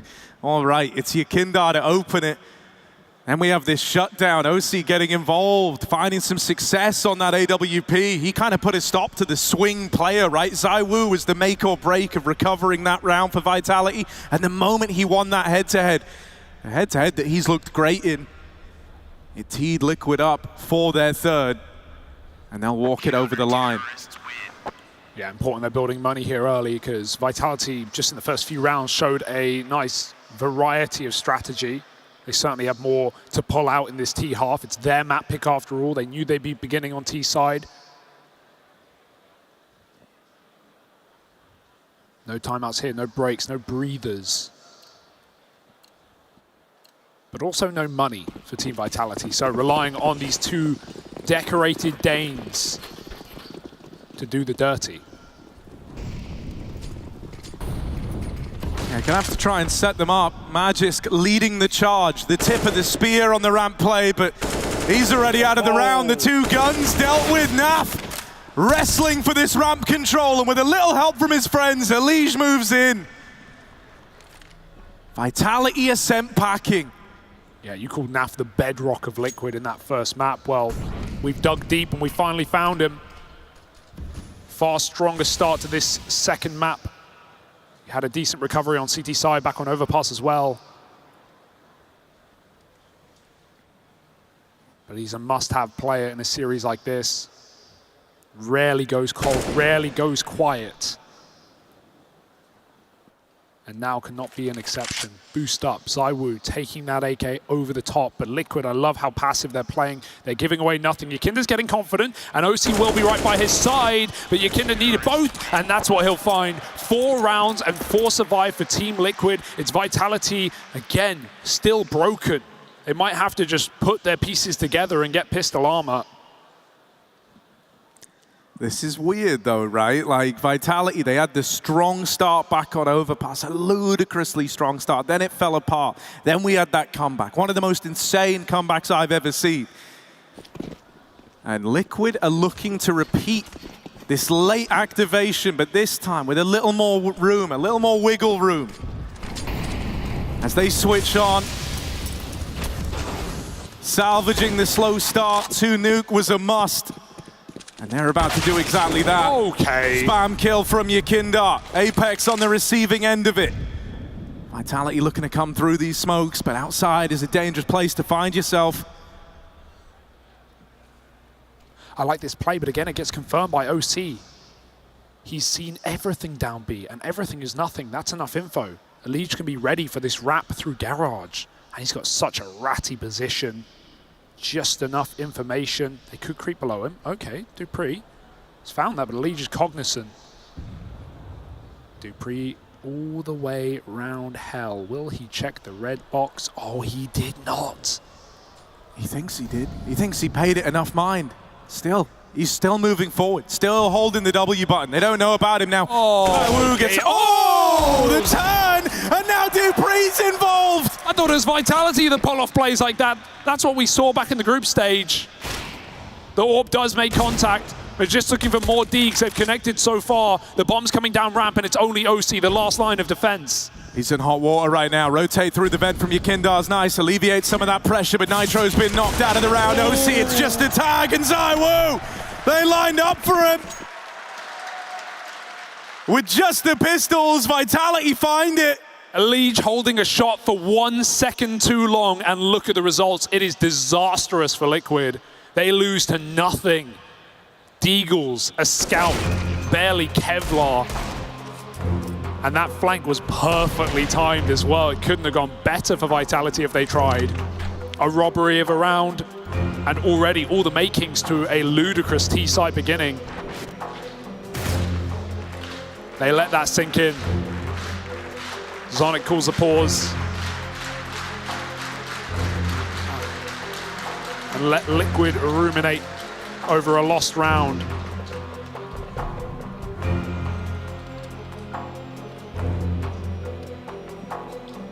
for Liquid there. That just felt like such a domino effect, right? By the time you even realized just how much danger you were in, the round was already stolen away from you. The Vitality, they want to capitalize on this. They want this to give them that wide berth into the later stages of this first half. They win this round, they break the money off Team Liquid, and that's going to tee them up nicely. Spinks looking like he wants to fight early. ZywOo smoked off at the door, and Apex making a bit of noise outside, but doesn't seem to be a focal point for Vitality here. Yeah, OC's going to come up secret. He's got a Liege covering the main cross, but Liege is also calling that, yeah, they could be, as far as red, they could be walking down B. Unlikely, as Vitality have thrown smokes every time. ZywOo, patience will pay off. He holds the line, but that molly forces respect. Meanwhile, smoked out at the A site. Vitality wanted that pick. Yakinda will not give it over. Well, I say he won't. Got to be very careful because Spinks has a gap in that smoke. Yakinda's feet would have been seen. He opts not to get aggressive. Let Vitality come to you, and they will eventually, lining up this outside wall yet again. Normally when you see these smokes come over so late in the round, it's nothing but a fake, and this is the decision of Vitality. It's just to apply that pressure, put a seed of doubt in the mind of Team Liquid. Sure, they send Apex out there all alone, but he's just here to make a bit of noise, really sell it. ZywOo and co have their sights set on ramp. This is where Nafly resides. This is his territory, dropping down, out with the first.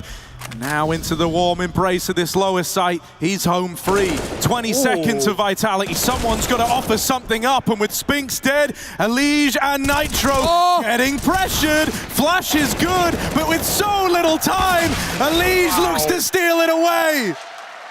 They did not move an inch. They did not budge. They did not break. And with how many B plays we've seen from those outside rounds, Liquid hold on. Thank goodness OC had that information. Even positions where he's not netting kills, he's keeping Liquid in it. And Elige, a lovely spray down on top of the hut roof. They knew he was there. They could do nothing about it. And Liquid find life at the end of the half. Elige is happy about it.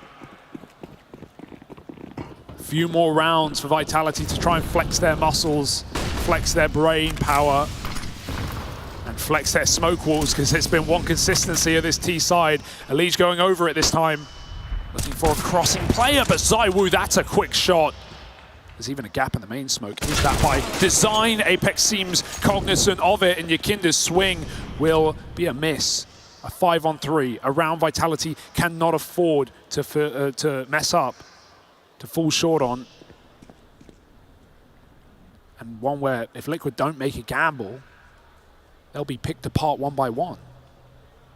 Yeah, you're forced into a bit of an awkward spot here. Got to take a bit of a risk, a bit of a gamble, and if you pick wrong, and this one's out of your hands. OC, they're coming his way, but the re-aggro, it's not well timed here. They've jumped across, missed shot, he just knifed Naf. Oh dear. Blue on blue in the ramp room.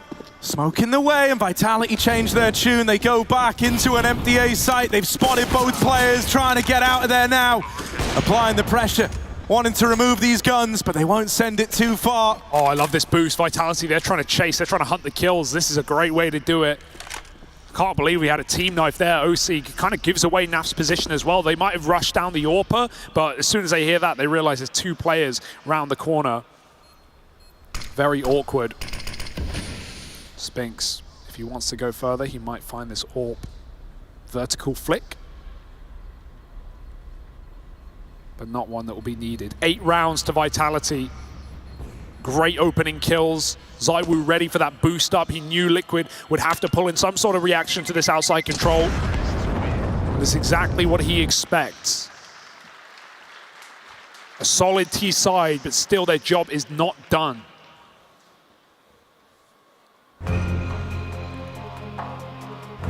Heading into that last kind of all-important gun round, we said it was Vitality's chance to break the money, really cement a strong T side. Well, Liquid were able to win that one, but with only 2 players surviving, it was just delaying the inevitable here. They get out with some saved guns. That gives them the option to throw a bit of money into this round. But Vitality stand on the precipice of a T-side they can be proud of, and it feels like they needed that after how the first map in this series went down. With that being the thing that took a lot of attention, something that they really tried to address coming into 2023.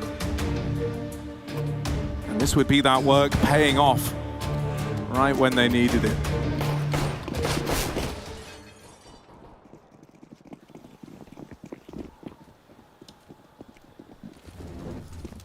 Some things never change. Set piece from ZywOo. Gives that vent smoke, gives that outside control. Actually, a bit of a change of the grain. They're going to go quick into A, it looks like. But just gets run through the smoke, and Kinder looking clueless, dazed and confused. They're even wrapping Hell. Liquid don't know, but the walls are closing in. Yeah, this could get rough. Nitro feels like he's almost behind enemy lines here, and with Dupree wrapping the heavens, something's got to give here. Liquid doing all they can to battle back into this one. It's left to Nafly. 1v2. I believe. Do you? Been a monster to open up this one. Had some great performances over at ramp, but this is asking a lot, and with lobby being held, Spinks is in a great position to shut this one down before it becomes a problem.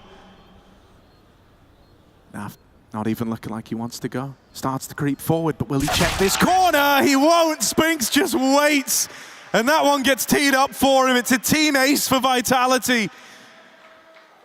And now they're about to put up a great T-side here. Yeah, this should be double digits, right? Liquid have no money going into the last round, and Vitality, yeah, they've had a couple of rounds robbed away from them, but ultimately this T-side has been very well called, very well drilled. Nothing to sort of overpass, as both teams found out the hard way. But we've not seen any vast oversteps for Vitality. ZywOo gonna get involved, fires off that AWP, but sees nothing. Smoke indoor immediately. Apex even dry running outside. One smoke that did nothing, doesn't matter. Actually is a Liquid one, it bounced wrong. Meanwhile, they wait for lobby aggression. There will be some. Flash setup. Oh, it's not close. ZywOo holds a pixel gap, and Magisk fires back to find that opening kill. He even tagged OC deep on ramp. Every shot connecting right now for Vitality. Yakinda will throw himself into lobby, but they've already gone back to get the bomb. Oh, Magisk can't afford to die here. There's too many players coming around these corners. They are inside of the lobby. Yakinda has a kill. He just doesn't know it yet. Spinks will walk through. Yakinda holds his nerve until he's ready to end the round. Big double. Yakinda's given Liquid a chance, but Dupree and Apex are looking to take that chance away now. OC with the lobby aggro. The bomb's made it down the vents. Dupree's in the back of the A site, and he's holding for this hut swing. OC might have seen him. Starts to reroute into ramp. Apex planted down lower again. OC, all right. He's called the bluff on this, dropping down. Apex is fully repositioned. Window broken. Why not? For a way back in. Smoke on the bomb. He's gonna give it a go. That tap forces a swing, and OC nails it. 1v1. Dupree has stolen rounds away from NA before, but not today. OC delivers in the 1v2, and Liquid find a round right as the clock strikes midnight.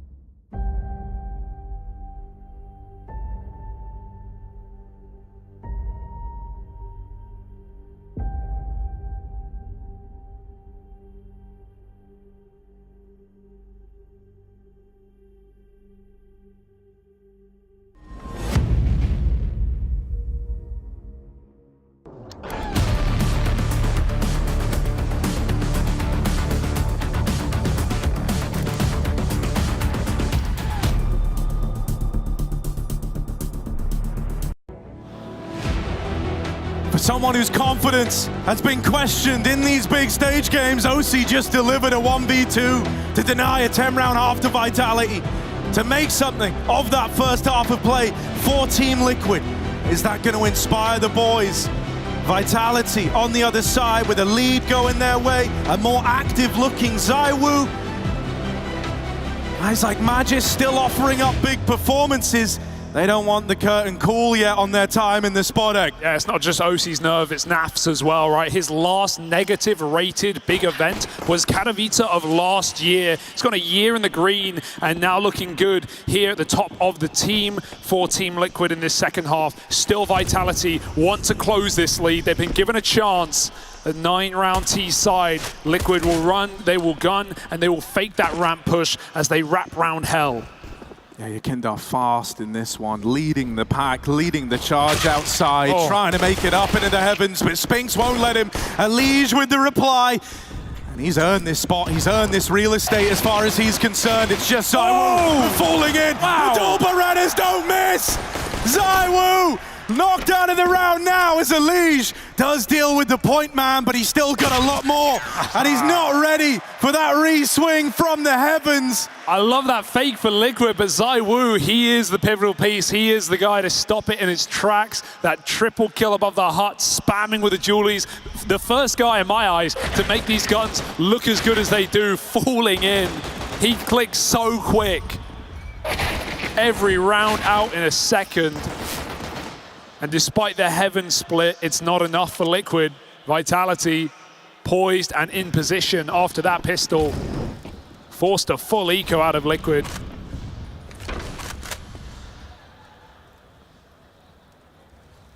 Only investment is a lonely Deeg for Elige. Got 3 kills, he earns it. But not even kills being offered up. Apex just big chilling, waiting for this main split. Players on the hut roof again. Spinks has his eyes on it. And if they try go hell, like the previous round, ZywOo's on patrol. Yeah, Apex is normally a nuisance here, right? Just kind of able to harass any top main players. Good headshot angle for him to take this fight on. It is that one Deeg waiting on the other side. If it falls up there on top of main, that's kind of the excitement out of the round gone. I just love how patient he is. He's not in a hurry. He knows Liquid are desperate for this opening kill outside. That's the entire round. They just keep setting Elige up for a pick, and he's just not even been given info, not even a spot. But just by being here, Apex denies any kind of flank. 38 seconds, no one's done anything. Just sat outside. Finally, Apex gets a little hungry, and he feasts on Yekindar. Now the rifles reap their rewards and take their headshots. There's no way back in here. Flawless round for Vitality, all it was ever meant to be. And now Liquid, they've got to dig deep on this T side, or this game will slip by. Yeah, this first rifle round's going to be weighted pretty heavily, right? If Vitality pick it up, they are home and away. They are racing towards the finish line. So for Liquid, they need to hit the ground running. Some limitations here, right? Naf not on an AK. That's always going to be felt. He's the top performer right now. A very consistent voice within this team. Taking the downgrade to bring out extra util, and it's all designed around this outside play. Trying to give Vitality a taste of their own medicine. Elige walking up. Here's that reload. That might have tempted him in, but he will decide against it. This is a very composed T side right now. The boost is a very nice timing as well, because this is going to be a ramp hit. Liquid want to meet Elige down lower, and Apex has already started to run. They hear that. Is that going to bait them in to Magiski? Would love a couple of kills from the top. They flash through. They don't look up, though, and you've always got to look up, because Magist waits in the heavens with 2 kills. ZywOo burnt out. Magist throws himself into the fray, and Apex helps from ramp as well. It's a 4-on-1. Elige wondering where the hell his team went. Straight into the incinerator. That is brutal, and most of it, you know, most of that done by Magisk's MP9 on a bonus round for Vitality. As though they needed more going their way here. Elige, the only thing he's got is the element of surprise.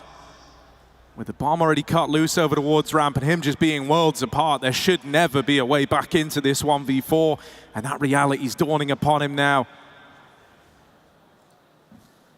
You'd love to even make this expensive, even just take something out of it, but the risk might not outweigh the reward here. And so he will just back up. This position that let him down on CT's side is where he will save this AK. And so Vitality win that first rifle round with Magis stealing most of the thunder, right? The boost up goes unchecked. And Liquid learn about it the hard way. This first rifle round falls on deaf ears. Sad to get so much real estate and do nothing with it, but it's a bitter pill to swallow. Elige must. Vitality, a lot more reassuring to see their head screwed on straight after what was one of the most painful defeats that some of these players have probably ever faced on a stage that ZywOo has never seen before. And that certainly lit a fire under this guy because he came in from round one of this game looking solid. Vitality fighting tooth and nail for a third map of Mirage. We've got more pistols in play. Yakindar barely makes it down, but he will survive the cross. Decides to go back out. Leaves the safety of Secret and wants to get involved with this Deeg, but ZywOo's having none of it. Uh-oh. Out of the round now, Dupree repositions and Elige is cut down outside. That's the rifle getting away from Liquid. There's no way to retrieve that.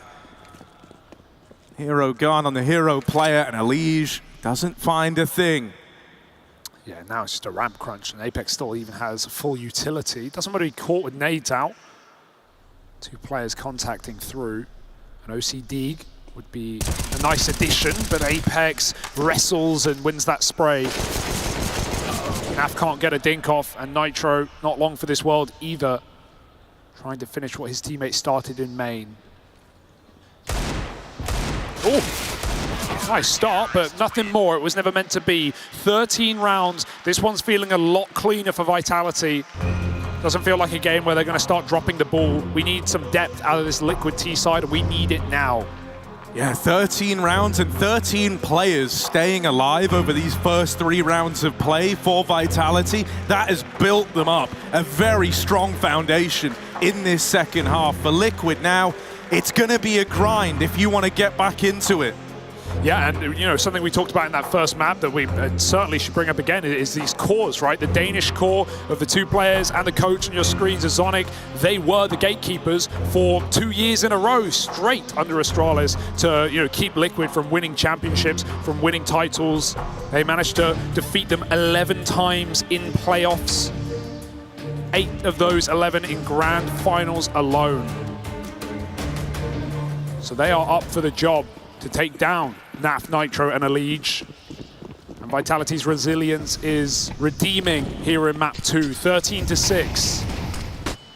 Full buy time, but one of the last of the half here for Liquid if it doesn't work. Oh, that's brutal. Astralis send their regards. Naf, so wounded, so injured, and what a player to have brought down early. You're going to force a lot of respect out of him now. 2 HP, the difference as to whether he lives and dies, and he's back on the Galil again. That's how both these rifle rounds have gone for Nafly. Liquid go back to late smokes. ZywOo, he has been a problem piece here though. Will he get popped through? I feel like Apex, yeah, sends him straight away. He does not wait. ZywOo takes a 1-for-1.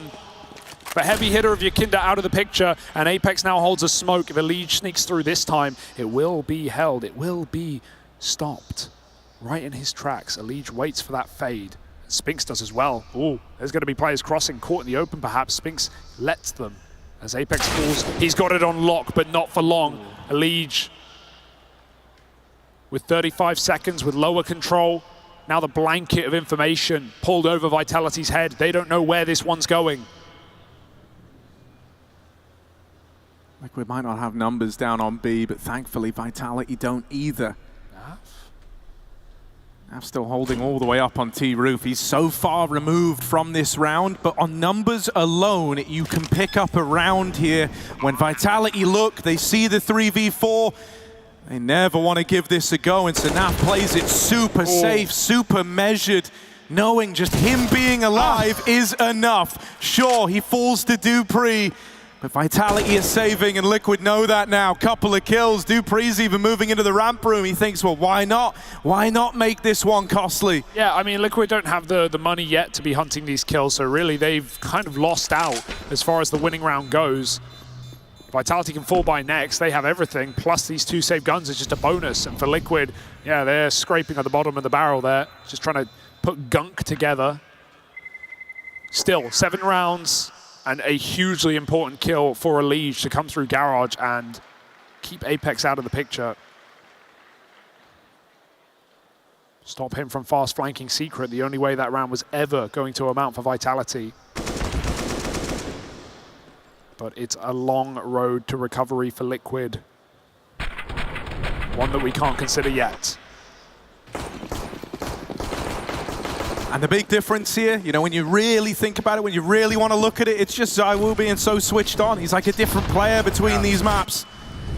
Relieving to see. Yakindar makes it down the vent. Nice way to open. They move him in aggressively. Magisk is here to try and contain him. So they're having a separate 1v1 down on that lower side of the map. Liquid have been fine with taking these rounds real slow, even when they get this lower control. Not often looking to react too quickly, but Vitality are putting a lot of onus in hunting down this lower play. This is 4 bodies down towards lower right now. This is essentially the entire Vitality squad down on this lower side of the map. They're playing with some awkward timings here. They don't know Yakindar's whereabouts, and they've even lost ZywOo, rearing his head out of Secret. Spinks tries to hold on, offers up a double. You might think that that's going to open up this lower rotate. You might think that this is going to open up B, but that is not the case. Vitality have been 4 strong here since the round started. You just saw Magist wipe his hands, the sweat, the pressure. It's all on for Vitality. They know this one's coming in. Yakindar's holding vent. Will they rotate out, or will they commit into the belly of the beast again? Magist waits up above. He only needs to sell Apex's position. 1 kill will do it. Nice shot, bomb drop. Magist on for a double, doesn't need it because Apex is still here. The fly in the ointment and rubbing on the face of Liquid finds Vitality, a 14th round. What a read. The flank down Secret with 2 players to a double B stack. Vitality were 1 step ahead the entire time. What a way to find that round. The fact that Apex almost called their bluff immediately once they learned that Yakindar made it down the vent, once they even knew that was an option. Apex called for the quad lower rotate. That's going to make you doubt yourself if you're Liquid as well. They played right into his hands. That was a battle of brains on that round there, and Apex's was bigger. Tag timeout called. Nitro having a bit of a look in the mirror. Doesn't want this one to go this quiet. 3rd map waiting in the wings. Mirage and Vitality doing all they can to send us there. Yeah, it's just been great to see ZywOo, you know, brush off the ring rust after a very shaky opening map. An uncharacteristic one of such a consistent player. And again, he's forcing early fights wherever he can on the CT side. Peek deep to door, sees nothing. Again, the wall of smokes. It's the one consistency of this series, of this map at least. Apex waits, and the shadow will often give away this first player, and he'll just take it. 2 kills as they come through. That one does not work the way Liquid wanted it to. Nitro will get his revenge, but they have to split A very quick, and Spinks, a solid anchor on the site, will not go down without a fight. 3 on 2. Dupree gives away his position, but he's got help from above. Yeah, with ZywOo moving in. Oh, that's a lovely little course correction there from the AWP. Could have gone so wrong, could have gone so weird if ZywOo falls on this rotation. But he's quick to pick up the pieces. And now it's left to Nitro. They saw him over towards main. They know the options available to this guy. And as we all look on, Vitality adjust. They look to play around this bomb. They've moved everyone over towards lobby and A. There's no way back into this for Nitro. And that realization starting to dawn upon him now. This is Vitality, just 5 kills away from course correcting in this series and taking us to that 3rd map of Mirage. You can see the stress on Nitro's face as well. Feeling like an insurmountable task on this T side. And we've talked about, the resurgence of Apex as an individual in this tournament, even especially in the group stage, his ability to not jump the gun, something he was known to do so often, especially on CT sides for Vitality. So many opening kills often conceded, or wild swings in mid-rounds. He's really sat back in this tournament. He's let his stars shine, and with position changes on top, we are seeing a renewed, new refreshed Vitality. And no better time for it with Paris awaiting in a couple of months. And G2 awaiting in the semis here in the Spodek. Yeah, this was the exact, situation Liquid were in back on Overpass. They needed 8 in a row to force an overtime. Impossible, right? There's no way. But expecting them to do it again, it's a very tall order. Vitality know that all too well. They know that this time it's different. ZywOo holding for the cross. Very little in the banks for Liquid, so they're limited. They're working with some serious limitations here, and it gets even worse. ZywOo's had a great head-to-head versus Yakinda, and he's adding more to the tally now. This ball's getting rolling, and there's no stopping him. Crushed by the weight, Liquid. Not a long wait for map number 3 in this series. Elige knows it's coming, and Magisk will make it so. Team Vitality, they step up to the plate. They may have dropped the ball back on that first map, but here on Nuke, it's looking a lot more like it. It's looking a lot better, and we've got a lot more of a competitive series. Yeah, right, for Liquid now, they're coming to that dawning realization that with ZywOo getting switched online, it's an altogether different beast. The score will be settled on Mirage.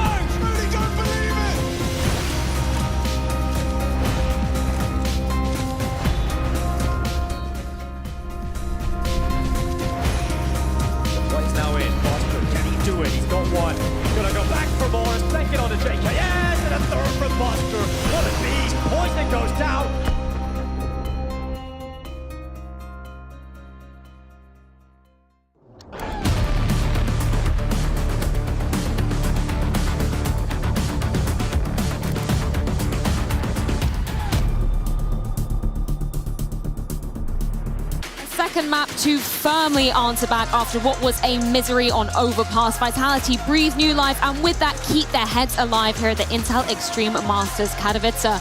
And you know what, Maniac? We deserve this because the man we just saw on our screen, it would be a tragedy if we didn't get to see him grace his first ever Spodek stage and post some numbers like that. It would have been sadness if we hadn't seen the true ZywOo grace the stage, and I think this was a very good sample of what this man can do. But overall, I believe that after the tragedy on Overpass, just something clicked in Vitality. Something clicked. This was as close to an FPL game as I have seen at the highest level. The amount of risks they took, the individual swings, the rushes, the first 3 rounds are literal B rushes immediately. And I don't even kind of mind it. I think, mentally speaking, that was maybe a good shot from them.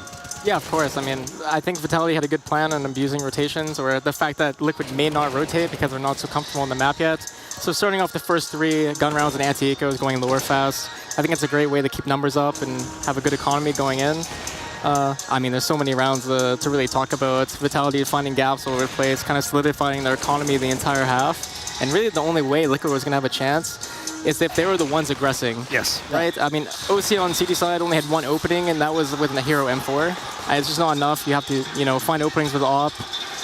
You have to take risks, double up, push radio, like push lobby. You have to have a plan when you're not so comfortable on this map. Yeah, and obviously ZywOo giving us a hell of a lot to talk about in some of those rounds that Russell was mentioning, because, you know, we saw it on the first map of Overpass. Didn't need ZywOo necessarily to be stepping up in that first half. The second, though, he was absolutely absent. Great to see him able to bounce back on this. Yeah, indeed. And I think that for ZywOo, he just felt that the team needed him to step up and for him to do something else. Because they really felt the loss, and I think that for them it was great that ZywOo was able to, right at the beginning of the game, to put get some momentum going for himself, and then started getting comfortable in the game. But I think that it was more like a team effort from Vitality. I think they had a really good game plan, as Twist said, that in order to try to dictate the pace of the game. And actually, as soon as they got up to 5-0, the game started to shift the momentum a little bit. That's where we saw Liquid getting a little bit more comfortable. And that's mainly because Vitality started to overthink the situations a little bit too much, right? They started really well. They started playing fast as a unit, and then they started to overthink, do a couple strategies, slow, methodical. Liquid themselves, as a map that you're not really comfortable, when the teams play slow and allow you to think about what's happening and reactions and stuff, that's when they managed to get a couple rounds. We saw the push lobby as well that Twist alluded to from them, which allowed them to get around as well when they played aggressive.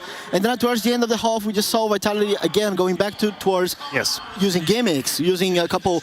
We saw this one round, the eco round with the Deagles, but they won. And then we saw another round, the guys rushes to Let's run it. You know what? You talk about it. Let's run it. Let's show round 11, sorry, because that one was kind of something. Honestly, this is such a strange situation. We'll see the buy coming out of Vitality, Scout, couple of Deagles here and there, 3 armor set, not a whole lot, but just taking space. Yekindred gets Apex set off. He's going to have a couple of shots as well through the smoke, but they know, they're kind of aware that they're actually walking through the smokes. But here, you told me, Twist, you told me if this is what's happening to me, I would slam the head out of my desk. How is Elige actually getting suffered in that timing? I mean, it's not only Elige. If I was Naf, I would slam my desk like, pretty hard, because the gap that is found. I mean, this right here, I mean, what a disaster. This is criminal. This is actually, so what we don't even see in that replay is that Elige had let Dupree slip by below that little edge for about 10 seconds. Then he spots ZywOo, somehow gets immediately 1 dig, but Naf is already caught off position. That's over. When Elige dies, Naf is dead. Just like that, that's over. I mean, to note, Dupree hit the timing. OC no, he just stopped watching the line outside, and Dupree's creeping. Elige was at one point was even holding the stairs. He thought maybe it's possible, and then he stopped holding it. Dupree doesn't clear him, which is also like a gift, insane, right? actually. The fact he doesn't clear him is what gives them the round, really. And then they just flood onto lower with 3 people, and there's no chance. And it's a huge turnaround. I think maybe the scoreline at that moment paints a fake or wrong picture, because we might feel like Vitality is in full control. That's not what's happening. Like Luis talked about it. There were a few very strange moments in which Liquid took over the game once again. If Vitality don't win that weird Deagle rounds, we might be looking at a comeback from Liquid. So this swung everything in Vitality's favor. But then we can also talk about the kind of, I guess, discomfort from Liquid coming onto this ground. Sure, it's been, you know, only in recent times that we've seen Liquid actually allowing Nuke to be pulled into the pool. But there were a few moments, I know that site rotation, that's going to live in my brain forever. I mean, if you're Liquid, how can you read a 4 lower play? Like a 4 lower CT stack. I mean, when they rewatch the VOD and they see 2 people from A cross outside to go C and stack lower, what do you really do? I mean, you kill ZywOo coming up. I mean, this was the best case scenario for Vitality in this situation. Like, Yekender gets down Vance, and Liquid wants to cross outside, and conveniently, there's already 2 people post up in a sick crossfire lower, and then you also have ZywOo and Spix working in tandem to bait them farther into the lower site.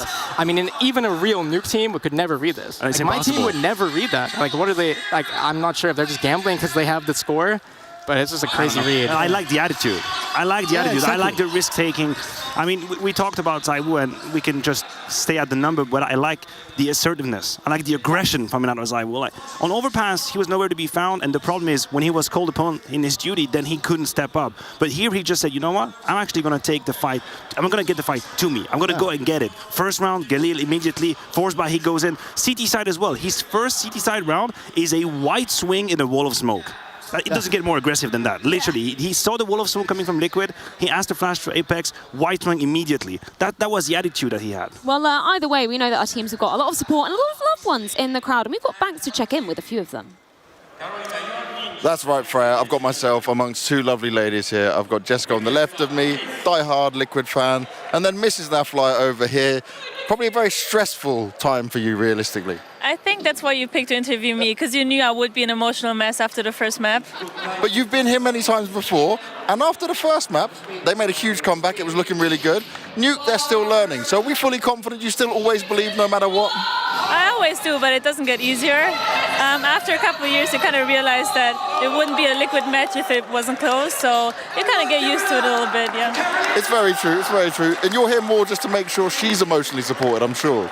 Yeah, definitely. I need to just keep her calm and, you know, sometimes give her a hug. Sometimes it gets that bad that she needs hugs? Yeah, a lot of them. A lot of hugs in there. But looking at the boys, looking at their faces, you guys have spent a lot of time around them. Are you confident they can get this win? Come on, they already took down FaZe. You know, they've got this. I believe. So I'm the calm one. I'm going to just believe and manifest the win. But they've got this. They've got this. The win is being manifested. Freya, what have you got? We've got a hell of a lot of emotions and a hell of a lot of belief up here on the desk, and a hell of a lot more Counter-Strike on the cards as well, because it's not only this tournament going on here in Katowice, we've also got ESL Impact League going down as well. So Shocks, what has been going on over there? ESL Impact, because I want to see what's going on here. And Heku has been on site the whole day since 9 a.m. So what's been happening here? It has been a long, long day. Right now we're already like at elimination matches. We have CLG Red against 9 Pandas Fearless. The team that loses is already out. The other one will be still like playing tomorrow. But I would say like probably the biggest match of the day is probably that happened between Furia and Navi Javelins, because for the first time in history, we are not guaranteed Enigma Galaxy against Furia Grand Final. That's the first time. The second, Navi Javelins is the only team outside of Enigma Galaxy that actually managed to win against Furia in like this in Impact, like in the circuit. And the last thing is they got revenge. They actually got denied a grand final in Valencia, and now they have a day off and they can actually watch Navi tomorrow. And they're all Polish. They're all Polish. Yes, Navi Javelins. Imagine you're winning, you're getting to the semifinals in front of your own crowd. That's crazy. That is crazy. That'd be great. Thank you for that update, Heku, here with all the fun at ESL Impact. Great to get to see Heku's beautiful face again, and I love the amount of Counter-Strike going down here in Katowice. You know what else I love, though? A third map in this series. Maniac, you said Mirage heavily favors Liquid. Why is that? I do believe that's the case. First of all, you just have to come back against FaZe. Unfortunate here, Twist by our side, but you were first-hand on the receiving end, I should say, of that very strong Liquid comeback. I just think it's a map that they play to an extremely high level. Their record is crazy. I'm just looking at their results right here. I have a couple of names that they've beaten in the last 3 months. G2, Navi, FaZe, Navi, G2, FaZe again. This is a serious client on Mirage. I mean, as a team, when we always play against Liquid, we know that they're a Mirage team. I mean, at one point, they had a 9-0 streak on it. This is an extremely strong map for them, and it's one of the first they solidified in their map pool. As you can see, they beat Mirage. Ridiculous. Yeah, I mean, G2, I mean, their loss is the G2, who was in peak form pretty much, and their losses against OG, which is also like a Mirage team. It's one of their best maps. So yeah, I mean, it's also good to note that these are pretty close wins and losses in some of the games. Yes. So usually they don't get it by clean. one of the things that I think that is going to be nice to see is Liquid's T-side on Mirage. You know, compared to what we saw on Overpass, and we didn't really get to see much on the T-side on Nuke as well. Like the thing is, like on Mirage, they are very comfortable with the map. Like we will see fast-paced stuff. They are a team that attacked the A-bomb side a lot, quite a lot, heavily the past couple games. So if there's anything that Vitality should be ready for, is with the way Liquid is able to split on that specific map. Like they're really, really good on splitting on that map, and just in general, I think that's the main thing. And if for ZywOo specifically, right, knowing this, and if they decide to play this map, I just hope that ZywOo is ready for this and is able to capitalize and punish those fast-paced things that Liquid does. I want Vitality to be aggressive. I did some deep dive analysis on the Liquid's T side, and there's actually a very strong tell. Where Naf is on his T side dictates where Liquid's going to end up. Yeah. If Naf is in apps, Liquid ends up A. That's it. He's not rotating back. But if he's in A ramp, he might go back to base, and then they'll all towards B. So if you're Vitality, just go for the information on A. Go for it. Double flash into A ramp. Peek into A apps if you have the spawn. We know ZywOo can do it. Just find where Naf is. Figure out the Naf. Where's the Naf? If you got the Naf, you got the round. Well, it's Naf, according to Maniac, we should be looking out for, but we have our eyes firmly set on the third and final deciding map of this quarter-final series. It does come down to Mirage to determine who progresses onto the semi-finals to face up against G2. You don't want to miss it.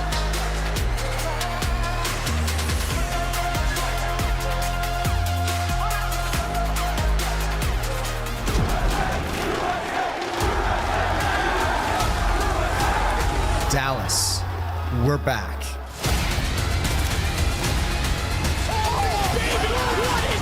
Counter-Strike is in our DNA. It always has been, and it always will be. And now we are once more returning to where it all began. The bell tolls for Cologne. This cathedral, a cathedral that is stacked from the earth to the heavens with the greatest of all the fans, the most passionate.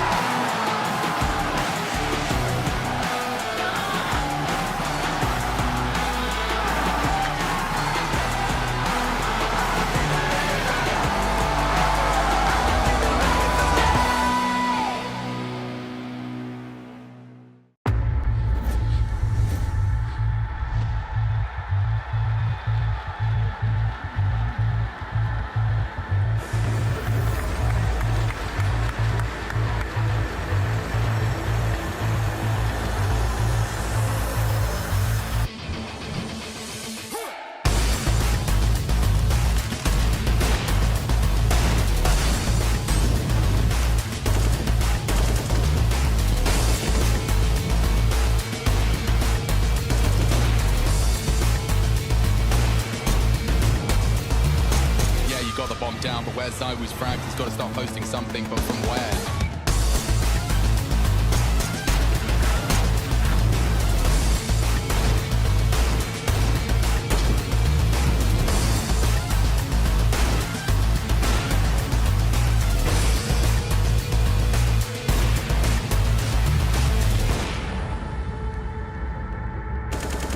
ZywOo, he's just got a slight gap under the smoke, and it's enough to catch Boomich in transition. ZywOo wants to pull it across the line. 2 frags onto 2 of the best. And now swings out for another. He's possessed. ZywOo won for another ace. Another clutch. It's Perfecto hunting him. No one has been able to knock him on his ass yet, and he's got 6 HP. It didn't stop him before. And it doesn't stop him again. ZywOo!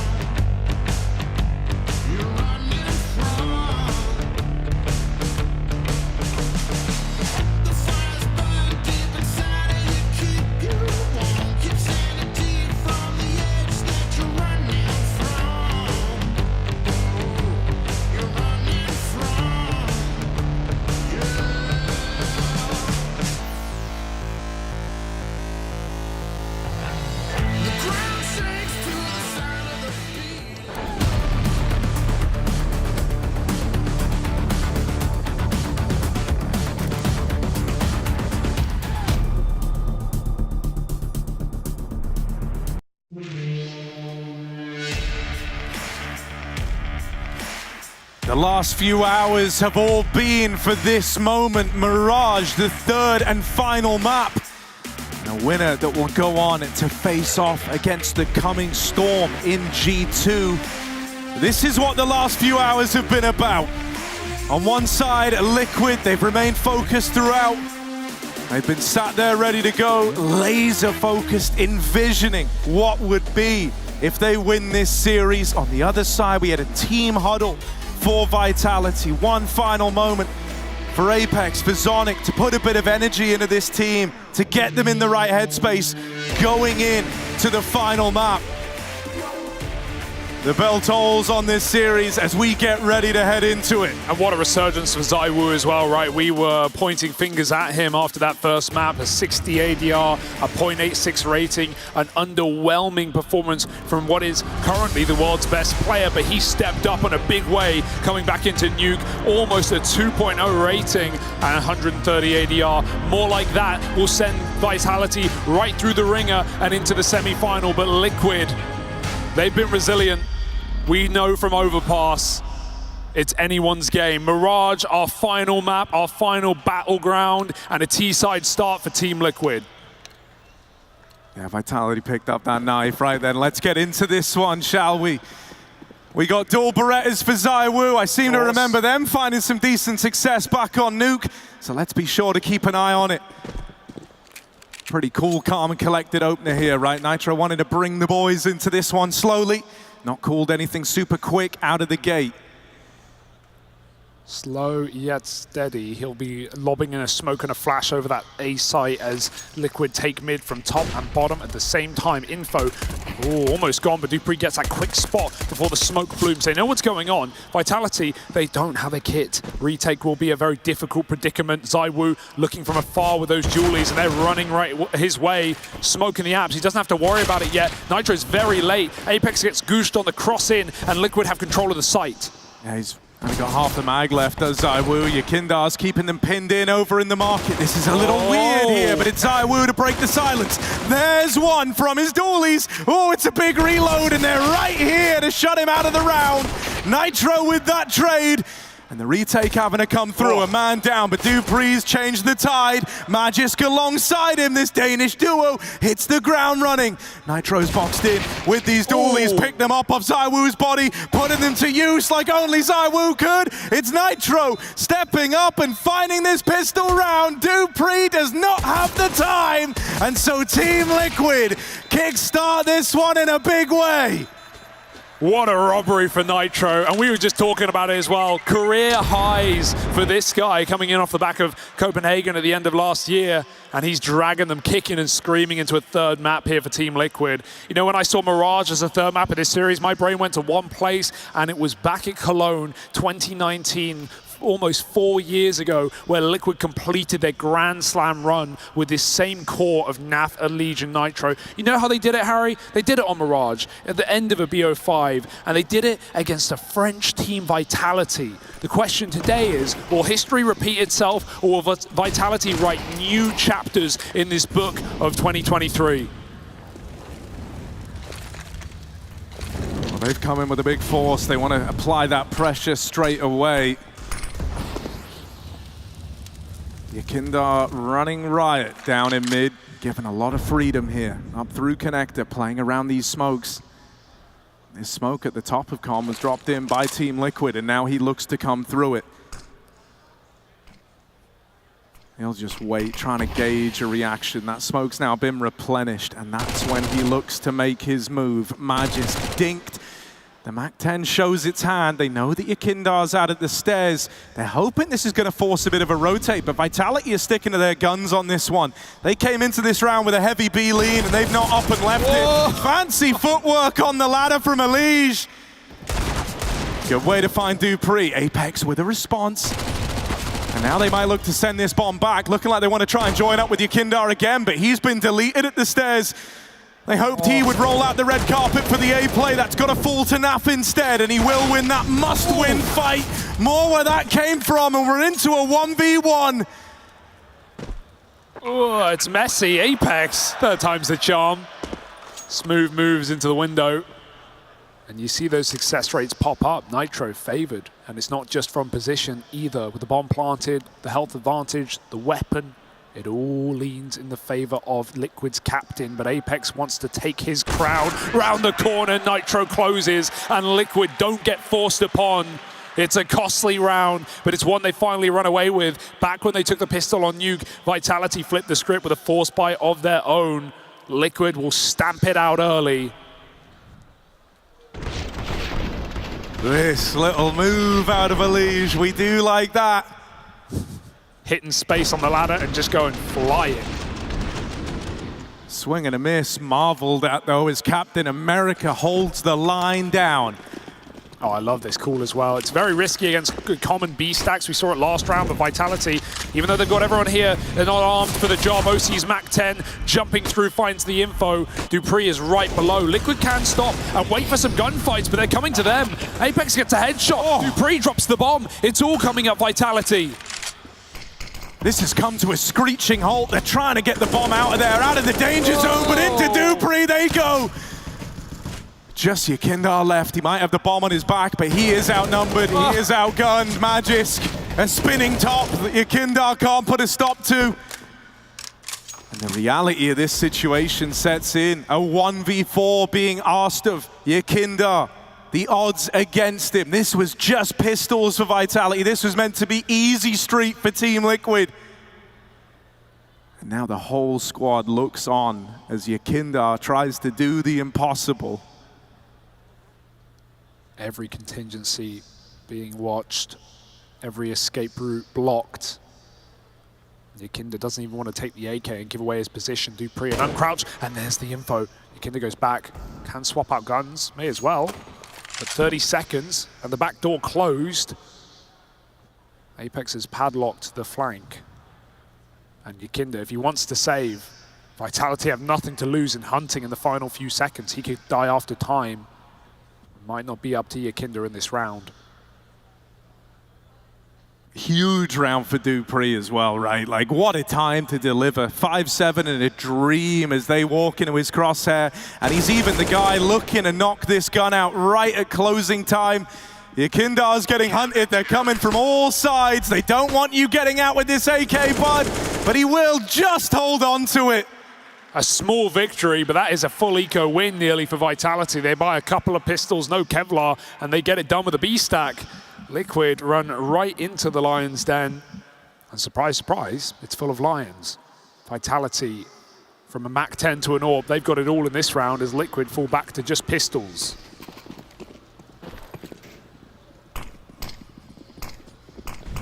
With that AWP, ZywOo's wasting no time on getting involved, right? It was a timid-looking ZywOo to open up this series. And well, in this one, he tries to play with the confidence, but ends up on the receiving end of Nitro. There's Yakindar with this hero gun, putting it to work. Elige moving up through the short side, and mid conceded. Apex tries to move in, and we'll get a bit of a handle on it. Doesn't know the full extent to which mid has been lost yet, though, so he's just floating around in the window room, and Elige can wait here. Wait to see if there's any sort of response from the captain of Vitality. They can really cool off. They just have so much position with the Elige up in ladder, and with this AWP for OC, he's just holding from top mid. He's hoping Vitality feed him. Will there be an aggressive mid-round move, or do they stick to their guns, one per site? Even a shuffle of the setup for Vitality could cost them a kill. And that really will roll out the red carpet for Liquid, so no one budges, but just sticks out under. Apex holds for the jungle cross and the window boost, a lot of responsibility and not a lot to hold it off with. A smoke, but it's a B take. Will anyone make the read, or is it once again down to dupreeh? It's fitting that there's a Dane on either bomb side, right? dupreeh, one of these culprits, one of the guys who tried to keep NA on the back foot for so long, now has to step up in this round. They're already out, they're already moving in, and he is gone immediately. Naf with the deagle opens it up, and OC seals the deal. That AWP scavenge from ZywOo in his attempt at a big play to open up this round. And it ended up being the first move that dug this shallow grave for Vitality. Yeah, I mean, it's a confident start for ZywOo to open a round like that, but you know that Liquid is still on pistols. You know their money isn't built up yet, so they have nothing to lose in going for a quick mid-take. Add on to the fact that they're probably not even expecting the AWP this early in the CT side. Liquid just run it down. And OC is laughing all the way to the bank, a discount. As Liquid find a 3-1 lead despite that eco win for Vitality. Quite a resurgence.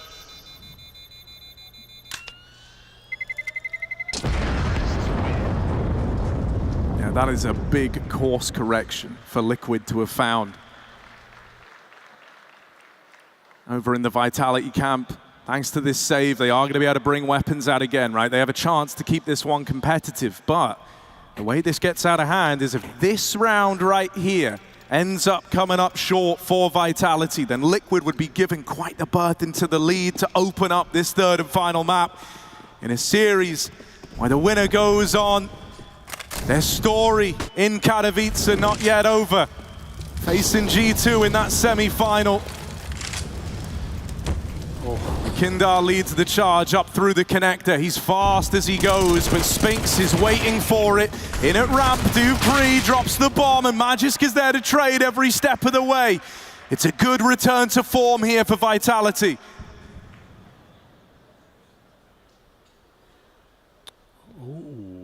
Oh, the steps, they bait him away. Spinks is just walking in, and OC gets nothing done with that AWP at the end. Vitality respond. They leave Apex solo B there as well. That's even a position change we've seen for Vitality, leaving the captain as the anchor of the B bomb site. A heavy A setup. They read Liquid well again. It really has been a mind game in this series between these squads. With an in-game leader for Liquid returned after an absent couple of years and bringing better form for Liquid, not just individually, but in the pieces he has around him. And on Vitality, a one-star entry turned into captain. An emotional player in Apex. With highs, with lows, but which story will be told by the end of this evening? Will it be one of defeat or one of dominance? One of horror or one of heroism? Let's find out. Mid-smoke in early. ZywOo's trying to make another one of these plays to open up the round. Makes it onto the catwalk, so he will be unscathed. Gets out of there after that shot, just sails on by with the AWP. Mid taken at an alarming pace here. Vitality have got all these little extremities locked down though. The only kind of hole right now, the only way in, is getting past Spinks and splitting into this B site, which looks to be the game plan. They found Spinks, but the apartments play does get locked out. Dupree and ZywOo with the killer piece. ZywOo's combat AWPing here, but rotates are starting to move in. That spam connects, it's nearly on, and OC will pick it up. They've turned the tide in this from 3 on 4. And now teed up for the win in this round. Magisk moving in late. And what's he expected to do here? There's one kill in the right direction, but still a long ways to go. OC and Elige do not want to give this to him. Magisk, though, in a mood to take it all away. A 1v1 teed up. Elige left to get past, and Magisk low on HP. A swing and a miss just comes up short. A damn good attempt, but snuffed out by Elige on the other side. Yeah, great to see Elige just coming into this series with such great form as well. That was almost a complete throwaway for Liquid in the 3-on-1. Elige enters the third map as the only positive player for Team Liquid, whereas Vitality sit on 3. That should surprise you, given ZywOo's tendency to sit high above his roster. But Elige ends that chance, ends that clutch, and keeps Liquid flowing on this T side, 4-2. Some great entries into B from Naf and OC. And one can only imagine the collective sigh of relief when Elige puts a stop to Magisk, who's kind of in his element, pulling around back from nowhere.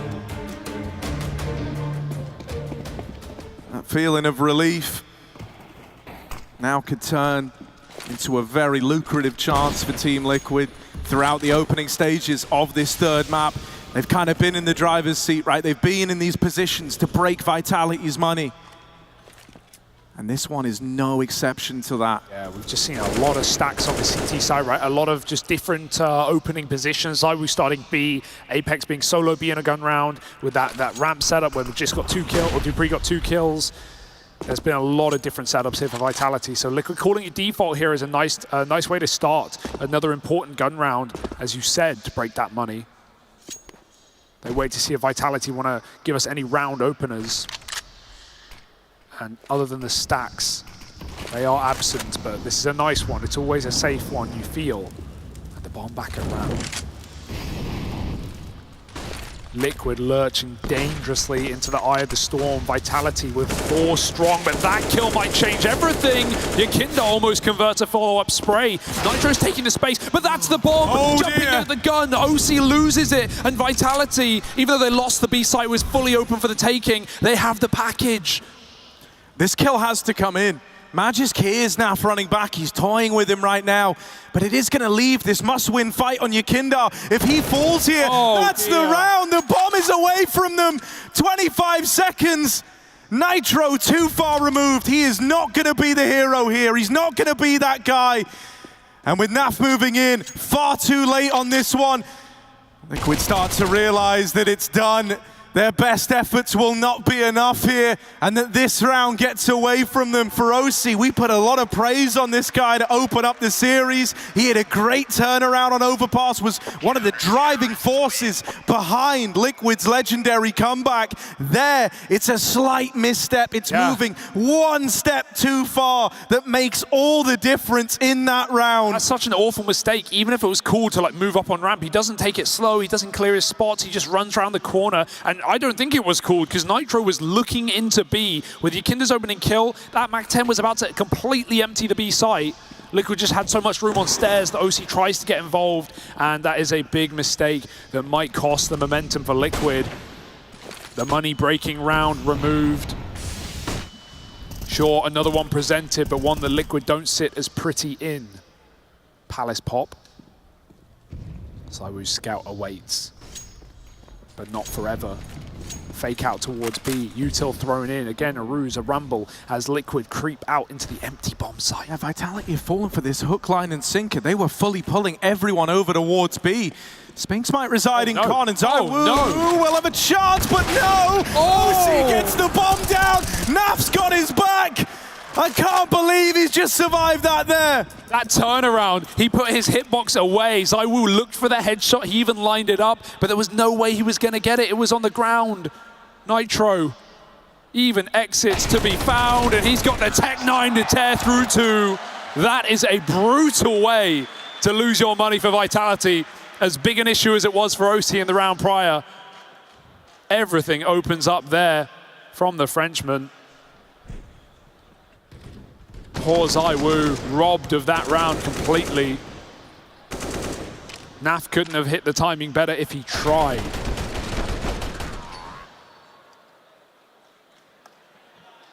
Oh, if that ends up being the round that comes back to haunt you, it's gonna hurt.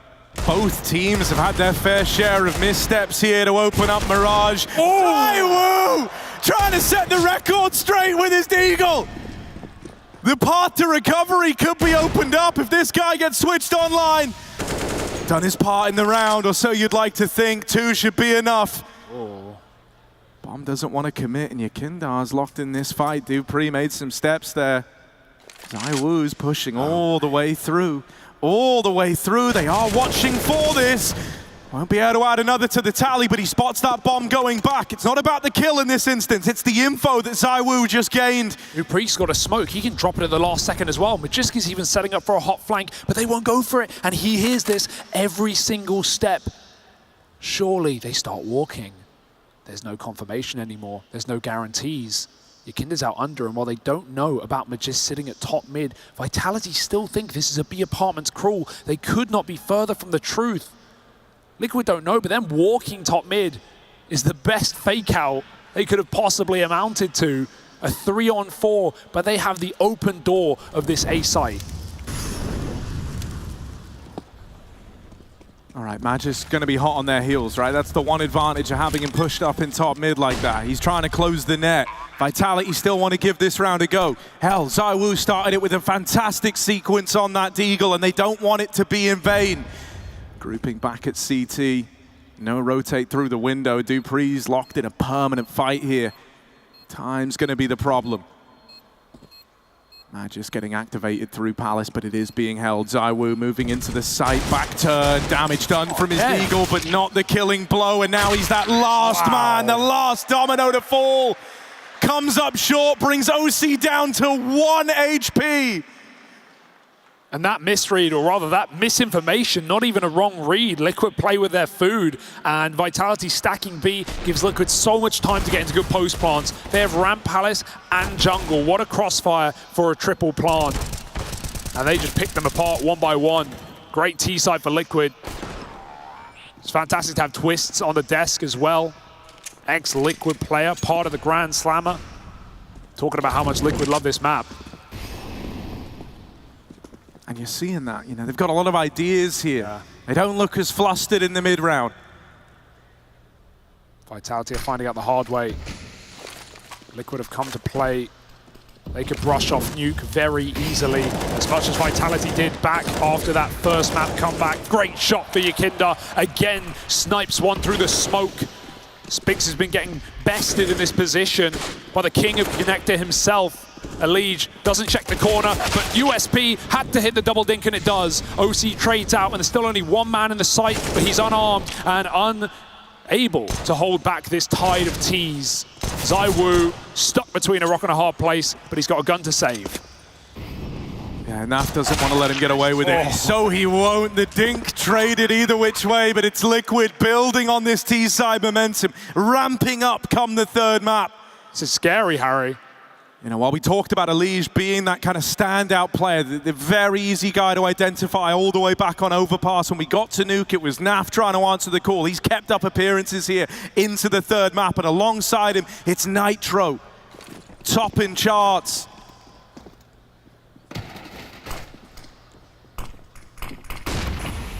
It's got to feel so good. For a guy who was unsure whether he either wanted to play this game, to be this influential. That's a nice start, though. Spinks forces the kill to Yakinda, finally gets the revenge on the head-to-head that has been so unfavorable. But Liquid aren't fearful of middle. They continue to move through. Spinks is going to... Oh, he missed it. He missed that info. Goes both ways. He can't repeat. They're on the angle, but he's going to swing anyway without a flash. A reposition still gives Liquid berth into this B site. Yeah, a lot of room to work with, but now you got to nail it, and Dupree's not making life easy for them. 3 bullets left. Can't get out the window. Dupree with the lock-in. A beautiful round. He's rising to the occasion. Underwhelming when he first joined Vitality, but here in crunch time where it really matters, Dupree is topping the charts. Him and Magisk were monsters back on Overpass. That double B hold, Liquid could not get through on their T side. Sure, we don't have to think about how it ended for Vitality, but it was a great start from the Danes to begin this series. And if they can end it as such, to once again be the thorn in Liquid's side.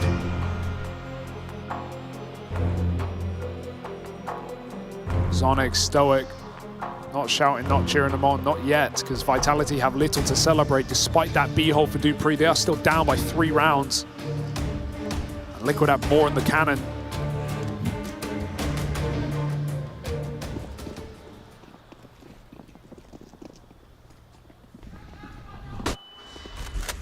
Oh, not afraid to get involved. They like their mid-pick last round and they'll run it back.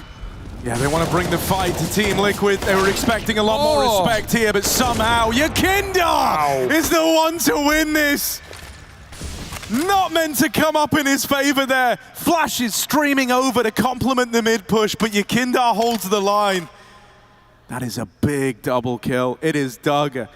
very rough hole to get out of here for Vitality. And that's why, you know, the conversation of Yekindar v Spinks as firepower additions to these rosters that were meant to improve them, that were meant to make them some of the best teams in the world is so interesting. Because as Matthew said, coming into map 2, Spinks, he's not an opener on the T side. He's not a guy we're going to see forcing fights. He's a rock. He's an anchor. He's a guy you can rely on. And while he still sits top mid hearing this rotation, he can't stop this play. Yekindar on the other side, he's one of the best T-side entries in the world right now. And arguably could have gone higher, could have gone to greener pastures. But he wanted Liquid and Liquid wanted him. Nitro's completely faked this round out. Even though Magiskis cleared the B apartments, it's the bomb's coming back. The bomb's coming back. Oh, Nitro at least wins, but they've got to run past Magis. They don't know that Magiskis here. This round is not over yet. This round is not safe yet. Magisk with the trigger discipline. Oh my goodness. He's trying to take it all away. And with that kill there, Magisk the Marauder might have done it. Robs them of the bomb, even though he goes down. Time is the enemy. Time is the problem. He's got to hide. They've got to get past Spinks, who just waits. One kill in the right place. Oh! He slowed the bomb down. Oh, 1 second, but Napa's got it. Under the van. He shot him in his feet. 20 health. 1 bullet. It's all it took. And Naf finds the kill with a second to spare. What a roller coaster of a round. Liquid were never safe, never assured. You thought that Magisk won it all with this. But Naf, a last second kill. 1 second. The difference between winning that round or facing humiliation. And Naf answers the call. That should kill you. That should kill you mentally. Elite thought it was over. Elite didn't even realize they won the round. He had bomb out, jumping at Abs. Not even enough time to plant. And it's Naf who didn't trust that white van parked down the hallway at the end of the street. Oh my goodness. What a time to step up. We'll be seeing everyone spam that angle from now on.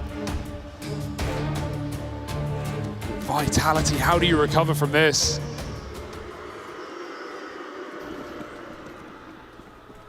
They've been dealt some really rough hands, but there's nothing worse than standing on the edge of a victory like that with plays made like that, only to have it robbed, and I mean robbed. A buzzer beater. And it's really changed the flow of this. One that Vitality believed they could recover. Now is in a position for Liquid to sweeten the deal. To run away with the T-side half. If they hadn't already, and it could get better. Vitality feel the pressure. They bought 2 rifles in an eco round. 1 already removed down under. The other traded back to ZywOo. Spinks got beat up in mid, but he did win that head-to-head against Yekindar. Something to be said for it. Smoke down in window. Again, pulls the blanket, the wool, over Vitality's eyes, and another gamble that will leave them lacking yet again. dupreeh, whatever position he picks, he has to get away with a couple of kills here to even make Vitality tempted in this round, because Liquid are contacting once more. It was dupreeh with a 5-7 early in this game, who upset everyone, upset everything. Put a smile on Vitality's faces, he did. And now he's got to deliver those similar sort of heroics all over again. They're about to move his way. Here's that molly, and just as he turns, just as he takes his eyes off the prize, Naf moves in.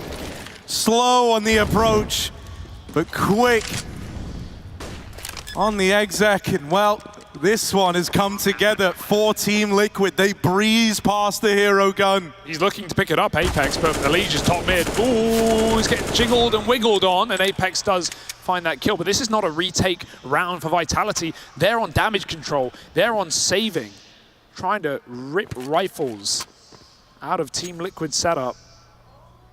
But it's still a 9-round T side. This is impeccable for Liquid, and you still have to wonder what it could have been if Naf didn't find that 1-second shot to Spinks.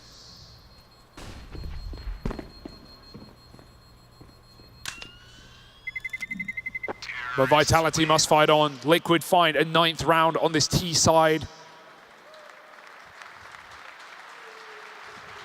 And as much as ZywOo wasn't required back at the start of Overpass, OC hasn't been needed here either. He's still bottom of the board.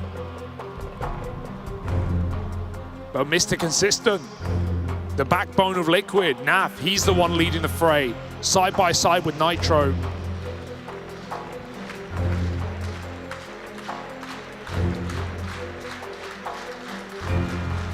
And Vitality need your energy more than ever.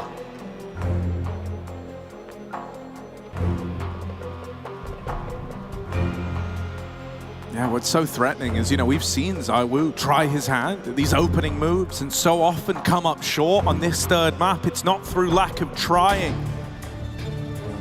It's Liquid locking him down, locking him out. A true test for Apex and for Zonic. They've got to come up with solutions here, because so far it's been one and done rounds on this CT side, and that is the extent of it. We have yet to see a streak for Vitality. And this really is their last chance to get one going. But it's a lack of AWP again. Liquid, keep it easy, keep it breezy, and swing their way into that A site. There's no one even here. They're just back in CT, is trapped now. He's going to drop a smoke to try and escape. Can play above it as well. The Liquid are coming through. They're waiting for Yakinda and Connector. Spinks, again, locked in this duel. Ooh, nice jump from Majisk, and a messy spray for Nitro that will have to be down to OC to trade out. Nitro still lives. Spinks turns his back on mid, finally conceding all of this information to stop the A attack, but they are not committed. That bomb's all the way back. Dupree wins his fight, but Elige is still unsuspected, unknown about in middle, and that bomb picked back up. Liquid are committing. Now, when you see you deal with Yakinda, you shouldn't be ready for a second, but Spinks, he had a funny feeling. Goes back through that con smoke, lives to tell the tale. They're trying to stumble back to their feet here. Liquid doing all they can to deny it, but it's only a matter of time. Nitro alone in the clutch, and they know where he is. He's boxed in, and Spinks is there to drive it home. A big hat trick, a big 3K round. Yeah, Spinks has been getting iced out in this game, right? Even though his scoreline isn't necessarily poor, it's the fights he's been losing towards Yakinda. Couple of openers here on the CT side, but by and large, been getting beaten that head-to-head. Finally, a multi-kill to be proud of that might give Vitality a leg to stand on right at the end of the half. If they can finally break that curse and net 2 in a row, this should be it. There's no excuses for Vitality. If they want to win this game, they need this round. ZywOo ready for that one. OC on the receiving end of this AWP. Knocked out of the round very, very early. And when you see that AWP in play, when you see ZywOo already a kill deep, it is going to put a seed of doubt in your mind. How are we going to jiggle him around? How are we going to avoid that? You don't want to go running into it.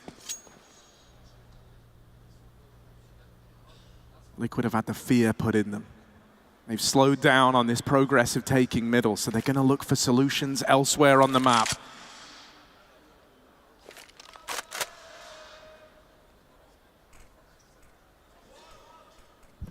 They will go ahead and actually take mid a little later, grouped up with 3 here. Naf just waiting on the ramp side. All the makings of an A split, but it's all posted over on the catwalk. Isn't going to get given a fight, won't be given an angle. Vitality are pushed up over towards the ramp, and there's that pesky ZywOo AWP again, firing off. Now Yakinda to contest with. Flash sails past him, and Yakinda hits that shot. Another needed. Not quite, it's close, but Magisk holds the line, and Vitality find a couple to close out this last half of play.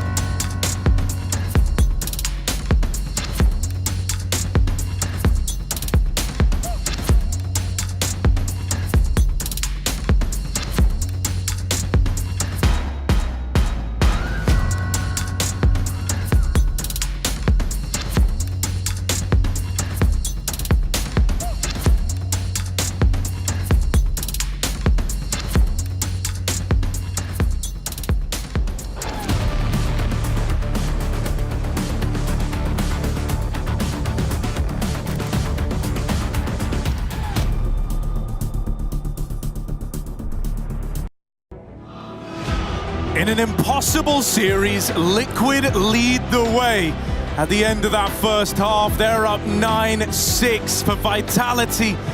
There's this feeling in the air that if it hadn't got away from them on overpass, if that comeback hadn't come through, then this series would already be over. But instead, it's Liquid in pole position, fighting for that spot in the semi-finals. Yeah, not just making history, but breaking history again.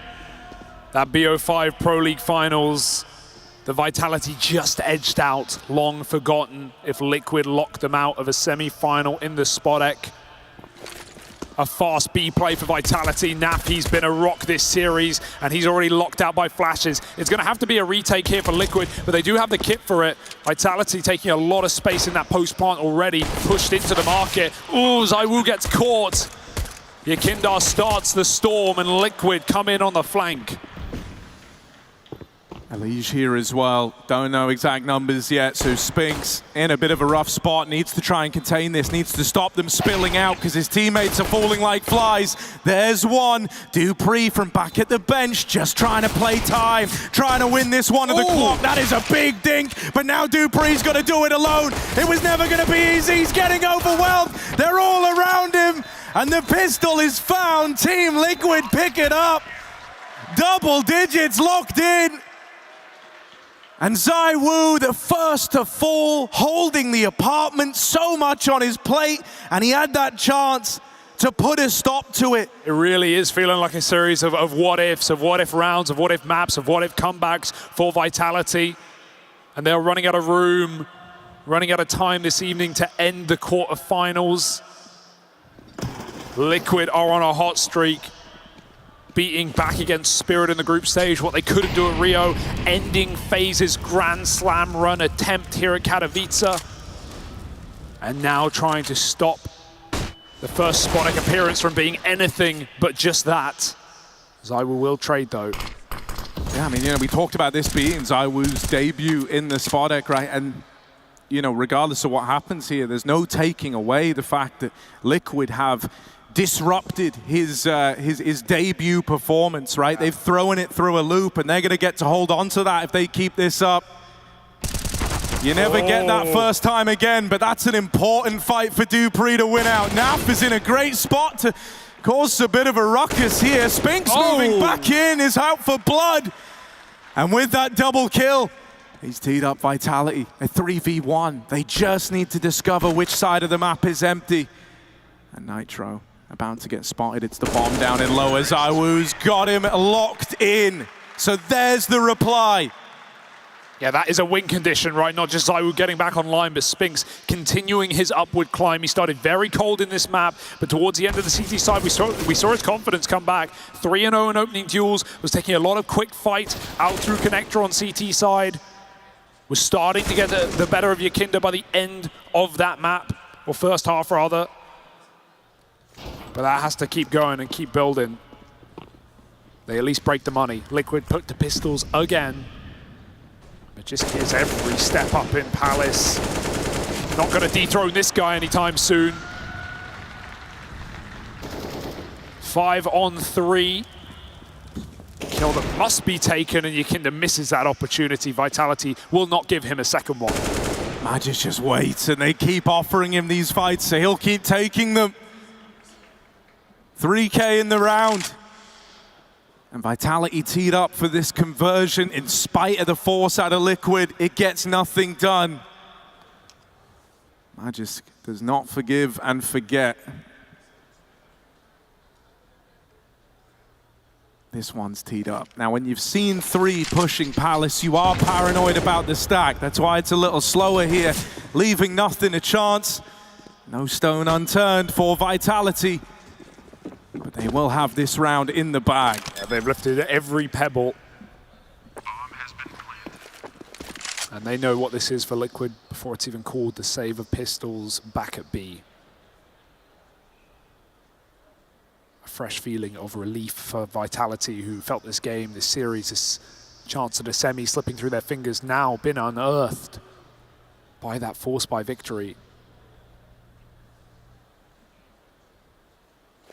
planting their feet firmly to start this T-side comeback. And again, as much as ZywOo's disappearance on overpass at the first half in a 13-2 CT side didn't feel necessary, didn't feel like a problem, it was by the end of that game. The same thing can be said about OC here, who's had a strong series, who had a hot start, who looked decent on Nuke despite Liquid's loss. Well, he's now gone cold and quiet. And if Vitality are going to start picking up steam, fighting for this tooth and nail, then we need OC's AWP to come back into the picture. That'll be some time still. One more eco for Team Liquid. Vitality cashing in their freebies while they still can.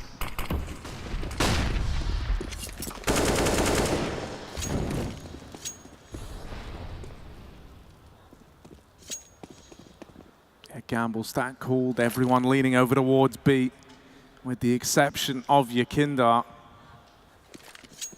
And it looks like he will be the guy getting tested, this solo A-hold, just a deagle and the armor behind it. So the odds are against him, feels like a bit of an understatement here as Vitality just loom outside of the A site, ready to move in with all the nades in the world. They're gonna start to stream over this util. Penny's gonna drop for Liquid. It's all a matter of what Yakindar can do. Flashed off the angle, he's gotta give them space here. So it's a 5v5 retake of A with just the pistols. Magisk strikes in the nighttime. Yakindar gone. And this one's a safe bet now. Yeah, just about building money for Vitality, honestly. Just keeping as many players standing is going to help them in the long run if Liquid come back in. They're making that so. Layered fights. Bit of a chase for Dupree, but minimal risk here. One flank could get interesting, but Apex has started to consider it. So knife up, good night. And 9 rounds here to Vitality as they amass a bit of momentum. Whatever Liquid do, they've got to have a plan out the gate here on the CT side.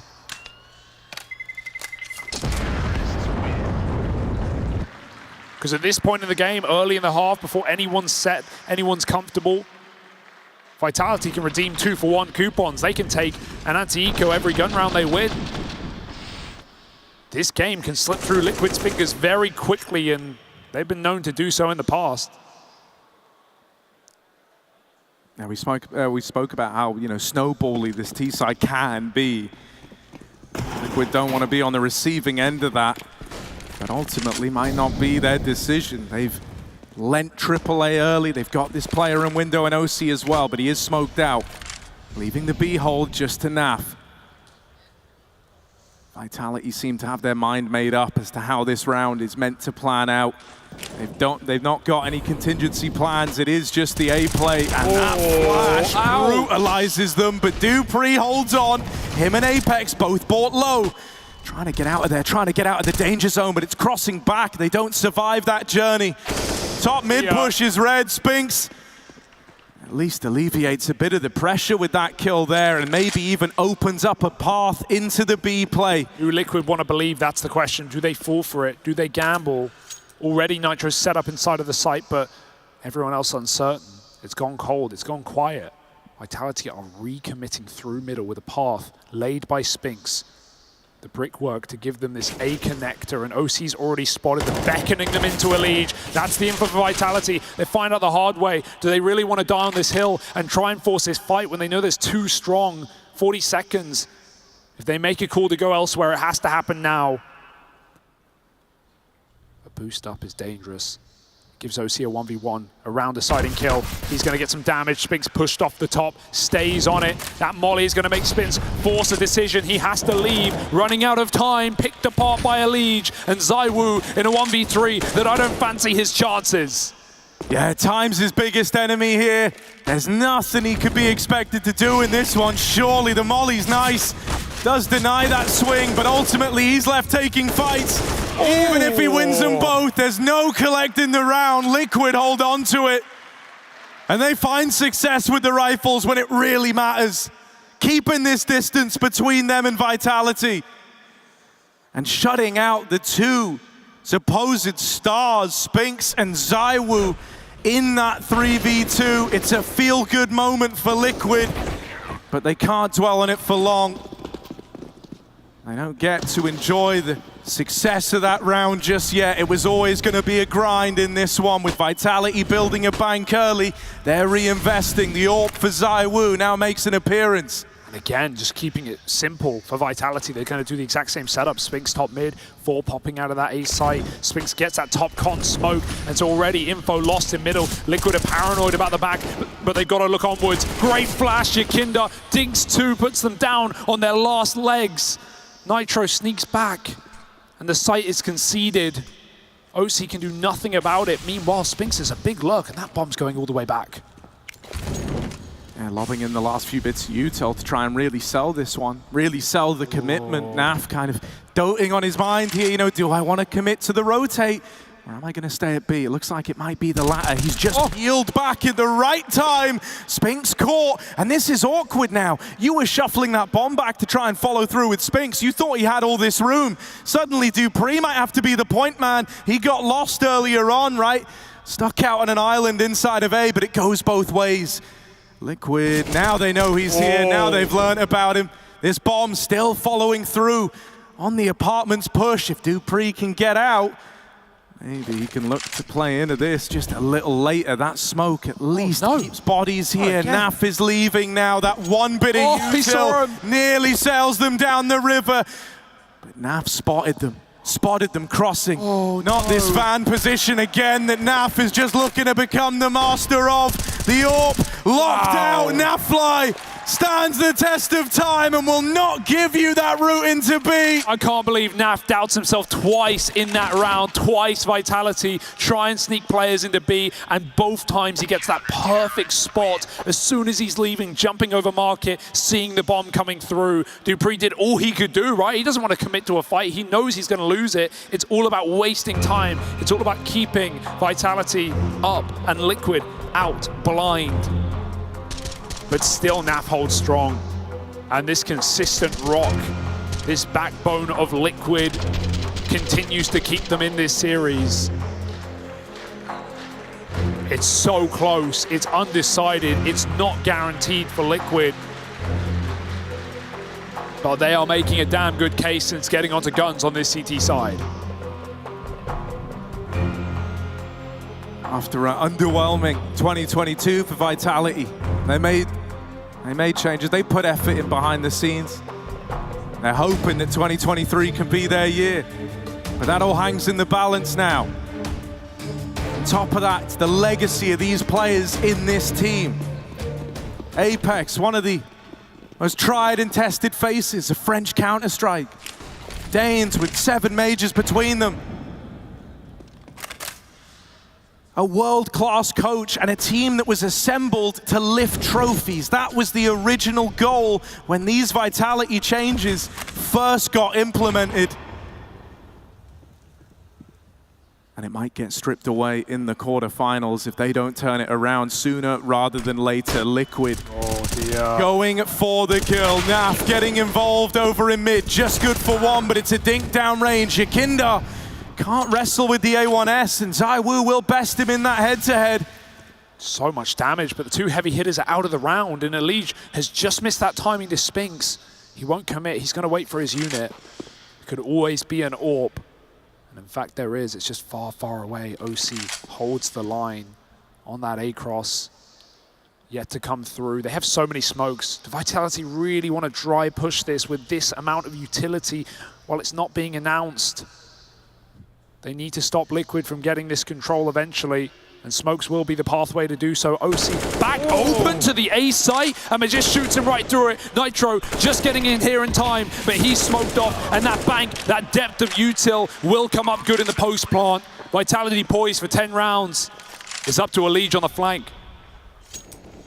A lot of teams would look to save here, but something feels different about this one. Elige, knife out as he moves in. Spinks is already on the angle. Wise to this treachery, wise to this trickery. Locks him out of the clutch attempt, and so Vitality looking to have their second wind. looking to build back into this one all over again. A task that was too much for them on overpass when victory was right there, theirs for the taking. This time it's them on the back foot and a T side where they've got to dig deep, but they've broken the money of Liquid. They are going to close this gap. There's 2 for 1 still being cashed. I can't believe Liquid gets so hung up on mid. The OC still holding B from such a wide angle. Maybe Nitro called that he was taking A, but he was just a second later. And that second made all the difference. Vitality again, though, they've been given an opportunity. Smoking window can't be blocked. And this anti-eco can't be stopped, surely. Even with a stack, Liquid put all their pieces together, all their eggs in one basket. Leaning very heavy on A. Last time we had a round like this, Magisk, he 3K'd the Palace push. This time, he's looking to do it again. First kill found, they're not going to give him any more. They learned that this is not the move. Could get caught with the util out, but no reaction from Elise, who just waits with bated breath, hoping that Magisk runs out back turned and he's given time to strike. Vitality grouping behind the smoke in at ramp, and with Elise knocked out of the round, the chance of it getting too exciting is gone now. Magisk with another 3K, Nitro up close, 1 kill in the right direction, but it's the end of the line. Naf, just a formality now, out behind Triple, he can't complete the kill, and so Vitality get out with 4 alive, another big multi-kill round from Magisk. And they are just 1 round away from tying up this game. We talked about the history of the Grand Slam, the way this Liquid core did it against, albeit a different French-dominant Vitality roster, losing in a grand final to these North Americans. Well, right now, Vitality, they don't want to go that far in history. They want to go recent history. They want to go Pro League finals and edge it out right at the bitter end. And those tears will be bitter, all right, tonight, for one team or the other, but who's it going to be? OC, forced kill with that double boost up in B-Apps. Liquid got exactly what they wanted. They'll rotate immediately. Leave that orb solo site, send everyone elsewhere. Spread thin. Vitality, meanwhile, just taking mid. They know they have a bit of room thanks to the orb not being in position. Nice nade, but what will they do with it, Vitality? Not commit, it seems. Reset back to these A-ramp walks. And they've been doing them pretty dry, pretty contact. This one seems to be no exception. Dupree, but be careful. They double push ramp. Liquid have done 2 double pushes and got away with both opening kills. Vitality, this one's really rough. How do you turn this around? It's one of these moments where, you know, it could just be a non-starter of a round, one where the first foot set forward was so wrong, it came up so against you that it just never had a chance to build, and with Apex spammed out, Magisk tries to be the hero, but Elysian Nitro won't let him in. Liquid keep their lead, keep building on this one. And they do it fairly cleanly as well, and that can make all the difference down the line, right? With how this has gone, it's always been the case that for Vitality, one round where you're able to have, you know, a pop-off performance out of Magisk, you have him multi-killing. One round where Spinks or Zywoo goes out and finds a way to find that early 5v4, and you essentially got a 2-for-1. And even though the playing field is uneven, right, with T-side AWPing being far more difficult, we talk about how OC needed a recovery. He threw himself right into it right there, got an opening kill. On the flip side, Zywoo's second bottom of his entire team. He is still underperforming. He's still not stepping up to the level that we need him to, considering right now we're calling him arguably best player, if not second best player in the world. He needs to show it on the stage. He needs to take matters into his own hands.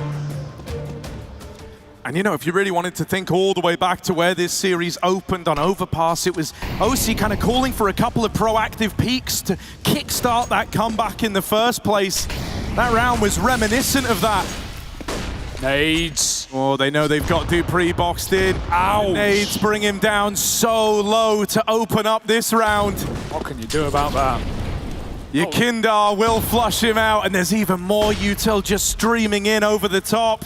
Yeah, there was trying to be support from lower as well, but they got a molly down there and Apex actually couldn't help out. Liquid are making sure every box is ticked, every I dotted, T crossed.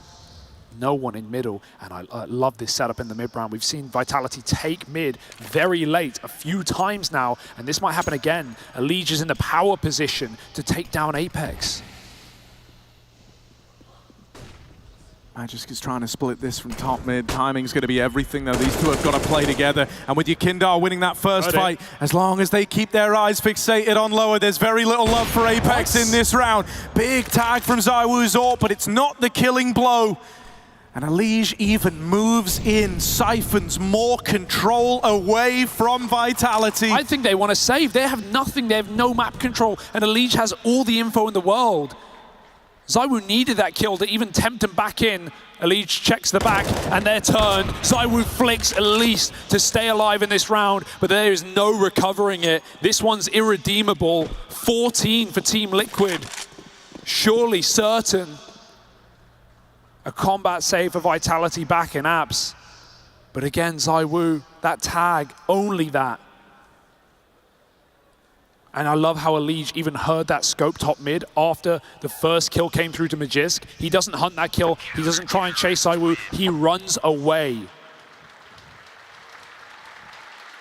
It's not only always the fights you take, it's the fight you choose not to.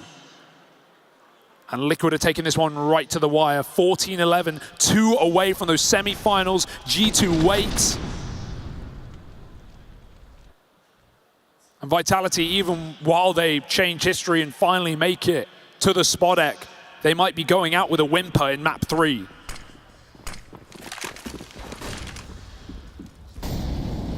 ZywOo's got to let his hair down and just go for it, man. Just really go for an impact round, because he's not had many of them in this series. We were elated about the idea of seeing him in the Spodek finally. But it might be a very forgettable performance. Naf's got such a cheeky spot. If there ever was a time, it's now. ZywOo posted at CT. Dupree moving in just ahead of this AWP. While Elige pressures top mid. These pistols are closing the distance over towards A. Now, they don't know about Naf, who is fine waiting at the firebox.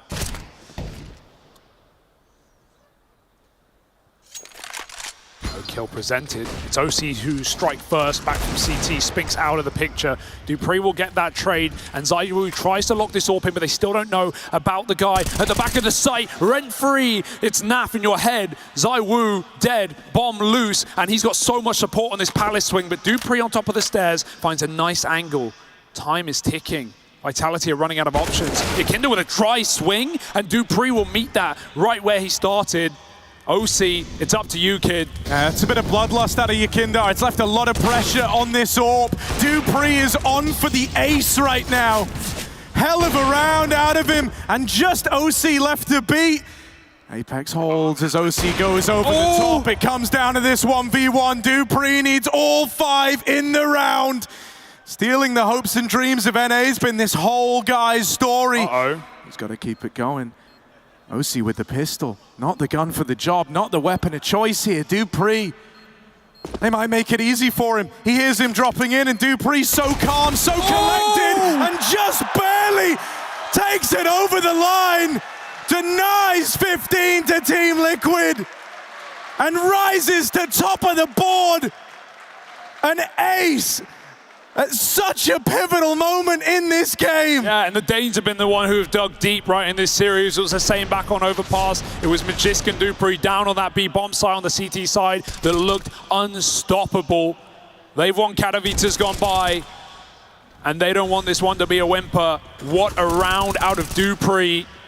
And you got to wonder, was that a miscom? Was that a 50 HP? Was that a he's dinked?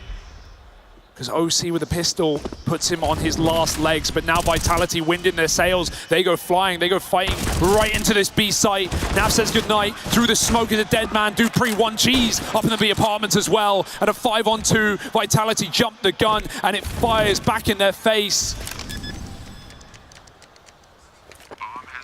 Once again, it's the 2 star players left in this, trying to cook up an impossible solution. Aggro in the apartment. Zaiwu brings out the guillotine. Yakindar on the receiving end of it. Grinds to a bit of a halt, but only for a moment. Zaiwu, so many angles to keep an eye on, so much to keep in check. With him blowing out, it's going to fall onto Spinks in the 1v3. Bomb is not planted for him, and he knows there's no way back into this one. Nitro's taking it home. Match and series point for Liquid now. They right their wrongs. The Dupree ace is forgotten about as Liquid get right back to it. What a reassuring round, right? Vitality. They have full confidence on that B center. They even almost close a 2v5. Dupree, this is Molly, runs into it on the car. A calamity, heart racing after an ace to keep Vitality away from elimination. But it all falls sour for Vitality. And Liquid now, a chance to close this series finally. This could have been a 2-0 if Vitality did right by their beginning on Overpass. A what if that will haunt them forever as Liquid lick their lips and get ready to close.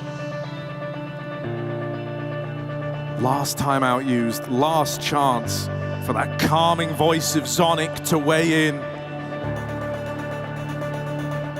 Vitality will not be hearing from him again. He has now relinquished all control. And so he's got to have faith in the two Danes he's been with throughout the high highs of his career, in Apex, as an IGL, in Zaiwu and Spinks as the stars, to put a stop to a Liquid that are in top form. And so many doubted Nitro's return to this team, but right now he's putting on a hell of a show. He's second top of the roster. Leading, fragging, doing it all. And even OC holding strong on a CT side with some crucial opening kills. Oh dear, Dupree dead. And the tsunami of Liquid is approaching. Liquid are 4 kills away. There's anticipation building, but the job is not yet done. Spinks brings it back to even odds. Damage done to Nitro and Yakindar. They're looking a little worse for wear here. Matt just picks up the kill. Yakindar on the receiving end of it. Now, they never spotted Nitro down in the sandwich. They don't know that he's here. He could be the one to steal it all away. That is a big kill. Oh, Nitro has no business getting away with 2 there. Spinks and Apex. They can feel it getting away from them. The trembles start to set in. Apex, that was a must-win fight. It's given them a chance, a route back in, but this one's coming down to the wire. And out with that swing, OC seals the deal. Liquid, they're going to the semi-finals. Vitality checking into Heartbreak Hotel tonight. A series that never should have gone to 3 maps. If they would have their way with Overpass, and they should have, but Liquid took the chance and they ran away with it. Mirage to finish just how they finished FaZe and locked them out of a Grand Slam. Liquid go forth themselves to the semis, and commiserations for Vitality. That one's gonna sting. It all started with a Liege, building them up on Overpass, and then it ends with Naf and Nitro, these backbone pieces of Team Liquid, looking strong on the big stage. OC with some big performances in there as well. There were doubts around this rookie, there were doubts around this guy on the big stages, but versus Zaiwu, one of the best going, he held his own. Yeah, and you know, for Nitro as well, Captain America's shield shunts Vitality out of the quarterfinals, and that is all for tonight. We wait tomorrow for those semi-finals. Well, I just asked you what it was like to play in, and you said the words. It was really fun. It was a really tense game, really fun, and that's what we play for. So talk us through that first map then. When you're 8 down, you need 8 just to take it to overtime. Does that free you as a team? I mean, honestly, we took it really lighthearted. Actually, at half, we were saying 13-2 half, like, let's just make it happen. And I said, I've actually never like come back from a 13-2 half. I can't even remember that. Maybe like in a face-it pug or something. And that was our first time, so it was super fun. And we were just playing incredible. Our reads were on point, our strats were good, and it was awesome. So coming back from that, taking it to overtime, winning that first map, as Hugo said, it possibly shouldn't even gone to a third anyway. What confidence does that give you? It gave us a lot of confidence being able to win our first map, because our whole thing coming into this event in Katowice was just to make sure that we win our map pick. And second map, sometimes we're just going to end up losing it, but we need to make our maps really strong. And being able to, show that force, show like the comeback and our mental resilience, it like pushed us through the whole series. Well, it was great to watch. The entire 3 maps were great to watch. What do you take now then into the semi-finals tomorrow? It's G2 waiting for you. G2 is a really strong team. They're playing really good. Everyone has them for the favorites. They're able to like watch all of our games here, so I think obviously they're going to be the favorites coming into our series, but we're coming off really strong series wins. We just beat Spirit, we just beat FaZe, we just beat Vitality, so we're feeling really confident coming into it. It's going to be a hard match, of course, but we're looking forward to it. Well, you've done it the hard way to get through to the semi-finals. Well done, buddy. We'll see you tomorrow in the semis. Put your hands together for Elige and Team Liquid.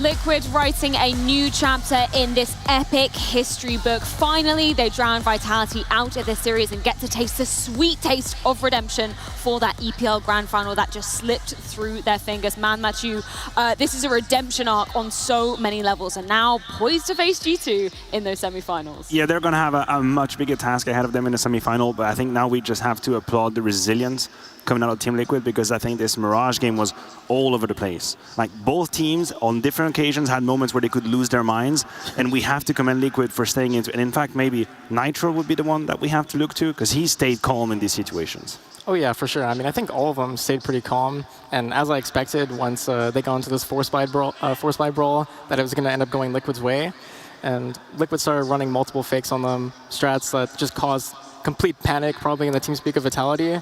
And Vitality could not really recover, it seemed like. They were always caught out of position. And Peacemaker staying calm in what was a very chaotic map, to say the least. There were so many back and forth moments, particularly in that first half. The fact that Liquid actually had the momentum to edge this one out, huge props to their fortitude in this last map. Yeah, I feel like if we actually combine all 3 maps that we just watched and we wanted to review, I think we could stay all night talking about all the fundamental mistakes and all the stuff that happened in this one. Yeah, I mean, it is impressive from the Liquid side, especially with the comeback on the first game. I think that gave them a lot of motivation and confidence moving forward in the series. Like, let's not forget the fact that Vitality could have easily won this 2-0. Definitely. Right? They should. In theory, they should. And they let it slip away on the first map, got punished for it. Mirage being, I think it's a heavy favorite map for Liquid. I think they felt really comfortable on the map. I don't think none of these teams were super convincing with the Mirage approach in this one. I think there was, as we're talking about, there was a lot of moments of mistakes from both of the teams, right? But just in general, I think Liquid is just way more experienced on the map. You could tell that Vitality, like on the City side, they're going for gambles, they're going for plays that doesn't necessarily make sense. They're trying to win the game by trying to do gambles. Never in control. Lucky. Yeah, they're never in control. On the T side, pretty much the same thing. They're unable to take mid control properly. Their executions are kind of bad, and then it felt for me they had a game plan to just keep trying to go away, maybe on Nitro because they think it was a weak point. They just kept trying to go away in multiple different ways, not working for them. Yeah, that's props to Liquid for playing well. I mean, they did what they had to do, honestly. Nitro was great in his calls. For Vitality, comes down to 2 things for me. One is mentality, like the mental, and being able to stay calm in some situations. We've seen them panic in many different ways here. And the other one is the T side. I mean, at some point, we're going to need to address the fact that if you compare them to the best teams in the world, the Navis, the FaZe, the G2, the Heroics of the world, they are a step below. Their T side is a step below. They rely heavily on individuals. We'd be remiss not to mention that, unfortunately, Zywoo kind of played 1 map out of 3. He would have been needed on that Mirage. He would have been needed to make a difference, and he even started the game with the right attitude. He just couldn't get the ball rolling, but he went in to be aggressive. He jumped in the first gun round with the WP, sorry. He did it with the M4 as well, so he tried to get it going. He just didn't, and he missed the mark on that 3rd map. I mean, even on the CD side, on rounds they did have information, it just seemed to not go their way. I know. This round where Nitro was dropping in car, it may just even saw him go there, and Apex could not even find the frag still. And that caused complete chaos. I mean, of course, that's the round where Naf ends up in a 1v1 and shoots him under the car, which is completely insane.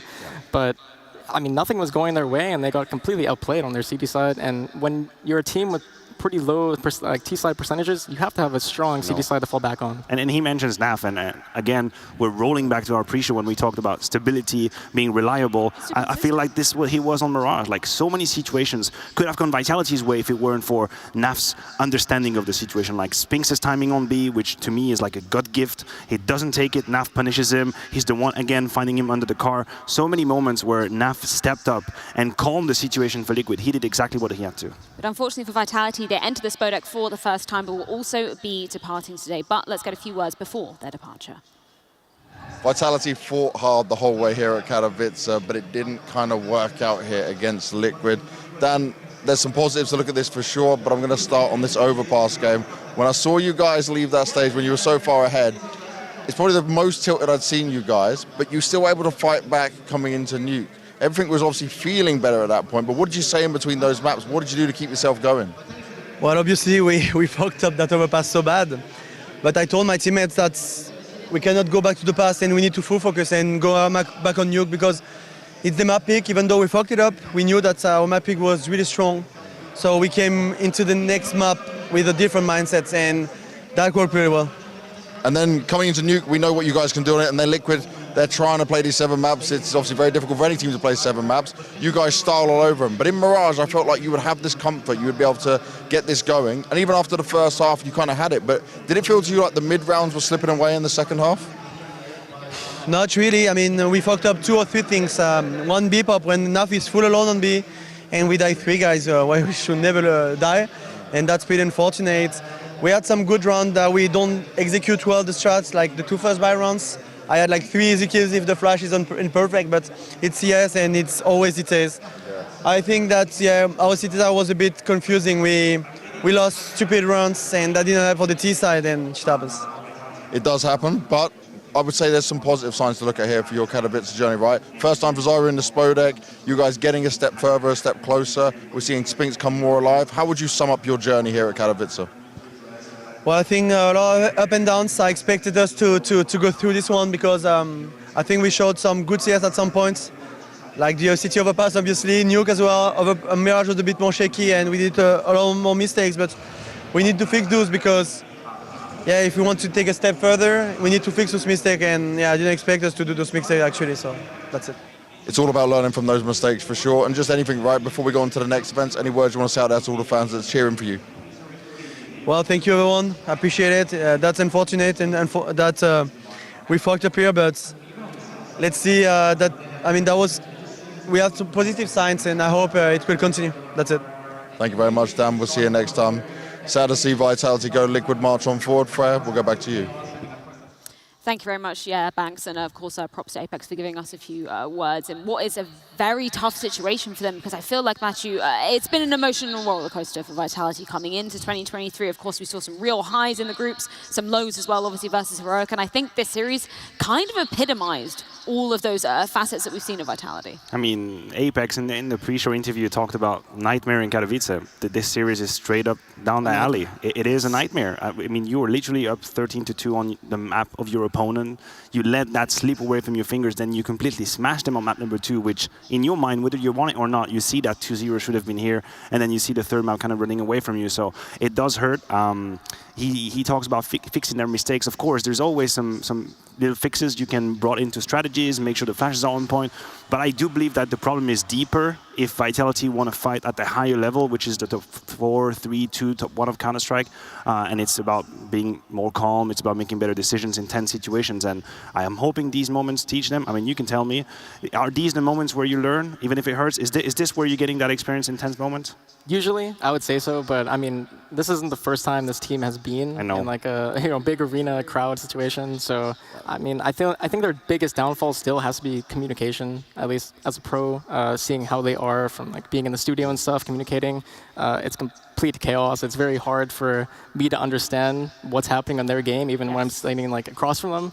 And And yeah, I think they need that. I think they also need, I mean, maybe Apex needs to like free up his players a bit. Like when you're up 14-4, I would just say let ZywOo and Spinks go make some decisions, you know, just let the game plan go a bit and just play off the momentum. Or else it's like, if your game plan fails, then what else are you going to rely on? Well, from some lows, rather, from Vitality's elimination to some highs as we can check in with our DHL MVP.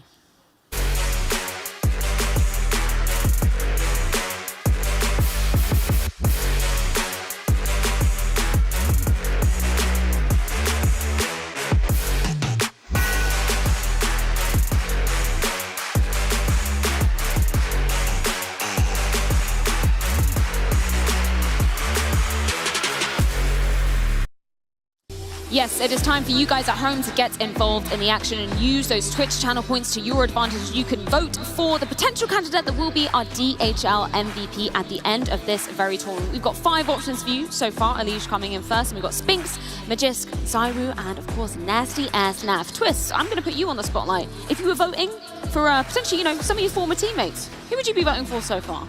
I would definitely be voting for Nav. I think he was just so consistent. Even in their only 2 rounds they got on T-side, he was still having impact, even though they couldn't find any success. And after they completed the CT comeback, I think he was solid throughout. Even on Nuke, they had a pretty rough game, but I think he was still finding them rounds. And of course on Mirage, I mean, he plays a pretty tough role as a B-anchor, and he still gets it done, you know? Yeah, Mr. Consistent certainly living up to his name here in this Bodak. Gentlemen, would you agree? Do you think Naf has got your vote, caught your heart after the first day? That's a good shout for sure. I think Elige's work on Overpass as well should not be undermined. Like, he was one of the architects of that crazy comeback that put Liquid in the position to close it. But yeah, between Elige and Naf, I guess they would have, what's you in terms of ADR, relatively close as well, 80 to 78. 2 great players for Liquid tonight. Yeah, some huge impact for them. Going forward, looking at that game versus G2, Matthew already said, you know, that is a way taller opponent. The fact that, you know, they're already making history in terms of the amount of maps they've won back to back to back. Do you see that kind of any hope of Liquid being able to take down, maybe taking a map off of them tomorrow? Well, we heard Elige saying that they were trying to make sure that they actually win their map pick, right? And I mean, best case scenario for them, it's what's going to happen tomorrow, because like I think that what they've shown us today, yes, there was moments of resilience and there was moments, good moments from them. But I think going up against G2, a team with a lot of momentum, where the individuals are playing really well, I think it could be challenging for them to get away with the amount of fundamental mistakes that they committed in this one. I mean, they played against a team of Vitality who also committed a ton of mistakes, and still the game could have easily went 2-0 for Vitality. And this Mirage as well was wide open towards the end there. It got really tight. So I think against G2, they need to go back now and probably rewatch these games, talk about a little bit of the mistakes they committed. And luckily, G2 doesn't play Overpass, so they don't have to worry about that one tomorrow. Well, unluckily for Liquid, they don't have much time to be talking through those mistakes. We can take a look at the schedule because it is semi-final Saturday going down tomorrow. Of course, that epic matchup we are alluding to, G2 taking on Team Liquid for a spot in the grand final. But first, Matthew, we have Heroic taking on Na'Vi. That is going to be a derby indeed. Yeah, mega banger of a game for sure. I mean, Na'Vi showed once again today that you can never really discard them when they're on the stage. Simple had probably one of the best showing in Katowice, and I don't think that's a coincidence. We know he comes alive under the spotlight, but on the same hand, on the other hand, I would say Heroic also have something to prove, right? People are kind of debating whether or not they can fight against G2. We're all kind of foreshadowing a possible grand final, best of 5. Well, first you have to go through Electronic and Simple. Well, gentlemen, thank you so much for joining me up here. Twist, thank you so much. Thank you. It's been incredible to get your insight. Have you enjoyed yourself? Of course, I've enjoyed every minute of the day. Now please stay a player for a long time. Just like in 10 years. I don't want to go to the talent, but I understand it's something in the future that I find fun. And yeah, I just enjoyed it. I mean, I love talking about CS. The opportunity to be here with you guys, doing it the entire day, has been great. It's an honor to have you with us. Come back and join tomorrow if you want. You're not up to anything. I have practice. I mean, we don't want you to retire anytime soon, but if you do, then make sure you join us on Pyramid Death. Thank you guys so much for watching. It's been an epic day of action going down here on the first day of the Intel Extreme Masters Katowice in the Spodak. We'll see you for the semi-finals tomorrow.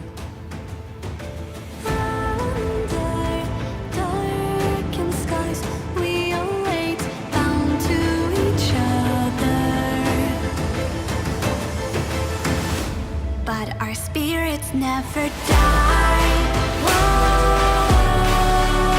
Faded as we push through the darkest times, I'll be there by your side. We arise when everything's breaking. Our souls will awaken. Our spirits never die.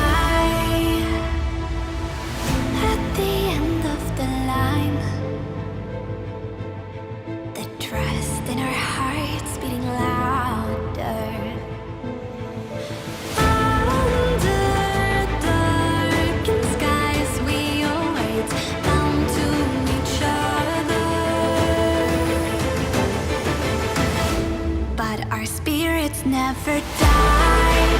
Whoa. Fighting as we push through the darkest times. I'll be there by your side. We rise. Everything's breaking. Our souls will awaken. Our spirits never die.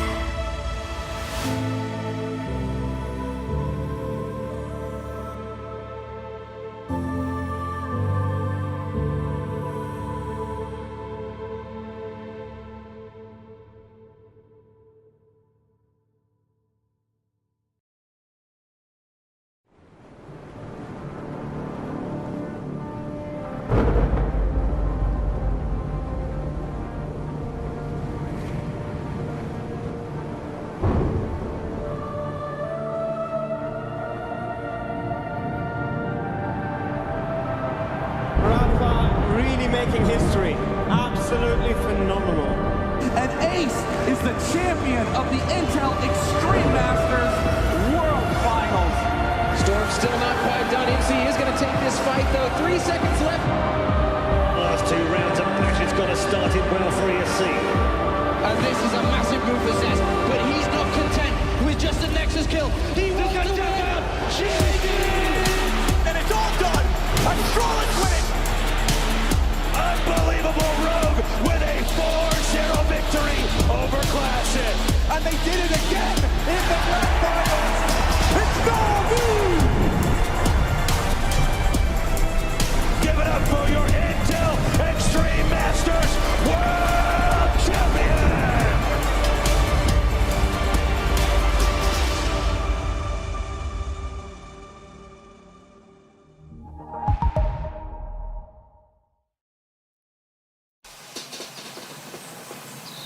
You love it, you wear it, Wear your passion. Share your passion. Wherever, whenever. Gaming is a lifestyle.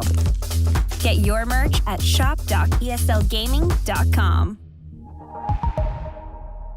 The bell tolls for Cologne. This cathedral, a cathedral that is stacked from the earth to the heavens with the greatest of all the fans, the most passionate.